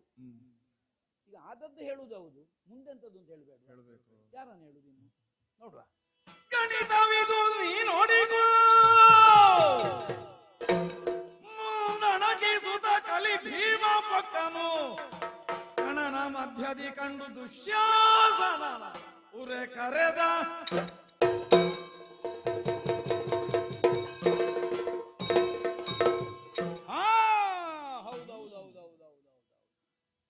ಕಂಡಿದ್ದೇವೆ ನಾವು. ದ್ಯೂತದ ಸಭೆ, ಕೈತವದ ದೀಕ್ಷಾ ಗುರು ಅನ್ನುವಂತಹ ನೆಗಳತೆಯನ್ನು ಹೊಂದಿದ ಮಾವನಾದಂತಹ ಶಕುನಿಯ ಸಹಾಯದಿಂದ ಹರೇಜಿತೆ ಆಡಿದಂತಹ ಒಂದೊಂದು ಆಟದಲ್ಲಿಯೂ ಸೋಲನ್ನು ಅನುಭವಿಸಬೇಕಾದಂತಹ ಸ್ಥಿತಿ ಪಾಂಡವರಾದಂತಹ ನಮ್ಮ ಪಾಲಿಗೆ ಬಂತು. ಸೋತು ಹೋಯ್ತಲ್ಲ, ಏನು ಮಾಡ್ಲಿಕ್ಕೆ ಆಗುದಿಲ್ಲ. ಯಾಕೆ? ದ್ಯೂತ ಗಣಿತಕ್ಕೆ ಸಂಬಂಧಿಸಿದ ಗಣಿತವಿದು, ಕೇವಲ ಬದುಕಿನ ಗಣಿತವೂ ಹೌದು. ಅದೃಷ್ಟದ ಮೇಲೆ ನಿರ್ಣಯಿಸಲ್ಪಡ್ತದೆ, ಯುದ್ಧವಾಗಲಿ ದ್ಯೂತವಾಗಲಿ. ಅದು ಒಂದು ಗಣಿತವೇ, ಜೀವನದ ಗಣಿತ. ಯಾವನಿಗೆ ಲಾಭ ಆಗುವ ಯೋಗ ಉಂಟು ಅವನಿಗೆ ಲಾಭ ಆಗ್ತದೆ, ನಷ್ಟ ಆಗುವ ಇದ್ದವನಿಗೆ ನಷ್ಟ ಆಗ್ತದೆ. ಹಾಗಿದ್ರೆ ನಿಮ್ಮ ಎಣಿಕೆ ಇಷ್ಟೇ. ಇದರ ನಾವು ಬಂದು ಮೋಸ ಮಾಡಿದ್ರೆ ಆ ಮೋಸವನ್ನು ಅನುಭವಿಸಿ ಬಾಯಿ ಬಿಟ್ಟುಕೊಂಡು ಕುಳಿತುಕೊಳ್ಳುವುದು. ಹೀಗೆ ನಮ್ಮನ್ನು ನಾವೇ ಸಮಾಧಾನ ಪಡಿಸಿಕೊಳ್ಳಬೇಕಾದಂತಹ ಸ್ಥಿತಿಯನ್ನು ಅಂದಿನ ದಿನ ಒದಗಿಸಿಕೊಟ್ಟದ್ದು. ಐವರರಸಿಯಾದಂತಹ ಪಾಂಚಾಲೆಯನ್ನು ತುರುಬಿಗೆ ಕೈ ಹಾಕಿ ಎಳೆದು ತಂದು ತುಂಬಿದ ಸಭೆಯಲ್ಲಿ ಮಾನಭಂಗಕ್ಕೆ ಯತ್ನಿಸುವ ಕಾಲದಲ್ಲಿ ಎಣಿಕೆ ಮೀರಿಯೂ ಒಂದು ಮಾತು ಹೊರಗೆ ಬಂದಿದೆ. ನಿಜವಾಗಿ ಅದು ಎಣಿಕೆಗಿಂತ ಹೆಚ್ಚಿನದ್ದು ಬಂದದ್ದು. ಅದು ಎಣಿಕೆಯೊಳಗೆ ಉಂಟು, ಎಣಿಕೆ ತಪ್ಪಲಿಲ್ಲ, ಗಣಿತ ಸರಿ ಉಂಟು. ಏನು ಮಾಡ್ತೇನೆ ನಾಳೆ, ಇಂತಹ ಒಂದು ಅಕೃತ್ಯವನ್ನು ಅಧರ್ಮವನ್ನು ಆಚರಿಸಿದವನಿಗೆ ತಕ್ಕುದಾದಂತಹ ಪಾಠ ಹೇಗೆ ಅನ್ನುವುದರ ಕುರಿತಾಗಿ ದೇವತೆಗಳ ಸಾಕ್ಷಿಯಾಗಿ ನಾನು ಆಡಿದಂತಹ ಒಂದು ಮಾತು. ಆ ಮಾತಿನ ಗಣಿತ ಸರಿ ಮಾಡ್ತಾ ಬಂದದ್ದಿಷ್ಟರವರೆಗೆ 98 ಜನ ಆಯ್ತು. ಇನ್ನೂ ಇದ್ದಾರೆ ಇಬ್ಬರು ಅಲ್ವಾ. ಮೇಲೆ ಏರುವ ಒಂದೊಂದೇ ಮೆಟ್ಟಿಲನ್ನು ಹತ್ತಿ ಅಲ್ಲ ಮೇಲೆ ಹೋಗೋದು. ಈಗ ಕೊನೆಗೆ ಹುಟ್ಟಿದವನನ್ನು ಮೊದಲು ಕೊಂದದ್ದು ಅಂತ ಅರ್ಥ ಅಲ್ಲ ಅದ್ರ. ಈಗ ಸಾಯುವಾಗ ಮತ್ತೆ ನಾನು ಯಾವಾಗ ಅಂತಲೇ ನನಗೆ ನೆನಪಿಲ್ಲ, ಒಟ್ಟು ಕೊಂದಿದ್ದೇನೆ. ಜನ 98 ಆಯ್ತು, ಲೆಕ್ಕ ಸರಿಯೇ. ಆದ್ರೆ ಇದೆರಡು ಪ್ರಧಾನ ಮೆಟ್ಟಿಲು, ಅದು ಸರಿ ನೆನಪುಂಟು. ಯಾರು? ದುರ್ಯೋಧನ, ದುಶ್ಯಾಸನ ಅಲ್ವಾ. ಈಗ ದುರ್ಯೋಧನನ್ನೇ ಮೊದಲು ಕೊಲ್ಲಬಾರದು ಅಂತ ಏನಿಲ್ಲ, ಕೊಲ್ಲಬಹುದು. ಒಂದು ನಷ್ಟ ಆಗ್ತದೆ ಮಾತ್ರ, ದುಶ್ಯಾಸನ ಸಾವನ್ನು ನೋಡುವ ಸೌಭಾಗ್ಯ ತಪ್ಪುತ್ತದೆ ಅವನಿಗೆ ಅದು ಒಂದು ಸಿಗುತ್ತದೆ. ಯಾಕೆ? ತನ್ನ ತಮ್ಮನಾದ ದುಶ್ಯಾಸನ ಸಂದಯುಗದ ಲಕ್ಷ್ಮಣನಿಗಿಂತ ಮೇಲೆ ಅಂತ ತಿಳಿದಿದ್ದಾನೆ. ಹೌದು, ಏನು ಹೇಳಿದ್ರು ಮಾಡುವವ. ಹೇಗೆ? ತಾ ಅಂದ್ರೆ ಎಳೆದುಕೊಂಡು ಬರುವವ, ಸಿ ಇದ್ರೆ ಸೀರೆ ಎಳೆಯುವ, ಅಷ್ಟು ಸಾಕಾಗ್ತದೆ. ಲಕ್ಷ್ಮಣ ಹೇಳಿದಷ್ಟು ಮಾತ್ರ ಮಾಡ್ತಿದ್ದ. ಇವ ಹೇಳಬೇಕು ಅಂತಿಲ್ಲ, ಮನಸ್ಸನ್ನು ಅರ್ಥ ಮಾಡಿಕೊಂಡು ಮಾಡಬಲ್ಲಷ್ಟು ಸಾಮರ್ಥ್ಯ ಇದ್ದ ಅಲ್ವಾ. ಹಾಗಿದ್ರೆ ಅಣ್ಣನ ಕುರಿತಾದಂತಹ ದುಶ್ಯಾಸನನ ನಿಷ್ಠೆ ಹೇಗೆ? ದುಶ್ಯಾಸನಾಂತರಂಗ. ಹೌದೌದು, ಅದೊಂದು ಪ್ರಸಂಗ ಆಗಬೇಕು. ದುಶ್ಯಾಸನಾಂತರಂಗ ಹೇಗೆ ಅಂತ ಗೊತ್ತಾಗಬೇಕು.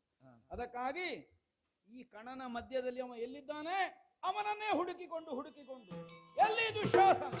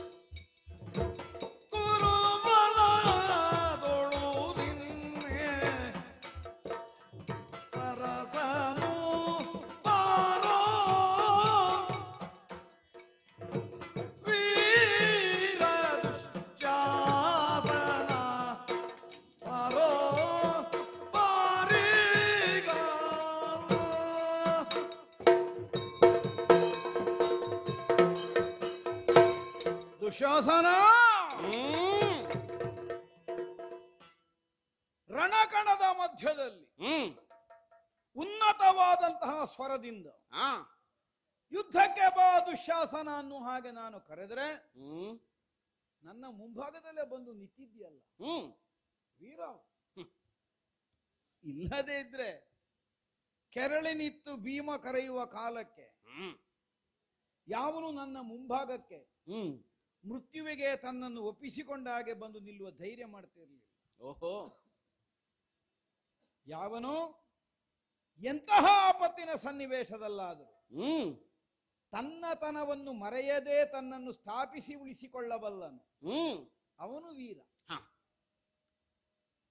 ನಿನ್ನನ್ನು ವೀರ ಅಂತ ಸಂಬೋಧಿಸಿದ್ದ ಅದಕ್ಕೆ ಕೇವಲ ರಣಕ್ಷೇತ್ರದಲ್ಲಿ ಹೋರಾಡುವಂತಹ ಒಂದು ಹುಮ್ಮಸ್ಸು ಹೊಂದಿದ್ಯನ್ನುವ ಕಾರಣಕ್ಕಲ್ಲ, ನಿನ್ನತನವನ್ನು ಮರೆಯದೇ ಉಳಿಸಿಕೊಳ್ಳಬಲ್ಲಂತಹ ಒಂದು ಸ್ಥಿರತೆ ನಿನ್ನಲ್ಲಿ ನಾನು ಗುರುತಿಸಿದೆ. ಯಾಕೆ? ಈಗ ಭೀಮ ನಿಮಗೆ ಅಪರಿಚಿತ ಏನು ಅಲ್ಲ. ಈಗ ಸಣ್ಣದ ಆರಭ್ಯದಿಂದ ಗೊತ್ತಿಲ್ಲ ಭೀಮ ಅಂದ್ರೆ ಏನು ಅಂತ. ಹೌದಪ್ಪ ಅಲ್ವಾ? ಒಟ್ಟು ಭೀಮನ ತೂಕ ಎಷ್ಟು, ಒಟ್ಟು 100 ಮಂದಿ ಕೌರವರ ತೂಕ ಎಷ್ಟು, ಇದನ್ನೆಲ್ಲ ನೀವು ತಕ್ಕಡಿಯಲ್ಲಿಟ್ಟು ಮೊದಲು ತೂಗಿದವರೇ ಅಲ್ಲ, ಗೊತ್ತುಂಟಲ್ಲ. ಮರಕ ಹತ್ತುವುದೊಬ್ಬೊಬ್ಬರೇ ಅಲ್ವಾ? ಕೆಳಗೆ ಬೀಳುವುದೆಲ್ಲ ಒಟ್ಟಿಗೆ. ಹೌದಪ್ಪ, ನೆನಪು ಮಾಡುದು ಮಾತ್ರ ನಾನು, ಮತ್ತೆ ಅನುಭವಿಸಿದವರಿಗೆ ಮತ್ತೆ ಬೇರೆ ವಿವರಿಸುವುದು ಯಾಕೆ? ಅನುಭವಿಸಿದ್ ನೀವಲ್ವಾ? ಅಲ್ಲಿಂದ ಪ್ರಾರಂಭವಾದ ನಮ್ಮೊಳಗಿನ ಪರಿಚಯ ಅಲ್ವಾ? ಅದ್ಭುತ ಪರಿಚಯ. ಏನು ಭೀಮನ ಅಂತರಂಗ ತಿಳಿಯದೇ ಇದ್ದವಲ್ಲ ನೀನು. ಹೌದಪ್ಪ, ಭೀಮಾಂತರಂಗ ಗೊತ್ತುಂಟು. ಹೌದೌದು, ಭೀಮಾಂತರಂಗ ಗೊತ್ತುಂಟು ಹೇಳ್ತೀರಿ, ಭೀಮ ತರಂಗ ಗೊತ್ತಿಲ್ಲ ನಿಮಗೆ. ಅದನ್ನು ನೋಡ್ತೇವೆ ಈಗ. ಹೌದೌದು, ಈ ಅಲೆ ಅದು ಹೇಗೆಲ್ಲ ಬಂದು ಬಡಿತ ಬೆಳೆಸ್ತದೆ ಅನ್ನುವಂತಹ ಯೋಚನೆ ನಿಮಗಿಲ್ಲ. ಇದ್ರೆ ಬೇಕೆಂದು ಯಾರೂ ತನ್ನ ಮೇಲೆ ಅಪಾಯವನ್ನು ಎಳೆದು ಹಾಕಿಕೊಂಡಾಗ ನಮ್ಮ ವಿರೋಧ ನೀವು ಮಾಡ್ತಿರ್ಲಿಲ್ಲ. ಆಯ್ತು, ಮಾಡಿದಿರಿ. ನಿನ್ನನ್ನು ವೀರ ಅನ್ನುವುದಕ್ಕೆ ಕಾರಣವಾದದ್ದು ಇದು. ಇಷ್ಟು ಪ್ರಬಲವಾಗಿ ವಿರೋಧಿಸುವವನಾದರೂ ರಣಕಣ ಕ್ಷೇತ್ರದಲ್ಲಿ ಬಾ ಅಂತ ಕರೆದಾಗ ಬಂದು ಮುಂಭಾಗದಲ್ಲಿ ನಿಂತಿದ್ದೀಯಲ್ಲ, ಭಲೆ ನಿನ್ನಂತವರನ್ನು ನಾನು ನೋಡ್ಲಿಲ್ಲಪ್ಪ ಇಷ್ಟರವರೆಗೆ.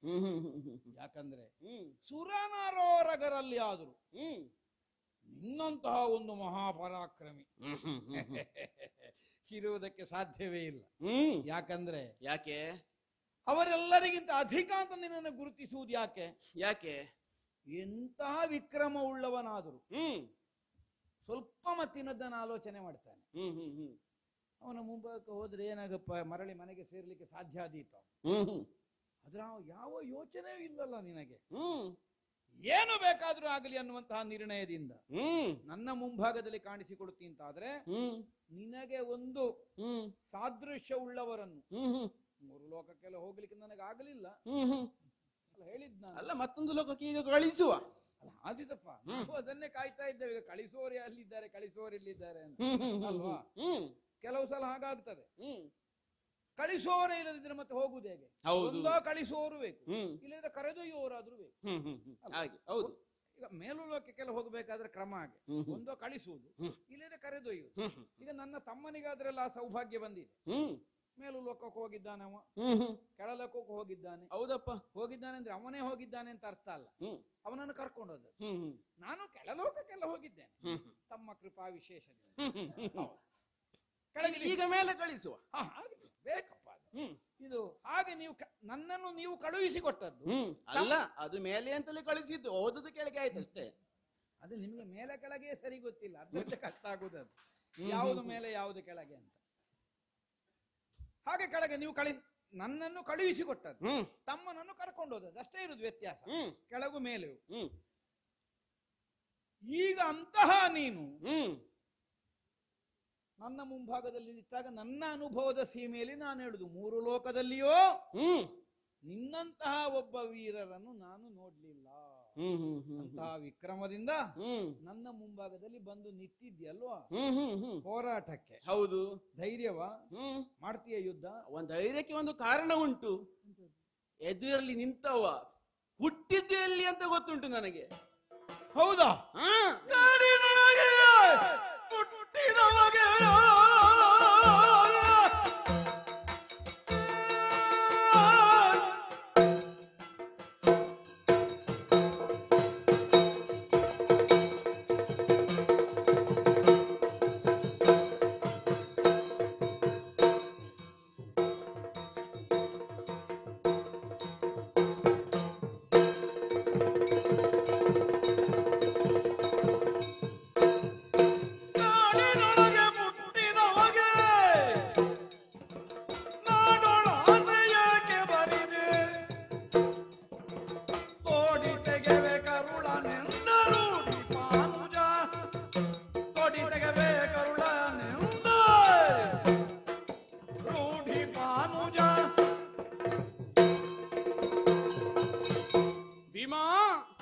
ದುಶ್ಯಾಸನ ನನ್ನ ಶಕ್ತಿ ಸಾಮರ್ಥ್ಯಗಳು ಎಷ್ಟು ಎನ್ನುವಂತಹ ಪರಿಚಯ ಇದ್ರೂ ನನ್ನ ಎದುರಿಗೆ ಬಂದು ನಿಂತಿದ್ದೀಯ ಬಳಿರೇ. ಹೀಗೆ ಮಾತಾಡ್ತಿದ್ದಿ. ಹೀಗೆ ಬರಲಿಕ್ಕೆ ನನ್ನಲ್ಲಿ ಒಂದು ಬಲ ಉಂಟು. ಎಂತದಪ್ಪ? ಏನು ಕೇಳಿದ್ರೆ ಎದುರಿನವನ ದೌರ್ಬಲ್ಯ ಏನು, ಇದರ ಪರಿಚಯ ನನಗುಂಟು. ಹೌದಾ? ಹೌದಪ್ಪ. ಅದೇನು ನನಗೆ ಗೊತ್ತಾಗ್ಲಿಲ್ಲ ನನ್ನ ದೌರ್ಬಲ್ಯ. ನೋಡ, ಕೇಳುವ ಎಂತದ್ದು ಅಂತ. ಭೀಮಾ, ಓ, ಮನುಷ್ಯನ ಜೀವನ ಎನ್ನುವುದು ನದಿಯಲ್ಲಿ ಸಾಗುವಂತಹ ದೋಣಿಯ ಹಾಗೆ. ಅದು ಸರಿಯಾದ ಲಯದಲ್ಲಿ ಸರಿಯಾದ ಗತಿಯಲ್ಲಿ ಸಾಗಬೇಕು ಅಂತಾದರೆ ಅದಕ್ಕೆ ಹುಟ್ಟಿನ ಅವಶ್ಯಕತೆ ಉಂಟು. ಮನುಷ್ಯನ ಜೀವನ ಕೂಡ ಹಾಗೆ. ಅದು ಬೇರೆ ಅಲ್ಲ. ಮನುಷ್ಯನ ಜೀವನವು ಸರಿಯಾದ ಗತಿಯಲ್ಲಿ ಸಾಗಬೇಕು, ಅವನಿಗೆ ಸರಿಯಾದ ಹುಟ್ಟು ಸಿಗಬೇಕು. ಅಂದರೆ ಹುಟ್ಟಿನಾರಭ್ಯ ಬರುವಂತಹ ಸಂಸ್ಕಾರ ಮನುಷ್ಯನ ಜೀವನವೆಂಬ ನೌಕೆಗೆ ಹುಟ್ಟಿನ ಹಾಗೆ ಪರಿಣಮಿಸ್ತದೆ. ಅದು ಸರಿಯಾದ ರೀತಿಯಲ್ಲಿ ಮುನ್ನಡೆಸ್ತದೆ. ಅದು ಈಗ ಸರಿಯಾದ ಹುಟ್ಟು ಅಂದ್ರೆ ಹೇಗಪ್ಪ ಹೇಳುವ? ನಿನ್ನ ಹುಟ್ಟನ್ನೇ ಹುಡುಕ್ತಾ ಹೋದ್ರೆ ತಾಯಿಯಾದಂತಹ ಕುಂತಿಗೆ ಅನಿಸಿತಂತೆ ಧರ್ಮಿಷ್ಠನಾದಂತಹ ಮಗ ಒಬ್ಬ ಬೇಕು. ಹುಟ್ಟಿಕೊಂಡಂತೆ ಯುಧಿಷ್ಠಿರ. ನಿನ್ನ ತಾಯಿಗೆ ಇದು ಧರ್ಮಕ್ಕೆ ಇದು ಪ್ರಯೋಜನಕ್ಕಿಲ್ಲ ಅಂತ ಆವಾಗ ಗೊತ್ತಾದದ್ದು. ಆಗ ಅನಿಸಿತಂತೆ ಬಲವಂತನಾದಂತಹ ಒಬ್ಬ ಮಗ ಬೇಕು. ಅಲ್ಲ, ನಿನ್ನ ವ್ಯಾಖ್ಯಾನ ಮಾಡು ನೀನು. ಹೌದಪ್ಪ, ನನ್ನ ವ್ಯಾಪ್ತಿಯಲ್ಲಿ ನನ್ನ ವ್ಯಾಖ್ಯಾನವನ್ನೇ ಮಾಡ್ತೇನೆ. ಬಲವಂತನಾದಂತಹ ಮಗ ಬೇಕು ಎನ್ನುವ ಕಾರಣಕ್ಕಾಗಿ ವಾಯುವನ್ನೇ ಕರೆಸಿ ಪಡೆದಂತಹ ದೇವರು ಇದು ಭೀಮ ಅಲ್ವಾ? ಹುಟ್ಟಿದಾಗ ಅವಳಿಗೆ ಗೊತ್ತಾಯ್ತು ಇದು ಪ್ರಯೋಜನಕ್ಕೆ ಬರಲಿಕ್ಕಿಲ್ಲ. ಹೌದಾ? ಇದು ರಾಕ್ಷಸರ ಬಲ ಒಂದು ಮೈಯಲ್ಲಿ ಹೊಂದಿದ್ದು ಬಿಟ್ರೆ ಅವನಲ್ಲಿ ಧರ್ಮ ಹುಡುಕಿದ್ರೆ ಹಾವಿನ ಹಲ್ಲಿನಲ್ಲಿ ಅಮೃತ ಹುಡುಕಿದ ಹಾಗೆ ಅಂತ ಅವಳಿಗೆ ಮತ್ತೆ ಗೊತ್ತಾದದ್ದು. ಇಲ್ಲದೆ ಹೋದ್ರೆ ಮೂರನೇದು ಮತ್ತೆ ಹೀಗೆ ಒಂದು ಹುಟ್ಟಿದಿರ್ಲಿ ದೇವರೇ ಅಂತೇಳಿ 1 ವರ್ಷ ವ್ರತ ಮಾಡಿದಂತೆ ತಾಯಿ ಕುಂತಿ. ಹಾಗೆ ವ್ರತ ಮಾಡಿದಾಗ ಹುಟ್ಟಿದವ 3ನೇವಂತೆ ಅರ್ಜುನ. ಅವನ ಹೊತ್ತಿಗೆ ಮತ್ತೆ ವಿಮರ್ಶೆ ಬೇಡ ನಮಗೆ. ಹಾಗೆ ಹುಟ್ಟಿದವರು ನೀವು. ನಿಮ್ಮಲ್ಲಿರುವಂತ ಧರ್ಮವೋ ನಿಮ್ಮ ಸಂಸ್ಕಾರ ಹುಟ್ಟಿದ ನಂತರ ಕಾಡಿನಲ್ಲಿ ಹಿಡಿಂಬನನ್ನು ಕೊಂದೆ ಅಲ್ವಾ? ಹಿಡಿಂಬನನ್ನು ಕೊಲ್ಲುವಂತಹ ಸಂದರ್ಭದಲ್ಲಿ ಅವನ ತಂಗಿಗೆ ಮದುವೆಯಾಗುವಂತಹ ಸನ್ನಿವೇಶ. ಅಲ್ಲಿ ನಿನ್ನ ಧರ್ಮ ಜಾಗೃತಿಯಾದದ್ದು ನೋಡಿದ್ರೆ ಅಯ್ಯಯ್ಯೋ ಕೇಳಿದೆಯಂತೆ.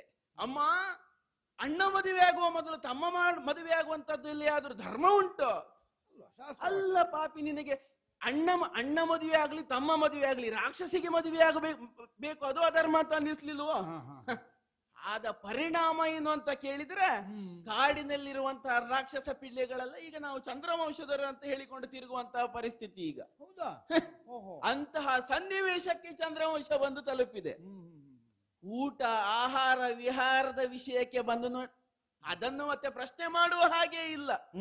ರಾಕ್ಷಸನಿಗಾಗಿ ಬೇಯಿಸಿದಂತಹ ಅನ್ನ, ಅದಕ್ಕೆ ಅನ್ನ ಅಂದ್ರೆ ನನಗೆ ನನ್ನ ನಾಲಿಗೆಗೆ ಸೂತಕ ಬಂದಿತ್ತು. ಅದು ಕೂಳು, ಅದು ಅನ್ನ ಅಂತ ಹೇಳಿದ್ರೆ ನಾವು ತಿನ್ನುವುದೇನು ಅಂತ ಪ್ರಶ್ನೆ ಬರ್ತದೆ ಮತ್ತೆ. ಹೌದಪ್ಪ, ಹೌದು. ಆ ಕೂಳನ್ನು ಮುಕ್ಕಿದವನಂತೆ ಒಂದು ಅಗಳು ಬಿಡದ ಹಾಗೆ ಅದನ್ನು ಮುಗಿಸಿ ಆ ಬಕನನ್ನು ಕೊಂದು ಎಲ್ಲಿ ಏಕಚಕ್ರ ನಗರ ಹೆಬ್ಬಾಗಲಿಗೆ ತಂದು ಕಟ್ಟಿದೆಯಂತೆ. ಬಹುಶಃ ನನಗೆ ಅನ್ನಿಸುವುದೀಗ ಈಗ ಪ್ರಶ್ನೆ ಕೇಳುವವರು ನಮ್ಮಲ್ಲಿ ಹುಟ್ಟಿಕೊಂಡಿದ್ದಾರೆ, ಸಾಕ್ಷಿ ಕೇಳುವವರು. ಅವನನ್ನು ಕೊಂದಿದ್ದಕ್ಕೆ ಸಾಕ್ಷಿ ಕೊಡಿ ಅನ್ನೋ ಹಾಗೆ. ಇಲ್ಲದಿದ್ರೆ ಆ ಹೆಣವನ್ನೂ ತಿಂದು ಬರ್ತಿದ್ದಿ ನೀನು, ಅದನ್ನೂ ಬಿಡದೆ ಮುಕ್ಕುವಂತವನೇ ನೀನು. ಅಂಥದೇ ಸಂಸ್ಕಾರವನ್ನು ಹೊಂದಿದವ. ಇಲ್ಲ, ಇಷ್ಟೊಳಗೆ ಹೆಣ ತಿಂದ ಅಭ್ಯಾಸ ಇಲ್ಲ, ಒಂದು ರಕ್ತ ಕುಡಿಬೇಕು ಅಲ್ಲ. ಹೌದಪ್ಪ, ನಿನಗೆ ಮತ್ತೆ ಯಾವುದು ಆರಂಭ ಅಂತ್ಯ ಇಲ್ಲ. ಯಾವಾಗ ಬೇಕಾದ್ರೂ ಪ್ರಾರಂಭಿಸ್ತೀನಿ ನೀನು. ಅಲ್ಲಿ ಸಾಕ್ಷ್ಯಕ್ಕೆ ಮತ್ತೆ ಅಲ್ಲಿ ಹೆಣದ ರಕ್ತ ಕುಡ್ದಿದ್ದೀಯಲ್ಲ ಅಂತ ನಾವು ನೋಡ್ಲಿಕ್ಕೆ ಯಾರು ಇರ್ಲಿಲ್ಲ. ಮತ್ತೆ ರಕ್ಕಸರ ರಕ್ತ ಅಷ್ಟು ಒಳ್ಳೇದಿಲ್ಲ ಅಲ್ಲ. ಹೌದಪ್ಪ, ಅದು ರುಚಿ ನೋಡಿದ್ದೆ ಅಂತ ಕಾಣ್ತದೆ. ಅಲ್ಲ ಒಳ್ಳೇದಿಲ್ಲ ಅಂತ ಮೊದಲೇ ತೀರ್ಮಾನ ಮಾಡಿದ್ದೇನೆ ಅಂತ. ಇಂತಹ ಸಂಸ್ಕಾರವನ್ನು ಪಡೆದೇ ಹುಟ್ಟಿದವ ನೀನು. ಹಾಗಾಗಿ ನಿನ್ನದ್ದು ಅಂತಲ್ಲ, ಪಾಂಡವರ ಜೀವನವೇ ಅವರ ಹುಟ್ಟೇ ಒಂದು ಪ್ರಶ್ನಾರ್ಹ. ವನವಾಸದಲ್ಲಿ ಇರುವಂತಹ ಒಬ್ಬ ವ್ಯಕ್ತಿಗೆ ಮಕ್ಕಳನ್ನು ಪಡೆಯಬಹುದಾ? ಇದು ಧರ್ಮ. ಇದಕ್ಕೆ ಮತ್ತೆ ಉತ್ತರ ಇನ್ನುವರೆಗೂ ನನಗೆ ಸಿಗ್ಲಿಲ್ಲ. ಬೇರೆಯವರಿಗೆ ಸಿಕ್ಕಿದೆಯಲ್ಲ ನನಗೆ ಗೊತ್ತಿಲ್ಲ. ಹೌದಪ್ಪ, ನಿನಗೀಗ ಎಲ್ಲದಕ್ಕೂ ಉತ್ತರ ಸಿಕ್ಕಿದೆ ಅಂತ ಅರ್ಥ ಅಲ್ಲ. ನಿನಗೆ ಉತ್ತರ ಸಿಗದಿದ್ದದ್ದು ಇನ್ನೂ ಕೆಲವು ಉಂಟು ಸಮಸ್ಯೆ, ಅದಿರ್ಲಿ. ಹೌದಪ್ಪ, ಈಗ ಕೊಟ್ರೆ ನೋಡುವ, ಮತ್ತೆ ಗೊತ್ತಾದ್ರೆ ಒಪ್ಪಿಕೊಳ್ಳುತ್ತೇನೆ. ಸಮಸ್ಯೆಗೆಲ್ಲ ನಾನು ಉತ್ತರ ಕೊಡ್ಲಿಕ್ಕಿದ್ದವಲ್ಲ. ಎಲ್ಲರ ಹುಟ್ಟೂ ಕೂಡ ಪ್ರಶ್ನಾರ್ಹವಾಗಿರುವಂತಹ ಸಂದರ್ಭ ಇದು. ಪಾಂಡವರ ಹುಟ್ಟೇ ಇದು ಪ್ರಶ್ನಾರ್ಥವಾಗಿರುವಂತಹ ಸಂದರ್ಭದಲ್ಲಿ ಹುಟ್ಟಿದ್ದೆ ಹೌದಲ್ಲ? ಹೌದಪ್ಪ, ಹುಟ್ಟು ಪ್ರಶ್ನಾರ್ಹ ಅಂತದ್ದು ಹಾಗಲ್ಲ. ಅವರು ಕಾಡಿನ ಒಳಗೆ ಹುಟ್ಟಿದವರಿಗೆ ನಾಡಿನಲ್ಲಿ ಆಡಳಿತಕ್ಕೆ ಅವಕಾಶ ಉಂಟೋ ಇದು ಈಗ ಪ್ರಶ್ನೆ. ಇದಕ್ಕೆ ಉತ್ತರ ಈಗ ಸದ್ಯದಲ್ಲೇ ಸಿಗ್ತದೆ. ಅಲ್ಲ, ಈಗ ಹುಟ್ಟಿದ್ದು ತಪ್ಪು ಹೇಳುದ ನೀನು? ಹುಟ್ಟಿದವರಿಗೆ ಭೂಮಿ ಕೊಟ್ಟದ್ದು ತಪ್ಪು ಹೇಳುದು ಎಂತದಪ್ಪ? ಹುಟ್ಟಿದ್ದೇ ಮೊದಲಿಗೆ ತಪ್ಪು. ಹುಟ್ಟಿದ್ದೇ ತಪ್ಪು. ಹುಟ್ಟಿದ ನಂತರ ಅವರಿಗೆ ಕರ್ಕೊಂಡು ಬಂದಿದ್ದು ಇನ್ನೊಂದು ತಪ್ಪು. ಅಲ್ಲ, ಹೌದು. ಕರ್ಕೊಂಡು ಬಂದ ನಂತರ ಮತ್ತೆ ರಾಜ್ಯ ಕೊಟ್ಟಿದ್ದು ಮೂರನೇ ತಪ್ಪು. ಅಲ್ಲ, ಹುಟ್ಟಿದ್ದೇ ತಪ್ಪಾದ್ರೆ ಮತ್ತೆ ಬದುಕಿದ್ದೇ ತಪ್ಪು. ಹೌದಪ್ಪ. ಮತ್ತೆ ನಾನು ಹೇಳುವುದು ಅದನ್ನೇ, ಹುಟ್ಟಿದ್ದೇ ತಪ್ಪು ಅಂತ ಹೇಳುವುದು ಯಾಕೆ? ವನವಾಸದಲ್ಲಿರುವಾಗ ಹುಟ್ಟಬೇಕಾದದ್ದು ಧರ್ಮವೋ ಅಧರ್ಮವೋ ಅದು ಪ್ರಶ್ನೆ ಆಗ್ತದೆ. ಹೌದಲ್ವಾ? ಅದು ವಾನಪ್ರಸ್ಥಾಶ್ರಮವನ್ನು ಅನುಸರಿಸಿ ಪಾಂಡು ಹೋದದ್ದು ಅಂತ ಹೇಳಿ ನನಗೆ ಸುದ್ದಿ. ನಾವೆಲ್ಲ ಸಣ್ಣವಾದ ಹುಟ್ಲಿಲ್ಲ ಅವಾಗ, ನನಗೆ ಸರಿ ಗೊತ್ತಿಲ್ಲ. ಸಣ್ಣವೆಂತದ್ದು ಹುಟ್ಲೇ ಇಲ್ಲ. ಹೌದಪ್ಪ. ನನ್ನಿಂದ ನಂತರ ಹುಟ್ಟಿದವ ನನ್ನ ಹತ್ರ ಹೇಳುದಾಗ ಹೌದಪ್ಪ. ಈಗ ನನಗಿಂತ ಮೊದಲು ಹುಟ್ಟಿದವ ನನಗೆ ಉತ್ತರ ಕೊಡ್ತಾನೆ ಅಂತ ಹೇಳಿ ವಿಶ್ವಾಸ. ಹಾಗಾಗಿ ಇಂಥವರು ಈಗ ನಾಡಿನ ಆಸೆಗಾಗಿ ಬಂದರೆ ಕರುಳು ಬಗ್ದೇನು? ಕರುಳು ನೆನಪು ಮಾಡಬೇಡ ನೀನ್ ನನಗೆ. ಮರ್ತೋದನ್ನೆಲ್ಲ ನೆನಪು ಮಾಡ್ತೀನಿ. ಯಾಕೆ ಬಕನ ಕರುಳು ನೆನಪಾಗ್ತದ? ನನಗೆ ಮರೆಯಲಾಗದದ್ದೇ ಉಂಟು ಇನ್ನು ಕೆಲವು. ಯಾವತ್ತಾದ್ರೂ ಅದನ್ನು ಮರೆಯುವುದಕ್ಕೆ ಸಾಧ್ಯವ? ಯಾವುದು? ಅವ ಧರ್ಮ ಶಾಸ್ತ್ರ ಹೇಳಲಿಕ್ಕೆ ಹೊರಟಿದ್ದಾನೆ ನನ್ನ ಹತ್ರ. ಉಂಟಾ ನಿನ್ನ ಹತ್ರ ಅದು ಧರ್ಮ? ಸಭೆಯೊಳು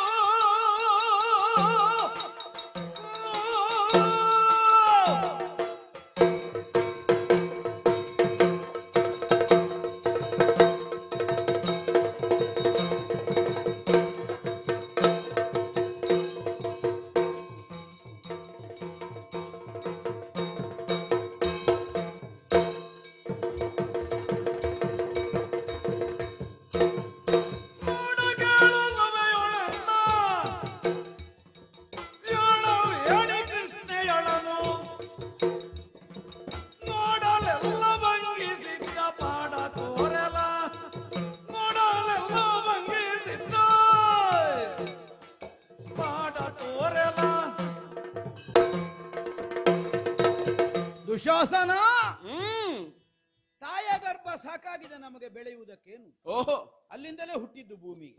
ನಿನ್ನಾಗೆ ತುಪ್ಪದ ಭರಣಿಯಲ್ಲಿ ಬೆಳೆದದ್ದಲ್ಲ ಕೆಟ್ಟವನ್ನ. ಹೌದಪ್ಪ, ಹೊಟ್ಟೆ ಕಿಚ್ಚಿಗೆ ಹುಟ್ಟಿದವರು. ಜೀವ ಸಂಚಾರ ಇಲ್ಲದೆ ಭೂಮಿಗೆ ಬಿದ್ದದ್ದಕ್ಕೆ ಮೃತ್ಪಿಂಡ ಅಂತ ಹೆಸರು. ನೀನು ಸತ್ತ ಪಿಂಡದಿಂದ ಹುಟ್ಟಿದವ. ನೀನು ನನ್ನ ಹತ್ರ ಮಾತನಾಡುದು ವಾನಪ್ರಸ್ಥಕ್ಕೆ ಹೋದವರಿಗೆ ಮಕ್ಕಳಾಗುತ್ತದೆ. ಸೂರ್ಯ ದೇವನಿಗೆ ಸಮಾನ, ಅವನಿಗೂ ಮೃತಾಂಡದಿಂದ ಹುಟ್ಟಿದವ ಮಾರ್ತಾಂಡನಾಗಿ ಬೆಳೆದಿದ್ದಾನೆ. ಸೂರ್ಯ ಮೃತಪಿಂಡದಿಂದ ಹುಟ್ಟಿದ್ದಲ್ಲ, ಹುಟ್ಟಿದ್ದು ಸರಿಯಾಗಿಯೇ. ಚಂದ್ರವಂಶದಲ್ಲಿ ಹುಟ್ಟಿದ ಸೂರ್ಯ ಗರ್ಭದಲ್ಲಿದ್ದ ಮಗು ಸತ್ತು ಹೋಗಲಿ ಅಂತ ಶಾಪ ಸಿಕ್ಕಿದ್ದ. ಆದ್ರೆ ಹುಟ್ಟುವಾಗ ಸತ್ತು ಹುಟ್ಟಿದ್ದಲ್ಲ ಅವ. ಅದು ಕಶ್ಯಪರು ತನ್ನ ತಪಪ್ರಭಾವದಿಂದ ಅವನನ್ನು ಸಜೀವವಾಗಿಸಿಯೇ ಪ್ರಪಂಚದಲ್ಲಿ ಹುಟ್ಟಿಸಿದ್ದು.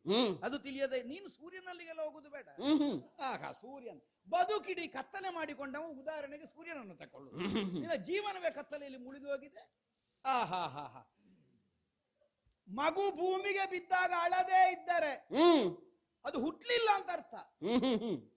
ಆದ್ದರಿಂದಲೇ ಈ ಪ್ರಪಂಚದಲ್ಲಿ ಕೃಷ್ಣ ತಾಯಿಯ ಗರ್ಭದಿಂದ ಹೊರಗೆ ಬಂದ್ರು ಅವನನ್ನು ಕೇವಲ ತಾಯಿಯ ಗರ್ಭದಿಂದ ಹುಟ್ಟಿದವ ಅಂತ ಪ್ರಪಂಚ ಮನ್ನಿಸುವುದಿಲ್ಲ. ಯಾಕಂದ್ರೆ ಅವ ಕೂಗಲೇ ಇಲ್ಲ, ಅವ ನಗನಗ್ತಾ ಕಾಣಿಸಿಕೊಂಡ. ಹೌದಪ್ಪ, ನಾನು ಕೃಷ್ಣ ಸಮ ಅಂತ ಆಯ್ತು. ಈಗ ಯಾರು? ನಾವು. ನೀನು ಹುಟ್ಟಿದಾಗ ಊರ್ನವರು ನಗಾಡಿದ್ದು.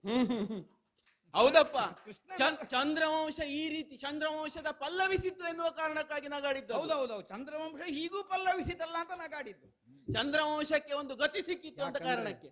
ನಿನ್ನ ಅಮ್ಮನನ್ನು ನಿನ್ನ ಅಪ್ಪನಿಗೆ ಮದುವೆ ಮಾಡಿಸಿದ್ದೆ ಇಲ್ಲಿ ಸಂತಾನಕ್ಕೆ ಕೊರತೆ ಆಗಬಾರದು ಅನ್ನುವ ಕಾರಣಕ್ಕೆ ಅಂತ. ಇದು ನಾವು ಕೇಳಿದ ಕಥೆ, ನಾನು ಪ್ರತ್ಯಕ್ಷ ಅನುಭವಿ ಅಲ್ಲ, ಕೇಳಿದ ಕಥೆ. ಗಾಂಧಾರಿ ದೇವಿಗೆ 100 ಮಕ್ಕಳನ್ನು ಪಡೆಯುವಂತಹ ಒಂದು ಅವಕಾಶ ಪರಮೇಶ್ವರ ದೇವರ ಅನುಗ್ರಹದಿಂದ ಬಂದಿದೆ ಅನ್ನುವುದನ್ನು ತಿಳಿದೆ ನಿನ್ನ ಅಯ್ಯನಾದ ಕುರುಡನಿಗೆ ನಮ್ಮ ದೊಡ್ಡಪ್ಪನಿಗೆ. ಹೌದಪ್ಪ, ಭೀಷ್ಮರು ಬಂದು ಮದುವೆ ಮಾಡಿಸಿ. ಯಾಕೆ ಈ ಸಿಂಹಾಸನಕ್ಕೆ ಜನ ಇಲ್ಲ ಅಂತ ಆಗುದು ಬೇಡ, ಸಂತಾನ ಎಷ್ಟು ಬೇಕಾದ್ರೂ ಆಗಲಿ ಅಂತ. ಆದ್ರೂ ಮಕ್ಕಳಾಗಲಿಲ್ಲ. ಆ ಕಾಲಕ್ಕೆ ಮತ್ತೆ ವೇದವ್ಯಾಸರ ಕಾಲಿಡಿದದ್ದು, ಅವರ ಅನುಗ್ರಹ ಮಾಡಿದ್ರು. ನೀನು 100 ಮಕ್ಕಳನ್ನು. ಯಾಕೆ ಪರಮೇಶ್ವರ ದೇವರ ಅನುಗ್ರಹವೂ ಉಂಟು, ದೇವ ಸಂಕಲ್ಪ ಋಷಿ ಸಂಕಲ್ಪ ಎರಡೆರಡು ಉಂಟು. ಎಲ್ಲ ಆದ್ರೂ ನಿಮ್ಮದೆಂತದಾಯ್ತು ಸಂಕಲ್ಪ? ಏನು? ಸತ್ತೇ ಬಿದ್ರಿ, ಒಂದು ಮೃತ್ಯುಪಿಂಡಿಕೆ ಬಿತ್ತು. ಹೇಗೆ ಅದು ಹೇಗೆ? ತನ್ನ ಹೊಟ್ಟೆಯನ್ನು ಕಿವಿಚಿಕೊಂಡು ಈ ಪ್ರಪಂಚದಲ್ಲಿ ತಾಯ ಗರ್ಭದಲ್ಲಿರುವಾಗಲೇ ಅಮ್ಮನಿಗೆ ಭಾರ ಆದ ಮಕ್ಕಳು ನೀವು. ಅಲ್ಲ, ಭಾರ ಆಯ್ತು ಅನ್ನೋ ಕಾರಣಕ್ಕಾಗಿ ಹೊಟ್ಟೆ ಕಿವಿಚಿಕೊಂಡಿದ್ದಲ್ಲ. ಭಾರ ಆಗಿದೆ ಅಂದ್ರೆ ಹೊರಲಿಕ್ಕೆ ಆಗುದಿಲ್ಲ ಅನ್ನುವುದು ಒಂದೇ ಅರ್ಥ ಅಲ್ಲ. ಬರ್ಲಿಲ್ಲ ಅಂದ್ರೆ ಅರ್ಥ ಎಂತದ್ದು? ಗಾಂಧಾರಿಯ ಗರ್ಭದಲ್ಲಿ ಚಂದ್ರವಂಶವನ್ನಾಳುವಂತಹ ಪಿಂಡ ಹುಟ್ಟಿದೆ ಅನ್ನುವ ಕಾರಣಕ್ಕಾಗಿ ಅಲ್ಲಿ ಹೊಟ್ಟೆ ಕಿಚ್ಚಿನಲ್ಲಿ ಅಲ್ಲಿ ಗರ್ಭ ಹುಟ್ಟಿತ್ತಂತೆ. ಧರ್ಮರಾಜ ಅಂತ ಹೆಸರು. ಹೊಟ್ಟೆ ಕಿಚ್ಚಿಗೆ ಹುಟ್ಟಿದ ಪಿಂಡಗಳು ನೀವು ನನಗೆ ಹೇಳುದಾ? ಅಲ್ಲ, ಅದೇ ಕಾರಣ ಅಂತ ಅರ್ಥ ಅಲ್ಲ. ಹಾ, ಹಾ, ಹಾ. ಈಗ ನಮ್ಮ ಈ ಮಕ್ಕಳನ್ನು ಪಡೆಯುವುದಕ್ಕೆ ಕಾರಣವಾದ ಅದು ಒಂದು ಅಂತ ಲೋಕದಲ್ಲಿ ಉಂಟು. ಆದ್ರೆ ನಮಗೆ ಗೊತ್ತಿದ್ದಾಗ ಋಷಿ ಮುನಿಗಳೆಲ್ಲ ಹೇಳಿದಾಗ ಹೇಗೆ ಗೊತ್ತುಂಟ ಹಿನ್ನೆಲೆ ಏನು ಕೇಳಿದ್ರೆ ತನ್ನ ಸದ್ಗತಿಯ ಕಾರಣಕ್ಕಾಗಿ ಸಂತಾನವನ್ನು ಅಪೇಕ್ಷಿಸಿದ. ಹೌದಪ್ಪ, ಹೇಗೆ ಬೇಕಾದ್ರೂ ತಿರುಗಿಸಬಹುದು ಅದನ್ನ. ಹೇಗೂ ತಿರುಗಿಸಿದ್ದು ನೀನು, ನಾನು ಇದ್ದದನ್ನ ಹೇಳಿದ್ದು. ನಮಗೆ ಋಷಿ ಮುನಿಗಳದ್ದು ಪ್ರಮಾಣ. ಋಷಿ ಮುನಿಗಳು ಹೇಳಿದ್ದಾಗೆ ಆ ಕಾರಣಕ್ಕೆ ನಿಮ್ಮ ಅಪ್ಪಯ್ಯ ಬಯಸಿದ್ರು, ಅದಕ್ಕಾಗಿ ದೇವ ನಿಯಮಕದ ಮೂಲಕವಾಗಿ ಮಕ್ಕಳಾದದ್ದು. ಈಗ ಇರ್ಲಿ, ಸವತಿಗೆ ಮಕ್ಕಳಾಗುತ್ತದೆ ಅನ್ನುವುದನ್ನು ತಿಳಿದೇ ಹಂಬಲಿಸಿದ್ದೇ ಆಗಿರ್ಲಿ, ಅದರ ಅರ್ಥ ಅಲ್ಲಿಗೆ ಆಯಿತು ಅನ್ನುವುದಕ್ಕಾಗಿ ಮತ್ಸರ ಅನ್ನುವುದಲ್ಲ. ಅವಳಿಗಿರುವ ಸೌಭಾಗ್ಯ ತನಗಿಲ್ಲದೆ ಹೋಯ್ತಲ್ಲ, ಸಹಜವಾದ ಸ್ವಭಾವ ಇದ್ದದ್ದೇ. ಬೇರೆಯವರಿಗೆ ಇಲ್ಲದ್ದು ತನಗಿರ್ಬಾರ್ದು, ತನಗಿಂತ ಹೆಚ್ಚು ಬೇರೆಯವರಿಗೆ ಇರಬಾರ್ದು ಎನ್ನುವ ಕಾರಣ ಅದು. ಇಲ್ಲದಿದ್ರೆ ಮಾದ್ರಿಗೆ ಮಕ್ಕಳು ಹುಟ್ಲಿಕ್ಕೆ ಇನ್ನೊಂದು ವರ ಕೊಡು ಅಂದ್ರೆ ಅದು ಎಂತ ಹೇಳಿದ್ರು ನಿನ್ನ ಅಮ್ಮನ ಗರ್ಭಪಾತಕ್ಕೆ ಔಷಧ ಕೊಟ್ರೆ ನೀನು ಈ ಮಾತು ಹೇಳು. ಕುಂತಿದೇವಿ ತಂದ ಔಷಧ ಕೊಟ್ಟದ್ದ ಅಲ್ಲ, ಅದಕ್ಕೆ ವೇದ ಹೆಸರು ಕೊಟ್ಟಾಗಿದೆ. ಗುಟ್ಟಿನಲ್ಲಿ ಔಷಧ ತಂದು ನಿನ್ನ ಅಮ್ಮನ ಗರ್ಭಪಾತಕ್ಕೆ ಕೊಟ್ಟದ್ದಾದ್ರೆ ನೀನ್ ಹೇಳಿದ ಮಾತಿಗೆ ಪುಷ್ಟಿ ಉಂಟು. ಮತ್ಸರದಿಂದ ಮಾಡಿದಳು ಅಲ್ಲ, ಅಲ್ಲಿ ಆಯ್ತಲ್ಲ, ತನಗಿಲ್ಲವಲ್ಲ. ಇಲ್ಲಿ ಇರಬಾರ್ದು ಅನ್ನುವುದರ ಧ್ವನಿ ಅಲ್ಲ, ಇಲ್ಲಿ ಅಂತ ತನಗೂ ಬೇಕು, ಸಹಜವೇ ಹಂಬಲ. ಇಲ್ಲಿಗ ನಷ್ಟ ಮಾಡಿ ಅಲ್ಲಲ್ಲ, ಅವಳದ್ದಾದ ಪ್ರಾಪ್ತಿ, ಅದನ್ನು ಹಂಬಲಿಸಿದಳು, ಅದನ್ನು ಅವನು ಆಕ್ಷೇಪಿಸುವುದಕ್ಕಿಲ್ಲ. ಸರಿ, ಇನ್ನೊಬ್ಬರಿಗೆ ಇಲ್ಲದಾಗೆ ಮಾಡುವುದು ಬೇರೆ, ಇನ್ನೊಬ್ಬನಿಗೆ ಇರುವುದು ತನಗೂ ಬೇಕು ಅನ್ನುವ ಹಾಗೆ ತಾನು ಪ್ರಯತ್ನಿಸುವುದು ಬೇರೆ, ಅವನದನ್ನು ಎಳೆಯುವುದಲ್ಲ. ಈಗ ನಿನ್ನ ತಾಯಿಯ ಗರ್ಭದಲ್ಲಿದ್ದ ಪಿಂಡ ಕೊಂಡೋಗಿ ಅಲ್ಲಿ ಇಟ್ಟದ್ದಲ್ಲ, ಇದು ಬಹಳ ಆಲೋಚನೆ ಮಾಡಬೇಕು. ತಾನು ಹಂಬಲಿಸಿದ್ರು, ಹೊಂದಿದಳು, ಅದಕ್ಕೆ ಬೇಕಾದ ಹಾಗೆ ದೈವ ಯೋಗವೂ ಆಯ್ತು. ನಾವು ಹುಟ್ಟಿದೆವು, ನಮಗೆ ಭೂಮಿಯಲ್ಲಿ ಅಧಿಕಾರ ಇಲ್ಲ. ಈಗ ನಿರ್ಣಯ ಮಾಡ್ಲಿಕ್ಕೆ ದುಶ್ಯಾಸನ. ಹಸ್ತಿನಾವತಿಯಲ್ಲಿ ಸಿಂಹಾಸನಕ್ಕೆ ಯಾರು ಅಂತ ಯಾರು ನಿರ್ಣಯ ಮಾಡಬೇಕು? ಯಾರು ಮಾಡಬೇಕು? ಯಾರು ಸಿಂಹಾಸನಕ್ಕೆ ಯಾರು ಅಂತ ಜನ ನಿರ್ಣಯ ಮಾಡುವವರು? ಅಲ್ಲ, ಯಾರು ಮಾಡ್ಲಿಕ್ಕೆ ಆಗದಕ್ಕೆ ಅಲ್ವ ಯುದ್ಧ? ಯಾರು ಮಾಡೋರು ಆಗದೇ ಇದ್ದದಕ್ಕಲ್ಲ, ವಿದ್ಯುಕ್ತವಾಗಿ ಯಾರಿಗೆ ಆಗಿದೆ ಅನ್ನೋದು ನಿನ್ನ ಗಮನಕ್ಕುಂಟ? ಹೌದಪ್ಪ. ಯಾರು ಇಲ್ಲಿ ಉತ್ತರಾಧಿಕಾರಿ? ಅಲ್ಲ, ಅಪ್ಪ ಹೇಳಿದಾನಂತೆ, ನನ್ನಪ್ಪ ನಿಮ್ಮ ಅಣ್ಣ ಹುಟ್ಟಿದಾಗಲೇ ಹೇಳಿದ್ದಾನಂತೆ. ಏನು ಅಂತ? ಇವ ಹುಟ್ಟಿದಾಗ ಅಲ್ಲಿ ಜ್ಯೇಷ್ಠ ರಾಜ ಯುಧಿಷ್ಠಿರ ಅಲ್ಲಿ ಹುಟ್ಟಿದಾಗ ಅವ ರಾಜನಾಗ್ತಾನೆ. ನನ್ನ ಮಗನಿಗೂ ಕೂಡ, ಅರ್ಥಾತ್ ನನ್ನ ಅಣ್ಣನಿಗೆ ಅಧಿಕಾರ ಉಂಟು ಅಂತ ಹೇಳಿ ಕೇಳಿದ್ದಾನಂತೆ ಜ್ಯೋತಿಷಿಗಳ. ಅಷ್ಟು ಗೊತ್ತುಂಟು. ಹೌದಪ್ಪ, ಅಪ್ಪನ ಮಾತು ಪೂರ್ತಿ ಮರ್ತೋಗಲಿಲ್ಲ. ಒಳ್ಳೆ ಮಗ ನೀನು. ಹೌದಪ್ಪ, ನೆನಪುಂಟಾಗಿದೆ. ನಿನ್ನ ಅಪ್ಪನಿಗೆ ಮತ್ತೆ ಇದ್ಯಾರು ಅವನಿಗೆ ಹೇಳಿ ಕೊಟ್ಟದ್ದಲ್ಲ.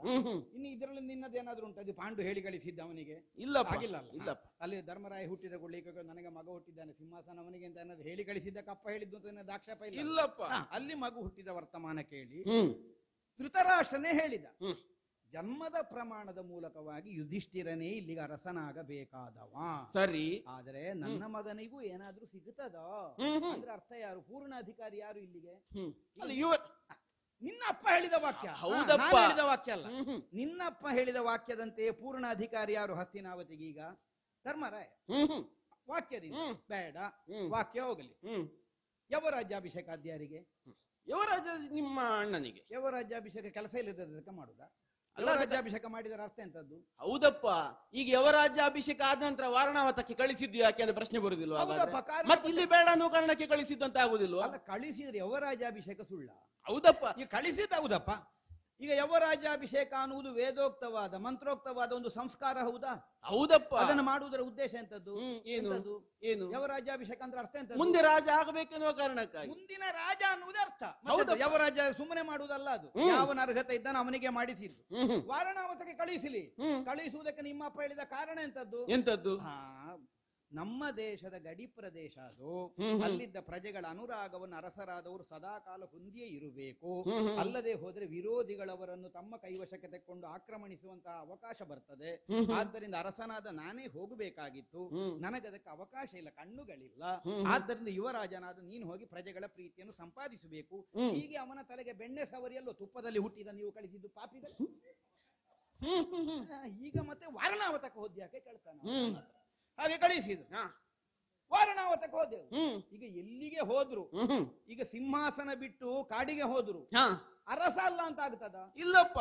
ಅದು ಕೇಳಿದ್. ಯುವರಾಜನಾದ ವಾರಣಾವತಕ್ಕೆ ಹೋಗಲಿ, ಅದರಿಂದ ಆಚೆಗೆ ಪಾಂಚಾಲಕ್ಕೆ ಹೋಗಲಿ. ಯುವರಾಜನೇ ಬೇಡ, ಅದರ ಮೇಲೆ ವಿವಾದವೇ ಬೇಡ. ವಿಭಾಗಿಸಿ ಕೊಟ್ರ? ಹೌದಪ್ಪ. ಅದು ಯಾಕೆ ಅಂತ ಬರುದಿಲ್ವ? ಈಗ ವಿಭಾಗಿಸಿ ಕೊಟ್ರು, ಹಿರಿಯರು ಮಾಡಿದ್ದು. ವಿಭಾಗಿಸಿ ಕೊಟ್ರು. ಇಲ್ಲಿ ನೀನು ಬೇಡ, ಅಲ್ಲಿ ಇರು ಅನ್ನೋ ಕಾರಣಕ್ಕಾಗಿ ವಿಭಾಗಿಸಿದ್ರು. ಇಲ್ಲಿ ನೀವು ಬೇಡ ಅಂತ ಹೇಳಿದ್ ಯಾವ ಕಾರಣಕ್ಕೆ? ನೀವಾಗುದಿಲ್ಲ ಅನ್ನೋ ಕಾರಣಕ್ಕಲ್ಲ, ಅಲ್ಲಿ ಇನ್ನೊಬ್ಬ ಇದ್ದಾನೆ ಅನ್ನೋ ಕಾರಣ. ಈ ಕುರುಡನನ್ನು ಬೇರೆ ಕಡೆಗೆ ಕಳಿಸ್ಲಿಕ್ಕೆ ಆಗುದಿಲ್ಲ. ಹೌದಪ್ಪ. ಅದಕ್ಕೆ ಈಗ ಇವ ಇದ್ದಾನೆ ಸಿಂಹಾಸನದಲ್ಲಿ, ಇವ ಇಲ್ಲಿಯೇ ಇರ್ಲಿ, ನೀವಿದರ ದಾಯ ಭಾಗ ಅಂತ ತಕೊಂಡು ಹೋಗಿ ಅಲ್ಲಿ ಏನು ಬೆಳೆ ಬೆಳೆಯದಿದ್ದ ಊರಿನಲ್ಲಿ ಕೂತ್ಕೊಳ್ಳಿ ಅನ್ನುವ ಹಾಗೆ ಕಾಂಡ ಪ್ರಸ್ಥವನ್ನು ವಿಭಾಗಿಸಿ ಕೊಟ್ರು. ಆಗ್ಲಿ, ಈಗ ನಮ್ಮ ವಿಭಾಗ ಅಂತ ಒಂದು ಮಾಡಿ ಕೊಟ್ರ, ಈಗ ಅಧಿಕಾರ ಇಲ್ಲ ಹೇಳುವುದಕ್ಕಿಲ್ಲಲ್ಲ. ಇನ್ನೀಗ ಇದು ಮೊದಲನೇದೆಲ್ಲ ಬಿದ್ದೋಯ್ತು. ಈಗ ಹಸ್ತಿನಾವತಿಗೆ ಯಾರು, ಪಾಂಡುವಿಗೆ ವಾನಪ್ರಸ್ಥಕ್ಕೆ ಹೋದ ಮೇಲೆ ಮಕ್ಕಳು ಎಲ್ಲ ಬಿದ್ದೋಯ್ತು. ನಾವು ಮುಂದೆ ಬಂದಿದ್ದೇವೆ ಹೇಳುದು. ಆಯ್ತು, ಸರಿ ಸರಿ, ನಾನು ಮತ್ತೆ ಹಿಂದೆ ಹೋಗುದಿಲ್ಲ. ಈಗ ನಾವು ನಿಮ್ಮ ಹತ್ರ ಕೇಳಲಿಕ್ಕೆ ಹೊರಟದ್ದು ಯಾವುದು? ಮೊನ್ನೆ ಯಾವುದು? ನಮ್ಮ ಭೂಮಿ ಕೊಡಿ. ಅದು ನಮ್ಮದಲ್ಲ ಹೇಳ್ತೀರಾ? ಕೊಡುವುದಿಲ್ಲ ಹೇಳಿ, ಅದು ಪ್ರಶ್ನೆ ಬೇರೆ. ನಮ್ಮದಲ್ಲ ಹೇಳ್ತೀರಾ? ಇಂದ್ರಪ್ರಸ್ಥ ನಮ್ಮದಲ್ಲ ಹೇಳ್ತೀರಾ? ಅರ್ಧ ರಾಜ್ಯ ನಮ್ಮದಲ್ಲ ಹೇಳ್ತೀರಾ? ಅದು ಹೇಳಿದ್ದಕ್ಕೆ ಅಲ್ವಾ ಈಗ ಯುದ್ಧ ಆಗಿರೋದು? ಅಲ್ಲಲ್ಲ, ಅರ್ಧ ರಾಜ್ಯ ಅಲ್ಲ ಹೇಳಿದ್ದಕ್ಕಲ್ಲ, ರಾಜ್ಯ ಕೊಡ್ಬೇಕಾದ್ರೆ ಯುದ್ಧ ಹೇಳಿದ್ದೀಗ. ಅರ್ಧ ರಾಜ್ಯ ಅಲ್ಲ ಹೇಳಲೇ ಇಲ್ಲ ನೀವು. ಇಲ್ಲ, ನೀವು ಹೇಳಿದ್ದೀಗ ಅದನ್ನ ಅರ್ಧ ರಾಜ್ಯ ಅನ್ನೋದು ಒಪ್ಪಿಯೇ. ಅದಕ್ಕೆ ನಾವು ಅಧಿಕಾರಿಗಳಾದ್ದರಿಂದ ಯುದ್ಧ. ಹೌದಪ್ಪ. ಅಲ್ಲ ಇದ್ರೆ ಯಾಕೆ ಯುದ್ಧ? ಅದನ್ನು ಹೊಂದುವಲ್ಲಿ, ಅದನ್ನು ನಾವು ಮತ್ತೆ ಸಂಪಾದಿಸಿಕೊಳ್ಳುವಲ್ಲಿ ಯುದ್ಧ ಮಾಧ್ಯಮ. ಇದಲ್ವ ನಿನ್ನ ಅಣ್ಣನ ಹೇಳಿಕೆ? ಹೌದೌದು. ಅದರ ಅರ್ಥ ನಾವು ಇಂದ್ರಪ್ರಸ್ಥಕ ಒಡೆಯರಲ್ಲ ಅಂತಲ್ಲ, ಒಡೆಯರು ನಾವೇ. ಅದನ್ನು ಒಡೆತನ ಹೊಂದಿಲ್ಲ ಅಷ್ಟೇ, ಒಡೆತನ ಹೊಂದಿಲ್ಲ. ಅದು ಕೆಲವು ಸಲ ಹಾಗಾಗುತ್ತೆ. ಸರಿ ಸರಿ, ಅದನ್ನು ನಾವು ಅನುಭವಿಸದಂತಹ ಒಂದು ಸ್ಥಿತಿಯನ್ನು ನೀವು ತಂದದ್ದರಿಂದಲೇ ಹಾಗಾದದ್ದಲ್ವ, ಅನುಭವಿಸಲಿಕ್ಕೆ ಆಗಲಿಲ್ಲ. ನಿಜವಾಗಿ ಹೇಗೆ ಕ್ರಮದಂತೆ ಈಗ ಹೇಳುವುದಾದರೆ ಇದು ಕೇವಲ ಒಂದು ಚರ್ಮದ ತುಂಡಲ್ಲ, ಅದಕ್ಕೊಂದು ಮೌಲ್ಯ ಉಂಟು ಅಂತ ಆದರೆ ನೀವು ಒಪ್ಪಿದ ನಿಯಮ ಅದು. ಈಗ ದ್ಯೂತಾಡುವಾಗ ನಿಯಮ ಇಟ್ಟದ್ದು ಯಾರು? ಯಾರು? ನಮ್ಮಣ್ಣ ಅಲ್ವಾ? ಹೌದಪ್ಪ. ಸೋತ ಅವನಿಪಗೆ ವರ್ಷ 12 ವನವಾಸ ಅಂತ ಇಟ್ಟದ್ದು ಯಾರು? ಅವನೇ ಅಲ್ವಾ? ಹೌದಪ್ಪ. ಈಗ ಸೋತದ್ ನಾವು. ಹೌದು ಹೌದು. ಮರಳಿ ಬರುವಾಗ ಕೊಡ್ಬೇಕಾದದ್ದು ಯಾರು? ಅಲ್ಲ, ಕೊಡಬೇಕಾದದ್ದು ಅದು ಮತ್ತೆ ಅವನಲ್ಲಿಯೇ ಮಾತಾಡಿಕೊ ನೀನು. ಅದು ಅವನಲ್ಲಿಯೇ ಮಾತಾಡಿಕೊ. ಯಾರು? ನಮ್ಮ ಅಣ್ಣನ. ಅಲ್ಲ, ನಾವು ಸಿಕ್ಕಿದ್ರೆ ಅವನಲ್ಲಿ ಮಾತಾಡ್ತಾರೆ. ಸರಿ. ಅಲ್ಲ, ನಿನಗೆ ನನಗೆ ನೆನಪು ಮಾಡುದು ತಪ್ಪು ಯಾರ್ದು ಅಂತ ನಿನಗೆ ಅರ್ಥ ಆಗ್ಲಿ ಅಂತ ನಿನ್ನ ಹತ್ರ ಭೂಮಿ ಕೇಳುದಲ್ಲ. ಅಲ್ಲ, ನೀ ಕೇಳಿದ್ರೆ ಕೊಡ್ಲಿಕ್ಕೂ ಇಲ್ಲ ನಾನು. ಅಲ್ಲ, ಕೊಡ್ಲಿಕ್ಕೆ ನಿನ್ನ ಹತ್ರ ಇಲ್ಲ ಅಂತ ನನಗೆ ಗೊತ್ತು. ಸರಿ, ಜನವೇ ಅಲ್ಲ. ಹೌದಪ್ಪ. ಕೊಡ್ಲಿಕ್ಕೆ ನೀನ್ ಯಾರು? ನಾನು ಬರೀ ಬಡಿಲಿಕ್ಕೆ ಜನ. ಬಡಿಲಿಕ್ಕೆ ಜನ. ಹೌದೌದು. ಅಥವಾ ಬಡಿಸಿಕೊಳ್ಳುವುದಕ್ಕೆ. ಆದಿತಪ್ಪ. ಹೋಗ್ಲಿ, ಅದ್ ಭೂಮಿ ಕೇಳಿದ್ದಲ್ಲ. ನೀನು ನಾವು ಭೂಮಿಗೆ ಸಂಬಂಧಪಟ್ಟವರಲ್ಲ ಅನ್ನುವುದನ್ನು ಆಡಿದ್ದಕ್ಕೆ ಇಷ್ಟು ಹೇಳಬೇಕಾಗಿ ಬಂದದ್ದು. ಇಷ್ಟು ಹೇಳಲಿಕ್ಕೆ ಇಲ್ಲ, ನನ್ನದು ಬೇರೆ ಇತ್ತು.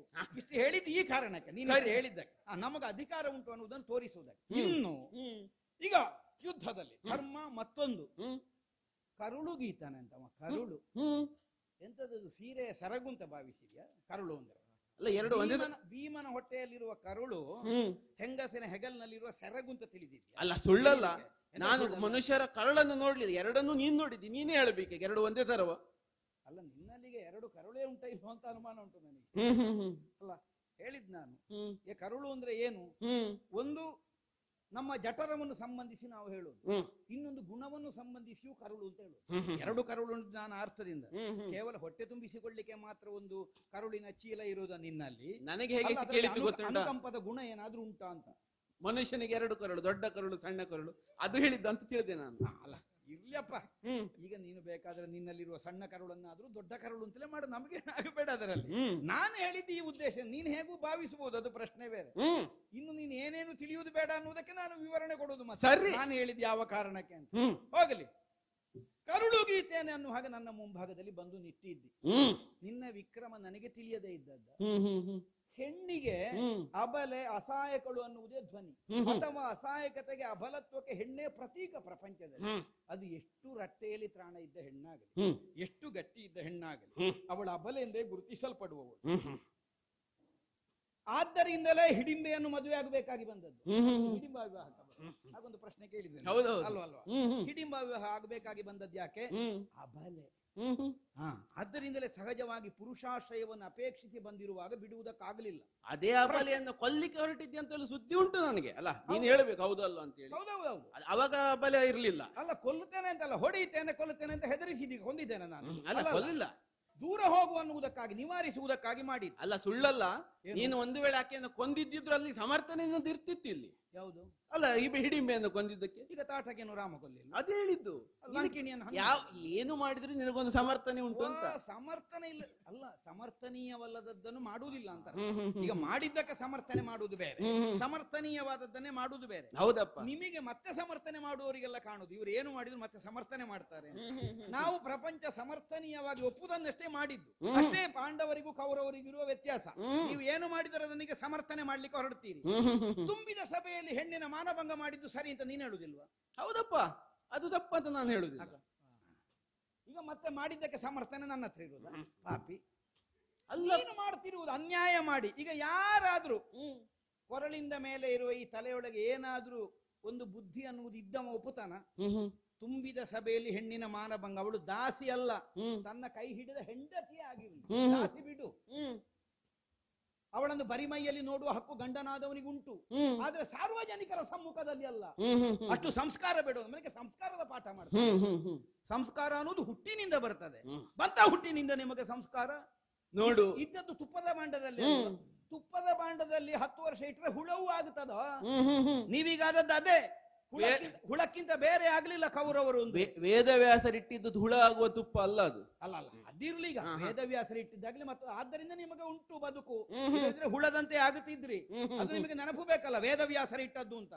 ನಿಮ್ಮನ್ನು ಸಮರ್ಥಿಸಿಕೊಳ್ಳಿಕ್ಕೆ ಮಾತ್ರ ವೇದವ್ಯಾಸರು ಬೇಕಾಗುವುದಲ್ಲ. ವೇದವ್ಯಾಸರು ಏನನ್ನು ಸೂಚಿಸ್ತಾರೆ ಅದನ್ನು ಮಾಡುವುದಕ್ಕೂ ನೀವು ಮುಂದಾಗಬೇಕು. ಮಾಡಿದ್ದೇವೆ. ವೇದವ್ಯಾಸರು ಹೇಳಿದ್ರು ಹೋರಾಟ ಮಾಡಿ ಅಂತ, ವಾನರಾಮರು ಹೇಳಿದ್ರು ಹೋರಾಟ ಮಾಡಿ, ವನವಾಸಕ್ಕೆ ನಾರದರು ಹೇಳಿದ್ರು ಹೋರಾಟ ಮಾಡಿ ಅಂತ. ಯಾರು ಹೇಳಿದ್ರು ನಿಮಗೆ ಹೋರಾಟ ಮಾಡ್ಲಿಕ್ಕೆ? ವನವಾಸಕ್ಕೆ ಹೋಗುವ ಮುಂಚೆ ನಾವು ನಿಮ್ಮನ್ನು ಕೊಲ್ಲಿಕ್ಕೆ ಬಂದಿದ್ದೆವು. ಅಲ್ಲಿ ವೇದವ್ಯಾಸರು ತಡೆದಿದ್ದಕ್ಕೆ ನಿಂತಿದ್ದೇವೆ ನಾವು. ಅವ್ರು ಹೇಳಿದ್ದಲ್ಲ, ಇಲ್ಲ ಅಂತ ಹೇಳಿಲ್ಲ ನಾವು. ಅಲ್ಲದಿದ್ರೆ ಕೊಲ್ಲಿಕ್ಕೆ ಆಗ್ತಿತ್ತ ನಿನ್ನಿಂದ? ಅಲ್ಲ, ಅದು ಕೊಲ್ಲಿಕ್ಕೆ ಬಂದದ್ದು ಅಂತ ಅಲ್ಲ. ಅವು ನೀನು ಹೊರಟದ್ದು ಕೊಲ್ಲಿಕ್ಕೆ ಆಗುತ್ತಿತ್ತ ಕೇಳುದು ಅಲ್ಲ. ಈಗಲೂ ಕೇಳುದು ನಾನು, ಕೈಯಲ್ಲಿ ಕೈದುಗಳಿಲ್ಲದಾಗಲೇ ಕೊಲ್ಲಬೇಕು ಅಂತಲೇ ಬಂದದ್ದು ನಾವು. ಯುದ್ಧ ಪ್ರಾರಂಭವಾಗಿ 17ನೇ ದಿವಸ ನಿನ್ನ ಹತ್ರ ಕೇಳ್ತಾ ಇರುವುದು ಆಗುತ್ತದೋ ನಿನ್ನಿಂದ ಕೊಲ್ಲಿಕ್ಕೆ? ಅಲ್ಲ, ಆಗುದಿಲ್ಲ ಅಂತಾದ್ರೆ ನಾನು ಬರ್ತಿದ್ನೋ ಇಲ್ಲಿಯವರೆಗೆ? ಈಗ ಆಗುದನ್ನು ಮಾತ್ರ ನೀನು ಮಾಡಿದ್. ನಿನಗೆ ಸೀರೆಯ ಪೂರ್ತಿ ಸೆಳೀಲಿಕ್ಕೆ ಆಗಲಿಲ್ಲ. ಅದು ಒಂದುಂಟು. ನನ್ನ ಮನಸ್ಸಿನಲ್ಲಿ ಅದೊಂದು ವಿಷಾದ ಉಂಟು. ಎಂತದಕ್ಕಪ್ಪ? ನಮ್ಮ ಅಣ್ಣನಾದಂತಹ ಧರ್ಮ ಅಲ್ಲ, ಧರ್ಮಕ್ಕೆ ಪ್ರತಿರೂಪವೆಂದೆನಿಸಿದಂತಹ ನಮ್ಮಣ್ಣ ದುರ್ಯೋಧನ. ಧರ್ಮಕ್ಕೆ ಪ್ರತಿರೂಪ ಅಂತ ಹೇಳಿ ನಮಗೆಂತದ್ದು ಮಾಡಬೇಕು? ಹೌದಪ್ಪ. ಅವ ಹೇಳಿದಂತಹ ಮಾತನ್ನು ಪೂರ್ತಿಯಾಗಿ ನಡೆಸಲಿಕ್ಕೆ ಆಗ್ಲಿಲ್ಲ ಅನ್ನುವಂತ ಒಂದು ಖೇದ ನನ್ನಲ್ಲಿ ಉಂಟು. ಅಲ್ಲ, ಸೀರೆ ಸೆಳೆಯುವುದು ನನಗೆ ಆಗುದಿಲ್ಲ ಅಂತಲ್ಲ, ಒಬ್ಬನೇ ಇದ್ದಾಗ ಎಷ್ಟು ಸಲ ಮಾಡಿದ್ದೇನೆ. ಆದ್ರೆ ಸಭೆಯಲ್ಲಿ ದೊಡ್ಡ ದೊಡ್ಡವರೆಲ್ಲ ಬಂದಾಗ ಕೈ ಕಾಲು ನಡುಗ್ತಾರೆ ಒಂದೊಂದ್ಸಲ, ಹಾಗಾಗಿ ತಪ್ಪಿದ್ದು. ಇಲ್ಲದಿದ್ರೆ ಅದನ್ನು ಪೂರೈಸ್ತಿದ್ದೆ ನಾನು. ನಿತ್ಯ ಅಭ್ಯಾಸ ಮಾಡುವ ಕೆಲಸವೇ ನಿನಗೆ ದೊಡ್ಡವರ ಮುಂಭಾಗದಲ್ಲಿ ಕೈಕಾಲು ನಡುಗುತ್ತದೆ. ಅದು ಎಲ್ಲರಿಗೂ ಆಗ್ತದೆ ಅದು. ಮತ್ತೆ ಜೀವನ ಪೂರ್ತಿ ಮಾಡದೇ ಇದ್ದದ್ದನ್ನು ಮಾಡುತ್ತೇನೆ ಅಂತ ಹೊರಟಿದ್ಯಲ್ಲ ನೀನು. ಒಂದು ದಿವಸ ಆದ್ರೂ ಭೀಮನನ್ನು ಮಲಗಿಸಿದವ ಬಂದು ಹೇಳಿ ಭೀಮನನ್ನು ಮಲಗಿಸ್ತೇನೆ ಅಂತ. ಅಲ್ಲ, ನಿನ್ನ ಧೈರ್ಯ ಹೇಳೋದು ನಾನು ಆಗಲಿ. ಅಲ್ಲ, ಈಗ ಮಲಗಿಸಿದ ಮೇಲೆ ವ್ಯಾಳವೇಣಿಯಾದಂತಹ ಕೃಷ್ಣೆಯನ್ನು ತುಂಬಿದ ಸಭೆಗೆ ಸೆಳ್ಕೊಂಡು ಬಂದು ಸೀರೆ ಸುಲಿಯುವುದಕ್ಕೆ ಮಾನಭಂಗಕ್ಕೆ ಯತ್ನಿಸಿದ್ದು. ಅಂದಿನ ದಿನ ಧರ್ಮಕ್ಕೆ ಕಟ್ಟುಬಡಿದು ಸುಮ್ಮಗ ಉಳಿದದ್ದು ಹೊರತುಪಡಿಸಿದ್ರೆ, ಇಲ್ಲದೆ ಇದ್ರೆ ನಿನ್ನದು ವಾರ್ಷಿಕ ಶ್ರಾದ್ದ ಆಗ್ತಿತ್ತು ಇಲ್ಲಿ. ಅಷ್ಟನ್ನು ಆವತ್ತೇ ಮಾಡುವುದಕ್ಕೆ ಸಾಮರ್ಥ್ಯ ಇಲ್ಲದೆ ಇದ್ದವಲ್ಲ ಭೀಮ ಅಂತ ಭಾವಿಸಬೇಡ ಏನು. ಆದ್ರೂ ಅಂದಿನ ದಿನ ಆಡಿದ್ದೇನೆ. ಮುಂದಿನ ದಿನ ದೇವತೆಗಳೇ ನಮ್ಮ ವಾಕ್ಯವನ್ನು ಸತ್ಯವಾಗಿಸಬೇಕು. ನಮ್ಮ ವನವಾಸ ಅಜ್ಞಾತಗಳು ಪೂರೈಸಿದ ಮೇಲೆ 13 ವರ್ಷ ಕಳೆದ ಮೇಲೆ ಸುಯೋಧನ ನಮಗೆ ಭೂಮಿಯನ್ನು ಕೊಡದೆ ಹೋದರೆ, ಯುದ್ಧ ಸಮನಿಸಿದರೆ ಏನು ಮಾಡ್ತೇನೆ ಅನ್ನೋದನ್ನ ಆಡಿದ್ದೇನೆ. ಅಷ್ಟು ಹೇಳಿದ್ರೆ ನಿನಗೆ ನೆನಪಾದೀತೆ. ಅಂದ್ರೆ ನೀನು ಜೀವನದಲ್ಲಿ ಉಸಿರಾಡುವುದನ್ನಾದ್ರೂ ಮರೆತು ಬಿಡ್ಬೋದು. ಹೇಳಿದ ಪ್ರತಿಜ್ಞೆಯನ್ನು ನೀನು ಮರೀಲಿಕ್ಕಿಲ್ಲ. ಮರೆತರೂ ದುಶ್ಯಾಸನ ಆಗುದಿಲ್ಲ. ಸದಾ ನಿನಗದು ನೆನಪಿರುವಂತಹ ವಾಕ್ಯ ಅದು. ಅಂತಹದನ್ನು ಆಡಿದ್ದೇನೆ. ರಕ್ಕಸಿಯನ್ನು ವಿವಾಹವಾದ್ದರಿಂದ ಚಂದ್ರವಂಶದ ಘನತೆ ಹಾಳಾಗಲಿಲ್ವ? ಯಾಕೆ ಗೊತ್ತೋ? ಯಾಕೆ? ರಕ್ಕಸಿಯನ್ನು ಮದುವೆಯಾಗಿ ಸಂತಾನ ಬೆಳೆಸಿ ಕಾಲ ಕೆಲವಾಗಿ ಹೋಯ್ತು. ಯಾರತ್ತಾದ್ರೂ ಹಳೆ ಕಥೆ ಗೊತ್ತಿದ್ದವ್ರ ಹತ್ರ ಕೇಳು. ಆಯುಷ್ಯ ಇದ್ರೆ ಅಲ್ಲ, ಇವತ್ತಿಗೆ ನೀನು ಹಿಂದೆ ಹೋದ್ರೆ ಹೇಳಿದ್ದ ಕೇಳು. ಯಾಕೆ? ವೃಷಪರ್ವನ ಮಗಳಾದ ಶರ್ಮಿಷ್ಠೆಯಿಂದಲೇ ಬೆಳೆದು ಬಂದನ ಸಂತಾನ ಇದು. ಹೌದಪ್ಪ, ಅದು ಗೊತ್ತುಂಟು. ಆದ್ರೆ ಒಂದು ಮತ್ತೆ ನಾನು ಅಲ್ಲಿ ಕಲಿಸ್ಲಿಕ್ಕೆ ಶುಕ್ರಾಚಾರ್ಯರಿದ್ರು. ಮತ್ತೆ ಆ ವೃಷಪರ್ವನ ಮಗಳನ್ನು ಮದುವೆಯಾದವ ಕರ್ಕೊಂಡು ಹೋಗಿ ಅಲ್ಲಿ ಅರಮನೆಯಲ್ಲಿ ಇಟ್ಕೊಂಡಿದ್ದಾನೆ. ಯಾಕೆ? ಅವಳಿಗೆ ಅಲ್ಲಿ ಸಂಸ್ಕಾರ ಇತ್ತು. ಇಲ್ಲಿ ಕಾಟು, ಇವಳು ನಿನಗಿಂತಲೂ ಕಾಟು ಅಂತ ನಿನಗೆ ಗೊತ್ತುಂಟು. ಹಾಗಾಗಿ ಬಿಟ್ಟು ಬಂದಿದ್ದಿ ಕಾಡಲ್ಲಿ. ನೀನ್ ಯಾಕೆ ಕರ್ಕೊಂಡು ಬರ್ಲಿಲ್ಲ ಹಾಗಾದ್ರೆ? ಹೌದಾ? ಮದುವೆ ಆಗುವಾಗಲೇ ನಿಬಂಧನೆ ಮಾಡಿ ಆದದ್ದು, ಮದುವೆ ಆದ ಮೇಲೆ ಬಿಟ್ಟು ಅಲ್ಲ, ನಿಬಂಧನೆ ಮಾಡಿದ್ದಕ್ಕೆ ಅದೇ ಕಾರಣ ಅಂತ ಹೇಳುದು. ರಾಕ್ಷಸಿಯೇ ಆಗಿರಲಿ, ನನ್ನ ಆಶ್ರಯವನ್ನು ಯಾಚಿಸಿ ಬಂದದ್ದಕ್ಕೆ ಹೆಣ್ಣಾದವಳಿಗೆ ಒಬ್ಬ ಗಂಡಾದವ ತನ್ನ ಗಂಡಸುತನದ ಮೂಲಕವಾಗಿ ಕೊಡಬಹುದಾದದ್ದು ಏನು ಕೇಳಿದ್ರೆ, ಅಪೇಕ್ಷಿಸಿ ಬಂದವಳಿಗೆ ಒಂದು ಸಂತಾನ ಮಾತ್ರ. ಈಗ ಯಾಕೆಂದ್ರೆ ಸಂತಾನವನ್ನು ಹೊಂದುವಲ್ಲಿ ಸನಾತನವಾಗಿ ಅಷ್ಟೊಂದು ಮೌಲ್ಯ ಉಂಟು. ಅದು ಕೇವಲ ಶರೀರದ ತೀಟೆ ತೀರಿಸಿಕೊಳ್ಳಿಕ್ಕೆ ಮಾಡುವುದಲ್ಲ. ಸಂತಾನ ಪ್ರಜೋತ್ಪತ್ತಿ ಅನ್ನುವುದು ನಿಯಾಮಕನದ್ದಾದಂತಹ ಸಂಕಲ್ಪ. ಅದರ ಅನುಸಾರವಾಗಿ ಪ್ರಪಂಚದಲ್ಲಿ ಆಗಿ ಹೋಗ್ತದೆ. ಕಶ್ಯಪರು ಸಂತಾನ ಪಡೀಲಿಲ್ವಾ? ಅಲ್ಲ ಆ ಎತ್ತರದವ ಭೀಮ ಹೇಳಿದ್ದಲ್ಲ ನಾನು ನಿನಗೆ ನೆನಪಾಗ್ಲಿಕ್ಕೆ ಹೇಳುದು. ಅಲ್ಲ ಅದು ಗೊತ್ತುಂಟು ನನಗೆ. ಈ ಕಶ್ಯಪರೆಲ್ಲ ಯಾಕೆ ಸಂತಾನ ಪಡೆದರು? ವೃಕ್ಷ, ಲತೆ, ಗುಲ್ಮ, ಹಾವುಗಳು, ರಕ್ಕಸರು ಎಲ್ಲ ಅವರ ಸಂತಾನವೇ ಅಲ್ವಾ? ಸಂತಾನ ಕೊಡುವುದಷ್ಟೇ ಅವರಿಗಿರುವ ಕೆಲಸ. ಅದರ ಮರುದಿವಸ ಸಂಬಂಧ ಇಟ್ಟುಕೊಳ್ತೇನೆ ಅನ್ನೋ ಕಾರಣಕ್ಕಾಗಿ ಅಲ್ಲ. ನೀವು ಮದುವೆ ಆದ ಮರುದಿವಸ ಮಕ್ಕಳನ್ನು ಹುಟ್ಟಿಸಿ ಸಂಸಾರ ಬಿಟ್ಟು ಹೋಗಿದ್ದೀರಿ ಅಂತ ಕಶ್ಯಪರಿಗೆ ಆಕ್ಷೇಪ ಇಲ್ಲಲ್ಲ ಪ್ರಪಂಚದಲ್ಲಿ. ಇಲ್ಲಪ್ಪ, ಅವರು ಮುನಿಗಳು. ಹಿಡಿಂಬೆಯನ್ನು ವಿವಾಹವಾಗುವ ಕಾಲದಲ್ಲಿಯೂ ಒಪ್ಪಂದ ಆಗಿದೆ. ಒಂದು ಸಂತಾನ ನಿನಗಾಗುವಲ್ಲಿವರೆಗೆ ನಿನ್ನೊಂದಿಗೆ ನಾನಿರುತ್ತೇನೆ, ಮತ್ತೆ ನಾನಿಲ್ಲ. ಹಾಗೆ ಮೊದಲೇ ಹೇಳಿಯೇ ಮತ್ತೆ ಹೇಳದೇ ಇದ್ದದ್ದನ್ನು ಮಾಡ್ಲಿಕ್ಕೆ ನಾನು ಕೌರವರಲ್ಲಿ ಹುಟ್ಟಿದ್ದಲ್ಲ, ಹೌದಪ್ಪ, ಪಾಂಡವರಲ್ಲಿ ಹುಟ್ಟಿದ್ದು. ಅದು ನಿಮಗೆ ನಾಲಿಗೆಗೆ ಬೆಲೆ ಇಲ್ಲದೆ ಇದ್ದದ್ದು. ನಾವು ಹೇಳಿ ಹೇಳಿ ಅಧರ್ಮ ಮಾಡುದು, ನೀನು ಹೇಳಿ ಹೇಳಿ ಅಧರ್ಮ ಮಾಡುದು, ನಾವು ಹೇಳದೆ ಮಾಡ್ತೇವೆ. ನೀವು ಹೇಳಿದ್ದನ್ನು ಮಾಡದೆ ಅಧರ್ಮ ಮಾಡುದು. ಹೌದು, ನೀವು ಹೇಳಿದ ಮಾತನ್ನು ಉಳಿಸಿಕೊಳ್ಳಿಲ್ಲ. ಅದಕ್ಕಾಗಿ ಇಂದಿನ ದಿನ ಯುದ್ಧ ಆಗುತ್ತಾ ಉಂಟು. ಓಹೋ, ಅದಕ್ಕಾಗಿ ಇಂದಿನ ದಿನ ನೀನ್ ಅಂದು ಮಾಡಿದಂತಹ ಕೃತ್ಯಕ್ಕೆ ಸರಿಯಾದ ಪ್ರತಿ ಪರಿಣಾಮ. ಪ್ರತೀಕಾರ ಅಂತ ಪ್ರಯೋಗ ತಪ್ಪಾಗ್ತದೆ. ಈಗ ಪ್ರತೀಕಾರ ಮಾಡಬೇಕು ಅಂತಂದ್ರೆ ನಿನ್ನದೊಂದು ಕಾರ್ಯ ಅಂತ ನಾನು ಸ್ವೀಕರಿಸಬೇಡುವ. ಅದರ ಪರಿಣಾಮ, ನೀನು ಮಾಡಿದ ಕೃತಿಯ ಪರಿಣಾಮ ನಾನು ಮಾಡುದು ಅಂತ ಹೇಳಿದ್ರೆ ನನ್ನ ದೊಡ್ಡಸ್ತಿಗೆ ಆಗ್ತದೆ. ನೀನೇ ನಿನ್ನ ಸಾವಿಗೆ ಬೇಕಾಗಿ ಬರ್ಕೊಂಡ ಮುನ್ನುಡಿಯದು, ಅದನ್ನು ಒದಗಿಸಿಕೊಡುವುದು ಮಾತ್ರ ನನ್ನ ಕೆಲಸ. ಅಷ್ಟನ್ನು ಮಾಡ್ತೇನೆ.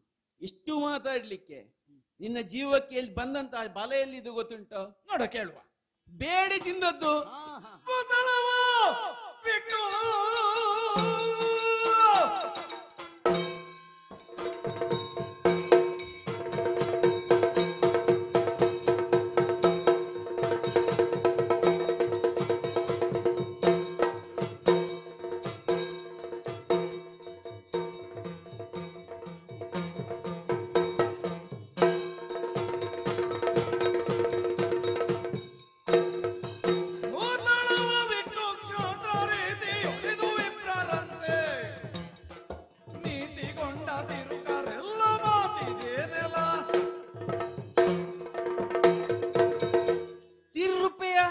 ಬಂದಂತಹ ಸಾಮರ್ಥ್ಯದಲ್ಲಿ ಮಾತಾಡ್ತಿರುವುದು ನೀನು, ಆ ಸಂಸ್ಕಾರದಿಂದ ಮಾತಾಡ್ತಾ ಇರುವುದು. ಮಾತ್ರ ಅಲ್ಲ, ಬಕನದ್ದನ್ನು ಉಂಡಿದ್ದೇನೆ. ಹೌದೌದೌದು, ಬಕನದ್ದ ಕೂಡ ಅವಾಗ ಹೇಳಿ ಆಗಿದೆ ಅಲ್ಲ. ಒಂದು ಕಾಲಕ್ಕಾಗುವಾಗ ಏಕಚಕ್ರ ನಗರದಲ್ಲಿ ಅಂಡಲಿಯುವಂತ ಸ್ಥಿತಿಯನ್ನು ತಂದುಕೊಂಡವರು ನೀವು. ಮತ್ತೆ ಒಂದು ವರ್ಷ ಬೇಡಿದ್ದೆ ಅಲ್ವ? ಹೌದಪ್ಪ, ಬ್ರಾಹ್ಮಣರ ವೇಷದಲ್ಲಿ ಅಲ್ಲಿ ಭಿಕ್ಷಾನ್ನವನ್ನು ಮಾಡಿದ್ರಂತೆ. ಯಾಕೆಂದ್ರೆ ಕ್ಷತ್ರಿಯರಿಗೆ ಬೇಡ್ಲಿಕ್ಕೆ ಆಗುದಿಲ್ಲ. ಒಂದು ಕ್ಷತ್ರಿಯರು ಬೇಡುವುದು ಹೇಗೆ? ಮತ್ತೆ ಆ ಬ್ರಾಹ್ಮಣರ ಒಂದು ಅವನ ಜಾತಿ ಒಂದು ಕೆಡಿಸಬೇಕಿತ್ತು ನಿನಗೆ. ಅದು ಹೇಗೆ? ಬ್ರಾಹ್ಮಣರ ಮನೆಯಲ್ಲಿ ಇದ್ದದ್ದಲ್ವಾ ನೀನು? ಹೌದೇನು, ಬ್ರಾಹ್ಮಣರ ಮನೆಯಲ್ಲಿ ಕ್ಷತ್ರಿಯರು ಇರಬಾರ್ದು? ಅದಲ್ಲಿ ಅವನ ಜಾತಿ ಹೋಗ್ಲಿಲ್ವಾ? ಅದೇ ಮನೆ ಪಾಠ ಹೇಳಿಸಿ ನೀನು ಸಿಕ್ಕಿ ಬಿದ್ದ. ಗುರುಮಠಕ್ಕೆ ಕಳಿಸಬೇಕು, ಆಗ ಸರಿಯಾಗ್ತಿದ್ದೀನಿ. ಅಲ್ಲ, ನೀನು ನನ್ನೊಟ್ಟಿಗೆ ಕಲ್ತವ. ಈಗ ಅಲ್ಲ, ನಾನೀಗ ಬ್ರಾಹ್ಮಣರ ಮನೆಯಲ್ಲಿ ಇದ್ದೆ ಅಲ್ಲ, ನಿನಗೆ ಅನುಭವ ಬರ್ಲಿಲ್ಲ ಹೇಳಿದ್ ನಾನು. ಬ್ರಾಹ್ಮಣರ ಮನೆಯಲ್ಲಿ ಕ್ಷತ್ರಿಯ ಇರಬಹುದು, ಮತ್ತೆ ಈಗ ನಾವು ಗುರುಮಠದಲ್ಲಿ ಇರುವುದಿಲ್ಲ, ಬ್ರಾಹ್ಮಣರ ಮನೆಯಲ್ಲಿ. ಅದು ಹೌದಪ್ಪ. ಮತ್ತೆ ಅಲ್ಲಿ ಬೇಡಿ ತಿನ್ನಂತಹ ಅನ್ನ ತಿರುಕರಾಗಿ ಹೇಳಿಕೊಳ್ಳಿಕ್ಕೆ ಚಂದ್ರವಂಶದವರು, ಕುರುಕುಲಾನ್ವಯ ತಿಲಕ 5 ಜನರು ಹುಟ್ಟಿದ್ದೀರಿ. ಒಬ್ಬನಿಗೆ ಬಲವಂತೆ, ಒಬ್ಬನಿಗೆ ಧರ್ಮ ಅಂತೆ, ಒಬ್ಬನಿಗೆ ಧರ್ಮ ಮತ್ತೆ ಬಲ ಅಂತೆ. ಮಾಡಿದ ಕೆಲಸ ಕೇಳಿದ್ರೆ ಭಿಕ್ಷೆ ಬೇಡಿ ತಿನ್ನುವಂತಹ ಪರಿಸ್ಥಿತಿಯನ್ನು ಅನುಭವಿಸಿದ್ರಿ. ಭಿಕ್ಷೆ ಬೇಡಿದ್ದು ಈಗ ಬಲ ಇಲ್ಲದ ಕೆಲಸ ಅಂತ ಹೇಳಿದ್ದಾರೆ ನೀನು. ಮತ್ತೆ ಯಾಕೆ ನೀನು ಭಿಕ್ಷೆ ಬೇಡಿದ್ದು? ಅದು ಬಲದ ಕೆಲಸ, ಎಡದ ಕೆಲಸ ಅಲ್ಲ. ದುಡಿದು ತಿನ್ಬೋದಿತ್ತಲ್ಲ. ಎಂತ ದುಡಿಯುವುದು? ಮತ್ತೆ ದುಡಿಲಿಕ್ಕೆ ಆಗುದಿಲ್ಲ ನಿನಗೆ? ಅದೇ ಹೇಗೆ? ಯಾಕೆ ಮೈಯಲ್ಲಿ ಬಲ ಇರಲಿಲ್ಲ? ದುಡಿಯುವುದು ಯಾಕೆ? ಅಲ್ಲ, ದುಡಿಯುವುದಿಲ್ಲ. ಕ್ಷತ್ರಿಯರಾಗಿ ಮೈ ಬೆಳೆಸಿಕೊಂಡಿದ್ದಿ, ಸಾವಿರ ಆನೆಗಳ ಬಲ ಅಂತ ಹೇಳ್ತಿ. ಒಂದು ಆನೆಯಷ್ಟು ದುಡಿದ್ರು ನಿನಗೆ ತಿನ್ಲಿಕ್ಕೆ 5 ಜನರಿಗೆ ತಿನ್ನುವಷ್ಟು ಸಿಕ್ತಿತ್ತು ನಿನಗೆ. ಎಲ್ಲಿ ದುಡಿಯುವುದಿಲ್ಲ? ಯಾಕೆ ಏಕಚಕ್ರ ನಗರದಲ್ಲಿ ಕೆಲಸ ಇರಲಿಲ್ವಾ ನಿನಗೆ? ಯಾರಲ್ಲಿ ದುಡಿಯುವುದು? ಕೇವಲ ಒಬ್ಬ ಬ್ರಾಹ್ಮಣರ ಮನೆಯಲ್ಲಿದ್ದು ಭಿಕ್ಷೆ ಬೇಡಿ ತಿಂದಿದ್ದಿ. ಅದು ಬಿಡು, ಅಲ್ಲಿ ನಿನ್ನ ಜಾತಿಯನ್ನು ಬಿಟ್ಟುಕೊಂಡು ಅವರ ಜಾತಿಯನ್ನು ಕೆಡಿಸಿರಿ. ಅಲ್ಲಿ ಇನ್ನೊಮ್ಮೆ ಪಾಂಚಾಲಕ್ಕೆ ಹೋದಾಗ ಅಲ್ಲಿ ಕುಂಬಾರನ ಮನೆಯಲ್ಲಿ ಇದ್ದುದಲ್ವಾ? ನಾಳೆ ಒಂದು ವೇಳೆ ಅಲ್ಲ, ಅದು ದೇವರ ದಡ್ಡ, ಅದನ್ನು ಮಾಡುವುದಿಲ್ಲವ. ಒಂದು ವೇಳೆ ನಿನಗೆ ರಾಜ್ಯ ಸಿಕ್ಕಿತ್ತು ಅಂತ ಆದರೆ ಮತ್ತೆ ಆ ಕುಂಬಾರ ಹೇಳಿಯ ನಮ್ಮ ಮನೆಯಲ್ಲಿ ಆ ಮೂಲೆಯಲ್ಲಿ ಬಿದ್ದುಕೊಂಡು ಇದ್ದವ, ನಾವು ಕೊಟ್ಟ ಅನ್ನವನ್ನು ತಿಂತ ಇದ್ದವರು ಈಗ ದೊಡ್ಡಸ್ತಿಕೆ ಬಂದು ಚಂದ್ರವಂಶದವರು ಅಂತ ಹೇಳಿಕೊಂಡು ತಿರುಗ್ತಾರೆ ಅಂತ. ಅಷ್ಟು ಕೀಳು ಮಟ್ಟ ಕೀಳಿಯೋರು ನನ್ನನ್ನು ಕೊಲ್ಲಿಕ್ಕೆ ಬರ್ತೀಯ ನೀನು? ಅಲ್ಲಿಗೆ ನಮಗೆ ರಾಜ್ಯ ಸಿಕ್ಕಿದ ಮೇಲೆ ಒಮ್ಮೆ ಹೋಗ್ಲಿಕ್ಕೆ ಆಗಲಿಲ್ಲ ಅಲ್ಲಿಗೆ. ಅಲ್ಲ, ನಿಮ್ಗೆ ಉಪಕಾರ ಮಾಡುವವರು ನನಗೆ ಗುಣವೂ ಇಲ್ಲ, ನನಗೆ ಗೊತ್ತುಂಟದು. ಈಗ ತಿರುಪೆ ಬೇಡಿ ಬದುಕಿದ್ದು ಕೊರತೆ ಅಂತ ಹೇಳುದ? ಹೌದಪ್ಪ, ಮತ್ತೆ ನಾವು ಬೇಡಿದ್ದೇವ ನೋಡು. ಅಲ್ಲ, ತಿರುಪೆ ನಾವು ಮಾತ್ರ ಅಲ್ಲ, ಈಶ್ವರ ದೇವರೇ ಬೇಡಿದ್ದಾರೆ. ಗೊತ್ತಿಲ್ಲ ನಿನಗೆ? ಯಾಕೆ ಬೇಡಿದ್ದಾರೆ? ಈಶ್ವರ ಯಾಕೆ ಬೇಡಿದ್ದು? ಬ್ರಹ್ಮಕಪಾಲ. ಹ್ಮ್ ಹ್ಮ್ ಹ್ಮ್. ನಾವು ಮತ್ತೆ ಬೇಡಿದ್ಯಾಕೆ? ಯಾಕೆ? ಬ್ರಹ್ಮಕಪಾಲವೇ. ಅದು ಯಾವ ಬ್ರಹ್ಮ ಬಂದು ಹಿಡಿದಿದ್ದು? ನೀವು ಕೌರವರನ್ನು ಬ್ರಹ್ಮಕಪಾಲ ನಮ್ಮ ಕೈಗೆ ಸಿಕ್ಕಿಯೇ ನಾವು ಬೇಡಬೇಕಾಗಿ ಬಂದದ್ದು. ಹ್ಮ್ ಹ್ಮ್ ಹ್ಮ್. ನಾವು ನಮ್ಮಷ್ಟಕ್ಕೆ ಬೇಡ್ಲಿಕ್ಕೆ ಹೋದು ಅಂತ ಭಾವಿಸಿದ್ಯಾ? ಮತ್ತೆ ನಮ್ಮನ್ನು ಮುಗಿಸುವ ಯೋಚನಲ್ಲೋ ಮಾಡಿದ್ದು.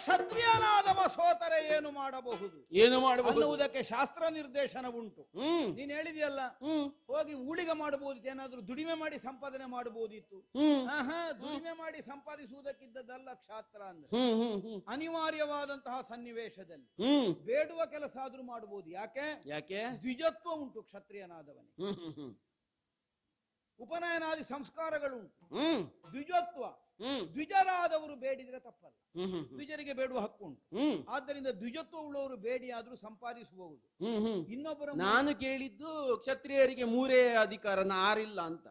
ಹೌದು. ಯಾಜನ ಇಲ್ಲ ಅದ್ರಲ್ಲಿ. ಹಾ. ದ್ವಿಜರಾದ್ರೂ ಕೂಡ ಅಲ್ಲಿ ಯಾಜನ ಇಲ್ಲ ಕ್ಷತ್ರಿಯರಿಗೆ ಅಂತ. ಅಲ್ಲ, ಯಾಜನ ಅಂದ್ರೆ ಎಂತದ್ದು? ಬೇಡುವುದು. ಹೋಗಲಿ, ತ್ರಿಕರ್ಮಗಳನ್ನು ಹೊಂದಿದವರು ಅಲ್ವಾ? ಅಲ್ಲ, ಪ್ರತಿಗ್ರಹ ತಪ್ಪಾಯ್ತು. ಹೌದಪ್ಪ, ಪ್ರತಿಗ್ರಹ ಅದಾದ್ರೆ ಸರಿ. ಹ್ಮ್ ಹ್ಮ್ ಹ, ಇದು ಪ್ರತಿಗ್ರಹ ಅಲ್ಲ. ಬೇಡುವುದಕ್ಕೆ ಪ್ರತಿಗ್ರಹ ಅಂತ ಹೆಸರು. ಹ್ಮ್ ಹ್ಮ್ ಹ್ಮ್ ಅದು ದಾನ ಹಿಡಿಯುವುದು. ಹ್ಮ್ ಹ್ಮ್ ಹ್ಮ್ ಭಿಕ್ಷೆ ಬೇರೆ, ದಾನ ಬೇರೆ. ಹ್ಮ್ ಬೇಡುವುದರಲ್ಲಿ ಸಿಕ್ಕುವುದಕ್ಕೆ ಭಿಕ್ಷೆ ಅಂತ ಹೆಸರು. ಹ್ಮ್ ಹ್ಮ್ ಕ್ಷತ್ರಿಯರಾದವರು ದಾನ ಹಿಡಿಲಿಕ್ಕಿಲ್ಲ, ಅದು ಸರಿ. ಹ್ಮ್ ಇನ್ನೊಬ್ಬರಲ್ಲಿ ಕೊಂಡೋಗಿ ನಾವು ಭೂಮಿ ಕೊಡಿ ಅಂತ ಕೇಳಿದ್ರೆ ದಾನ ಆಗ್ತಿತ್ತು, ಹ್ಮ್ ಅದು ಕೇಳಲಿಲ್ಲ ನಮ್ಮ ಹೊಟ್ಟೆಗಾಗಿ. ಬ್ರಾಹ್ಮಣ ಯಾಕೆ ಇದು ಆಗುತ್ತದೆ? ಯಾಕೆ? ನಾವು ಬ್ರಾಹ್ಮಣರಂತೆ ಭಿಕ್ಷಾವೃತ್ತಿಯಿಂದ ಜೀವನ ಮಾಡಬಹುದು ಅನ್ನೋದು ನಮ್ಮ ನಿರ್ಣಯ ಅಲ್ಲ, ವೇದವ್ಯಾಸರ ನಿರ್ಣಯ. ಓಹ್, ವರ್ತಮಾನ ಕಾಲಕ್ಕೆ ನೀತಿ ಹೇಳಲಿಕ್ಕಿದ್ದವರು ವೇದವ್ಯಾಸರು. ನಿನ್ನ ತುಪ್ಪದ ಭಾಂಡಕ್ಕೆ ಹಾಕ್ಲಿಕ್ಕೆ ಮಾತ್ರ ವೇದವ್ಯಾಸರಲ್ಲ. ನಮಗೆ ನೀವು ಏಕಚಕ್ರ ನಗರವನ್ನು ಸೇರಿಕೊಳ್ಳಿ, ಬ್ರಾಹ್ಮಣರಂತೆ ಇದ್ದುಕೊಳ್ಳಿ, ವರ್ಷ ಕಾಲವನ್ನು ಕಳೆದ ಮೇಲೆ ನಿಮಗೆ ಶುಭವಾಗುತ್ತದೆ ಅನ್ನುವಾಗ ಮಾರ್ಗದರ್ಶನ ಮಾಡಿದವರು ವೇದವ್ಯಾಸರು. ಹಾಗಾಗಿ ವೇದವ್ಯಾಸರು ಈ ಕಾಲದಲ್ಲಿ ಧರ್ಮ ನಿರ್ಣಾಯಕರೇ ಹೊರತು ದುಶ್ಯಾಸನ ಅಲ್ಲ. ಆದ್ದರಿಂದ ನಾವು ಬ್ರಾಹ್ಮಣರಾಗಿ ಬೇಡಿದ ಯಾಕೆ ಅಂತ ಕೇಳುವಂತಹ ಪ್ರಶ್ನೆ ಹುಟ್ಟಿಕೊಳ್ಳುವುದಿಲ್ಲ. ನಮಗೆ ವಿಶ್ವಾಸ ಉಂಟು ವೇದವ್ಯಾಸರು ಹೇಳಿದಾಗ ಮಾಡಬಹುದು ಅಂತ. ಬೇಡಬೇಕಾದ ಸ್ಥಿತಿ ಬಂದದ್ದು ಯಾಕೆ? ಯಾಕೆ? ಇದು ಬಹಳ ಪ್ರಧಾನವಾದದ್ದು. ಓಹೋ, ನೀನಾಗ ಒಂದು ಮಾತು ಕೇಳಿದೆ, ವಾರಣಾವತಕ್ಕೆ ಹೋದದ್ದು ಯಾಕೆ ಅಂತ. ಹೋಗ್ಲಿಕ್ಕೆ ಕಾರಣವಾದದ್ದೇನು? ಏನು? ಸಿಹಿ ಸವರಿ ಕಹಿ ಗುಳಿಗೆ ಕೊಟ್ಟ ಹಾಗೆ ನಿಮ್ಮ ಅಪ್ಪ ಸವಿನಯವಾದಂತಹ ಮಾತುಗಳಿಂದ ನಮ್ಮಣ್ಣನನ್ನು ತನ್ನ ವಶಕ್ಕೆ ತಂದುಕೊಂಡು ವಾರಣಾವತಕ್ಕೆ ಹೋಗುವಾಗ ಕಳುಹಿಸಿದ. ಯಾಕೆ ವಾರಣಾವತಕ್ಕೆ ಕಳುಹಿಸಿದ್ದು? ಯಾಕೆ? ನಮಗೊಂದು ಭವ್ಯವಾದ ಅರಮನೆ ಅಲ್ಲಿ ಸಿದ್ಧವಾಗಿದೆ. ಶಿವಗ್ರಹ. ಹೆಸರು ಹಾಗೆ. ಶಿವಗೃಹ ಅಂದ್ರೆ ಮಂಗಲ ಗೃಹ ಅಂತ ಅರ್ಥ. ಹೌದಪ್ಪ. ನೀವು ಪಾಂಡವರದ್ದೊಂದು ಜಯಮಂಗಲ ಮಾಡುವಂತ ಆಲೋಚನೆ ಮಾಡಿದ್ದೀರಿ, ಅಲ್ಲಿ ಮುಗಿಸಿ ಬಿಡಬಹುದು ಅಂತ. ಪಾಂಡವರಿಗೆ ಒಳ್ಳೇದಾಗಲಿ ಅಂತ ಕಳಿಸಿದ್ದವರು. ಹೌದೌದು, ಒಳ್ಳೇದೇ ಆಯ್ತು ನೋಡಿ. ಎಂತ ಒಂದೊಂದು ಗೊತ್ತಿಲ್ಲದೆ ಸತ್ಯ ಬರ್ತದೆ ನಿನ್ನ ಬಾಯಿಂದ. ಪಾಂಡವರಿಗೆ ಒಳ್ಳೇದಾಗ್ಲಿ ಅಂತಲೇ ಕಳಿಸಿದ್ದರಿಂದ ಒಳ್ಳೇದಾಯ್ತಕ? ಪಾಂಡವರು ಸಾಯಿಲೇ ಇಲ್ಲ ನೋಡು. ಹೌದಪ್ಪ. ಹೌದೌದು. ಇಲ್ಲದೆ ಪಾಂಡವರು ಸಾಯ್ತಿದ್ರು. ಪಾಂಡವರು ಹಾಳಾಗ್ಲಿ ಅಂತ ನೀವು ಕಳಿಸ್ತಿದ್ರೆ, ಸತ್ತು ಹೋಗ್ಲಿ ಅಂತ ಕಳಿಸಿರೇ ಇಲ್ಲ. ಲಾಕ್ಷಾಗೃಹವೇ ಸುಟ್ಟು ಹೋಯ್ತು. ನಮ್ಮ ಸಂಕಲ್ಪ ಸುಳ್ಳಾಗುದಿಲ್ಲ ಅಂತ ಆಯ್ತು. ಏನು? ಒಳ್ಳೇದಾಗಲಿ ಅಂತ ಕಳಿಸಿದ್ದು ಒಳ್ಳೇದಾಯ್ತು. ಹೌದೌದು. ಅಲ್ಲ, ನೀನು ಅದು ಸುಳ್ಳಾಗದೇ ಇದ್ದದ್ದೇ ನಮ್ಮ ಸಂಕಲ್ಪ ಅಂತ ಹೇಳುವುದು ಒಳ್ಳೇದು, ಅದೇ ಒಳ್ಳೇದು. ಹಾಗೆ ಇದು ಪರಿಣಾಮವನ್ನು ಕಂಡ ಮೇಲೆ ಮಾಡೋ ಸಂಕಲ್ಪ ಬದಲಾಯಿಸುವವರಿಗೆ ಉಂಟಲ್ಲ, ಯಾವ ಸಂಕಲ್ಪವೂ ಹಾಳಾಗಲಿಕ್ಕೆ ಇಲ್ಲ. ಈಗ ನಮ್ಮ ಸಂಕಲ್ಪ ಏನಿತ್ತು ಅಂತ ಹೇಳುದು ನೀನು? ಅಲ್ಲ, ಈಗ ನಿನ್ನ ಸಂಕಲ್ಪ ಎಂತ? ನಿಜವಾಗಿ ನಮ್ಮನ್ನು ಒಳ್ಳೇದಾಗಲಿ ಅಂತಲೇ ಕಳಿಸಿದ್ದ? ಹೌದು. ಯಾಕದು? ಯಾಕಂದ್ರೆ ನೀನು ಹೇಳಿದ್ಯಲ್ಲ, ಅಲ್ಲಿ ಅದು ಹೊರಬಾಯಿಯಲ್ಲಿದೆ, ಅಲ್ಲಿ ಆಳ್ವಿಕೆ ಬೇಕಾಗಿ ಯುವರಾಜನಾದಂತಹ ಯುಧಿಷ್ಠಿರನೇ ಅಲ್ಲಿರಬೇಕು ಎನ್ನುವುದಾಗಿ ನನ್ನ ತಂದೆಯವರು ಹೇಳಿದ್ದಂತ ನೀನು ಹೇಳಿದ್ದಲ್ವ? ಸರಿಯಪ್ಪ, ಅವ ಹೇಳಿದ್ದ ಹೌದು. ಈಗ ಅವ ಹೇಳಿದ್ದ ಅಲ್ಲ ಅಂತಲ್ಲ, ವಾಕ್ಯ ಹೌದು. ಹೇಳುವಲ್ಲಿದ್ದ ಉದ್ದೇಶ ಎಂತದ್ದು ಹೇಳಿದ್ನಲ್ಲ, ಅದಕ್ಕೆ ಗಡಿ ಕಾಯುವುದಕ್ಕಾಗಿ. ಎಂತದ್ದು? ಒಳ್ಳೇದಾಗ್ಲಿಕ್ಕೆ ಕಳಿಸಿದ್ದ. ಹೌದು. ಅದಕ್ಕೆ ಜತುಗೃಹ ಅಂತ ಹೆಸರು ಬಂದದ್ದು ಹೇಗೆ? ನೀವು ಕರೆದಿದ್ದಿರ್ಬೇಕು. ನಾವು ಶಿವಗ್ರಹ ಅಂತ ಹೆಸರಿಟ್ಟಿದ್ದು. ಅಲ್ಲಲ್ಲ, ಅದಕ್ಕೆ ಮಾಡಿಸಿದ್ಯಾರು? ನಮ್ಮ ಅಪ್ಪನೇ ಮಾಡಿಸಿದ್ದದು. ಅದೇ ಅಣ್ಣನ ಅಪ್ಪ ಮಾಡಿಸಿದ್ದು ಅಂತ ನಮಗೆ ದೊಡ್ಡಪ್ಪನ ಮೇಲೆ ಈಗಲೂ ಅನುಮಾನ ಇಲ್ಲ. ದೊಡ್ಡಪ್ಪ ಮಾಡಿಸಿದ್ದಾರೆ ಅಂತಲ್ಲ, ಯಾರ ಸ್ಥಾನ ಅಲ್ಲ, ನಿಮ್ಮದೇ. ನಿಮ್ಮ ಮಾವನದ್ದು, ಶಕುನಿಯದ್ದು, ಆಮೇಲೆ ನಿಮ್ಮ ಆಪ್ತೇಷ್ಟರದ್ದು, ಆಮೇಲೆ ದುರ್ಯೋಧನದ್ದು ಹ್ಮ್ ಹ್ಮ್ ಸಾಲದೇ ಇದ್ದದ್ದಕ್ಕೆ ಯಾರೋ ಒಬ್ಬ ಬ್ರಾಹ್ಮಣನ ಹತ್ರ ಕೇಳಿದ್ದೀರಂತಲ್ಲ. ಅಲ್ಲ ಅಲ್ಲಿ ತಪ್ಪು ಆದದ್ದೇನು ಅಂತ ಗೊತ್ತಾಗ್ಲಿಲ್ಲ ನನಗಿನ್ನು. ಓ, ಅಲ್ಲಿ ಆದ ತಪ್ಪು ಗೊತ್ತಾಗಲಿಲ್ಲ ಅಂತ. ಎಂತದ್ದು? ಅಲ್ಲಿ ಎಂತ ತಪ್ಪಾದದ್ದು? ಈಗ ಅವರೆಲ್ಲ ಸೇರಿ ಮಾಡಿದ್ದೆಂತದ್ದು? ಎಂತದ್ದು ಮಾಡಿದ್ದು? ಅಲ್ಲ ಅಲ್ಲಿ ಕಟ್ಟಿದ್ಯೇನು, ಮನೆಯನ್ನು ಕೊಟ್ಟಿದ್ದಲ್ವಾ? ಹೌದೌದು. ಎಂತ ಮನೆ ಅದು? ಎಂತ ಮನೆ? ಅರಗಿನ ಮನೆ. ಎಂತದಕ್ಕೆ ಅರಗಿನ ಮನೆ ಅಂತ ಹೆಸರು ಯಾಕೆ ಅದಕ್ಕೆ? ಅರಮನೆ ಆಗ್ಬೇಕಾದ್ ನಿಜವಾಗಿ. ಹೌದಪ್ಪ, ಅದು ಅರಗಿನ ಮನೆ ಅದ್ ಯಾಕೆ? ಶಿವಗ್ರಹ ಅಂತ ಕಟ್ಟಿದ್ದು ಯಾಕೆ?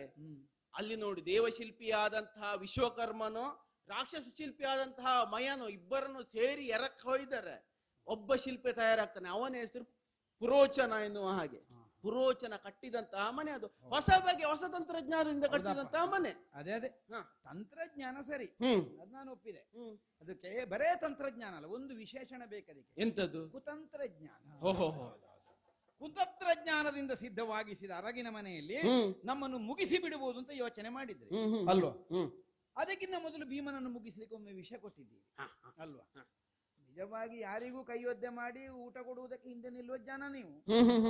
ಆದ್ರೂ ಏನು ಭೀಮನ ಮೇಲೆ ಪ್ರೀತಿ, ಏನ್ ಲಡ್ಡು ತಿನ್ನು, ಅದು ತಿನ್ನು, ಇದು ತಿನ್ನು, ಹೊಟ್ಟೆ ತುಂಬ ಕೊಟ್ಟು ನೀವು ಹಾಕಿದ ವಿಷದಿಂದ ನನಗೆ ಬಾಹ್ಯ ಪ್ರಜ್ಞೆ ಕಳೆದು ಹೋದಂತಹ ಸ್ಥಿತಿಯಲ್ಲಿ ಕೈ ಕಾಲುಗಳನ್ನೆಲ್ಲ ಕಟ್ಟಿ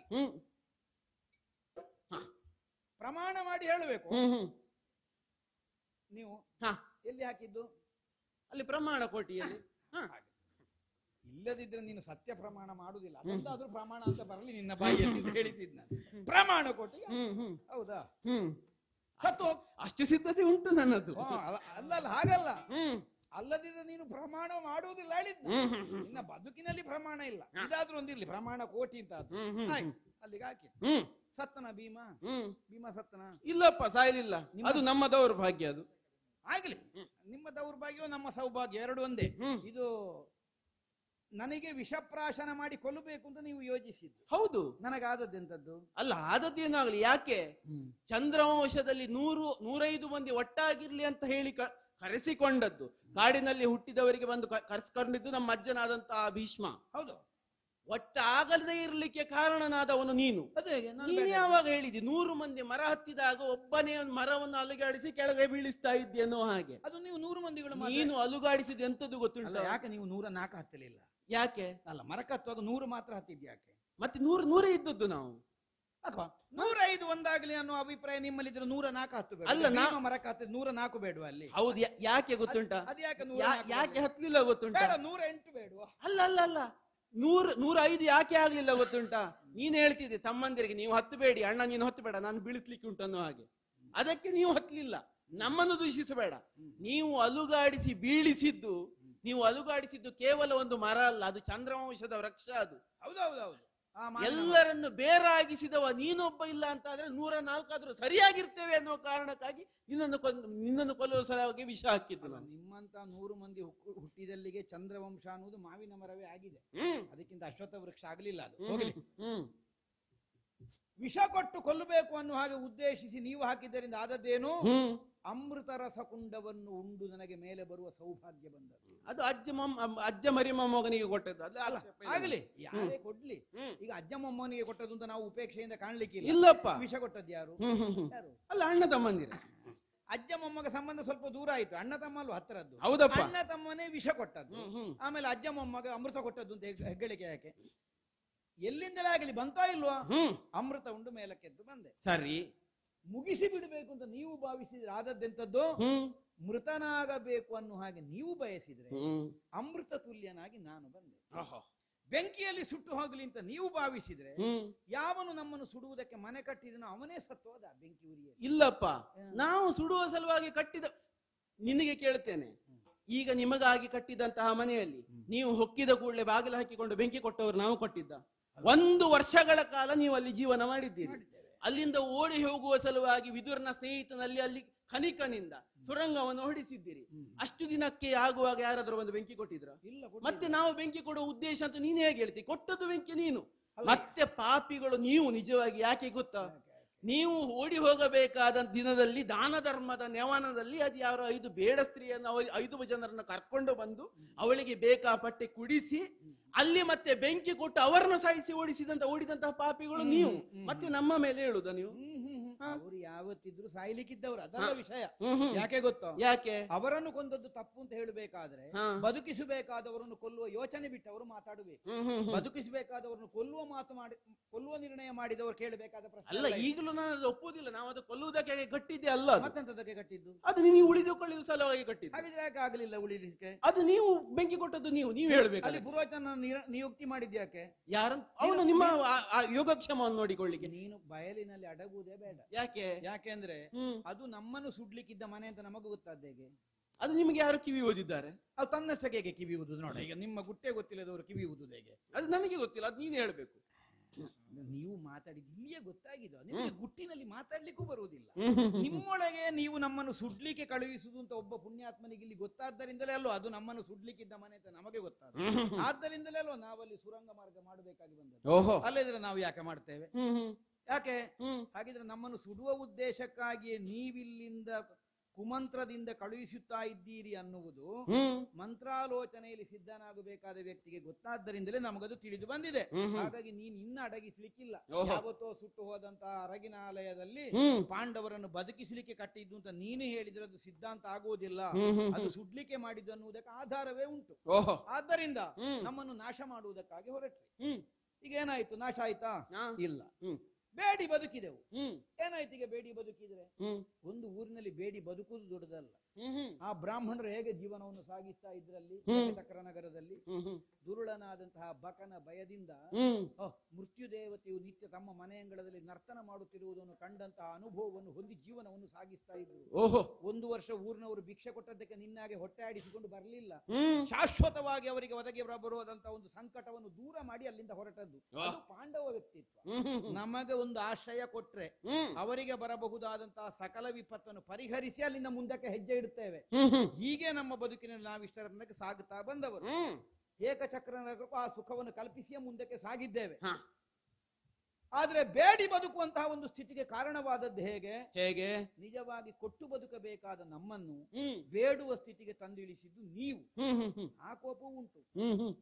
ನಮಗೆ ಸಿಗಬೇಕಾದದ್ದನ್ನಿಲ್ಲದಾಗಿ ಮಾಡಿ ಬೇಡುವಾಗೆ ಮಾಡಿದ್ದೀರಿ. ಸಿಕ್ಕಿದ ಮೇಲೂ ನಮ್ಮ ಕೈಯಿಂದ ಎಳೆದು ತಿನ್ಲಿಕ್ಕೆ ಪ್ರಾರಂಭ ಮಾಡಿದ್ದೀರಿ.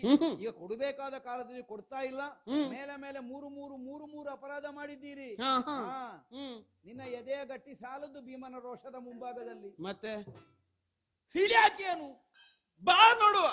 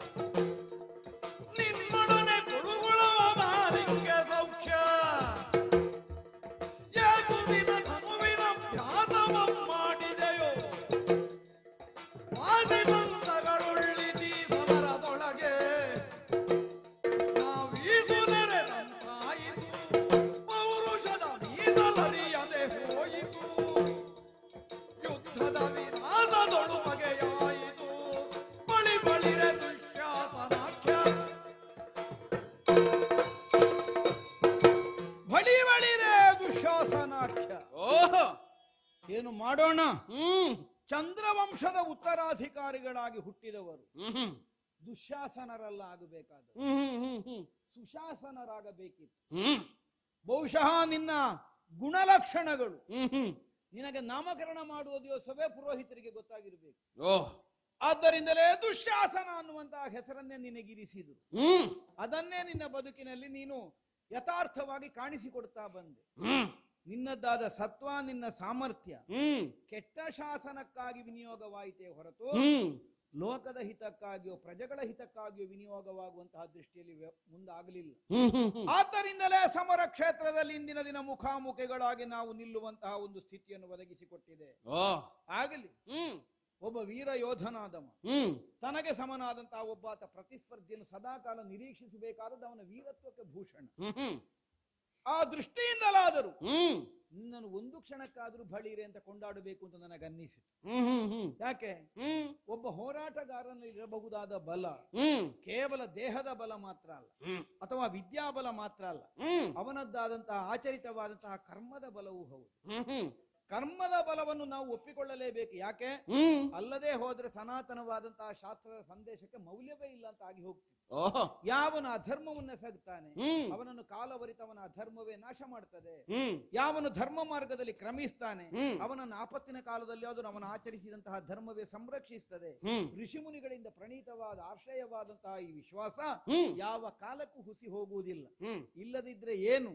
11 ಅಕ್ಷೋಹಿಣಿ ಸೇನೆಯನ್ನು ನೆರಹಿಸಿ ಬಹಳ ಅಟ್ಟಹಾಸದಿಂದ ಸಮರ ಕ್ಷೇತ್ರಕ್ಕೆ ಬಂದು ನಿಂತಿರಲ್ಲ. ಬರ್ಲಿ ಪಾಂಡವರು, ಸೇನೆಯನ್ನು ಕೂಡಿಕೊಂಡು ನಿಲ್ಲಿ, ಹೊಂದಿದ ಆಯುಧಗಳನ್ನು ಹಿಡಿಯಲಿ, ಮಾಡಲಿ ಯುದ್ಧ, ತಲೆ ಕೊಡ್ತೇನೆ.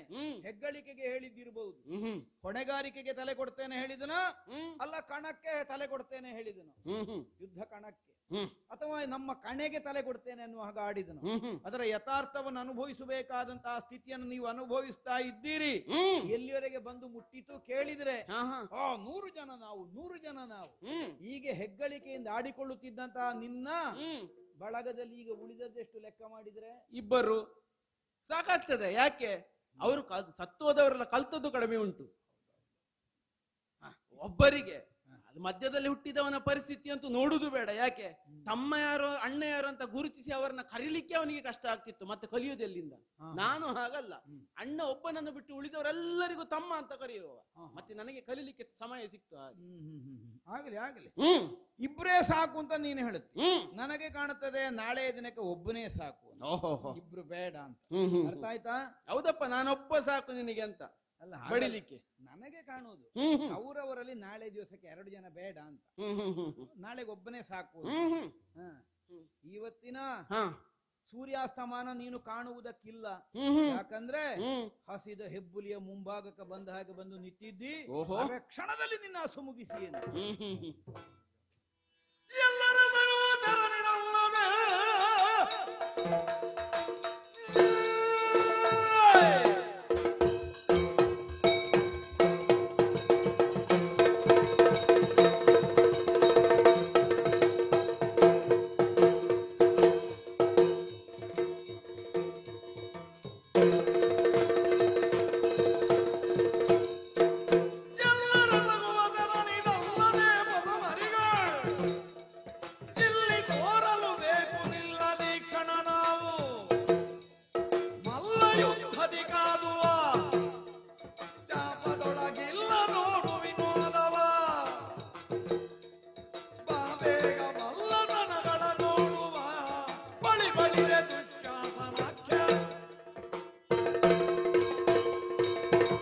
ದುಶಾಸನ ನಿನ್ನ ಅನುಜರನ್ನು ಅಥವಾ ರಣಕ್ಷೇತ್ರದಲ್ಲಿ ಇದಿರಾದಂತಹ ಮಂದಿಗಳನ್ನು ಕೈ ಆಯುಧದ ಮೂಲಕವಾಗಿ ತನಕ ನಾನು ಹೋರಾಟದಲ್ಲಿ ಮಣಿಸಿದಮ, ಸಾಯಿಸಿದಮ. ಆದ್ರೆ ನನಗೊಂದು ಹೊಸ ಉತ್ಸಾಹ ಉಂಟು. ಎಲ್ಲವರಂತೆ ನಾವು ಆಗಕೂಡದು. ಅಥವಾ ಭೀಮ ದುಶ್ಯಾಸನರ ಯುದ್ಧ ಮಿಕ್ಕುಳಿದವರ ಯುದ್ಧದಂತೆ ಈ ಕಣದಲ್ಲಿ ಅಲ್ಲ. ಒಂದು ಹೊಸ ಪರಿಯನ್ನು ಕಾಣಿಸುವ. ಬಿಲ್ಲು ಹಿಡಿದ, ಗದೆ ಹಿಡಿದ, ಕತ್ತಿ ಹಿಡಿದ ಹೋರಾಟ ಮಾಡುವುದಲ್ಲ.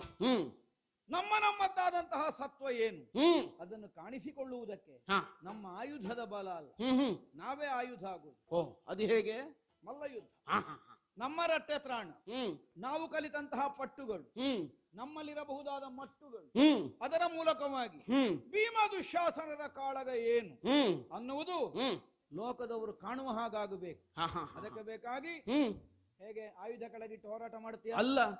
ಇದು ಮಲ್ಲ ಯುದ್ಧ ಆಗುವ ಮೊದಲು ಒಂದು ಪ್ರಶ್ನೆ ಉಂಟು. ಯಾಕೆ? ಮಲ್ಲ ಯುದ್ಧ ಆದ ನಂತರ ನೀನು ಬದುಕ್ತಿ ಅನ್ನೋ ವಿಶ್ವಾಸ ನನಗಿಲ್ಲ.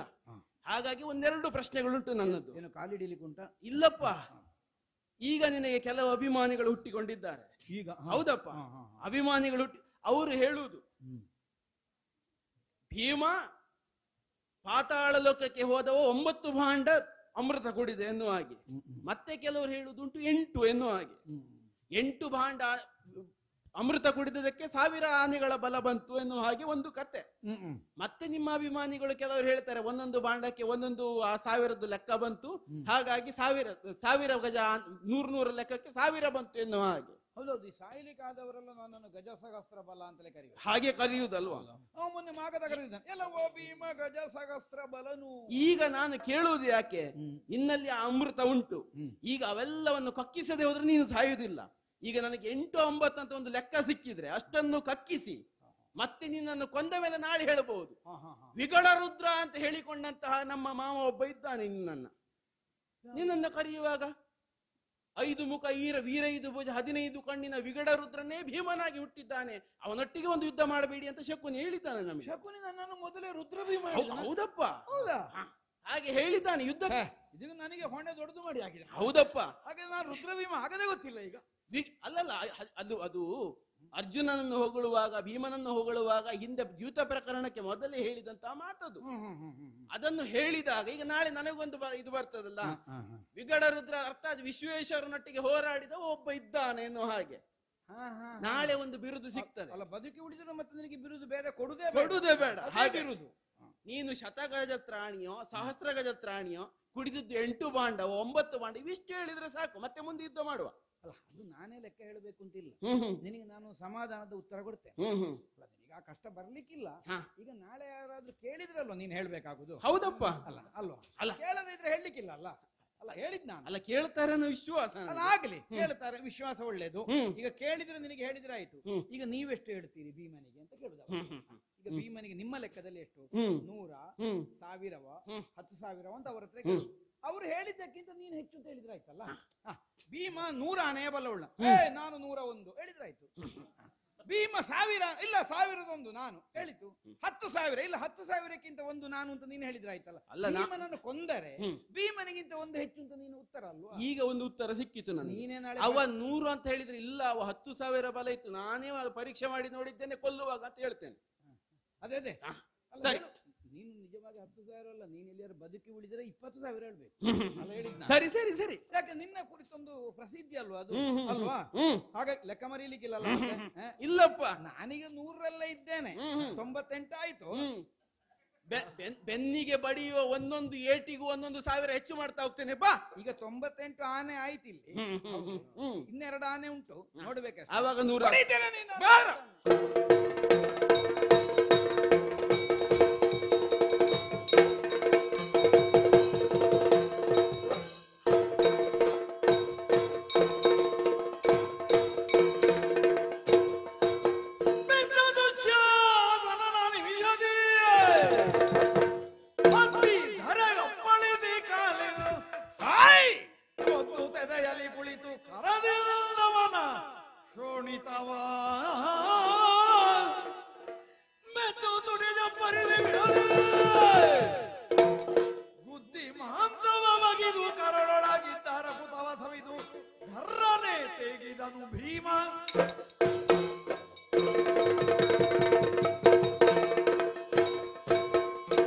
ಯುದ್ಧದಲ್ಲಿ ಸೋದು ಧರೆಗೆ ಬಿದ್ದ ಭೀಮನನ್ನು ಎಡಗೋಲಿನಿಂದ ಒದ್ದೆ ಅವನ ದೇಹವನ್ನೇ 2 ಕೈಗಳಿಂದ ಹಿಡಿದು ಮೇಲಕ್ಕೆತ್ತಿ ನೆಲಕ್ಕೆ ಅಪ್ಪಳಿಸಿ ಅಂಗಾತವಾಗಿ ಬಿದ್ದಂತಹ ದುಶ್ಯಾಸನನ ಎದೆಯ ಮೇಲೆ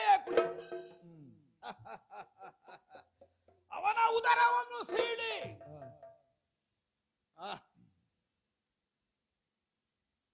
ಹೆತ್ತಬ್ಬೆಯಾದಂತಹ ಕುಂತಿದೇವಿಗೆ ಒಂದು ಚಿಂತೆ ಇತ್ತು. ನಮಗೆ ಸ್ತನ್ಯ ಕೊಡುವ ಕಾಲಕ್ಕೆ ಕಣ್ಣೀರು ಹಾಕ್ತಿದ್ದಳ ಆ ತಾಯಿ. ಯಾಕೆ? ಇವನ ಹೊಟ್ಟೆ ತುಂಬಿಸುವಷ್ಟು ನಮ್ಮ ಎದೆಯಲ್ಲಿ ಹಾಲಿಲ್ಲದೆ ಹೋಯ್ತಲ್ಲ ಅನ್ನುವುದಕ್ಕಾಗಿ. ಚಿಂತಿಸಬೇಡ ತಾಯೇ, ನೀನು ನನ್ನ ಹೊಟ್ಟೆ ಪೂರ್ತಿ ತುಂಬಿಸಲಿಕ್ಕಾಗದೆ ಹೋದರು ಪಾಪಿಯಾದ ದುಶ್ಯಾಸನನ ಈ ರಕ್ತವನ್ನು ಮೊಗೆದು ರುಚಿ ನೋಡಿದ್ದೇನೆ. ಹೆತ್ತ ತಾಯಿಯ ಸ್ತನ್ಯಕ್ಕಿಂತ ರುಚಿಯಾಗಿ ಕಂಡಿತು. ಅಮೃತಪಾನ ಮಾಡಿದಂತಹ ಅನುಭವವನ್ನು ಒದಗಿಸಿಕೊಟ್ಟಿತು. ಅವನ ಕರುಳನ್ನು ಹೊರಗಡೆದು ತೆಗೆದು ಒಂದು ಕಾಲದಲ್ಲಿ ಪ್ರಹ್ಲಾದನ ಮಾತನ್ನು ನಿಜವಾಗಿಸುವುದಕ್ಕಾಗಿ ಲೋಕಸ್ವಾಮಿಯಾದಂತಹ ಭಗವಂತ ನೃಸಿಂಹನಾಗಿ ಕಂಬದಿಂದ ಒಡೆದು ಬಂದು ಹೇಗೆ ಕನಕ ಕಶ್ಯಪನ ಉದರವನ್ನೇ ಸಿಗಿದನು ತದ್ರೀತಿಯಲ್ಲಿ ಇವನ ಉದರವನ್ನೇ ಬಿಗಿದೆ.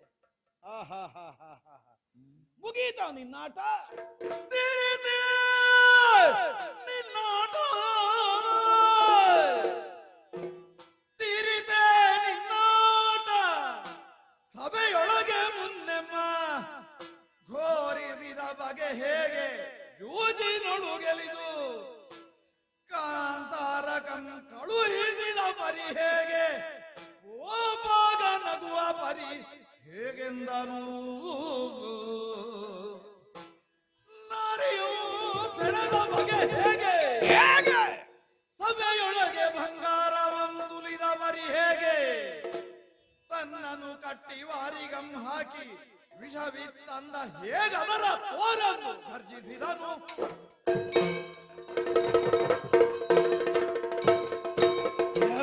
ಪಾಪಿ ಆಗಸ ನೋಡುತ್ತಾ ಬಿದ್ದುಕೊಂಡಿದ್ದಾನೆ. ಅಣ್ಣನಾದಂತಹ ಕೌರವ ಹೇಳಿದರೆ ಏನನ್ನಾದ್ರೂ ಮಾಡುವುದಕ್ಕೆ ಹೇಸದೆ, ಒಳಿತು ಕೆಡುಕನ್ನೋ ಭವಿಷ್ಯವನ್ನೋ ಚಿಂತಿಸದೆ, ಅಣ್ಣ ಹೇಳಿದ್ದಾನೆ ಅನ್ನುವಂತಹ ಒಂದೇ ಕಾರಣಕ್ಕಾಗಿ ಏನನ್ನಾದರೂ ಮಾಡ್ತೇನೆ ಅನ್ನುವುದಕ್ಕೆ ಸಿದ್ಧನಾಗಿ ಮುಂದಾದೆ ಅಲ್ಲ.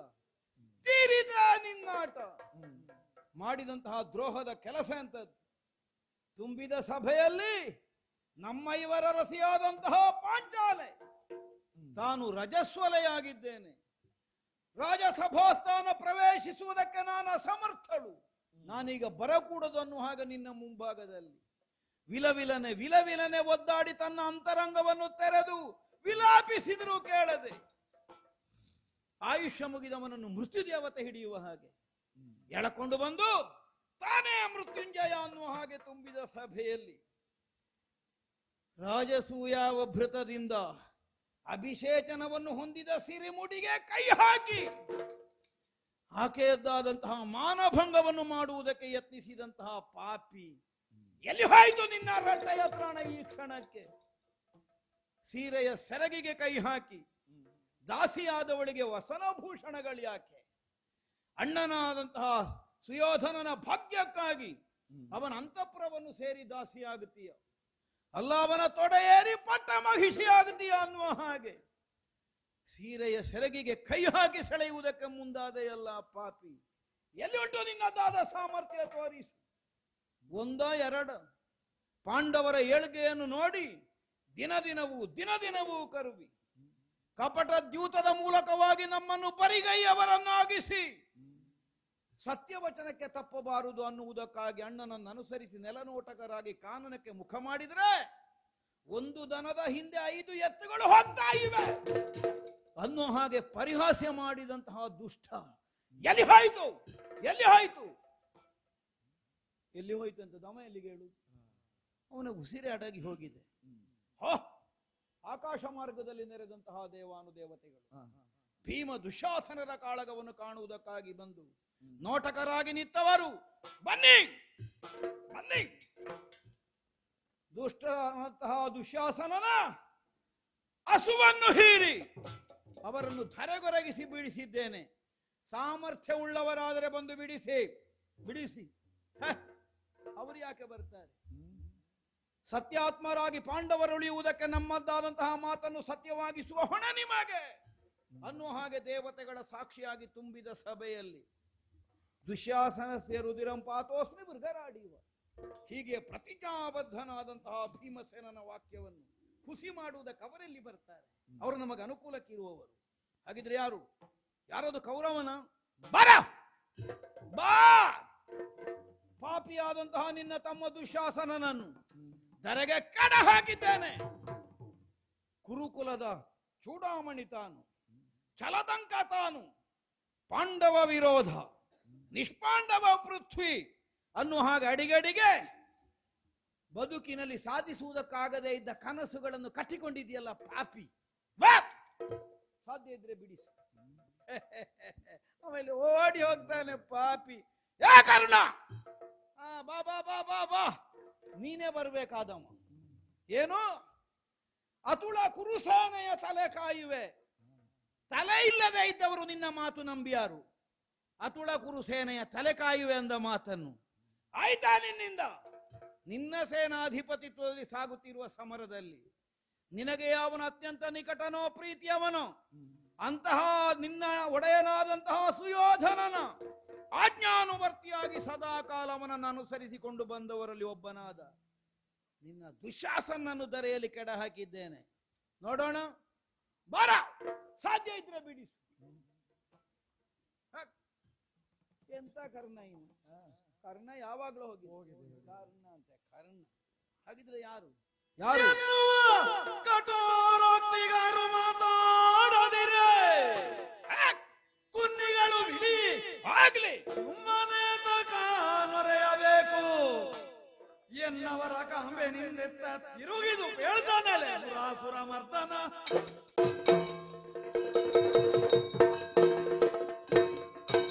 ಎಲೆ ಮುರಾಸುರ ಮರ್ದನ, ನಿನ್ನಯ ಸುದರ್ಶನವ ಬಿಟ್ಟಿ ಪ್ರಣಾಳವನ ಮನ್ನಿಸುವುದು ಏನಲಾತ ಸುಮ್ಮನಿರೆ ಬಳಿಕ ನರನಂ ನೋಡಿ ನಗುತ ತವಗಾಂಡೀವಮಂ ತೆಗೆ ಶರಾಳಿಯಂ ಕಳುಬೆಂದನು.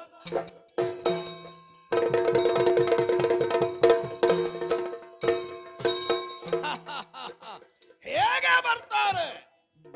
ಕ್ಷಾತ್ರ ಪಂಥಾನುಸಾರವಾಗಿ ಮಾಡಿದ ಪ್ರತಿಜ್ಞೆಯನ್ನು ಪೂರೈಸುವುದಕ್ಕಾಗಿ ಗಂಡುಗಲಿಯಾದಂತಹ ವೃಕೋದರ ಸಮರ ಕ್ಷೇತ್ರದಲ್ಲಿ ವಿಜೃಂಭಿಸುತ್ತಿರುವ ವಿಧಾನವನ್ನು ನೋಡಿದ ಮೇಲೆ ಸ್ವರೂಪ ಜ್ಞಾನ ವಿಹೀನರಾಗಿ ಸುಯೋಧನನ ಬಾಯಿದ್ದಂಬುಲಕ್ಕೆ ಕೈ ನೀಡುವ ಕುನ್ನಿಗಳು ಹೇಗೆ ಮುಂದೆ ಬರುವುದಕ್ಕೆ ಸಾಧ್ಯ ಆಗುತ್ತದೆ? ಸಂಗ್ರಾಮ ಸಿಂಹರಂತೆ ಗ್ರಾಮ ಸಿಂಹಗಳು ಹಾಳಾಗಿ ಹೋಗಲಿ, ಅವರು ಬರುವವರಲ್ಲ. ಓಹೋ ಹೋ ಹೋ ಹೋ ಹೋ ಹೋ, ಎಲೆ ಮುರಾಸುರ ಮರ್ದನ, ಅಯುದ್ಧಮಾನ ಆಗುತ್ತೇನೆ, ಶಸ್ತ್ರ ಹಿಡಿಯುವುದಿಲ್ಲ, ಆದರೂ ಯುದ್ಧಕ್ಕೆ ತಾನಿದ್ದೇನೆ ಅನ್ನುವ ಹಾಗೆ ನಿನ್ನನ್ನೇ ನೀನೊಂದು ಮಿತಿಯನ್ನು ಹೇರಿಕೊಂಡು ಈ ಯುದ್ಧದಲ್ಲಿ ಭಾಗವಹಿಸುವುದಕ್ಕಾಗಿ ಮುಂದಾಗಿದ್ದಿ. ಇದಾ ಆಡಿದ ಮಾತಿನ ಸತ್ಯವನ್ನು ಉಳಿಸುವುದಕ್ಕೆ ಬೇಕಾಗಿ ದುಷ್ಟನಾದಂತಹ ದುಶ್ಯಾಸನನನ್ನು ಕೊಡೆದು ಹಾಕಿ ಅವನ ಉದರವನ್ನೇ ಬಗೆದಿದ್ದೇನೆ. ನಿನ್ನ ಸುದರ್ಶನ ಬಿಡು. ಈ ಹಸು ಕಳೆಯುವುದಕ್ಕೆ ಸಿದ್ಧನಾಗಿ ನಿಂತ ಈ ದುಶ್ಯಾಸನನ ಪ್ರಾಣವನ್ನು ಉಳಿಸುವುದಕ್ಕಾಗ್ತದ ನೋಡು. ಬರ್ಲಿ ಚಕ್ರ, ಬರ್ಲಿ.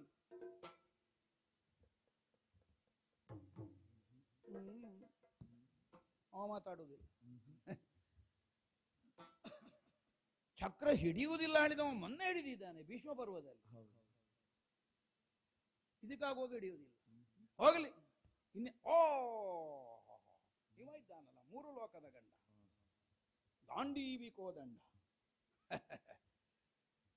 3 ಲೋಕದ ಗಂಡ ಅನ್ನುವಂತಹ ನೆಗಳತೆಯನ್ನು ಹೊಂದಿದ, ವಿಜಯ ಅನ್ನುವಂತಹ ಅನ್ವರ್ಥ ನಾಮಕ್ಕೆ ಭಾಜನನಾದ, ನರೋತ್ತಮನಾಗಿ ನರನೆಂದು ಕರೆಯಿಸಿಕೊಳ್ಳುತ್ತಿರುವ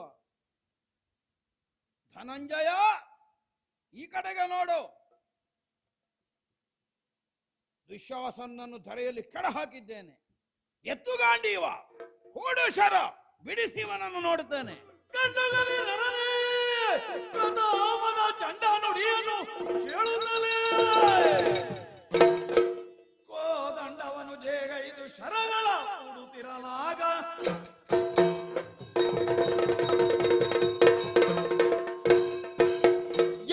ಎಲ ಎಂತಹ ಪಂಥಾಹ್ವಾನ ನನಗೆ! ಲೋಕದಲ್ಲಿ ಭುವನೈಕ ವೀರ, 3 ಲೋಕದ ಗಂಡ ಎನಿಸಿಕೊಂಡಂತಹ ಪಾರ್ಥರಿಗೆ ಪಂಥಾಹ್ವಾನ. ಈ ಪ್ರಪಂಚದಲ್ಲಿ ನರ ಇರುವಂತಹ ಮಾನವರು ನಿನ್ನ ಮಾತನ್ನು ಕೇಳುವಾಗ ಸೆಟೆದು ನಿಲ್ಲುತ್ತಾರೆ. ನಿಜಾರ್ಥದಲ್ಲಿ ನರ ಎಂದೆನಿಸಿಕೊಂಡಿರುವಂತಹ ನಾನು ಧರಿಸಿಕೊಂಡಿರುವುದು ನಿಜಾರ್ಥದ ಗಾಂಡೀವ, ಭೂಮಿ ತೂಕದ ಗಾಂಡೀವ. ನನ್ನ ಬಳಿಯಲ್ಲಿರುವಂತಹದ್ದು ಕ್ಷಯವಾಗುವಂತಹ ತೂಣೀರವಲ್ಲ, ಅಕ್ಷಯವಾದಂತಹ ತೂಣೀರ. ಇದೋ ನಿನಗೆ ಬಾರದ್ರು ತೆರೆದೋರಿಸನ ಬಾ ಒಂದಕ್ಕೆ ಪಾರ್ಥ ಗಂಡನು ಪುರಾಂತ ಕನಿದೇನೈ ಉಂಡು ತನವೇ ಪಾರ್ಥ ಲೋಕದ ಭಂಡನಲ್ಲ ನೀನು ಮರುತ ಜನಾರು ನೋಡೆ ಕಂಡನು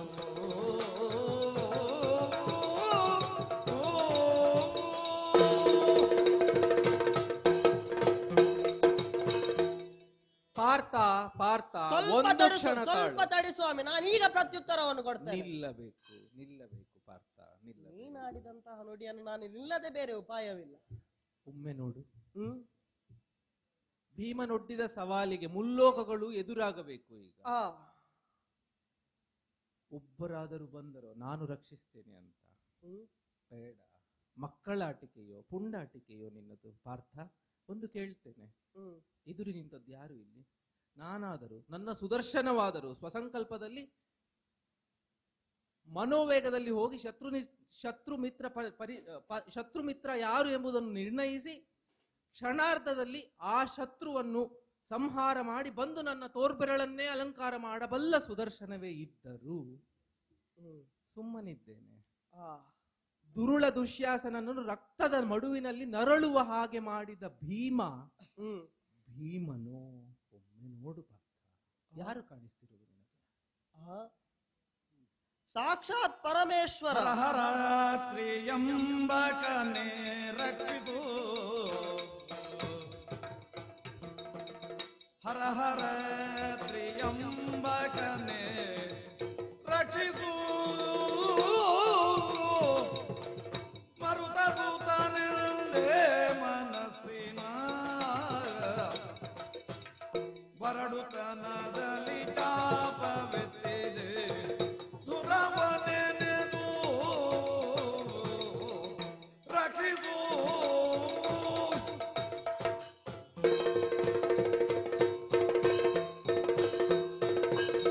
ಜಯ ನಮೋ ಪರಮೇಶ್ವರ.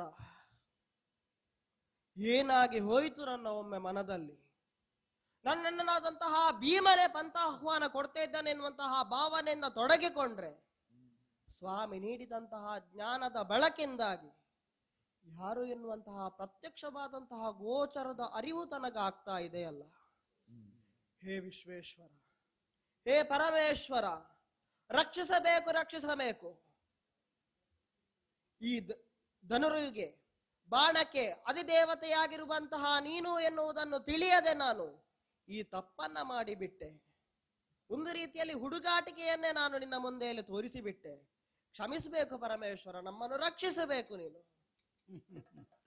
ಧನುಷರಗಳನ್ನು ಕಾಲಬುಡದಲ್ಲಿ ಇರಿಸಿ ಶರಣು ಶರಣು ಅನ್ನೋ ಹಾಗೆ ಆಡುತ್ತಾ ಇದ್ದ. ಏನು ನಿನಗೆ ಕೊಟ್ಟದಲ್ಲ ನಮಗೆ ಬೇಕು ಅಂತಲ್ಲ, ನಾವು ಕೊಟ್ಟದನ್ನು ಹಿಂದೆ ತಗೊಳ್ಳೋ ಜನ ಅಲ್ಲ, ತಗೊಂಡೋಗು.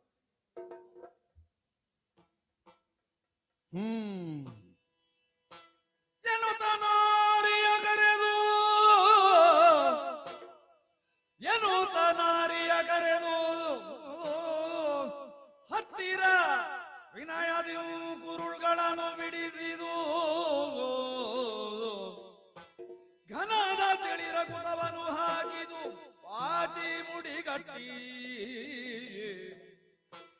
ಧನುಜನ ಕರುಳ್ಗಳನ್ನು ತೆಗೆದ ವನಿತೆಯಳ ತುರುಬಿಂಗೆ ಸೂಡಿಸಿ ನೆನೆದ ಭಾಷೆಯು ತೀರಿತೆ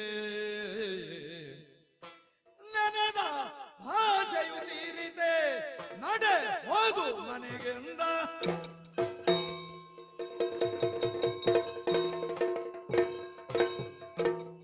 ವಿಜಯೋನ್ಮಾದದಿಂದ ಸೇರಿದಂತಹ ಪಟುಭಟರನ್ನೆಲ್ಲ ಕರೆದು ಸಾಧ್ಯ ಆದರೆ ಬಿಡಿಸಿಕೊಳ್ಳಿ ಹೀಗೆ ಪಂಥಾಹ್ವಾನವನ್ನು ನೀಡಿ ಲೋಕರಕ್ಷಕನಾದಂತಹ ಶ್ರೀಕೃಷ್ಣನಿಗೂ ಪಂಥಾಹ್ವಾನ ನೀಡಿದೆ. ಬಿಡು ಸುದರ್ಶನ, ಆಗುವುದಾದ್ರೆ ಇವನನ್ನು ಬದುಕಿಸು. ಸುಮ್ಮಗೆ ಕುಳಿತ ಕಾಲಕ್ಕೆ ಅರ್ಜುನನನ್ನು ಕರೆದು ಹೇಳಿದೆ, ಬಿಡು, ಬಾಣ ಪ್ರಯೋಗ ಆಗಲಿ, ಇವನನ್ನು ಬಿಡಿಸಿಕೊಳ್ಳುವುದಕ್ಕಾಗಿ ಮುಂದಾಗು. ವಿಜಯೋನ್ಮಾದದಿಂದಲೇ ಆಡಿದ್ದು, ಆದರೂ ಆಡಿದ್ದು ಅಲ್ಲದೇ ಇದ್ದದ್ದನ್ನಲ್ಲ, ಇಂತಹ ಒಂದು ಮಾತುಗಳನ್ನಾಡಿಸಿದ್ದು ನಾವು ನಂಬಿದ ಧರ್ಮ, ನಾವು ನಂಬಿದ ಸತ್ಯ. ಯಾಕೆ ಒಂದು ಮನುಷ್ಯ ಮಾತ್ರರಾದವರು ಮಾಡಬಹುದಾದ ಕಾಯಕ ಅಲ್ಲ ಇದು. ದುಶಾಸನ ಎದೆಯನ್ನು ಬಗೆದು ರಕ್ತವನ್ನೇ ಮೊಗೆದು, ಮನುಷ್ಯನ ರಕ್ತವನ್ನು ಮನುಷ್ಯ ಪಾನ ಮಾಡುವುದಕ್ಕಿಲ್ಲ ಈ ಪ್ರಪಂಚದಲ್ಲಿ. ಆದರೂ ಪ್ರತಿಜ್ಞಾಪೂರ್ವಕವಾಗಿ ನಾನು ಇದನ್ನು ಮಾಡಿದ್ದೇನೆ. ಪ್ರತಿಜ್ಞಾಪೂರ್ವಕವಾಗಿ ಆದರೂ ದೈವ ಮೆಚ್ಚದೇ ಇದ್ದ ಕೆಲಸವ. ನಾಳೆ ಇದು ಲೋಕಕ್ಕೊಂದು ಪ್ರಶ್ನೆಯಾಗಿ ಪರಿಣಮಿಸ್ತದೆ. ಅದಕ್ಕಾಗಿ ದೈವ ನನ್ನ ಬಾಯಿಂದ ಇಷ್ಟು ಹೇಳಿಸಿದ್ದು. ಬಿಡು ಸುದರ್ಶನ, ಮಾಡಬಾರದ ಕೆಲಸ ಮಾಡಿದ್ದ ಹೌದಾದ್ರೆ ಬರ್ಬೇಕಿತ್ತಲ್ಲ ಸುದರ್ಶನ. ನರನು ಕೇವಲ ಕೌರವರನ್ನು ಸದೆಬಡಿಯುವುದಕ್ಕಾಗಿ ಹೊಂದಿದ ಆಯುಧ ಮಾತ್ರ ಅಲ್ಲ ಅದು. ಅಗ್ನಿದೇವನ ಪ್ರೀತ್ಯರ್ಥವಾಗಿ ಕಾಂಡವನವನ್ನು ದಹಿಸುವುದಕ್ಕೆ ಅವನಿಗೆ ಬಂದಂತಹ ಅಕ್ಷಯ ತೂಣೀರ ಗಾಂಡೀವ ಧನುಸ್ಸು ದೇವತಾ ಕಾರ್ಯಕ್ಕಾಗಿ ವಿನಿಯೋಗವಾಗುವುದಕ್ಕಾಗಿ ಬಂದ ಆಯುಧ. ಆದ್ದರಿಂದಲೇ ದೇವಸಮ್ಮತವಲ್ಲದ ಕೆಲಸ ಆಗುವುದಾದರೆ ಅಲ್ಲಿಗೆ ಬಾಣ ಪ್ರಯೋಗ ಆಗಬೇಕು. ಅವನು ನರನೂ ಹೌದಾದ್ದರಿಂದ ಭ್ರಮೆಗೆ ಒಳಗಾಗಿ ಹೋದ. ಓ, ನನ್ನ ಅಭಿಮಾನಕ್ಕೆ ಪೆಟ್ಟು ಬಿತ್ತು. ಆದರೆ ಸ್ವಾಮಿ ಸ್ಪಷ್ಟವಾದಂತಹ ನಿರ್ದೇಶನವನ್ನು ಮಾಡಿದ. ನೀನು ಬಾಣ ಹೂಡಬೇಕಾದದ್ದಿಲ್ಲ. ಯಾಕಂದ್ರೆ ಮಾಡಿದವ ಭೀಮ ಅನ್ನುವ ಭಾವದಿಂದಲೂ ನೀನು ಆಡ್ತಾ ಇರುವುದು. ಭೀಮ ಅಲ್ಲ ಮಾಡಿದ್ದು, ಭೀಮನಲ್ಲಿ ಆವೇಶಗೊಂಡಂತಹ ಶಕ್ತಿ ಮಾಡಿದ್ದೀಗ. ಆದ್ದರಿಂದಲೇ ದುಶ್ಯಾಸನನ ಎದೆಬಗೆದಂತಹ ಒಂದು ಕರ್ತವ್ಯ ಏನಿದೆ, ಇದರಲ್ಲಿ ಭೀಮ ತಾನಾಡಿದಂತಹ ಮಾತನ್ನು ಸತ್ಯವಾಗಿಸುವಂತಹ ದೈವದ ಸಹಾಯದಿಂದ ಮಾಡಿದ್ದಾನೆ. ಕೇವಲ ತನ್ನ ಸಾಮರ್ಥ್ಯ ವಿಶೇಷದಿಂದ ಅಂತ ಇದಕ್ಕೆ ಸೀಮಿತವಾದ ಅರ್ಥ ಕಲ್ಪಿಸಬೇಕಾದದ್ದಲ್ಲ. ನೋಡವನನ್ನು ಅವನಿಗೆ ಅರ್ಥ ಆಯ್ತು, ಓ ಇವನು ನನ್ನಣ್ಣನಾದ ಭೀಮ ಅಲ್ಲ ಇದನ್ನು ಮಾಡ್ತಾ ಇರುವುದು. ಆದ್ದರಿಂದ ಇದು ಯಾಕೆ ಮಾಡಿದ್ದು ಸರಿ ಅಂತ ನಾಳೆ ಊರಿನವರು ಕೇಳಿದ್ರೆ ಭೀಮ ಉತ್ತರ ಕೊಡುವುದು ಬೇಡ, ಅದು ಮಾಡಿಸಿದವ ಕೊಟ್ಟು ನಾನು ಉತ್ತರ. ಇದೇ ಲೋಕಕ್ಕೆ ತಿಳಿಯಬೇಕಾದಂತಹ ಸಂದೇಶ ಅನ್ನುವುದಕ್ಕಾಗಿ ಇಷ್ಟ ಆದದ್ದಿರಬೇಕು. ನಮಗೂ ಸಮಾಧಾನ ಆಯಿತು. ಆದ್ರೆ ಇಲ್ಲಿಗೆ ಪ್ರತಿಜ್ಞಾ ಪೂರ್ತಿ ಆಗಲಿಲ್ಲ. ಪಾಂಚಾಲೆಗೆ ವಚನವನ್ನಿತ್ತಿದ್ದೆ, ಬಿಚ್ಚಿದಂತಹ ತುರುಬನ್ನು ಕಟ್ಟುವುದಕ್ಕೆ ರಕ್ತವನ್ನೇ ತೈಲವಾಗಿಸಿ, ದಂತವನ್ನೇ ಬಾಚಣಿಗೆಯನ್ನಾಗಿಸಿ, ತಲೆಬಾಚಿ ತುರುಬುಗಟ್ಟಿ ಕರುಳನ್ನೇ ಮಲ್ಲಿಗೆಯ ಮಾಲೆಯ ಹಾಗೆ ಮುಡಿಸ್ತೇನೆ. ಅದಕ್ಕಾಗಿ ಅವಳನ್ನು ಕರೆದದ್ದು. ಬರಿತೇ ಬಾ, ಬಂದಳಲ್ಲ. ಹೀಗೆ ಬರಬೇಕಾದದ್ದಲ್ಲ, ಆ ಸ್ವರೂಪದಿಂದ. ಆದ್ದರಿಂದ ಭೀಮನ ರೌದ್ರತೆಗೆ ಒಪ್ಪುವ ಸತಿಯಾಗಿ ಬಂದು ರುದ್ರನ ಹೆಂಡತಿಯಾಗಿ ಕಮ್ಮನ ಮುಂಭಾಗದಲ್ಲಿ ಕಾಣಿಸಿಕೊಂಡವಳಿಗೆ ತಲೆಬಾಚಿ ಹೂ ಮುಡಿಸಿ ತೀರಿತ ನಿನ್ನದ್ದಾದಂತಹ ಪ್ರತಿಜ್ಞೆ ಮನಸ್ಸಿನ ಇಷ್ಟ ಆಯ್ತಲ್ಲ ಅನ್ನುವಾಗ ಹಿಂದಕ್ಕೆ ಕಳುಹಿಸಿ ಆಗಿದೆ. ನೋಡುವ ಮುಂದೆ.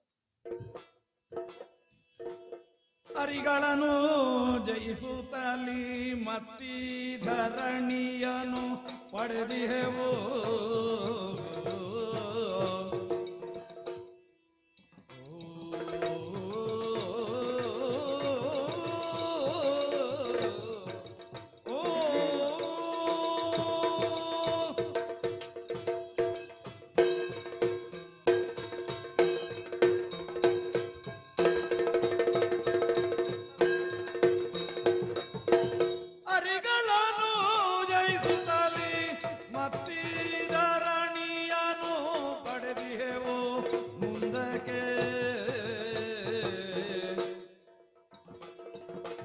ಸರಿಯ ಜೀವನ ಎಂದು ಪೇಳಿರಿ ನಿರ್ಣಯಿಸುತ್ತ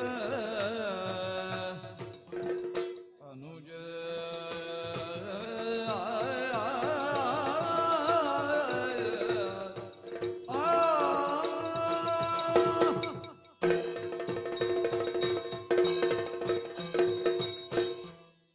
ಆಯ್ತಲ್ಲ, ಕೌರವರ ವನಕ್ಕೆ ಮದ್ದಾನೆಯಾಗಿ ಹೊಕ್ಕಂತಹ ಭೀಮನು ನಮ್ಮ ಪಾಂಡವರ ಪಕ್ಷವು ಎಲ್ಲವನ್ನು ಜಯಿಸಿದಂತಾಯಿತು. ನಮ್ಮ ರಕ್ಷಣೆಗಾಗಿರುವಂತಹ ಕೃಷ್ಣನ ದಯೆಯಿಂದಲೋ ಈ ಭೂಮಿಯೂ ನಮ್ಮದಾಗಿದೆ.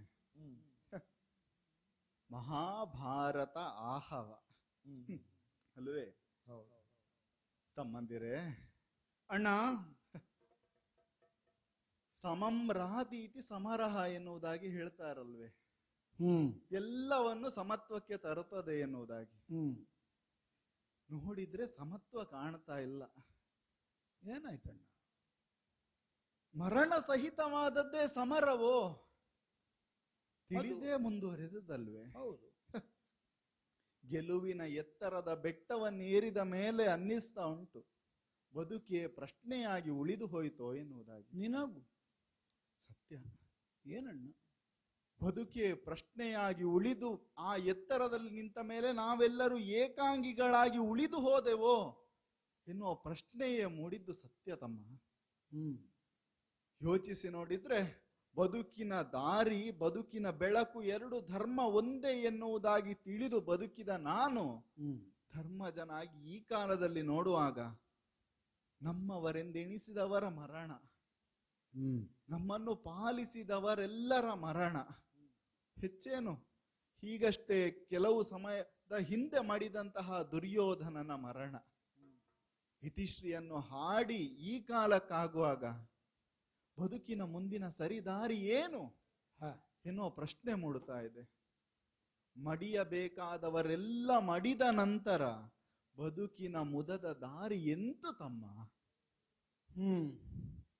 ಅಣ್ಣ, ಕದನ ಕಲೆಯೋ ದೃಷ್ಟದ್ಯುಮ್ನನ ಮುಗುದರಾಗಿಯ ನಮ್ಮ ತರಳ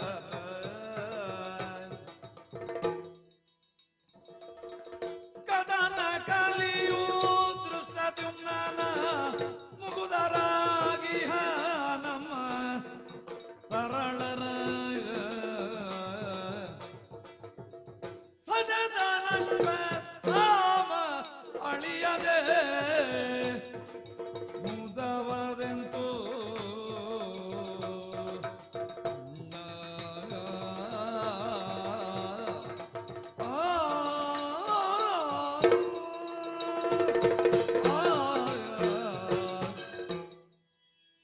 ಅಣ್ಣ ಭೀಮ, ಕ್ಷಾತ್ರ ಧರ್ಮ ಅನ್ನುವುದು ಕಾರ್ಪಣ್ಯ ಉಳ್ಳದ್ದು ಅಂತ ಬಹುಶಃ ಪ್ರಪಂಚದಲ್ಲಿ ಆಡಿದ್ದು ಇದಕ್ಕೆ.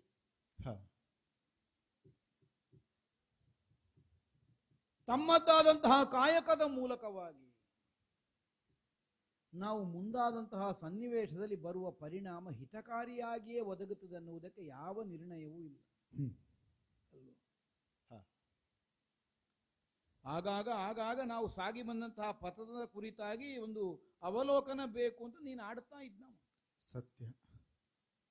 ಎಷ್ಟು ಪ್ರಯತ್ನ ಪಡ್ಲಿಲ್ಲ ನೀನು, ಯುದ್ಧ ಬೇಡ ಯುದ್ಧ ಬೇಡ ಯುದ್ಧ ಬೇಡ.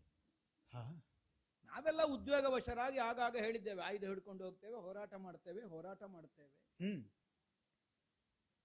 ಎಷ್ಟು ಪ್ರಯತ್ನ ಮಾಡಬಹುದು ಒಬ್ಬ ವ್ಯಕ್ತಿಯಾದವ, ಅಷ್ಟನ್ನೂ ನೀನು ಮಾಡಿದ್ದಿ. ಯುದ್ಧ ಬೇಡ ಅನ್ನುವುದನ್ನು ನಿರಾಕರಿಸುವುದಕ್ಕೆ ಬೇಕಾಗಿ ಕೊನೆಗೂ ಅನಿವಾರ್ಯವಾಗಿ ಒದಗಿ ಹೋಯಿತು.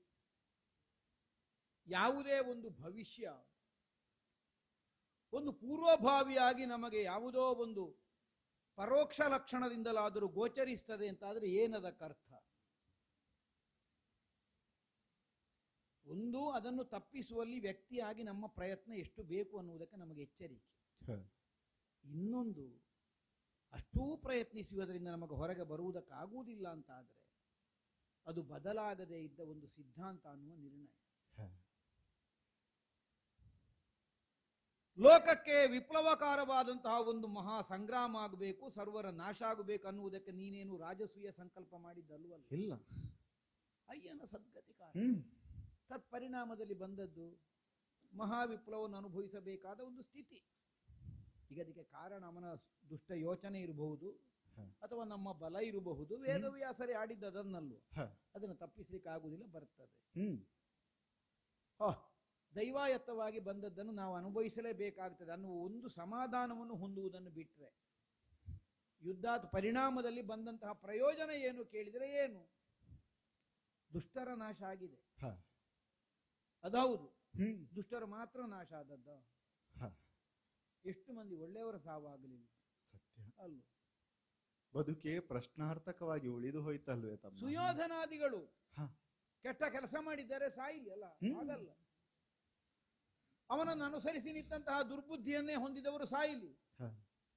ಈಗ ಅವರ ಪಾಳಯದಲ್ಲಿ ಅನೇಕರು ಒಳ್ಳೆಯವರಿದ್ರಲ್ಲ, ಅವರು ನಾಶ ಆದ್ರಲ್ಲ.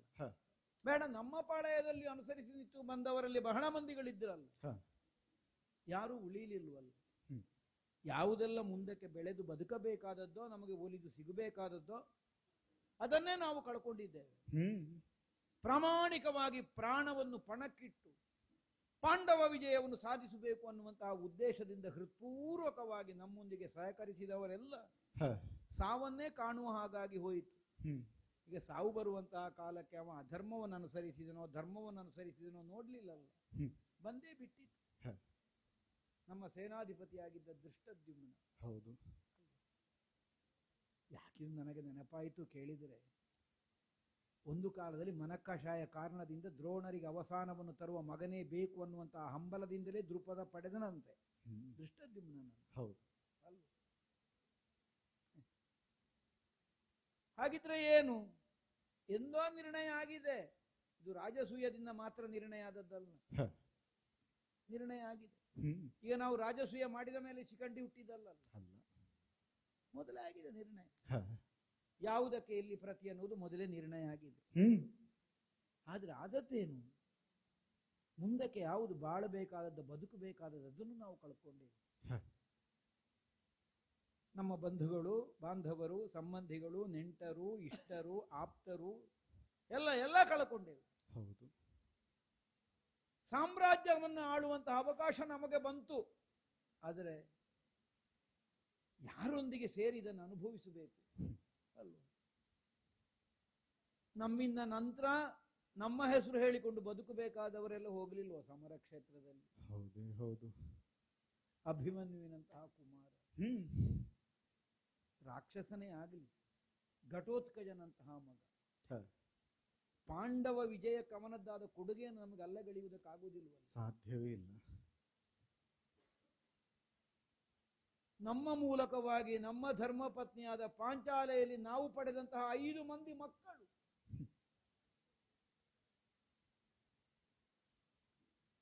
ಎಲ್ಲ ಕಳೆದು ಹೋಯ್ತು ಅಲ್ಲೋ. ನೀನು ಕರುಣೆಯಿಂದ ಅವರನ್ನು ಅನುಗ್ರಹ ಮಾಡಿದ್ದಿ. ಈಗ ಮಕ್ಕಳ ತಲೆ ಕಡಿದ ಅಶ್ವತ್ಥಾಮನ ತಲೆ ಕಡಿಲಿಕ್ಕೂ ನೀನು ಬಿಡ್ಲಿಲ್ಲ, ಅದು ಪ್ರಶ್ನೆ ಬೇರೆ. ಯಾಕೆ? ನಿನ್ನಷ್ಟು ವಿಶಾಲ ಹೃದಯ ನಮ್ಮದಲ್ಲ. ನಮಗೆ ಹೆಂಡತಿಯ ಕಣ್ಣೀರು ನೋಡೋದು ಆವೇಶ ಬಂತು, ಕಡಿತೇವೆ ತಲೆ. ಗುರುಪುತ್ರ ಆದ್ರೇನು ಮತ್ತೊಬ್ಬ ಆದ್ರೇನು, ಇಷ್ಟು ಪಾಪ ಮಾಡಿ ಆಗಿದೆ ಅಂತ ಮತ್ತೆ ಅದಕ್ಕೆ ಬೇರೆ ಪ್ರಾಯಶ್ಚಿತ್ತ ಬೇಕು, ಒಟ್ಟಿಗೆ ಆಗ್ತದೆ ಅತ್ಲಾಗ ಆಗಲಿ, ತಲೆ ಕಡಿತೇವೆ ಅಂತ ಬರ್ತದೆ. ಆದ್ರೆ ನೀನು ಪಾಂಚಾಲೆಯನ್ನು ಸಮಾಧಾನಿಸಿದಂತಹ ಒಂದು ವಿಧಾನ ಉಂಟಲ್ಲ, ಯಾವನಿಗೂ ಅದರ ಬದುಕಿಗೆ ಪಾಠವೇ.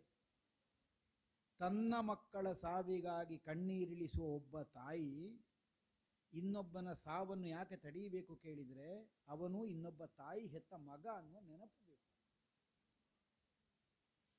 ಆ ತಾಯಿಗೆ ಬರುವುದಿಲ್ಲ ನೋವು ತಲೆ ಕಡಿದ್ರೆ, ಅವಳು ಇದ್ದಾಳೆ ಇಲ್ವೋ ಅನ್ನೋದು ಪ್ರಶ್ನೆ ಇಲ್ಲ. ತಾಯ್ತನದ ಮೌಲ್ಯಕ್ಕೆ ಬೆಲೆ ಹೌದಾದರೆ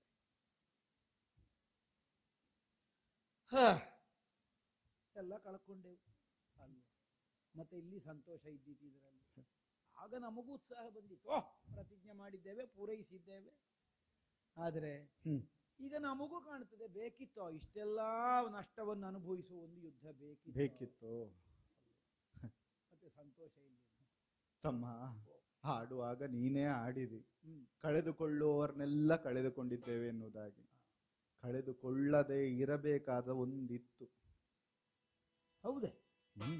ಅಣ್ಣನೆಂಬುದ ನಮಗೆ ತಿಳಿಸದೇಲೆ ಮಾತೆಯು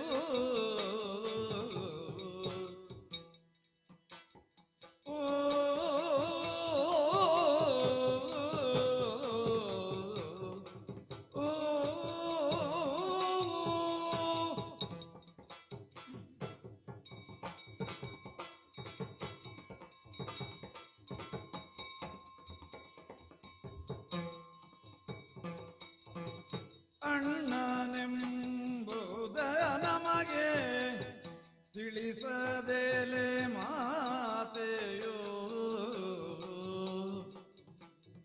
ಕಣ್ಣು ಕಟ್ಟಿದ ತೆರದೋಳಾಯ್ತು ನಮಗೆ, ಕಣ್ಣು ಕಟ್ಟಿದ ತೆರದೋಳಾಯ್ತು ಕರ್ಣನಳಿವಿಗೆ ನಮ್ಮ ಅಮ್ಮನೇ ಕಾರಣ, ಕರ್ಣನಳಿವಿಗೆ ನಮ್ಮ ಅಮ್ಮನೇ ಕಾರಣ. ವನಿತೆಯರೊಳಗೆ ಗುಟ್ಟು ಇನ್ನುಳಿಯದಿರಲಿ,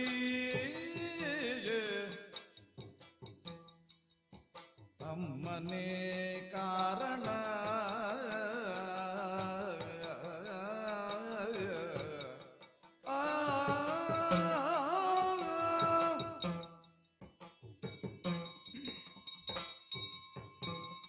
ತಮ್ಮ ಅಣ್ಣ, ಹಾಡುವ ಕಾಲದಲ್ಲಿ ನಿನ್ನ ಬಾಯಿಂದಲೇ ಬಂದು ಹೋಯ್ತು ಇದಿಷ್ಟು ಬೇಕಿತ್ತಾ ಎನ್ನುವುದಾಗಿ. ಕೆಲವು ಸಮಯಗಳ ಹಿಂದಷ್ಟೇ ನಡೆದ ಘಟನೆ. ತಾಯಿಯೇ ಬಂದು ಹಾಡಿದ್ಲು. ಕೊಡಬೇಕಾದಂತಹ ತರ್ಪಣೆ ಕೊಡಬೇಕಾದದ್ದು ಇನ್ನೊಬ್ಬ ಇದ್ದಾನೆ ಎನ್ನುವುದಾಗಿ. ಕರ್ಣ ಎನ್ನುವುದಾಗಿ ಹೆಸರು ಎನ್ನುವುದಾಗಿ. ತಾಯಿ ಒಂದು ಸತ್ಯವನ್ನ ಆಡುತ್ತಾ ಇದ್ರೆ ತಮ್ಮ ಇಷ್ಟೆಲ್ಲ ನಡೆಯುವುದಕ್ಕಿತ್ತೆ. ಧರ್ಮವೇ ಪ್ರಜೆಯಾಗಿ ಹುಟ್ಟಬೇಕು ಎನ್ನುವುದಾಗಿ ನನ್ನನ್ನು ಪಡೆದಳಂತೆ. ಹೌದು, ಬಲವನ್ನೇ ಮುಖ್ಯವಾಗಿ ಹೊಂದಿ ನಿನ್ನನ್ನು ಪಡೆದಳಂತೆ. ಧರ್ಮವೋ ಬಲವೋ ಒಟ್ಟಿಗಾಗಿ ತಮ್ಮನನ್ನು ಪಡೆದಳಂತೆ. ಎಲ್ಲಕ್ಕೂ ಮೊದಲಾಗಿ ಪಡೆದಂತಹ ಒಂದು ಮಗುವಿನ ವಿಷಯ ಅರ್ಹುತಾ ಇದ್ರೆ ಇಷ್ಟು ನಡಿಲಿಕ್ಕಿತ್ತ ತಮ್ಮ. ಇಷ್ಟಾದದ್ದು ಒಂದೇ ವಿಷಯದಿಂದ ಮುಚ್ಚಿಟ್ಟಳಲ್ಲ ತಾಯಿ. ನಾನು ಒಂದೇ ಬಯಸುವುದು, ತಾಯಿಗೆ ಕಠೋರವಾಗಿ ಆಡಿದ್ದೆ. ನಿನ್ನಲ್ಲಿ ಅಲ್ಲ ತಾಯಿ, ವನಿತೆಯರಲ್ಲಿಯೇ ಯಾವುದೇ ಗೂಢ ಮಾತುಗಳು ಉಳಿಯದೆ ಹೋಗಲಿ ಎನ್ನುವ ಮಾತನ್ನು ನೋವಿನಿಂದಲೇ ಆಡಿ ಹೋಯಿತು ನನಗೆ. ಒಂದು ಮಾತು ತಾಯಿ ನಮ್ಮಲ್ಲಿ ಆಡುತ್ತಾ ಇದ್ರೆ ಇವತ್ತಿಗೆ ನಮ್ಮ ಕುಡಿಗಳಾಗಿ ಉಳಿಯುತ್ತಿದ್ದಂತಹ ಉಪಪಾಂಡವರು ಬದುಕುತ್ತಾ ಇದ್ರು, ಅಶ್ವತ್ಥಾಮ ಬದುಕುತ್ತಾ ಇದ್ದ. ಈಗ ನಮಗೆ ಸಿಕ್ಕಿದಂತಹ ಸಿರಿಯೋ ಸಂಪತ್ತೋ ಭೂಮಿಯೋ ಯಾವುದಕ್ಕೆ ಭೀಮ? ತಾಯಿ ಈ ರೀತಿಯಾಗಿ ಮಾಡಿ ಹೋದಳಲ್ಲ ಎನ್ನುವಂತಹ ಪ್ರಶ್ನೆ ನಮ್ಮನ್ನು ಮುಂದೆ ಯಾವ ರೀತಿಯಲ್ಲಿ ಬದುಕುವುದು ಎನ್ನುವ ಪ್ರಶ್ನಾರ್ಥಕವಾಗಿಯೇ ಉಳಿಸಿ ಹೋಯ್ತಲ್ವೇ? ಅಣ್ಣ, ನಿನಗೆ ಎಲ್ಲ ಹೇಳಲಿಕ್ಕೆ ನಾವು ಯಾರು? ಆದರೂ ನನ್ನ ಮನಸ್ಸಿಗೆ ತೋಚಿದ್ದನ್ನು ಹೇಳು ತಮ್ಮ. ಯಾಕಣ್ಣ ಅಮ್ಮನ ಮೇಲೆ ದೂರ ಹಾಕುತ್ತೆ?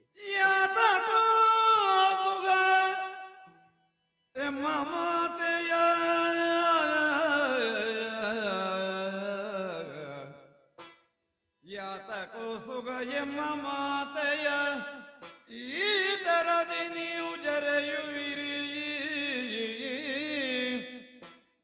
ತಾತ ಮಾತೆಯ ಪ್ರೀತಿ ಕಾಣದ ನಾಥೆಯಾಗಿ ಅಳು.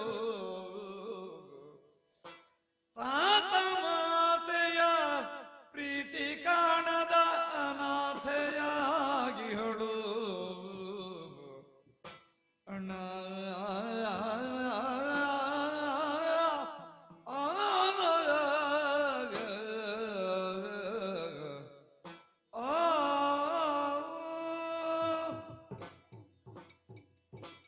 ಅಣ್ಣ ಭೀಮ, ನಡೆದು ಹೋದ ಸಮರದಿಂದ ಒದಗಿದ ಪರಿಣಾಮದಿಂದ ನೀನು ಅನುಭವಿಸುತ್ತಿರುವಂತಹ ಆಘಾತ ಎಷ್ಟು ಹಿರಿದಾದದ್ದು ಅನ್ನುವುದರ ಬಗ್ಗೆ ನನಗೂ ಯೋಚನೆ ಇದೆ. ನಾವು ಕಾರಣ ಆಗಿ ಹೋಯ್ತಲ್ಲ. ಆದ್ದರಿಂದಲೇ ಆ ಪರಿತಾಪವನ್ನು ನೀನು ಅನುಭವಿಸುತ್ತಾ ಇದ್ದಿ. ಅಮ್ಮ ಗುಟ್ಟು ಮಾಡಿದಳು ಅಂತಲೂ ಕಾಣುತ್ತದೆ. ತಾನು ಹೆತ್ತ ಮಗ ಕರ್ಣ ಅನ್ನುವ ಗುಟ್ಟನ್ನು ಮಾತ್ರ ಅಮ್ಮ ಮಾಡಿದ್ದಲ್ವಲ್ಲ ಅಣ್ಣ. ಅವಳ ಅಂತರಂಗದ ನೋವನ್ನೇ ಗುಟ್ಟು ಮಾಡಿದಳಲ್ಲ ನಮ್ಮಲ್ಲಿ ಇಷ್ಟರವರೆಗೂ. ನಾವು ಅದನ್ನಲ್ವ ಯೋಚಿಸಬೇಕಾದದ್ದು.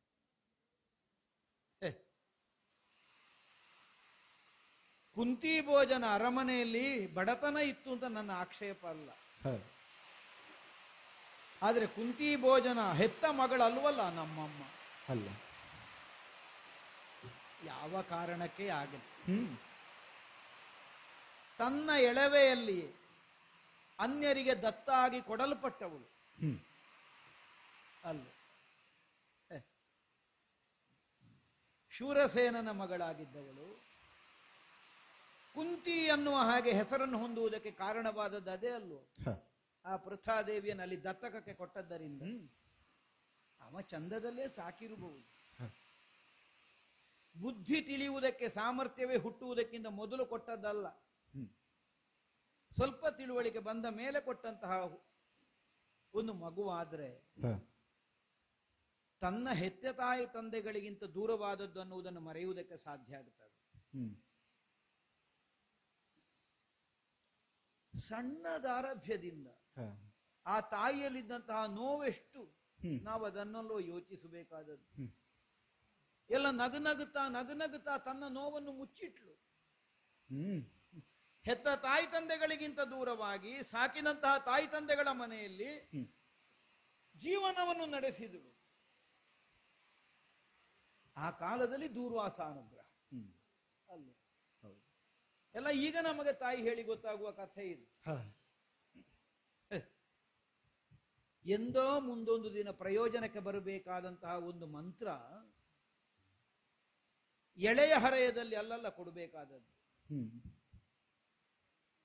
ನೀನೀ ಮಂತ್ರದ ಮೂಲಕವಾಗಿ ಯಾವ ದೇವತೆಯನ್ನು ಕರೀತಿ ಅವರು ಬಂದು ನಿನಗೆ ಸಂತಾನ ಕೊಡ್ತಾರೆ.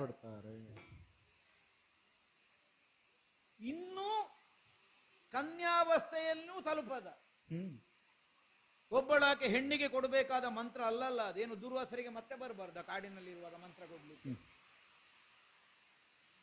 ಸಹಜವಾಗಿಯೇ ಕುತೂಹಲದಿಂದ ಮಂತ್ರದ ಸಾಮರ್ಥ್ಯವನ್ನು ಪರೀಕ್ಷಿಸುವುದಕ್ಕೆ ಬಾಲ ಸಹಜವಾದಂತಹ ಬುದ್ಧಿಯಿಂದ ತಾಯಿ ಮುಂದಾದಳು. ಈಗ ಮಕ್ಕಳಾಟಿಗೆ ನಾವು ಯಾರಿಗೆ ಆರೋಪಿಸೋಣ? ದೂರ್ವಾಸರಿಗೆ ಹೇಳುವುದ, ಕುಂತಿಗೆ ಹೇಳುವುದ? ನಿಜವಾಗಿ ದೂರ್ವಾಸರದಲ್ಲೋ ಮಕ್ಕಳಾಟಿಗೆ ಕೊಡಬಹುದೋ ಇದನ್ನು? ಕೊಟ್ಟು ಹಾಗಿದ್ರೆ ಏನು?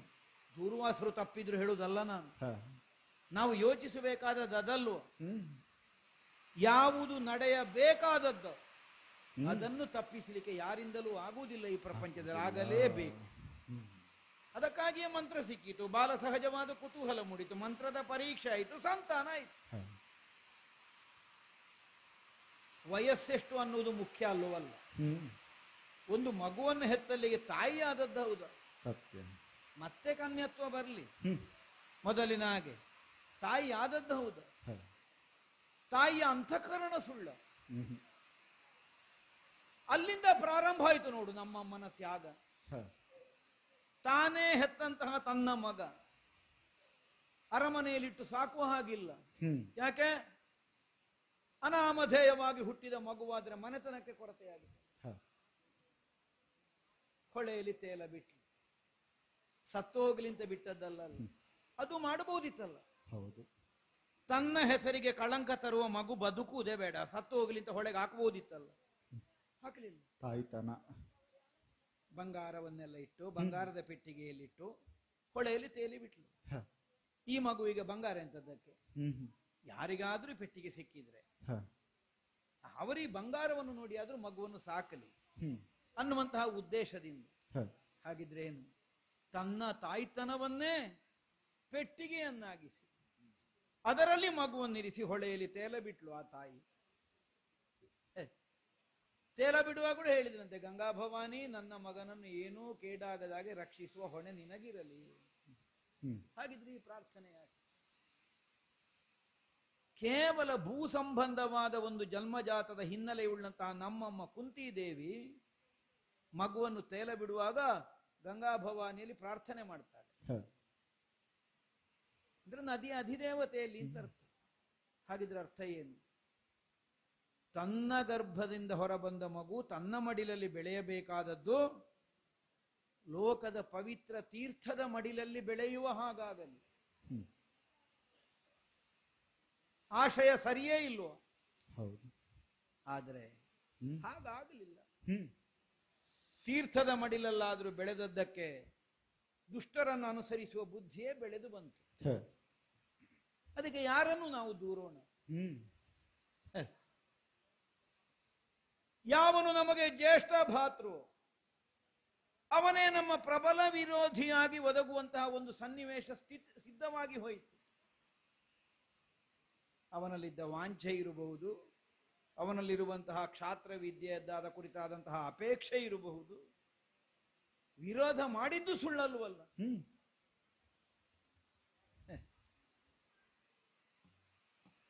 ನಾವೇ ಅವನಿಗೆ ಮೃತ್ಯು ರೂಪರಾಗಿ ಅವನನ್ನು ಸಂಹರಿಸಬೇಕಾಗಿಯೂ ಬಂತು. ಒಂದು ಕ್ಷಣಕ್ಕಾದ್ರೂ ನಮ್ಮಮ್ಮನಿಗೆ ನೆನಪಾಗಿರ್ಲಿಕ್ಕಿಲ್ವ? ಯಾವಾಗ ಹೆಂಡತಿಯ ಮೈ ಮುಟ್ಟಿದ್ರೆ ನಿನಗೆ ಸಾವು ಬರಲಿ ಅನ್ನುವಾಗ ನಮ್ಮ ಅಪ್ಪಯ್ಯನಿಗೆ ಶಾಪ ಬಂತಲ್ಲ. ಈ ಪ್ರಪಂಚದಲ್ಲಿ ಹೆಂಡತಿಯ ಮೈ ಮುಟ್ಟುವುದು ಕೇವಲ ಕಾಮ ತೀಕ್ಷ್ಣೆಗಾಗಿ ಮಾತ್ರ ಅಲ್ಲ. ಒಬ್ಬಾತ ಸದ್ಗೃಹಸ್ಥ ಅನ್ನುವ ಹೆಂಡತಿಯ ಮೈ ಮುಟ್ಟುವುದು ಪ್ರಜೋತ್ಪತ್ತಿಗಾಗಿ, ಧರ್ಮ ಪ್ರಜಾ ಸಂಪತ್ತಿಗಾಗಿ. ಆ ಅವಕಾಶವೇ ಇಲ್ಲದೆ ಹೋಯಿತು ತನ್ನ ಕೈ ಹಿಡಿದ ಗಂಡನಿಗೆ. ಆ ಕಾಲದಲ್ಲಿ ತಾನೊಂದು ಮಗುವನ್ನು ಪಡೆದು ಹೊಳೆಗೆ ಬಿಟ್ಟದ್ದರ ಪರಿಣಾಮವೇ ಇದಿರಬಹುದೇ? ಕಂಡಿರಬಾರ್ದು ಆ ತಾಯಿಗೆ. ನಾನಾವತ್ತು ಮಾಡಿದ ದೋಷಕ್ಕೆ ನಾನೀಗ ಅನುಭವಿಸುತ್ತಾ ಇದ್ದೇನೆ. ಕಂಡಿರ್ಬೇಕಲ್ಲ ಆ ತಾಯಿಗೆ. ಆದ್ದರಿಂದಲೇ ಆ ನೋವನ್ನು ನುಂಗಿಕೊಂಡು ಆ ತಾಯಿ ಅನುಸರಿಸಿ ನಿತ್ತಳು. ಇಲ್ಲದೆ ಇದ್ರೆ ಅಪುತ್ರವಂತನಾದವನಿಗೆ ಸದ್ಗತಿ ಇಲ್ಲ ಅನ್ನುವ ಕಾರಣ ಮುಂದೊಡ್ಡಿದ ಕಾಲಕ್ಕೆ ದೂರ್ವಾಸರಿಂದ ಉಪದೇಶಿತವಾದ ಮಂತ್ರ ಹೇಳಲಿಕ್ಕೆ ಅಮ್ಮನಿಗೆ ನೆನಪಾಗುತ್ತದೆ. ಆ ಮಂತ್ರದಿಂದಲೇ ತಾನು ಪಡೆದ ಮಗನ ನೆನಪಾಗುವುದಿಲ್ಲ, ಆಗಬೇಕಲ್ಲ. ಮಂತ್ರ ನೆನಪಾಗ್ತದೆ ಅಂತ ಆದ್ರೆ ಮಂತ್ರದ ಪರಿಣಾಮವಾಗಿ ಪಡೆದ ಮಗನೂ ನೆನಪಾಗಬೇಕಲ್ಲ. ಯಾಕೆ ಹೇಳಲಿಲ್ಲ ಆ ತಾಯಿ? ಹೇಳಬಹುದಿತ್ತಲ್ಲ. ಕಾನೀನ ಪುತ್ರನಿಗೂ ಅಧಿಕಾರ ಉಂಟಲ್ಲ. ನಾವು ಅಪುತ್ರವಂತರಲ್ಲ, ಒಬ್ಬ ಇದ್ದಾನೆ, ನೀವು ಒಪ್ಪಿದ್ರೆ ನಮಗ ಮಗ ಎಲ್ಲಿದ್ದಾನೆ ಗೊತ್ತಿಲ್ಲ, ಹೇಳ್ಬೋದಿತ್ತಲ್ಲ. ತಾನು ಹೆತ್ತಿದ್ದೇನೆ, ಒಬ್ಬ ಮಗನಿಗೆ ತಾಯಿಯಾಗಿದ್ದೇನೆ ಅನ್ನುವುದನ್ನು ಮುಚ್ಚಿಟ್ಟದ್ದು ಮಾತ್ರ ಅಲ್ಲ, ತಾನು ಆ ಕಾರಣದಿಂದಲೇ ತನ್ನ ಪತಿಗೆ ಈ ಗತಿ ಬಂದಿದೆ ಅನ್ನುವ ನೋವನ್ನು ಅನುಭವಿಸಿ ಮತ್ತೆ ಮಕ್ಕಳು ಬೇಕು ಅನ್ನುವಾಗ ಅದನ್ನು ಅಡಗಿಸಿಡಬೇಕು ಅಂತಾದ್ರೆ ಆ ತಾಯಿಯ ಒಡಲೆಷ್ಟು ದೊಡ್ಡದಿರಬೇಕಣ್ಣ. ಅವಳು ಗುಟ್ಟು ಮಾಡಿದಳು ಅಂತ ಕಾಣ್ತದ ನಮಗೆ? ಅಲ್ಲ ಅಲ್ಲ, ಈ ಮನೆತನದ ಘನತೆಯನ್ನು ಕಾಪಿಡುವುದಕ್ಕಾಗಿ ಈ ಎಲ್ಲ ಸಂಕಟವನ್ನು ಒಟ್ಟು ಮಾಡಿದ್ರು ತನ್ನ ಹೊಟ್ಟೆಯಲ್ಲಿ. ಹೊಟ್ಟೆ ಮಾಡಿಟ್ಟುಕೊಂಡ್ಲು, ನೋವನ್ನು ಅನುಭವಿಸುತ್ತಾ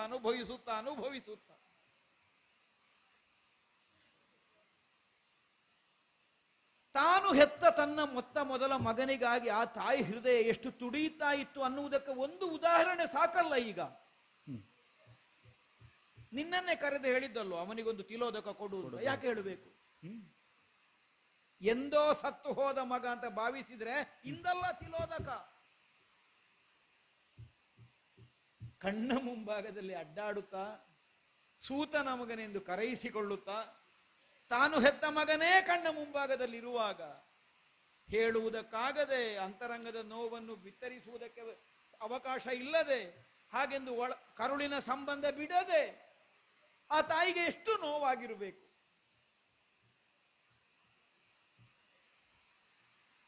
ಅಂತವಳನ್ನು ಯಾಕಣ್ಣ ನಾವು ದೂರುವುದು?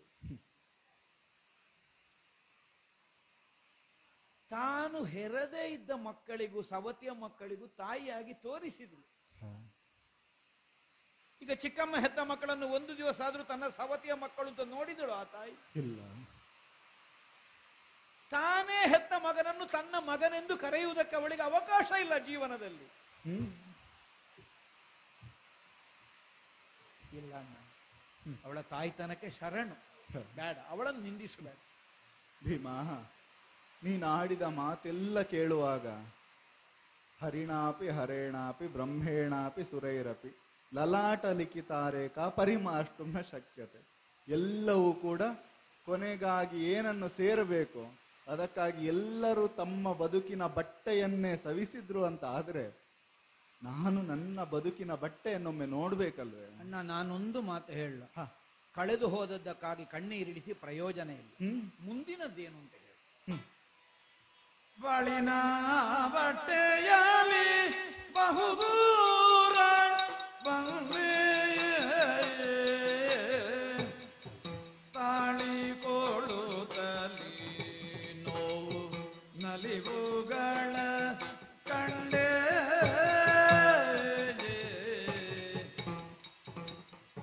ನಾಳಿನಲ್ಲಿ ಅಗದಿಗೆ ಪೋಪೆಗಾನನಗೆ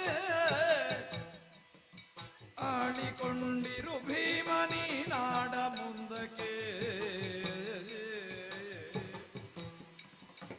ಆಳಿಕೊಂಡಿರು ಭೀಮ ಈ ನಾಡ ಮುಂದಕ್ಕೆ.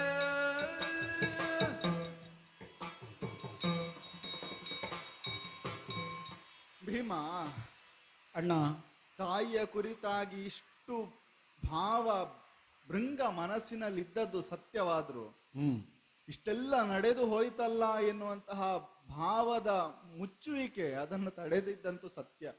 ಹೌದಣ್ಣ, ನಿನಗೆ ತಾಯಿಯ ಮೇಲಿರುವ ಗೌರವ ಗೊತ್ತಾಗ್ತದೆ. ನೀನು ತಾಯಿಗೆ ಶಾಪ ಕೊಡ್ಲಿಲ್ಲ, ನೀನು ಸ್ತ್ರೀ ಸಮುದಾಯಕ್ಕೆ ಶಾಪ ಕೊಟ್ಟದ್ದು ಅಲ್ವಾ?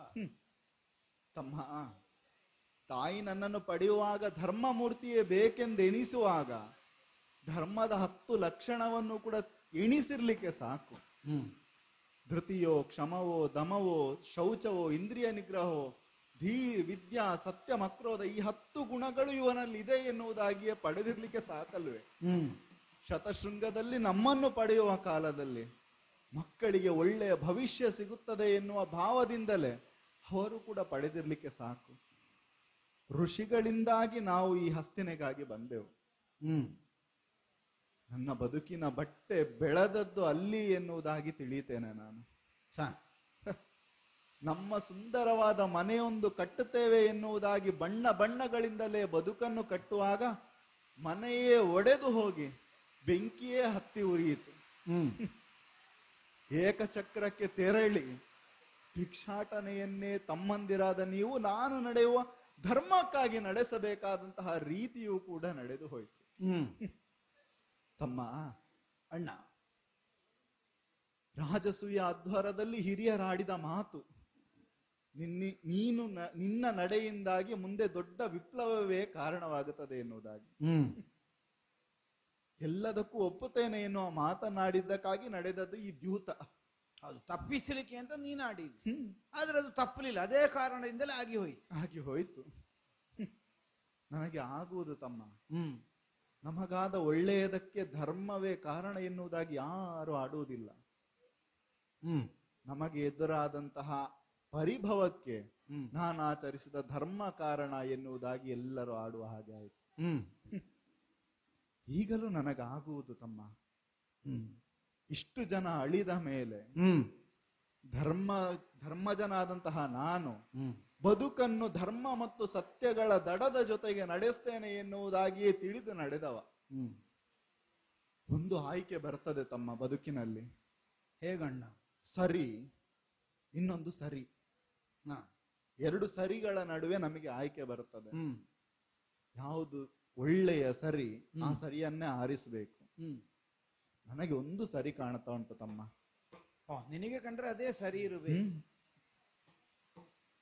ಹೀಗಿರುವುದಲ್ಲ ನಾನು ವಾನಪ್ರಸ್ಥಕ್ಕೆ ತೆರಳುತ್ತೇನೆ. ನೀನೇ ಆಳಿಕೊಂಡಿರಬೇಕು, ಇದೇ ಸರಿಯಾದ ಸರಿ ಎನ್ನುವುದಾಗಿ ನಂಗೆ ತಿಳಿಯುವುದು ತಮ್ಮ. ವಾನಪ್ರಸ್ಥ? ನಾನು ತೆರಳುತ್ತೇನೆ, ನೀನೇ ಆಳಿಕೊಂಡಿರಬೇಕು ತಮ್ಮ. ಯಾವಾಗ? ಈಗ? ವಾನಪ್ರಸ್ಥ? ಹೌದು. ಏನಣ್ಣ? ಅಣ್ಣಾಡದಿರಿಲ್ದ ಮಾತನು ಇನ್ನೂ ಪಟ್ಟವ ಏರಬಹುದು.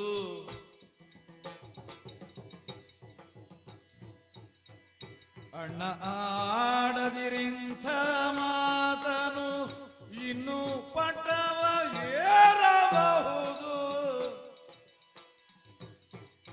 ಇನ್ನು ಪರಿಶ್ರಮ ಸತತ ನಿನಗೆ ಮೀಸಲಿಹುದು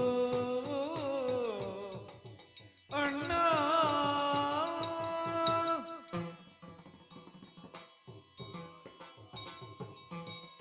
ಅಣ್ಣ ಭೀಮಾ, ಎಂತಹ ನಿರ್ಣಯವನ್ನು ಆಡ್ತಾ ಇದ್ದಿ. ಹಸ್ತಿನಾವತಿಯ ಧರ್ಮ ಸಿಂಹಾಸನವೆಂದು ಕರೆಯಿಸಿಕೊಂಡಂತಹ ಪೀಠದಲ್ಲಿ ಒಬ್ಬ ಧರ್ಮಮೂರ್ತಿಯಾದವ ಸ್ಥಾಪಿತನಾಗಬೇಕು. ಇದು ಬಹುಕಾಲದಿಂದ ಬಹುಮಂದಿಗಳು ನಿರೀಕ್ಷಿಸಿದಂತಹ ಒಂದು ವಿಷಯ ಅಲ್ವ? ಸಿಂಹಾಸನದಲ್ಲಿ ಕುಳಿತವರೆಲ್ಲ ಅಧರ್ಮವೇ ಮಾಡಿದ್ದಾರೆ ಅಂತ ಆಡಿದ್ದಲ್ಲ. ಶಶಿವಂಶದ ಘನತೆಯ ಮೇಲ್ಮೆಗೆ ನಮ್ಮ ಪೂರ್ವಸೂರಿಗಳು ಎಷ್ಟು ಎತ್ತರವನ್ನು ಕಲ್ಪಿಸಿಕೊಟ್ಟಿದ್ದಾರೆಯೋ ಅದಕ್ಕನುಗುಣವಾದಂತಹ ಒಂದು ಸ್ಥಿತಿಯನ್ನು ತರಬೇಕೆಂದಾದ್ರೆ ಒಬ್ಬ ಧರ್ಮಾತ್ಮನಾದವ ಸಿಂಹಾಸನಕ್ಕೆ ಬೇಕು.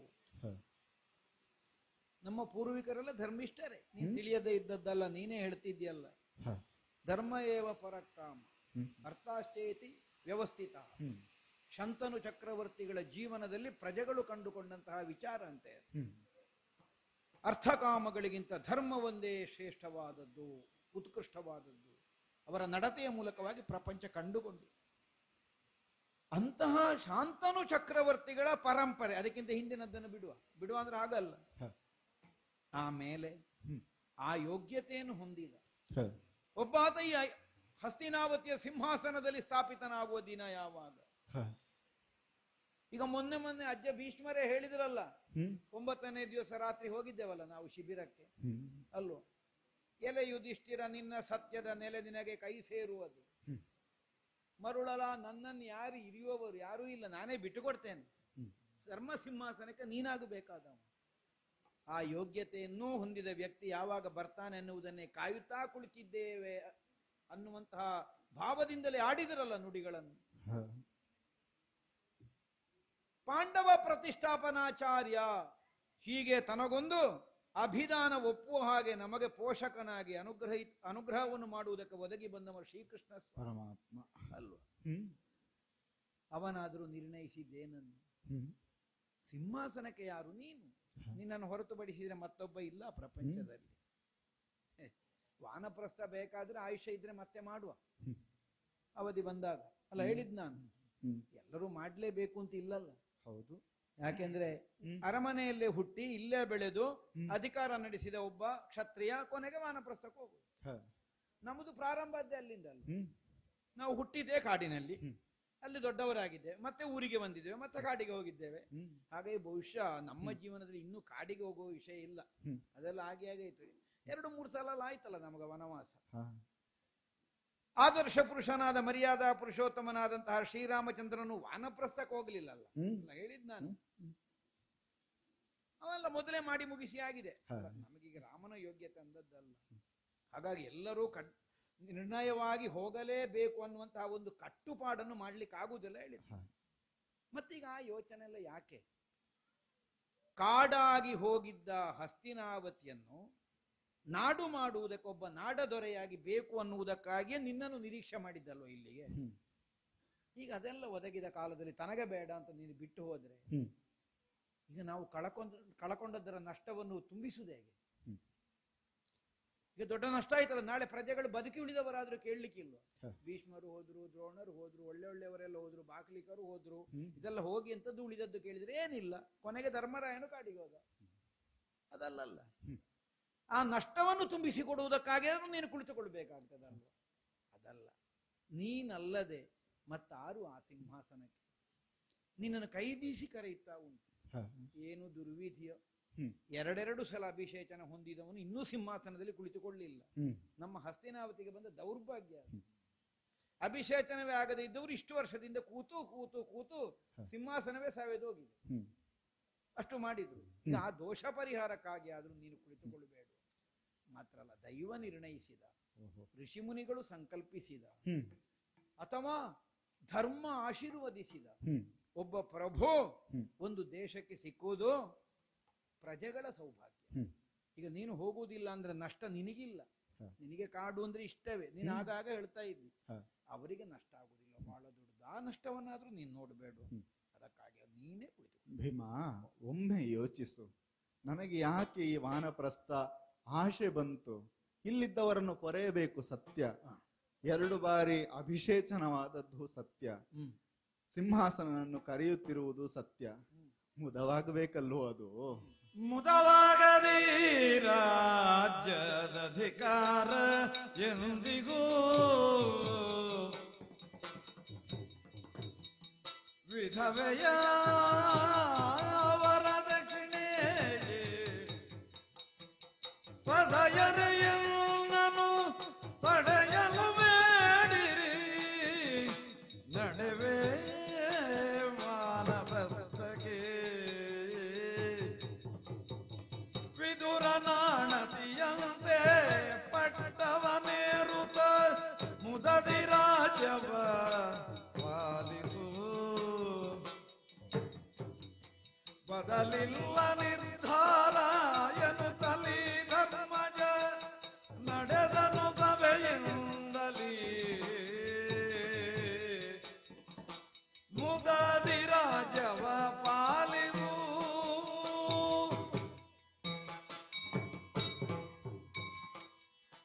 ಭೀಮ, ಅಣ್ಣ, ಮನಸ್ಸಿನಲ್ಲಿ ಯೋಚಿಸುವಾಗ ನನಗೋಸ್ಕರವಾಗಿಯೇ, ಈ ಸಿಂಹಾಸನಕ್ಕೋಸ್ಕರವಾಗಿಯೇ ಭಾರತ ಆಹವ ನಡೆದು ಹೋಯಿತಲ್ಲ ಎನ್ನುವ ಭಾವ ಮನಸ್ಸಿನಲ್ಲಿದ್ರು ಮನಸ್ಸಿನಲ್ಲಿ ಒಂದು ಯೋಚನೆ ಬರ್ತದೆ ತಮ್ಮ. ಏನಣ್ಣ? ಶೀಲವತಿಯಾದಂತಹ ಹೆಣ್ಣಿಗೆ ಒಳ್ಳೆಯ ಸತ್ಕುಲ ಪ್ರಸೂತನಾದಂತಹ ಹುಡುಗನನ್ನು ನೋಡಿ ಅವನನ್ನೇ ಆಗಬಹುದು ಎನ್ನುವುದಾಗಿ ಯೋಚಿಸಿ ಬೇಕಾದಂತಹ ಎಲ್ಲ ಸೋಪಸ್ಕಾರದ ಜೊತೆಗೆ ಚಿನ್ನಾಭರಣಗಳ ಜೊತೆಗೆ ಅವನಿಗೆ ಹೆಣ್ಣನ್ನು ಕೊಟ್ಟು ಬಂದಂತಹ ಹೆಣ್ಣಿಗೆ ವಿಧವೆಯ ಪಟ್ಟ ಬರುತ್ತದೆ, ಗಂಡ ತೀರಿ ಹೋಗುತ್ತಾನೆ ಅಂತ ಆದ್ರೆ ಬಂದಂತಹ ವರದಕ್ಷಿಣೆಯ ಆ ಹಣವೋ ಆಭರಣವೋ ಯಾವುದಕ್ಕೆ ಆಗ್ಲಿಕ್ಕೆ ಸಾಧ್ಯ? ಈಗ ನನಗಾಗಿ ಬಂದಿರುವ ರಾಜ್ಯ ಲಕ್ಷ್ಮಿ ನನ್ನವರನ್ನೆಲ್ಲ ಕಳೆದುಕೊಂಡಿರುವ ವಿಧವೆಯ ಆಭರಣದ ವರದಕ್ಷಿಣೆ. ನನಗೆ ಕಾಣುವುದು ನೀನೀಗ ಹೋದ್ರೆ ಬರ್ತದೆ ಧರಣಿ ದೇವಿಗೆ ವೈಧವ್ಯ. ಇಲ್ಲ, ನನ್ನವರೇ ಆಗಿರುವಂತಹ ಪಿತೃ ಸಮಾನರಾದಂತಹ ಭೀಷ್ಮರು ಈ ಕಾಲಕ್ಕಾಗಿ ಇಲ್ಲ. ನಮ್ಮ ಹಿರಿಯರಾದಂತಹ ಬಾಹಲಿಕಾದಿಗಳೂ ಕೂಡ ಇಲ್ಲ. ಎಲ್ಲ ಒಂದು ದಿವಸ ಹೋಗ್ಲಿಕ್ಕೆ ಇದ್ದವರಲ್ಲ, ನಾವು ಕಾರಣರಾಗಿದ್ದೇವೆ. ನಮಗೆ ಬಿಟ್ಟು ಕೊಟ್ಟಿದ್ದಾರೆ ಅವರು ಅಂತ ತಿಳಿಬಹುದಲ್ಲ. ಬಿಟ್ಟು ಕೊಟ್ಟಿದ್ದಾರೆ. ಆದ್ರೆ ನಾನು ಹೇಳಿದೆ ಅಲ್ವಾ, ನನಗೆ ಸರಿಯೆಂದು ಕಾಣುವ ಒಂದು ದಾರಿ ಕಂಡಿದೆ. ವಾನಪ್ರಸ್ಥಕ್ಕಾಗಿ ನಾನು ತೆರಳುವವನು. ವಿದುರನ ಆಣತಿ ಏನಿದೆ ಹೇಳಿದ್ದಾನಲ್ವೇ, ಬಲದಲ್ಲಿಯೂ ಕೂಡ ನೀನು ಅಣ್ಣನ ಹಾಗೆ ಎನ್ನುವುದಾಗಿ. ಒಂದು ಕಾಲದಲ್ಲಿ ಮದುವೆ ವಿಷಯಕ್ಕೊಂದು ಸಮಾಧಾನ ಬಂದಿತ್ತಾಗೆ. ಕ್ಷತ್ರಿಯರಿಗೆ ಬಲವೇ ಜ್ಯೇಷ್ಠತ್ವವನ್ನು ಕಲ್ಪಿಸ್ತದೆ, ಇಲ್ಲದ್ರೆ ಪರಿವೇತ್ತ ಅನ್ನುವಂತಹ ಒಂದು ಪಾತಕಕ್ಕೆ ಒಳಗಾಗಬೇಕಾಗ್ತದೆ. ಅಣ್ಣನಿಗಿಂತ ಮೊದಲೇ ತಮ್ಮ ಮದುವೆ ಆದ್ರೆ ಹೇಗೆ ಸಮನ್ವಯ ಕೇಳುವಾಗ ಅಲ್ಲಿ ಒಂದು ಸಮಾಧಾನ ಕಂಡುಕೊಂಡದ್ದು. ಕ್ಷತ್ರಿಯರಲ್ಲಿ ಬಲವೇ ಆಧಿಕ್ಯವನ್ನು ಸೂಚಿಸುವುದರಿಂದ, ನೀನು ಬಲವಂತನಾಗಿರುವುದರಿಂದ ಹುಟ್ಟಿನಿಂದ ಧರ್ಮರಾಯ ಆದ್ರೂ ಕ್ಷಾತ್ರ ಸಹಜವಾಗಿ ನಿನ್ನನ್ನು ಹಿರಿಯವ ಅಂತ ತಿಳ್ಕೊಳ್ಳುವುದಕ್ಕೊಂದು ಶಾಸ್ತ್ರಾಧಾರ ಉಂಟು. ಹೌದು ಭೀಮ, ನೀನೇ ಆಡಿದ ಮಾತನ್ನೆಲ್ಲ ನಾನು ಒಪ್ಪಿದೆ. ಎಲ್ಲಿ ಉಪಪಾಂಡವರು ಅಳಿದಿದ್ದಾರೆ, ತಾಯಿಯದು ತಪ್ಪಿಲ್ಲ, ಎಲ್ಲವನ್ನು ಒಪ್ಪುವ ನಾನು ಧರ್ಮ ಮಾರ್ಗದಲ್ಲಿ ನಡೆಯುವವನೇ ಸತ್ಯ ಎಂದು ನೀನು ನಂಬುವುದಾದರೆ ನಾನು ವಾನಪ್ರಸ್ಥಕ್ಕಾಗಿ ತೆರಳುವುದು ಸಿದ್ಧ. ಇನ್ನೇನಿಲ್ಲ, ಸಭಾತ್ಯಾಗ ಮಾಡಿ ನಾನು ಮುಂದುವರಿತೇನೆ. ಕೃಷ್ಣನ ಆಣತಿ ಏನಿದೆ ಎನ್ನುವುದನ್ನು ತಿಳಿದು ನಾನು ಮುಂದುವರಿತೇನೆ ಅಂತ ಹೊರಿತೇನೆ. ಏನಿದು ಅಣ್ಣ, ನಾನು ಹೇಳಿದ್ದೆಲ್ಲ ಸರಿ ಅಂತ ಇದೊಂದು ಒಪ್ಪುವುದೇ ಇಲ್ಲ. ಏನು ಮಾಡ್ಲಿ ನಾನು? ಅರಿಯುತ್ತಿದ ಪಾಂಚಾಲೆ ಬರುತ್ತಲಿ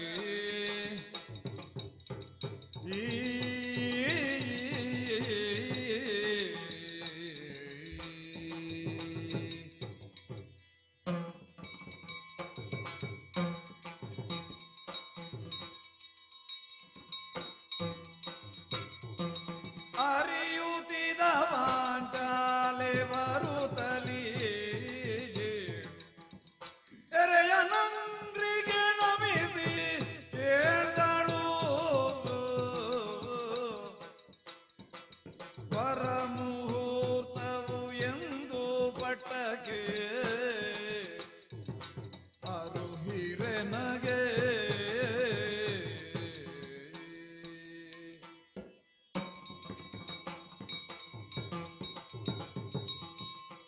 ಸಾತ್ವಿಕ ಮೂರ್ತಿ ಎಂದೆನಿಸಿಕೊಂಡಂತಹ ಧರ್ಮರಾಯರು ಒಂದು ಕಡೆಯಲ್ಲಿ, ರಾಜಸ ಗುಣೋಪೇತರಾದಂತಹ ನನ್ನ ಪ್ರೀತಿಯ ಗಂಡನಾದಂತಹ ಬಲಭೀಮರು, ಇವರೀರ್ವರ ಸಂಭಾಷಣೆಯಲ್ಲಿ ನನಗೆ ಅರಿವಾದದ್ದು, ಲೋಕಕ್ಕೆ ವಿಹಿತವಾದಂತಹ ಯಾವುದೋ ಒಂದು ನಡೆಯುವುದಕ್ಕಿಲ್ಲ, ಲೋಕ ಕಂಟಕವಾದದ್ದೇ ಯಾವುದೋ ಒಂದು ನಿರ್ಧಾರವನ್ನು ತೆಗೆದುಕೊಂಡಿದ್ದಾರೆ ಎನ್ನುವುದಾಗಿ. ನಾನಿರುತ್ತ ಹೀಗೆ ಆಗುವುದಕ್ಕೆ ಬಿಡ್ಲಿಕ್ಕೆ ಉಂಟೆ? ನನಗೂ ಒಂದು ಹೊಣೆಗಾರಿಕೆ ಅನ್ನುವುದುಂಟಲ್ಲ. ಹಾಗಾಗಿ ಮನದೊಳಗೆ ನಾನು ಚಿಂತೆ ಮಾಡಿ ಕೊರಗುವುದಕ್ಕಿಂತ ಮನಸ್ಸಿನಲ್ಲಿ ಮೂಡಿದಂತಹ ಎಲ್ಲ ಚಿಂತೆಗಳಿಗೂ ಕೂಡ ಉತ್ತರವನ್ನು ನೀಡುವಂತಹ ದಾಯಿತ್ವವನ್ನು ಹೊಂದಿರುವ ಅವರ ಬಳಿಯಲ್ಲೇ ಹೋಗಿ ಮನಸ್ಸಿನ ಸಂಶಯವನ್ನು ನಿವಾರಣೆ ಮಾಡಿಕೊಳ್ತೇನೆ. ಪ್ರಭೋ, ತಲೆ ಎತ್ತಿ ನನ್ನನ್ನೊಮ್ಮೆ ನೋಡಿ ಅಂತೆ. ದ್ರೌಪದಿ ಕಾಲಿಗೆ ಅಡ್ಡ ಬಿದ್ದಿದ್ದೇನೆ. ಹೇಳು, ಮೇಲೆ ಹೇಳು. ಸಂ ಭಾಷಣ ನನಗೆ ಅಸ್ಪಷ್ಟವಾಗಿ ಕೇಳಿದೆ ಸ್ವಾಮಿ. ಹಾ ಪ್ರಭು, ಓ ಯಾವಾಗ ಯಾವುದು ಪಟ್ಟವನ್ನೇರುವುದು ಗೊತ್ತಿಲ್ಲ. ಅಣ್ಣನ ಆಜ್ಞೆಯನ್ನು ನೀವು ಮೀರದೆ ನಡೆಯುವವರಲ್ವೇ? ಹೌದೌದು. ಕಟ್ಟಿಕೊಂಡಂತಹ ಹೆಂಡತಿಗೆ ಕಷ್ಟ ಬಂದ್ರೂ ಕೂಡ ಅಣ್ಣನ ಆಜ್ಞೆ ಎನ್ನುವಂತಹದ್ದು ಒಂದನ್ನು ತಿಳಿದು ಭೂತಕಾಲದಲ್ಲಿ ಎಷ್ಟು ಪ್ರಸಂಗಗಳು ಬಂದಿದೆ ಸ್ವಾಮಿ. ಎಷ್ಟು ಸಾರಿ ನಾನು ನಿಮ್ಮ ಕಾಲನ್ನು ಹಿಡಿದು ಬೇಡಿದ್ದೇನೆ. ಹೌದಾ? ಆದ್ಯಂತಿಕವಾಗಿ ನನಗೆ ನೀವು ಉಪಕಾರ ಮಾಡಿದ್ದೀರಿ, ಎಲ್ಲ ನಿಮ್ಮ ಹೊಣೆಗಾರಿಕೆಯನ್ನು ನಿರ್ವಹಣೆ ಮಾಡಿದ್ದೀರಿ. ಆದರೆ ಆಡುವಂತಹ ಕಾಲದಲ್ಲಿ ನಿಮ್ಮ ಬಾಯಿಂದ ಬರುತ್ತಿದ್ದದ್ದು ಅಣ್ಣನ ಆಜ್ಞೆ, ಅಣ್ಣನ ಆಣತಿಯನ್ನು ಮೀರ್ಲಿಕ್ಕೆ ಆಗುವುದಿಲ್ಲ ಎನ್ನುವುದಾಗಿ ಕೇಳಿ ಬಲ್ಲೆ. ನಾನು ವಾನಪ್ರಸ್ಥಕ್ಕೆ ನಾನು ಹೊರಟು ನಿಂತಿದ್ದೇನೆ. ವಿದುರನ ಆಣತಿಯಂತೆ ಪಟ್ಟವನ್ನು ಏರಬೇಕು ಎನ್ನುವಂತಹ ಮಾತುಗಳನ್ನು ಅವರು ಆಡಿದ್ದಾರೆ ಸ್ವಾಮಿ. ನಿಮ್ಮದು ನಿರುತ್ತರವೋ ಅಥವಾ ಒಂದು ರೀತಿಯಾದಂತಹ ಪ್ರವರ್ಜ್ಯ ಭಾವವೋ ಏನು ಎನ್ನುವುದನ್ನು ತಿಳಿಯುವುದಕ್ಕೆ ನಾರಿಯಾದಂತಹ ನಾನು ಶಕ್ತಳಲ್ಲ. ಎರಡೂ ಆಗುತ್ತದೆ ಸಂದರ್ಭೋಚಿತವಾಗಿ. ಮೌನಂ ಸಮ್ಮತಿ ಲಕ್ಷಣಂ ಅಂತಲೂ ಉಂಟು. ನಿಮಗೆ ಎರಡೂ ಆಗ್ತದೆ ಸ್ವಾಮಿ. ಮೌನಂ ಸಂಶಯಾತ್ಮಕಂ ಅಂತಲೂ ಕಲ್ಪಿಸಿಕೊಳ್ಳಿಕ್ಕೆ ಆಗ್ತದೆ. ಏನೇ ಇರ್ಲಿ ಸ್ವಾಮಿ, ನಿಮಗೆ ಎರಡು ಆಯ್ಕೆ ಉಂಟಲ್ಲ, ಆದ್ರೆ ನನಗಿರುವುದು ಒಂದೇ ಆಯ್ಕೆ. ಹೌದಾ? ಹೌದು. ಏನದು? ಅರಸನಾಗುವ ಧರ್ಮರಾಯರು ತೆರಳಲಿಂದಿಲಿ ವಾನಪ್ರಸ್ಥಕ್ಕೆ. ಅರಸಿ ನಾನು ತೆರಳಬೇಕೈ ಧರ್ಮ ಸೂಕ್ಷ್ಮ.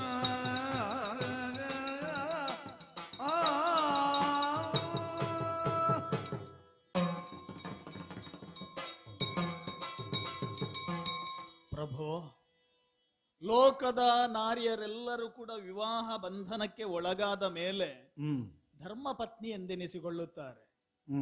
ನಾನು ಧರ್ಮಪತ್ನಿಯೇ. ಅದರೊಂದಿಗೆ ಒಂದು ವಿಶೇಷಣ ಉಂಟಲ್ಲೋ ಸ್ವಾಮಿ. ಏನು? ನಾನು ಧರ್ಮಜನ ಪತ್ನಿ ಸ್ವಾಮಿ. ಹೌದು, ಧರ್ಮಜನ ಪತ್ನಿಯೂ ಹೌದು. ಎಲ್ಲಿಯಾದರೂ ಕೈ ಹಿಡಿದಂತಹ ಪತಿ ವನಮುಖಕ್ಕೆ ಹೊರಟು ನಿಂತ್ರೆ ಧರ್ಮಪತ್ನಿಯಾದಂತಹ ನಾನು ಅವರನ್ನು ಅನುಸರಿಸಿಕೊಂಡು ಹೋಗಬೇಕಾದದ್ದು ಹದಿಬದೆಯ ಧರ್ಮ ಸ್ವಾಮಿ. ಹದಿಬದೆಯ ಧರ್ಮ. ಅವರು ಕಾನನದಲ್ಲಿ ಇರುತ್ತ, ಅವರು ಗೆಡ್ಡೆಗೆಣಸುಗಳನ್ನು ತಿಂದು ಬಂಡೆ ಮೇಲೆ ಮಲಗಿರುತ್ತ, ನಾನಿಲ್ಲಿ ಷಡುರಸದ ಭೋಜನವನ್ನು ಉಣ್ಣುತ್ತ ಅಥವಾ ಹಂಸತೂಲಿಕವಾದಂತಹ ತಲ್ಪದಲ್ಲಿ ಮಲಗಿದ್ದೇನೆ ಅಂತ ಹೇಳಿ ಆದ್ರೆ ದ್ರೌಪದಿಗೆ ಮತ್ತೆ ನೆಲೆ ಉಂಟೆ ಸ್ವಾಮಿ. ನಾನೊಂದು ನಿರ್ಧಾರ ಮಾಡಿದ್ದೇನೆ ಸ್ವಾಮಿ. ನನಗೆ ಒಂದು ಅಭ್ಯಾಸ ಆಗಿದೆ ಸ್ವಾಮಿ. ಯಾವುದು ಬಲ್ಲಿರ? ಯಾವುದು? ಮೊದಲಿಂದಲೂ ನಾನು ನಡೆದುಕೊಂಡು ಬಂದ ದಾಸಿ ನಾನಾಗಿರ್ದೆ ವಿರಾಟನನ ಅರಸಿಗೆ. ದಾಸತ್ವ ಬದುಕಿನ ಹಕ್ಕು ಬೇಸರೆಲ್ಲವೂ ನಾನು ಆತಲಂಗರ ಸೇವೆಯ ಬೇಸೆಂದು ಮಾಡುವೆನು.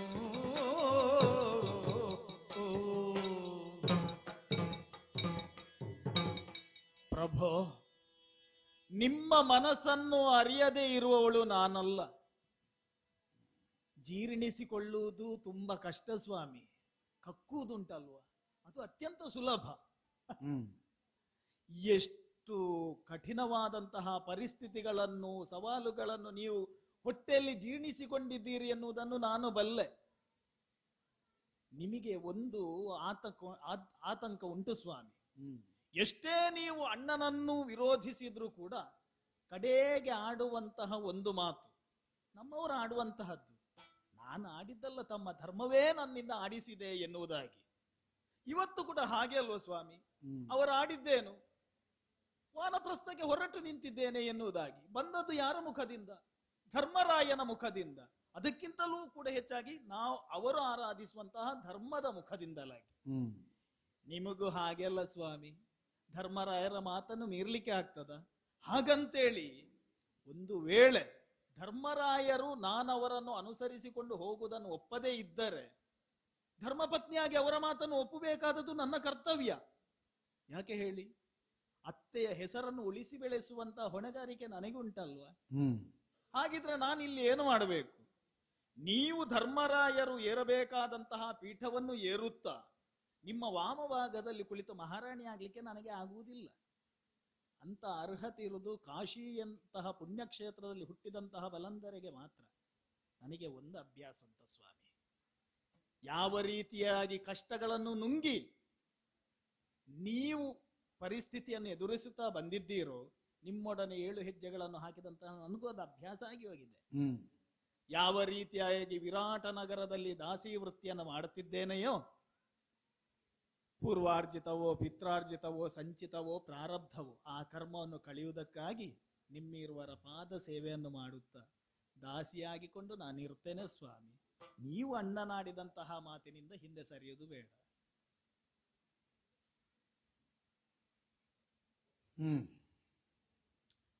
ದ್ರೌಪದಿ, ಸ್ವಾಮಿ ನಿನಗೆ ಸಂದಿಗ್ಧ ಬರ್ತದಲ್ವ?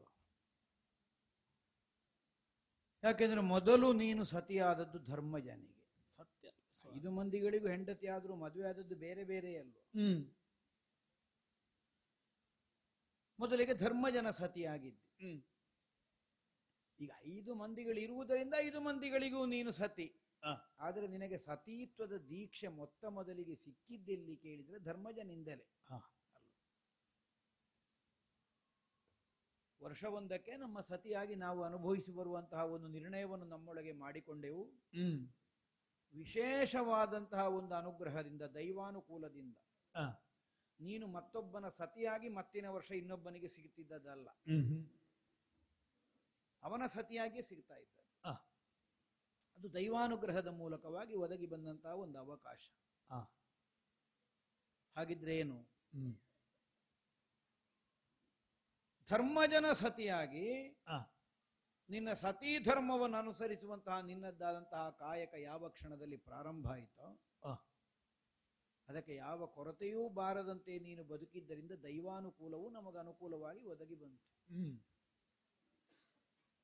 ಈಗ ಗಂಡ ವಾನಪ್ರಸ್ಥಕ್ಕೆ ಹೋಗುವುದಾದ್ರೆ ಹೆಂಡತಿಯನ್ನು ಮಾಡಬೇಕು, ಅನುಸರಿಸಿಕೊಂಡು ಹೋಗಬೇಕು. ಹಾಗೆ ನೀನು ವರ್ಷಕ್ಕೊಬ್ಬನ ಹೆಂಡತಿ ಅಲ್ವಾ? ಹೌದು.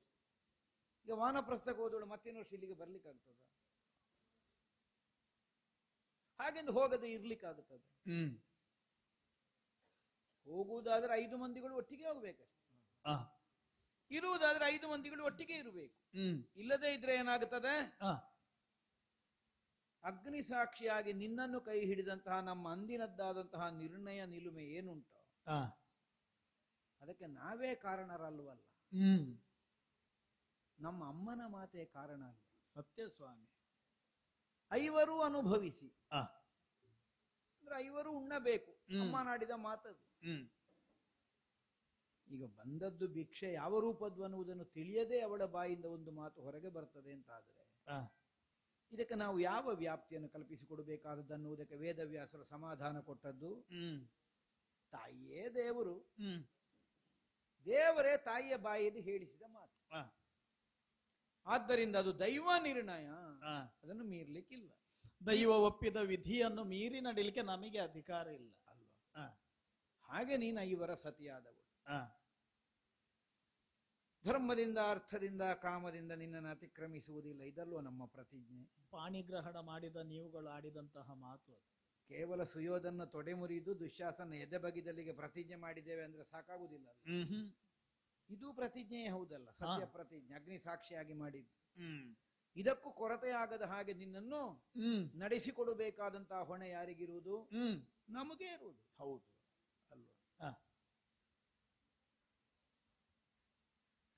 ಎಲ್ಲರೂ ಕಾಡಿಗೆ ಹೋಗ್ಲಿಕ್ಕೆ ಆಗುದಿಲ್ಲ ಅಲ್ಲ, ಇಲ್ಲಿಗೆ ಯಾರು ಅಲ್ವೇ? ಹಾಗಿದ್ರೆ ಎಲ್ಲರೂ ಇಲ್ಲೇ ನಿಲ್ಲಬೇಕು. ಎಲ್ಲರೂ ಇಲ್ಲೇ ನಿತ್ರ ಅರಸಾಗಬೇಕಾದ್ಯಾರು? ಯಾರು ಸ್ವಾಮಿ? ಧರ್ಮಜನೇ ಅಲ್ವಾ? ಸಂಶಯ ಉಂಟೆ ಸ್ವಾಮಿ. ಆದ್ರೆ ಯೋಚಿಸಬೇಕು. ಆತನ ಹೊರದಿನ್ನು ಧರಣಿಯ ನಾಡುವ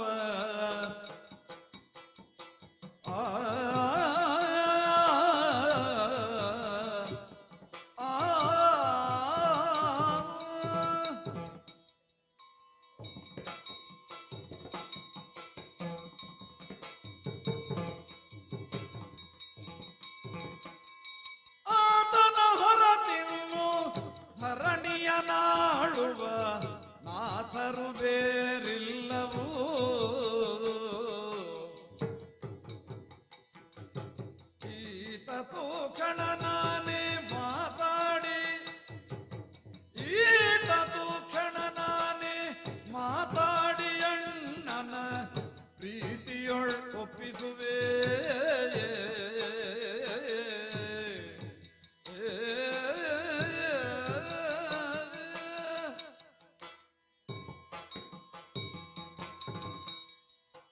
ಮನದನ್ನೇ ಪ್ರಭು.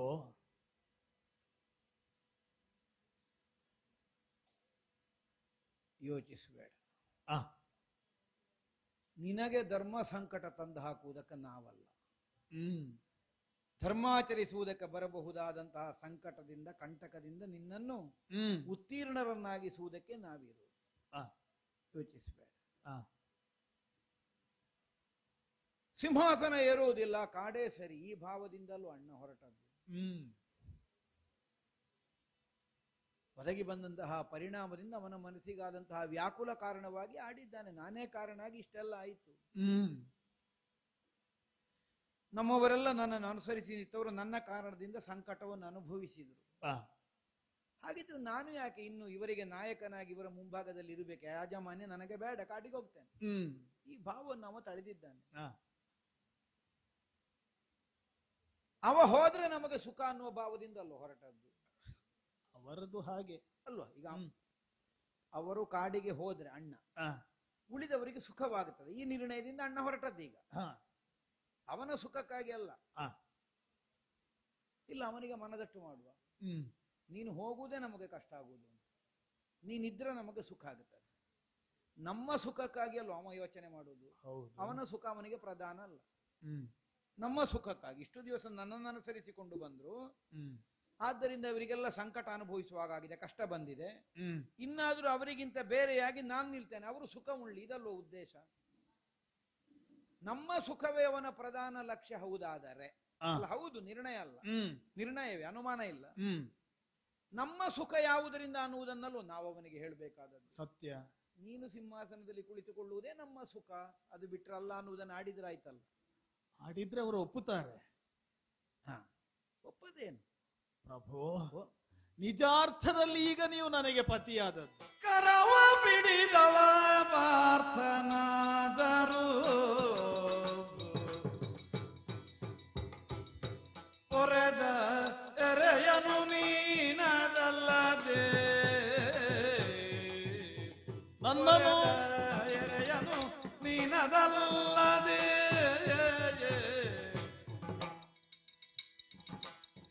ಭರದೊಳಲಿಂಗಲಿಸಲಾಕೆಯು ಮರೆಯ ಸೇರೆ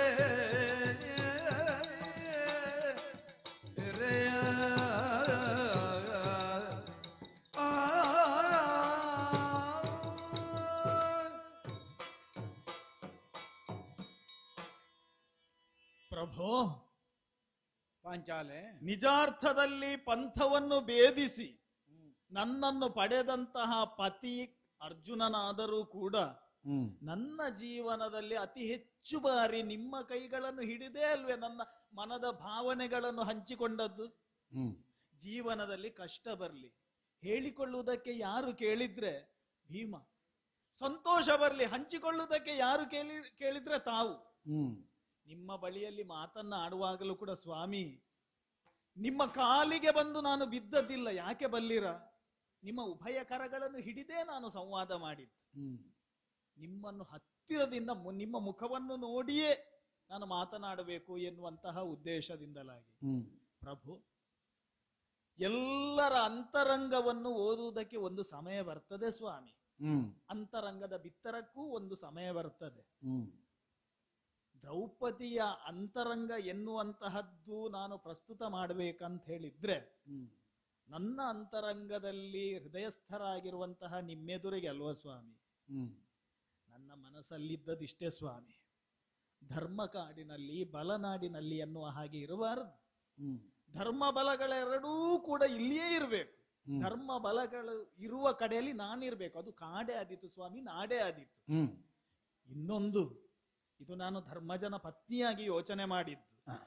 ಇನ್ನೊಂದು, ನನ್ನ ಮನವನ್ನು ಅಪಹರಣ ಮಾಡಿದಂತಹ ಕಾಂತನಾದಂತಹ ನಿಮ್ಮೆದುರಿಗೆ ನಾನು ಹೇಳುವಂತಹದ್ದು, ಯಾವತ್ತಿಗೂ ಕೂಡ ದ್ರೌಪದಿಯ ಹೃದಯ ಸಿಂಹಾಸನದಲ್ಲಿ ನೀವು ವಿರಾಜಮಾನರಾಗಿರಬೇಕೆ ಹೊರತಾಗಿ ಅದನ್ನು ಹೊರತಾದಂತಹ ಇನ್ನೊಂದು ಆಸನ ಅದು ನಿಮ್ಮ ಕಲ್ಪನೆಗೂ ಬರಬಾರದು. ಇದು ನಿಮ್ಮ ಮನದನ್ನೆಯ ಸ್ವಾರ್ಥ ಎನ್ನುವುದಾಗಿ ನೀವು ತಿಳ್ಕೊಂಡ್ರೂ ನನಗೆ ಅದರಲ್ಲಿ ಬೇಸರವಿಲ್ಲ ಸ್ವಾಮಿ. ನೀವು ಧರ್ಮಜರ ಮನಸ್ಸನ್ನು ಒಲಿಸ್ತೀರಲ್ವಾ? ಹ್ಮ್ ತನ್ಮೂಲಕವಾಗಿ ಹಸ್ತಿನಾವತಿಯ ಧರ್ಮಪೀಠವನ್ನು ಧರ್ಮರಾಯರೇ ಏರ್ತಾರೆ ಅಲ್ವಾ? ಹ್ಮ್ ಸಂತೋಷ ಆಯ್ತು ಸ್ವಾಮಿ. ಸಂತೋಷವನ್ನು ವ್ಯಕ್ತಪಡಿಸುವುದಕ್ಕೆ ನಿಮ್ಮನ್ನು ಬಿಗಿಯಾಗಿ ಅಪ್ಪಿಕೊಂಡಿದ್ದೇನೆ. ಸಂತೋಷ ಆಯ್ತು ಸ್ವಾಮಿ.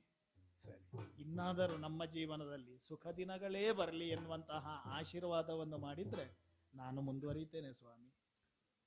ಒಳ್ಳೆಯದು. ಆಗಬೇಕಾದದ್ದು ಆಗಬೇಕಾದಾಗೆ ಆಗುತ್ತದೆ. ಯೋಚಿಸಬೇಡ, ನಿಶ್ಚಿಂತೆಯಿಂದ ಇದ್ದು ಹೊರಟ ನಾನು.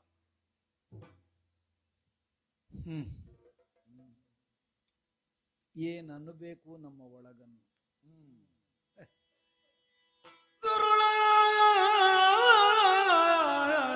ದುರ್ಯೋಧನ ದೊರೆಯಾದ ಕೆಲ ಕಾಲ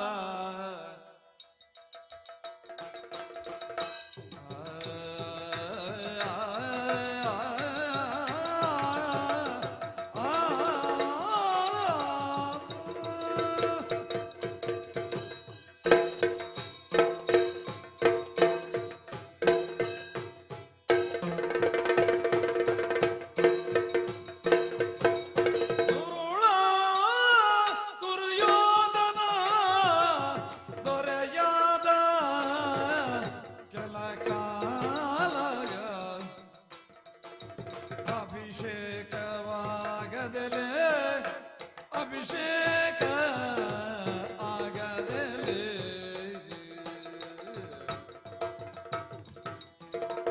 ಅರಸನಾಗುವ ಪೂರ್ಣ ಅರ್ಹತೆ ಇದ್ದರು, ಅರಸನಾಗುವ ಪೂರ್ಣ ಅರ್ಹತೆ ಇದ್ದರು ಅರೆ ಕ್ಷಣದಲ್ಲೇ ತೀರಿತು.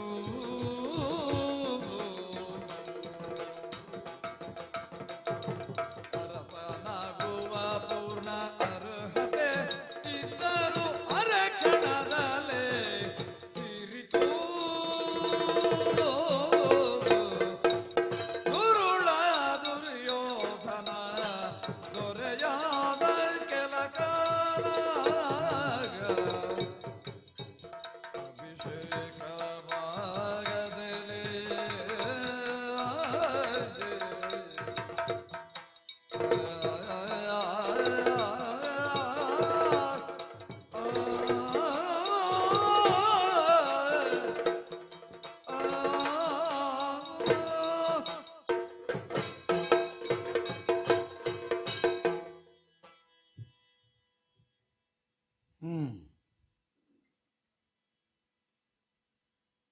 ಧರ್ಮ ದೂರವಾದ ಬಲ ಹೇಗೆ ವಿನಿಯೋಗ ಆಗ್ತದೆ ಅನ್ನುವುದಕ್ಕೊಂದು ಸಾಕ್ಷಿ ಸಿಕ್ಕಿತು ನಮಗೆ ಅಂತರಂಗಕ್ಕೆ. ಹೊರಟು ಹೋಗ್ಲಿಲ್ಲ ನಮ್ಮಣ್ಣ, ಹೋಗುತ್ತೇನೆ ಅಂತ ಹೇಳಿದ್ದು ಮಾತ್ರ. ಅದನ್ನೊಂದು ಸತ್ಯವ್ರತದಾಗಿ ಸ್ವೀಕರಿಸಲಿಲ್ಲ. ಧರ್ಮಕ್ಕಿಂತ ದೂರವಾಗಿ ಉಳಿಯುವ ಬಲ ಏನಾಗುತ್ತದೆ ಅನ್ನುವುದಕ್ಕೆ ನಮಗೆ ಒಂದು ಸಾಕ್ಷಿ ಸಿಕ್ಕಿತಲ್ಲ ಈಗ.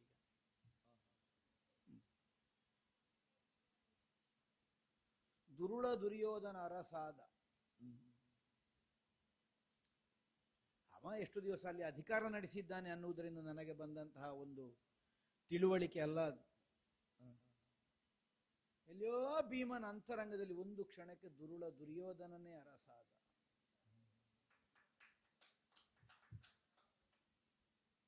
ಧರ್ಮ ಬೇಡ, ನ್ಯಾಯ ಬೇಡ, ಸತ್ಯ ಬೇಡ, ಅರಸಾಗಿ ಅನುಭವಿಸಿದ್ರೆ ಸಾಕು. ಅದಕ್ಕೆ ಅಲ್ವೋ ದುರ್ಯೋಧನನ ಅರಸೊತ್ತಿಗೆ ಎನ್ನುವುದು. ಇಲ್ಲಿ ಈಗ ಆದದ್ದೆಂಥದ್ದು? ದುರ್ಯೋಧನನ್ನು ಕೊಂದದ್ದು ನಾನು. ಆದರೆ ನನ್ನ ಅಂತರಂಗದಲ್ಲಿ ಒಂದು ಹೊಸ ದುರ್ಯೋಧನ ಹುಟ್ಟಿದ. ನಾನು ಕಾಡಿಗೆ ಹೋಗ್ತೇನೆ ವಾನಪ್ರಸ್ಥಕ, ನೀನೇ ಆಳು. ಹೋಗುವವನ ಕಾಲಿಗಾದ್ರೂ ಬೀಳ್ಬೋದಿತ್ತಲ್ಲ, ನಾನು ಹೋಗಬೇಡ ಅಣ್ಣ ಅಂತ. ಆಗಲಿಲ್ಲ. ಬಹುಶಃ ದೈವ ನಿರ್ಣಯ ಆಗಿರಬೇಕು. ದುಶ್ಯಾಸನ ದುರ್ಯೋಧನಾದಿಗಳನ್ನು ಕೊಂದಂತಹ ಭೀಮ ಮತ್ತೊಂದು ದುರ್ಯೋಧನ ನಾಳೆಗೆ ಆಗುವುದು ಬೇಡ ಅನ್ನುವುದಕ್ಕೆ ಒಂದು ಕ್ಷಣಕ್ಕೆ ಮಾಡಿಸಿದ್ದು. ನಾಳೆಗಾಗುವುದು ಬೇಡ ಇನ್ನು. ಪಕ್ಕನೆ ನೋಡುವಾಗ ದ್ರೌಪದಿ ತನ್ನ ಅವಕಾಶಕ್ಕಾಗಿ ಬಂದು ಹೇಳಿದಳು ಅಂತ ಕಾಣುತ್ತದೆ ವಾಕ್ಯ ಕೇಳಿದವರಿಗೆ. ನನಗೂ ಮೊದಲಿಗೆ ಹಾಗೆ ಅನ್ನಿಸಿತು. ಸನಿಹ ಬಂದಾಗಲೆಲ್ಲ ನನ್ನ ಎದೆಯ ಮೇಲೆ ಮುಖ ಇಟ್ಟು ಎದೆಗೆ ಕಿವಿ ಕೊಟ್ಟು ಪರಮಾನಂದವನ್ನು ಉಣ್ತಾ ಇದ್ದೇನೆ ಅನ್ನುವಂತಹ ಭಾವದಿಂದ ಆಡಿ ಮರೆಯಾಗುತ್ತಾ ಇದ್ದಳಲ್ಲ ದ್ರೌಪದಿ. ಈ ಹೃದಯದಲ್ಲಿರುವಂತಹ ಬಡಿತ ಏನು ಅನ್ನುವುದರ ಅರಿವೇ ಬಾರದೇ ಹೋಯ್ತಲ್ಲ ಅವಳಿಗೆ ಅಂತ ನಾನು ಒಂದು ಕ್ಷಣ ಎಣಿಸಿದೆ. ರಾಜ್ಯಕಾಮನೆ ಉಳ್ಳವನೇ ಭೀಮ. ಅದೌದಾದರೆ ನನಗೆ ಯಾವತ್ತೋ ರಾಜ್ಯವನ್ನು ಸ್ವಾಧೀನ ಮಾಡುವುದಕ್ಕಾಗುತ್ತಿತ್ತಲ್ಲ. ನನಗೆ ಆಳ್ಲಿಕ್ಕೆ ಬೇಕು ಅನ್ನುವುದಕ್ಕಾಗಿ ಹೋರಾಟಕ್ಕಾಗಿ ಮುಂದಾದನೆ.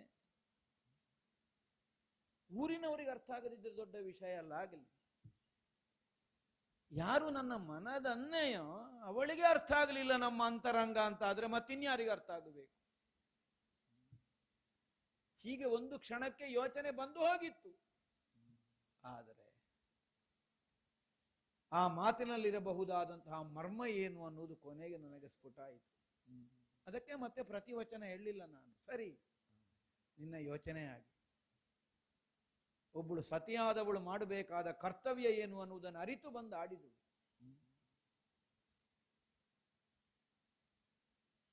ನನಗೆ ಸಾಮ್ರಾಜ್ಯ ಬೇಡ ಅನ್ನುವ ಹಾಗೆ ಸಿಂಹಾಸನ ತ್ಯಾಗ ಮಾಡಿ ಹೋಗುತ್ತಿರುವಂತಹ ಅಣ್ಣನನ್ನಾದರೂ ತಡೆಯಬಲ್ಲಂತಹ ಸಾಮರ್ಥ್ಯ ಉಳ್ಳವ ಯಾರು ಕೇಳಿದರೆ ಪಾಂಡವರಲ್ಲಿ ಭೀಮ ಮಾತ್ರ. ಇನ್ನೊಬ್ಬರಿಂದ ಆಗುವುದಿಲ್ಲ ಆ ಕೆಲಸ. ಯಾಕೆ? ಧರ್ಮವನ್ನು ಅತಿಕ್ರಮಿಸಿ ಬಲ ಉಳಿಯುವುದಕ್ಕಿಲ್ಲ, ವಿನಿಯೋಗವಾಗುವುದಕ್ಕಿಲ್ಲ ಅನ್ನುವ ವಿವೇಕದಿಂದಲೇ ಬದುಕು ಸಾಗಿಸಿದವನಿಗೆ ಧರ್ಮರಾಯ ಅಂತ ಹೆಸರು. ಅಣ್ಣ, ನಿನ್ನ ಬದುಕಿನ ನಿಲುಮೆ ಅಂತದ್ದು ನಾನು ಕೇಳಿದ್ದ ಅದನ್ನು ಧರ್ಮರಾಯನಲ್ಲಿ ಹೋಗಿ. ಏನು ನಿನ್ನ ನಿಲುಮೆ? ಇಷ್ಟರವರೆಗೆ ನೀನು ಹೇಳುತ್ತಿದ್ದದೆಂತದ್ದು? ಧರ್ಮರಾಯನಿಂದ ದೂರವಾದ ಭೀಮ ಮೂರ್ಖನಾಗುತ್ತಾನೆ ಪ್ರಪಂಚಕ್ಕೆ. ಆದ್ದರಿಂದ ಮೂರ್ಖನ ಕೈಗೆ ಆಯುಧ ಕೊಡುವುದು ಬೇಡ ಹೇಳಿದ್ದಲ್ವ? ಈಗ ಕೊನೆಗೂ ಮೂರ್ಖನಿಗೆ ಆಯುಧ ಕೊಡ್ತೀಯ ನೀನು? ನನಗೋ ಸಿಂಹಾಸನ? ನೀನು ಹೋದರೆ ಮತ್ತೆ ಧರ್ಮ ಎಲ್ಲಿ ಉಳಿಯುತ್ತದೆ? ಧರ್ಮದ ಆವರಣದ ರಕ್ಷೆ ಕಕ್ಷೆ ಇಲ್ಲದೆ ಇದ್ದ ಭೀಮ ಬಲ ಯಾಕೆ ವಿನಿಯೋಗಕ್ಕೆ ಬರುವುದಿಲ್ಲ? ಅದು ಒಪ್ಪಿದ. ಸರಿ ತಮ್ಮ, ಅರ್ಥ ಆಯಿತು. ನಾನೇ ಸಿಂಹಾಸನವನ್ನು ಏರುತ್ತೇನೆ.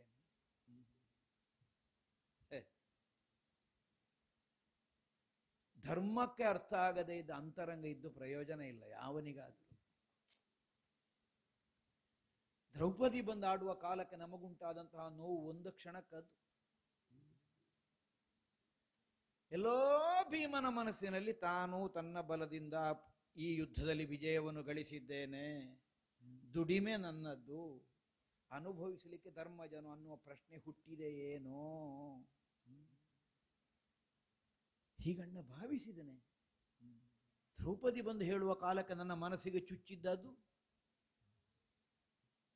ಆದರೆ ಹೋಗಿ ಅಣ್ಣನ ಕಾಲಿಗೆ ನಾನು ಬಿದ್ದಂತಹ ಕಾಲಕ್ಕೆ ಅವನು ನನ್ನ ಮನ್ನಿಸಿದಂತಹ ವಿಧಾನದಿಂದ ಸ್ಪಷ್ಟ ಆಯಿತು. ಈ ಪ್ರಪಂಚದಲ್ಲಿ ಮೌಲ್ಯ ನಿರ್ಣಯಕ್ಕೆ ಪರೀಕ್ಷೆ ಇರುವುದು. ಮೌಲ್ಯವೇ ಇಲ್ಲದಿದ್ದದಕ್ಕೆ ಪರೀಕ್ಷೆ ಅಂತದ್ದಕ್ಕೆ. ಅದು ಕಸ ಗುಡಿಸಿದ್ರೆ ಹೋಗ್ತದೆ. ಮೌಲ್ಯ ಉಳ್ಳದನ್ನು ಪರೀಕ್ಷಿಸಿ ನೋಡ್ಬೇಕು, ಎಷ್ಟು ಇದು ತೂಕ ನೋಡ್ಬೇಕು. ಅಣ್ಣ ಒಡ್ಡಿದ ಪರೀಕ್ಷೆ ಧರ್ಮ ಪರೀಕ್ಷೆ. ಆಗಲೇ ಸಾವಿರ ಆನೆಗಳ ಬಲ ಹೊಂದಿದವಲ್ಲ ಬಲವಂತ, ಧರ್ಮ ಪರೀಕ್ಷೆಯಲ್ಲಿ ಗೆದ್ದವ ಬಲವಂತ. ಇದು ಭೀಮಾಂತರಂಗ. ಸಂತೋಷ.